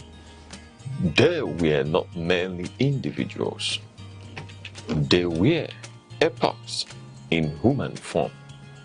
In literature, minds such as Chinua Achebe, Wole Soyinka, and Ngugi wa Thiong'o reclaimed the African narrative. Through ink and imagination, they dismantled distorted histories and restored the dignity of African identity. Their words were not just stories. They were mirrors, reflecting a people long misunderstood, and windows opening the world to the depths of African civilization. In the realm of science and knowledge, pioneers like Philip Emeagwali proved that African intellect could reshape the frontiers of computing and technology. Their work was a quiet revolution, reminding the world that innovation knows no geography. And in leadership, towering figures emerged when history demanded courage. Men like Nnamdi Azikiwe, Kwame Nkrumah, Nelson Mandela, and Julius Nyerere redefined freedom, not as a privilege bestowed, but as a right reclaimed. They spoke for millions. They endured prisons, exile, and resistance. Yet, their vision transcended the politics of their time. They dreamed of a continent awakened. Today, their echoes travel through generations. In every African classroom, in every curious mind, in every dream that refuses limitation. For history is not merely what has passed, it is the foundation upon which tomorrow stands. The past still speaks. Its lessons remain. Its voices endure. This is not just remembrance, it is inheritance. Echoes of the past, where history breathes and legacy lives on. Party here present. I am standing here on behalf of members of the Presidential Primary Election Committee of ADC for 2026, leading us to 2027 election.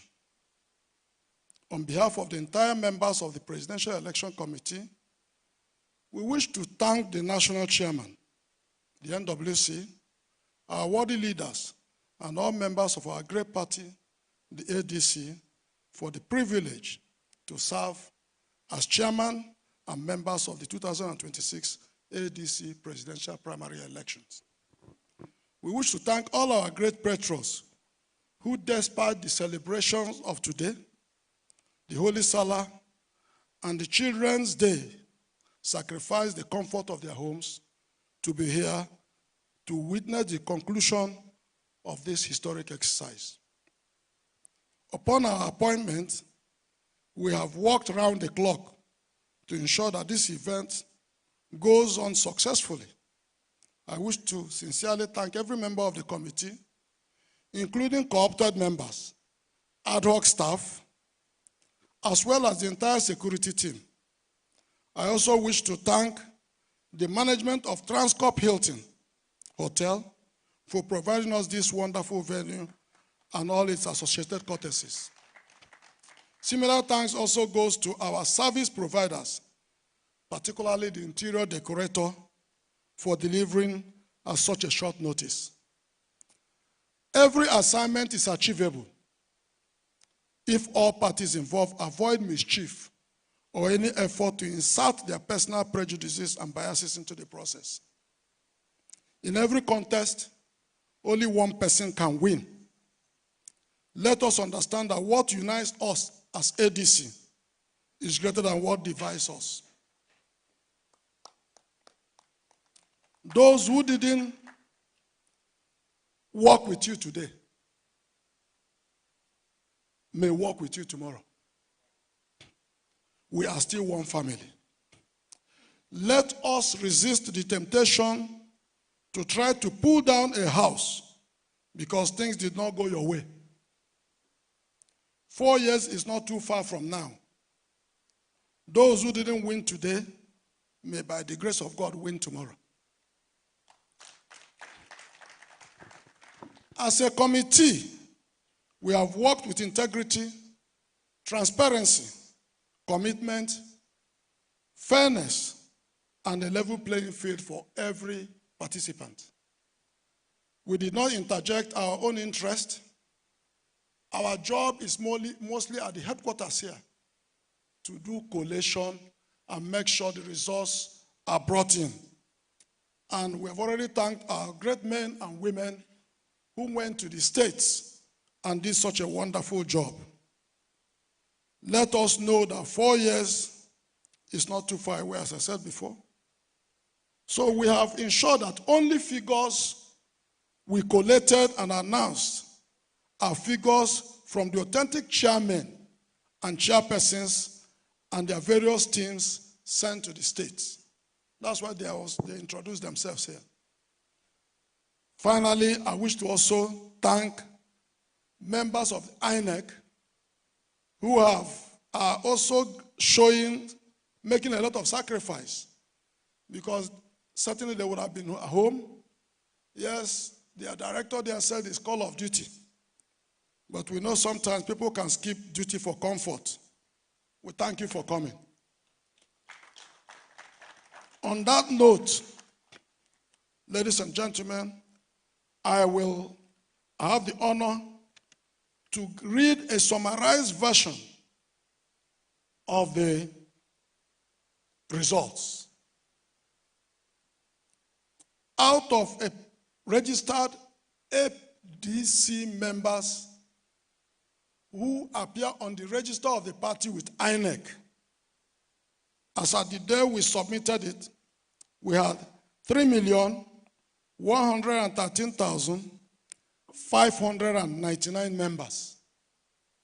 And you will know, given the time ADC commenced the registration and the deadline of INEC, as we said before, it was such a short period that the only miracle permitted the party to achieve this figure.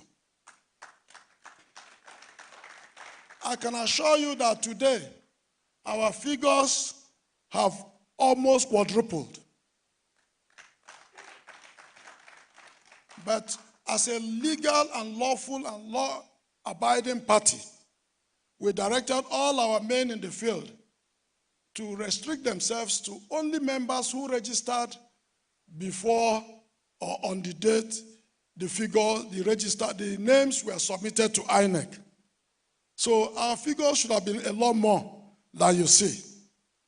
So ladies and gentlemen, out of the possible 3,113,599 members who are registered members of the ADC, 2,527,977 members actually came out to vote. And of these members who voted, Alhaji Mohammed Hayatuddin scored 177,120 votes.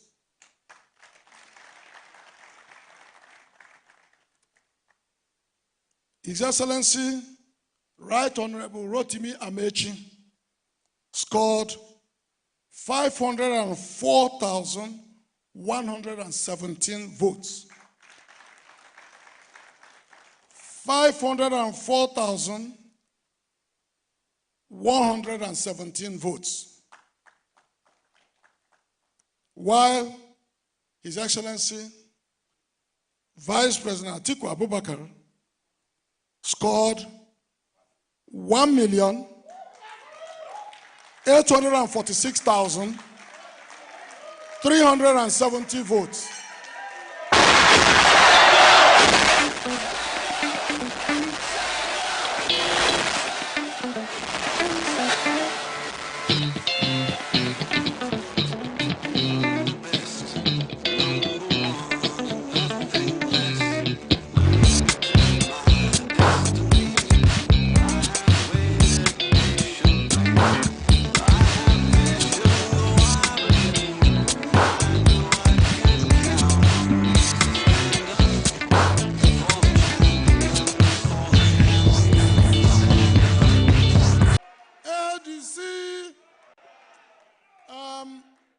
I'm sure you would have noticed from these figures that we had worthy contestants.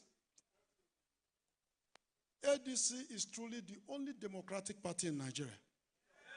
It's either you have only one candidate running, or you have where you have another candidate.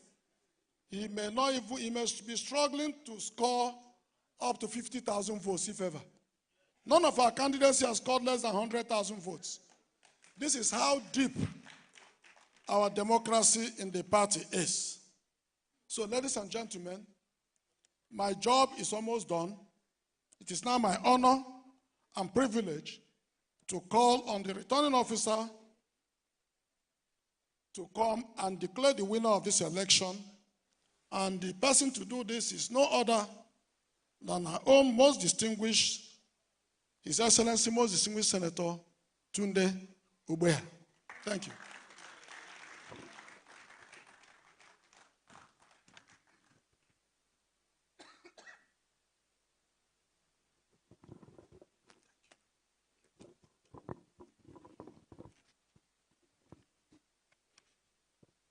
The National Chairman, ADC, His Excellency Senator David Mark, members of the National Working Committee, the chairman and members of the presidential primary election,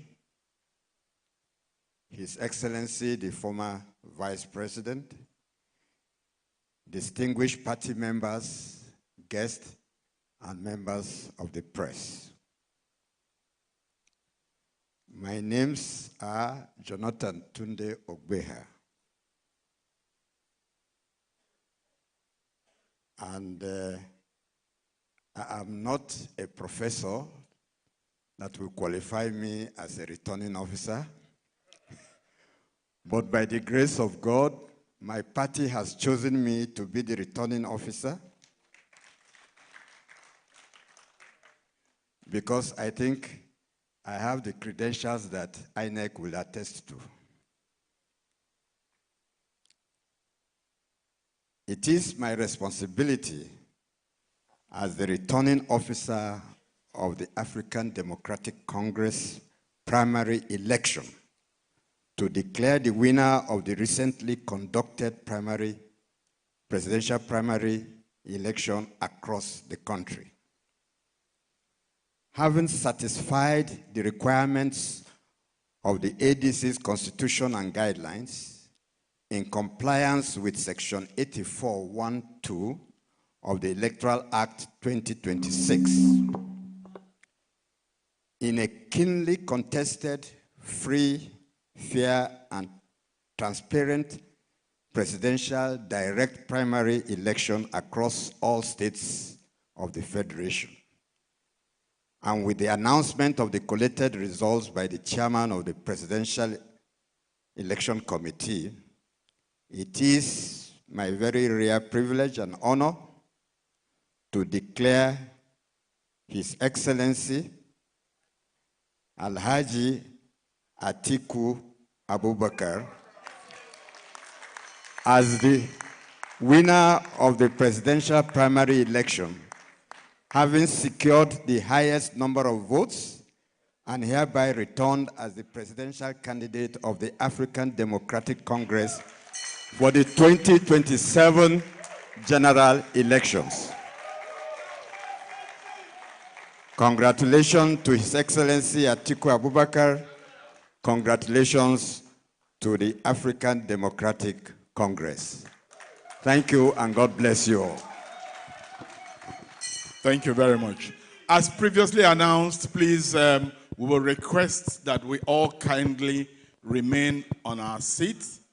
His Excellency will be escorted to the podium by only the chairman of the African Democratic Congress, because the chairman will also make a speech and go ahead to present the flag.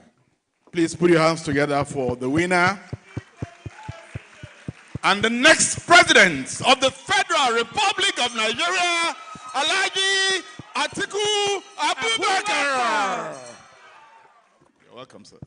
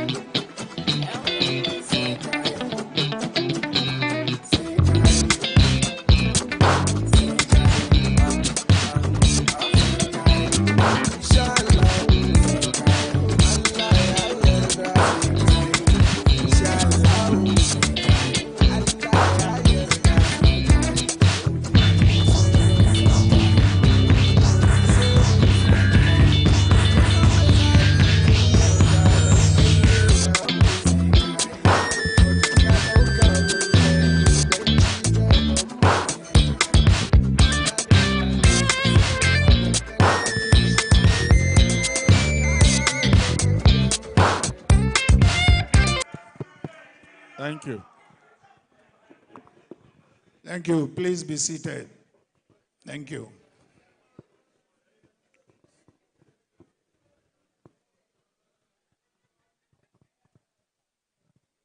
The chairman of our great party,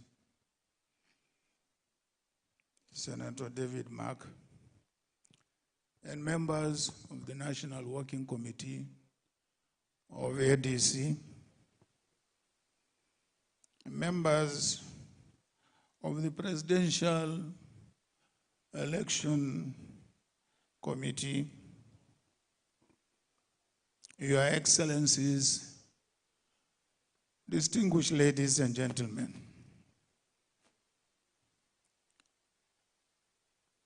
I wish to express my profound appreciation for the privilege which you have bestowed on me of leading our great party, the African Democratic Congress, into the next elections as its presidential candidate.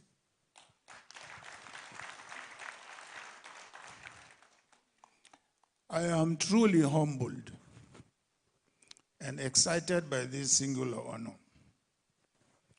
We demonstrated that while democracy is being strangled and squashed by the ruling party and its operatives and anti-democratic government, democracy is alive and well in the African Democratic Congress.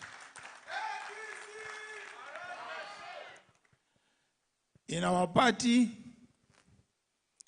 members are allowed to express their views, to have ambitions, and to contest for elective positions in a free, fair, and transparent process.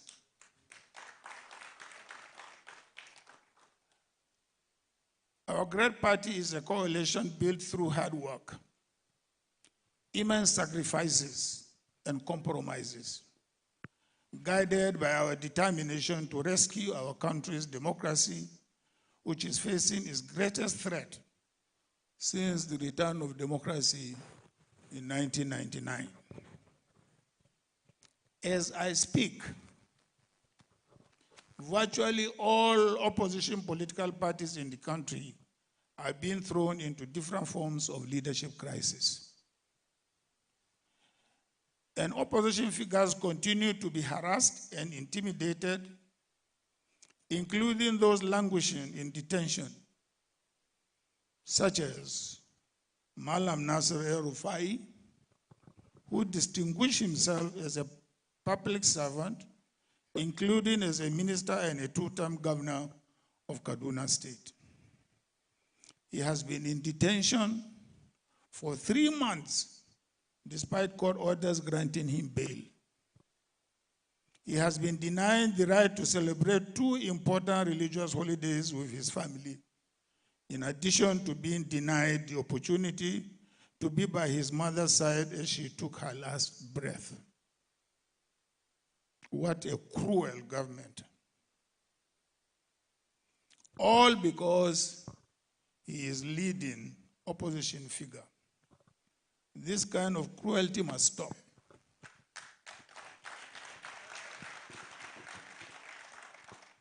The government continues to harass, intimidate, and coerce opposition politicians to join the APC, using the security agencies as well as the agencies which were set up by a previous government to fight corruption.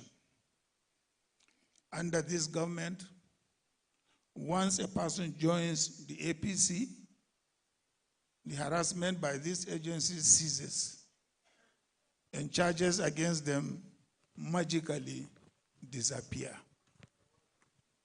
This abuse of power must stop.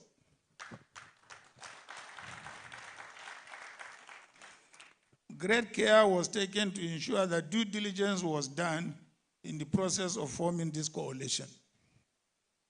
Yet the government and the INEC continue to undermine it, even trying to deregister it. Let me warn.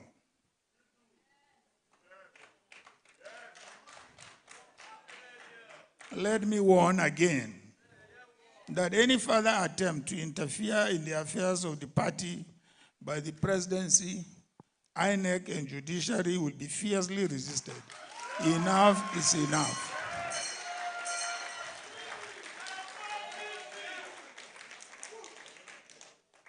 I congratulate my fellow contestants for this ticket to represent our great party in the elections scheduled for early next year. I know that you are driven by your patriotism and commitment to a better Nigeria and improved life for our people. I know that, like me, you are deeply concerned about the rapid descent of our country into economic disaster, catastrophic insecurity, extreme nepotism, political intolerance, and the drive towards a one-party state by the current government and its party. I thank you for your participation in this process, which is healthy for our party's internal democracy and for democracy in our country. I must state that at this juncture, this is not the time to celebrate. No one was defeated. No one. We are one party, and we all need to recognize the fierce urgency of the moment. Therefore, we have to unite as we pledge before this process to work to pull our country and our people out of the destructive grip of a corrupt, incompetent, and polarizing APC government. I thank the Primary Elections Committee for organizing a peaceful, free, fair, and transparent primaries. I thank the various leadership organs of our party, the various stakeholders and volunteers for their hard work and dedication, and all our party members and supporters for their efforts, patience, and conduct during the process. With the primaries behind us, the real hard work is about to begin. We have to prepare to campaign hard to win the next general elections in order to begin the difficult process of rescuing our country and its long-suffering people from this government. We will be guided by clear national plans with set targets and timelines in line with commitments enshrined in our party's manifesto. We shall provide clear leadership that will empower our states to competitively attain the potentials of meeting the expectations of its citizens.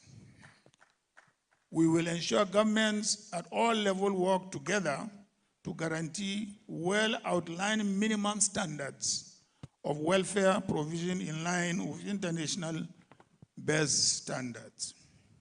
Ours will be a new era of accountable leadership. We shall prioritize security, education, the economy, healthcare, and the challenge of power sharing among the constituent units of our country. On security, every region of this country is gripped by insecurity, the worst kind in our history. Our people are being slaughtered in large numbers, and the government has failed to take decisive and effective action to bring the perpetrators to justice. The most disturbing is that members of our security forces, including military generals, are being slaughtered wantonly in a manner that can only be embarrassing to our military, which fought to keep the country together and is highly respected in various parts of the world where they distinguish themselves in international assignments. All we have been getting from the government is silence, and on occasion, expression of condolence and empty promises to deal with the murderers. An ADC government under our leadership will take decisive action to address insecurity and protect lives and property in the country. We shall strengthen the armed forces, the police, and other security agencies with massive new recruitment, provision of modern and adequate equipment, training, improved welfare, and effective leadership. We shall also ensure accountability and proper coordination and intelligence sharing among all our security agencies. It is obvious to us in the ADC that we can only secure our country in the long term if we educate our young people and create an economy in which they and their families can thrive and help change Nigeria and the world for the better. Your Excellencies, ladies and gentlemen, education, education, education.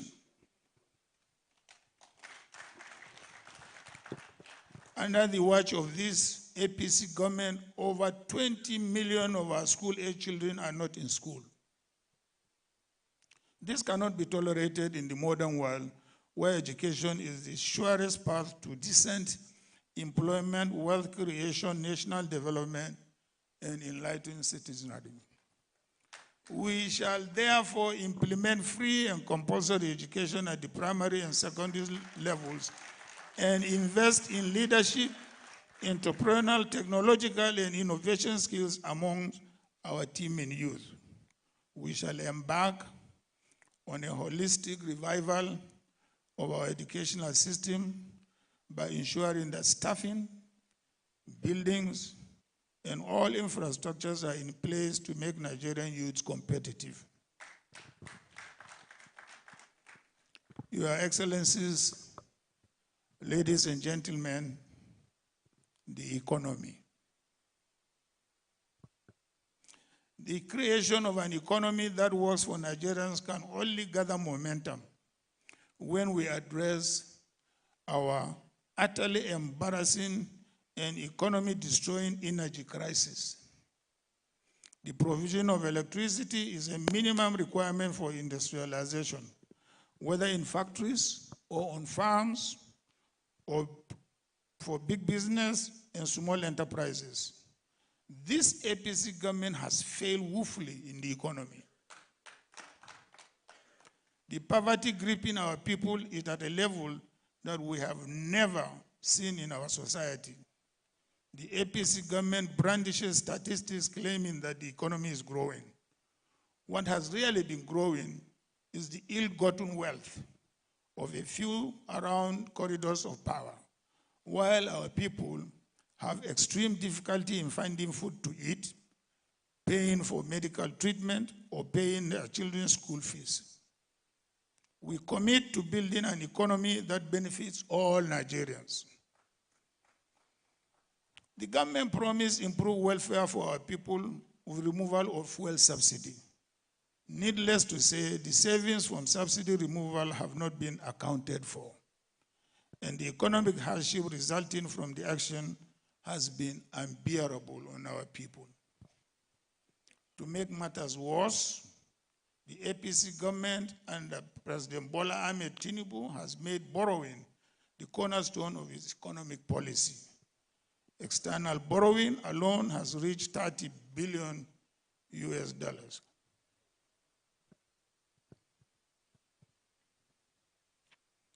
And the massive amounts borrowed are given away in contracts to friends and cronies of those in government without competitive bidding and with no pretense of due process. The future of our younger generation is being mortgaged with no accountability. That has to change and will change under an ADC government. We shall remove the bottlenecks limiting investment across sectors of our economy to attract local and foreign investment that will create jobs and meaningful growth. And we shall provide incentives where necessary to promote investment and job creation. Your Excellencies, ladies and gentlemen, healthcare. In the face of glaring healthcare challenges facing the country, we learned recently that the Federal Ministry of Health received only 30 million naira for capital expenditure in the preceding fiscal year. This is clearly a government that doesn't care about the health of its people. It's laughable. Serious though. Our ADC government will prioritize healthcare with emphasis on prevention. Therefore, we will make massive investment in primary healthcare. In addition, we shall properly equip and staff our medical centers of excellence to ensure that our people receive the best specialist care here in Nigeria rather than travel abroad for the same. We shall establish more such centers where needed and incentivize the private sector to build world-class medical facilities across the country to meet the needs of our people. In the coming weeks and months, we shall be rolling out our platform addressing these priorities in more detail and with clear timelines. Fellow Nigerians, while the APC government offers meaningless renewed hope, we will provide renewed action to repair the damage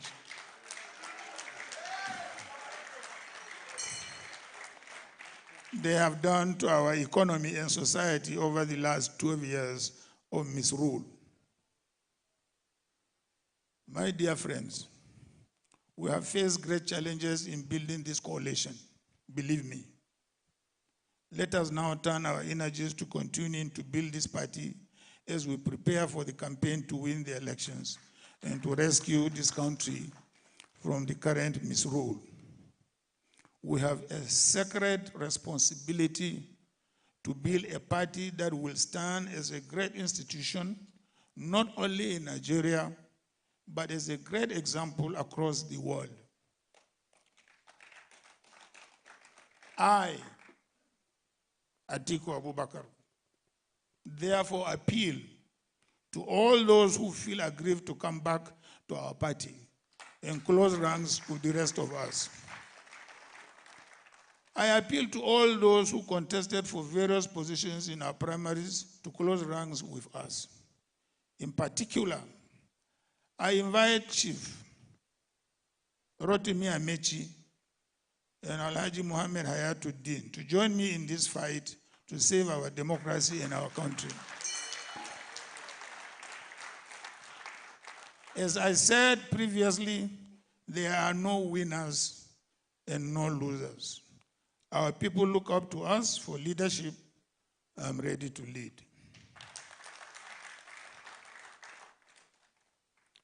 I shall work with you all to continue to build our party. I will campaign with you, and if Nigerians give us the mandate, govern with you to build a country that works for all of us. Your Excellencies, distinguished ladies and gentlemen, thank you, and may God bless you and bless the Federal Republic of Nigeria.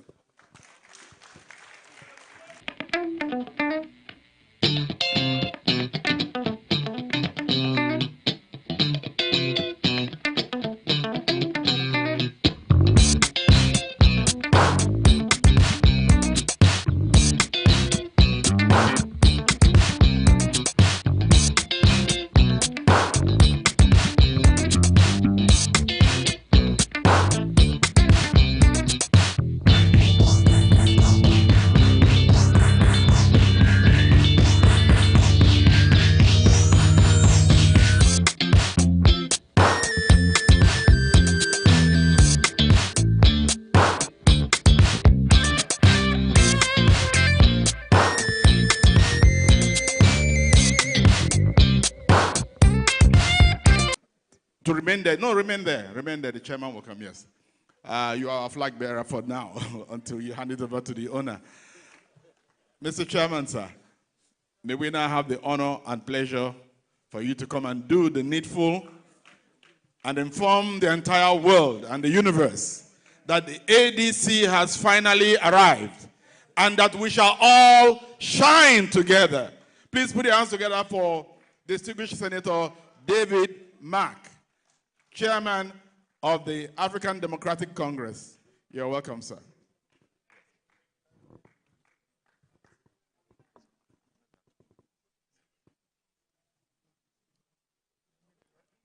On behalf of all of us here present, I would like to hand over the flag to our flag bearer for 2027 election and the man who will take us to the villa.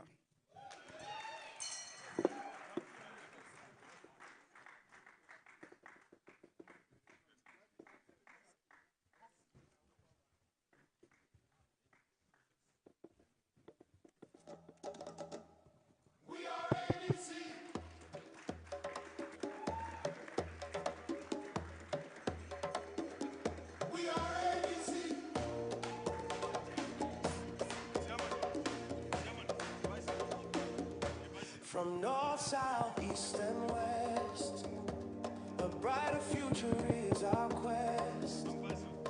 Justice, peace, unity. I hereby accept the nomination. The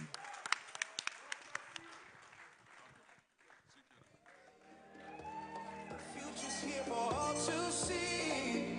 A new Nigeria starts with you and me. We are ADC.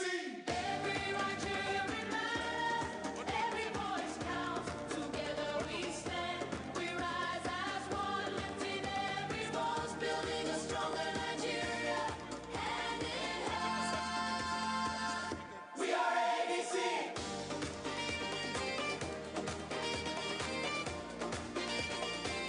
We are ADC.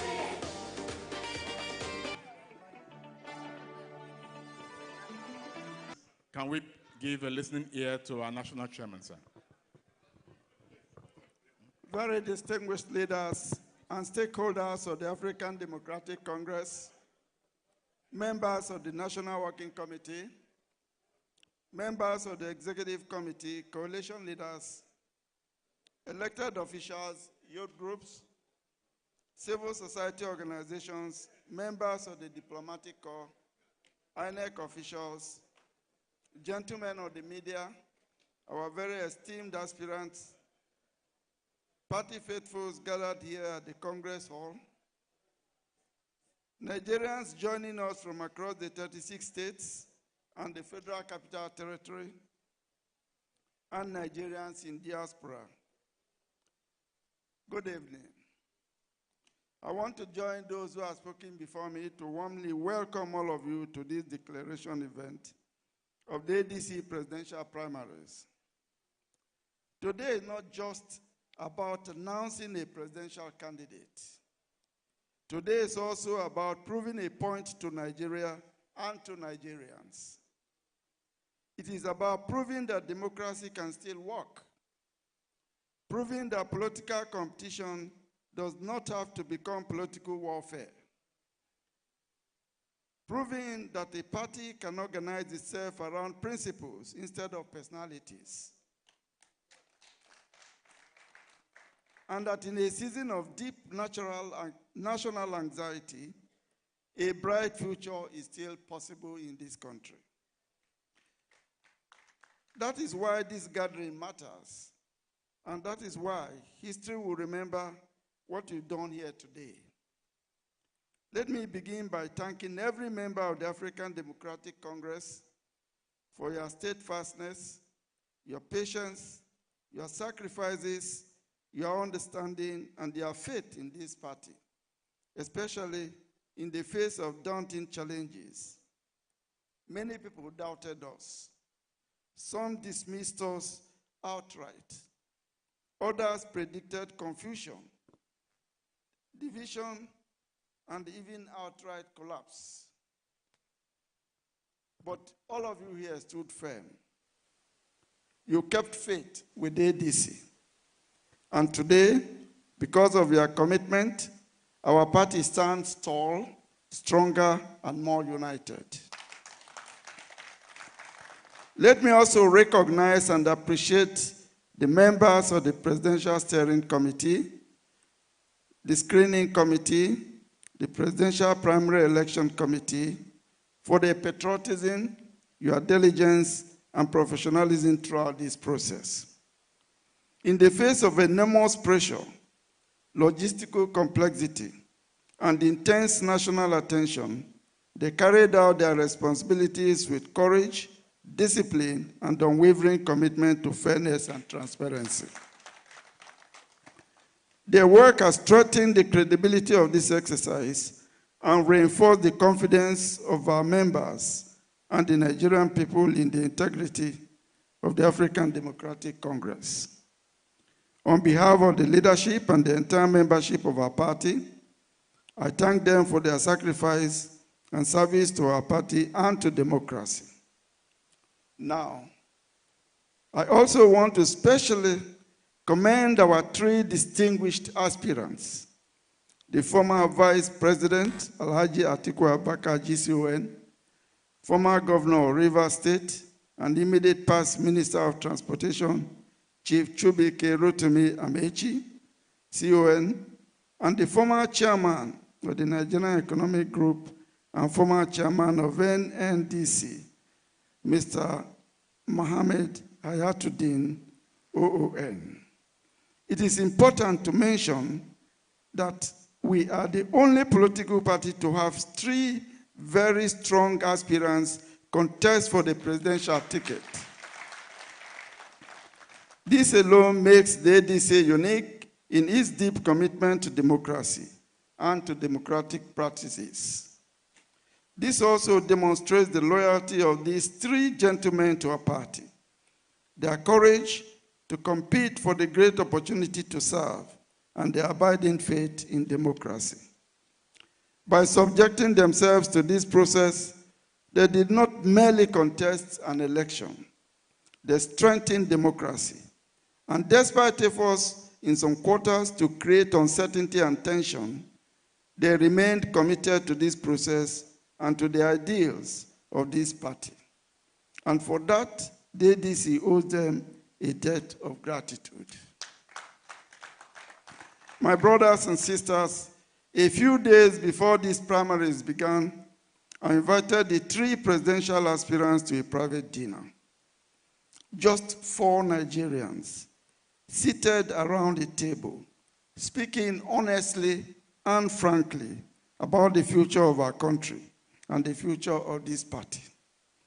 I remember looking at each of them and saying something very simple. Whatever happens in this primary, let us remember why we're doing this. Majority of Nigerians are looking up to us to liberate and rescue them from this current regime of suffering. We must not let them down. I told them that the ADC has a real opportunity to demonstrate to Nigerians a different political culture, a culture where competition would not destroy unity, where ambition would not bury principle, and where the process would matter as much as the outcome. To their credit, all 3 men agreed with me. I believe that understanding is what has brought us to this moment today. When I accepted the responsibility of leading this party as chairman, I made a promise before God and before Nigerians that I would be fair to all, that I would ensure a level playing field, and that every member, regardless of status or influence, would have equal opportunity and equal respect. This exercise is the culmination of that commitment. In the last several weeks, I've come under intense pressure from different quarters. Pressure to choose, pressure to endorse, pressure to tilt the scale one way or another.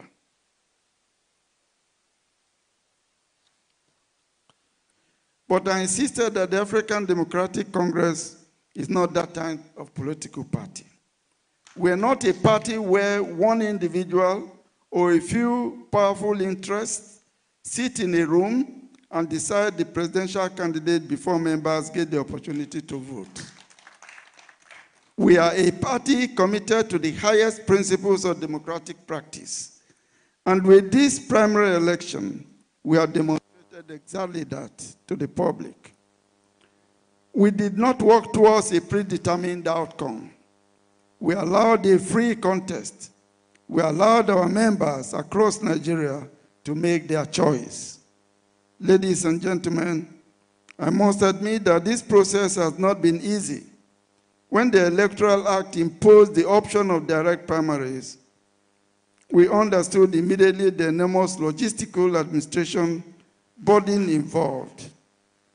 Coordinating an exercise across 36 states and the FCT was not going to be a simple undertaking.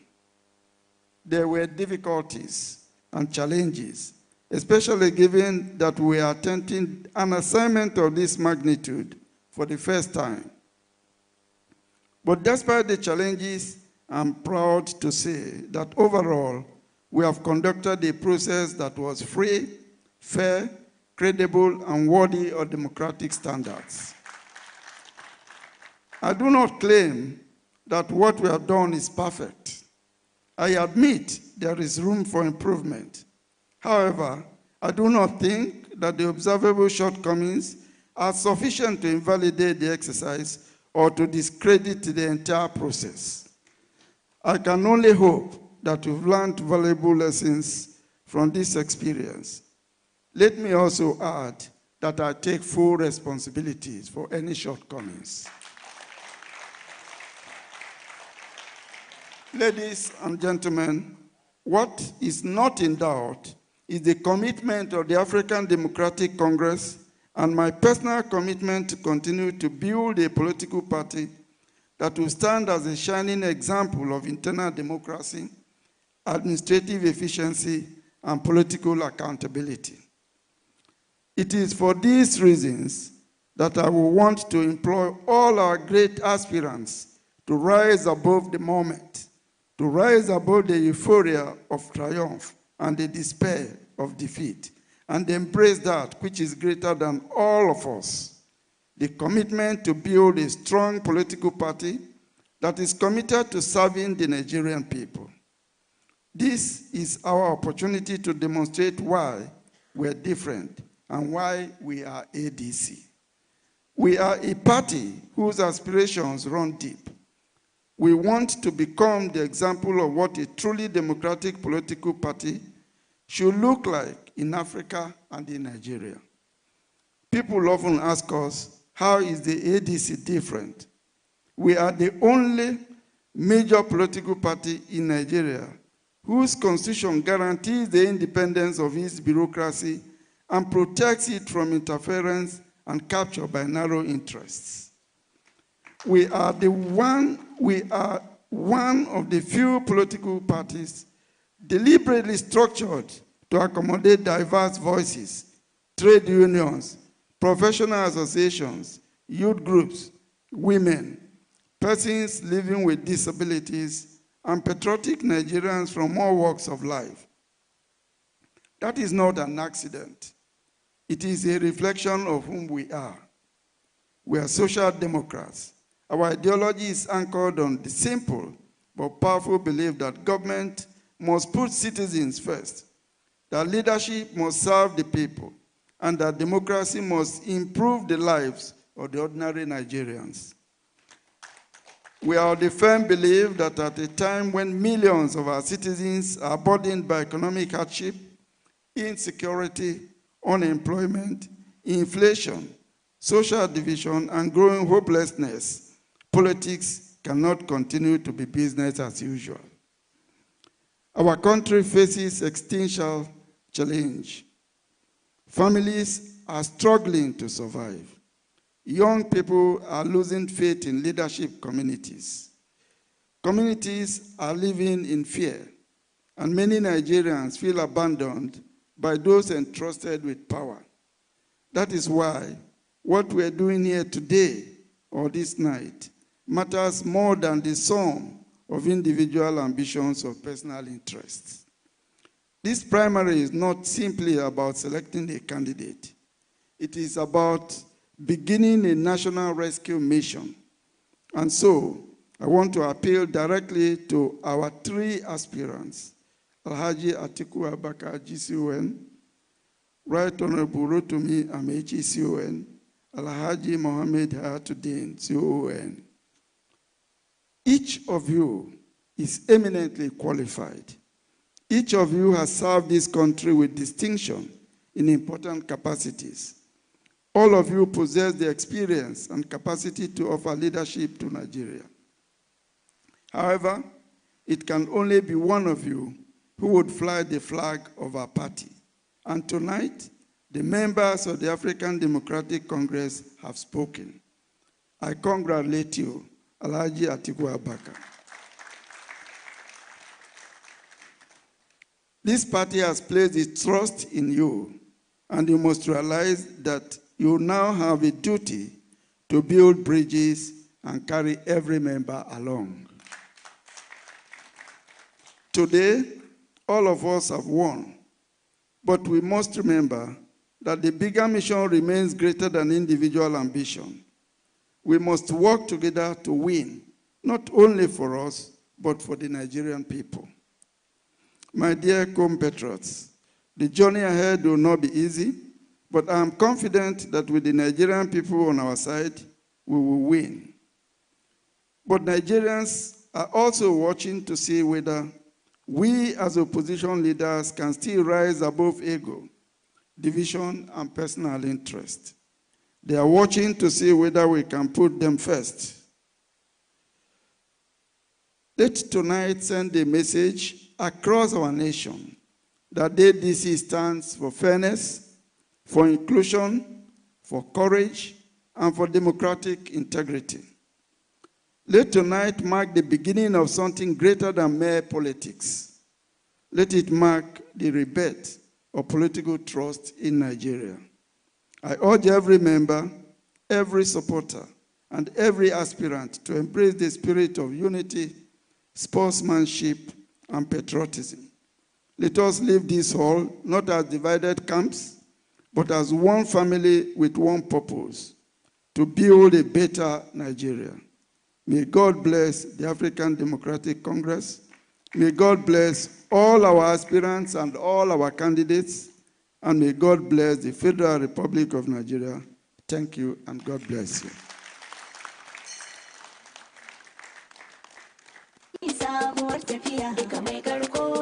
Thank you, Mr. Chairman, sir. As he makes his way back, I'd like to announce that we have just one more item to go, and that will be the vote of thanks.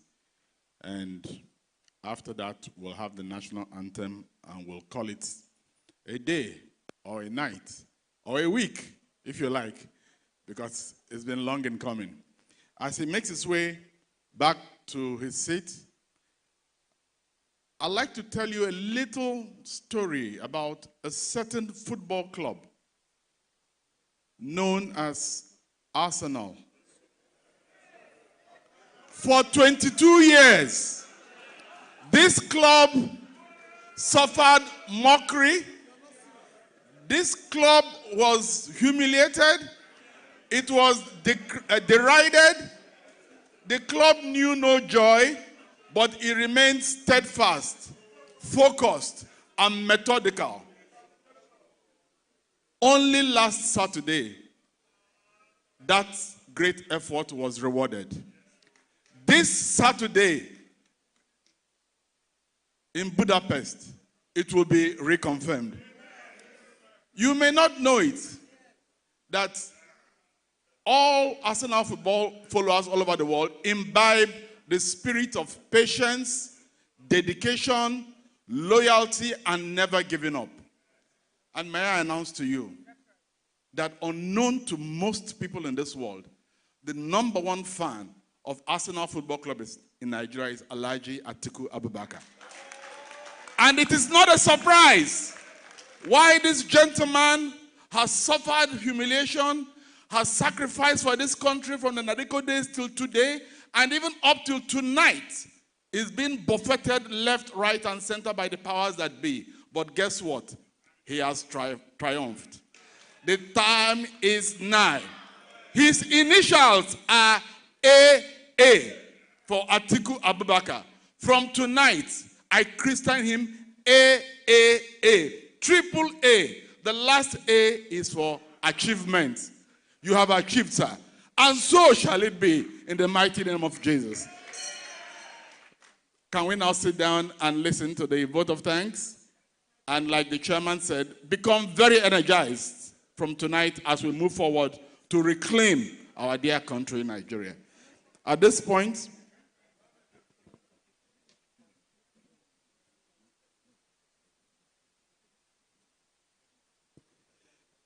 the vote of thanks will be moved by the Secretary of the Presidential Primaries Election Committee.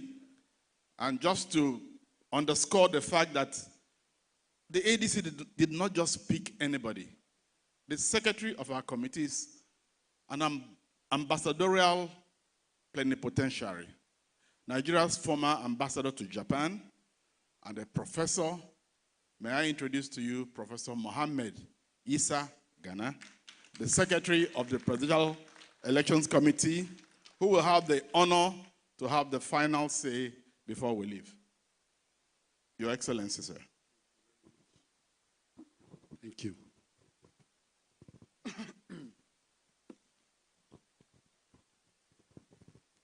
Your Excellency,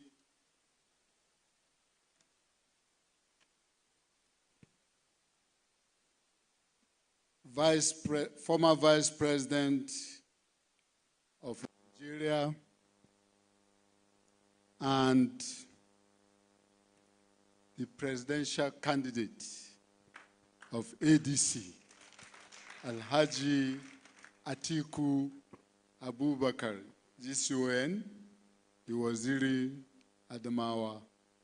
First of all, let me join our great chairman of our party to congratulate you on this occasion of becoming our party's candidate for 2027 election.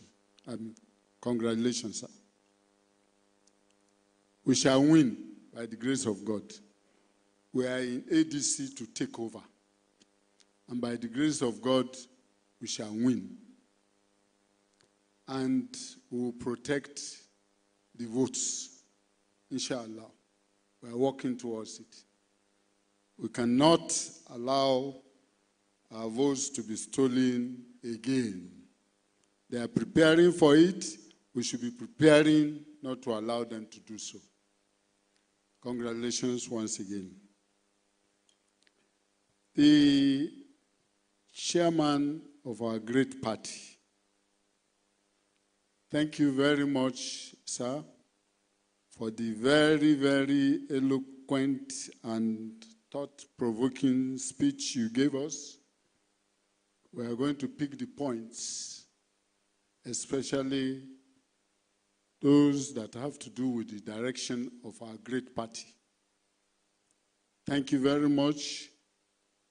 You have been with the committee all along, monitoring everything we have been doing. We thank you greatly, and also thank you for making resources available to the committee to be able to bring up this event to this level. When we first got to the initial venue, some of us protested and rejected it. This is where ADC should be, actually. Thank you very much, sir. Congratulations. Thank you.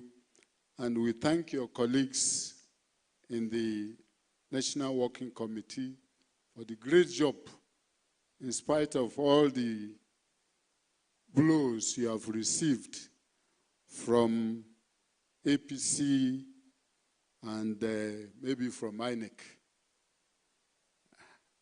Yes. We thank you very much for what you have done for us. The inec, thank you very much for being with us all from the beginning. You came in large numbers. We appreciate you for doing that. And we hope and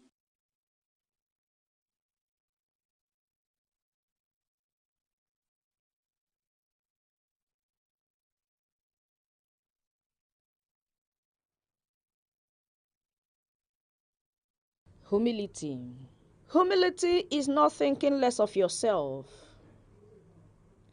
It is thinking of yourself less. It is the quiet dignity of those who serve when no one claps and rise when no one cheers. In a world shouting for attention, humility whispers truth. It chooses peace over pride and silence over show. It knows that value isn't in volume and honor isn't always visible. The humble carry unseen power. They lift others without needing a pedestal. And in doing so, they rise higher than ego ever could. Nigeria, a land of striking contrasts, where nature unfolds into dominant ecological identities. The lush southern forest and the vast northern savanna belts, stretching from the humid Atlantic coast to the dry fringes of the Sahara. Nigeria's vegetation is shaped by climate, rainfall and human activity. Broadly, it is divided into the southern forest zones and the northern savanna belts. In the south, abundant rainfall gives rise to tropical rainforest, thick, multi-layered ecosystems, rich in biodiversity, towering trees from a continuous canopy, sheltering countless plants and animal species.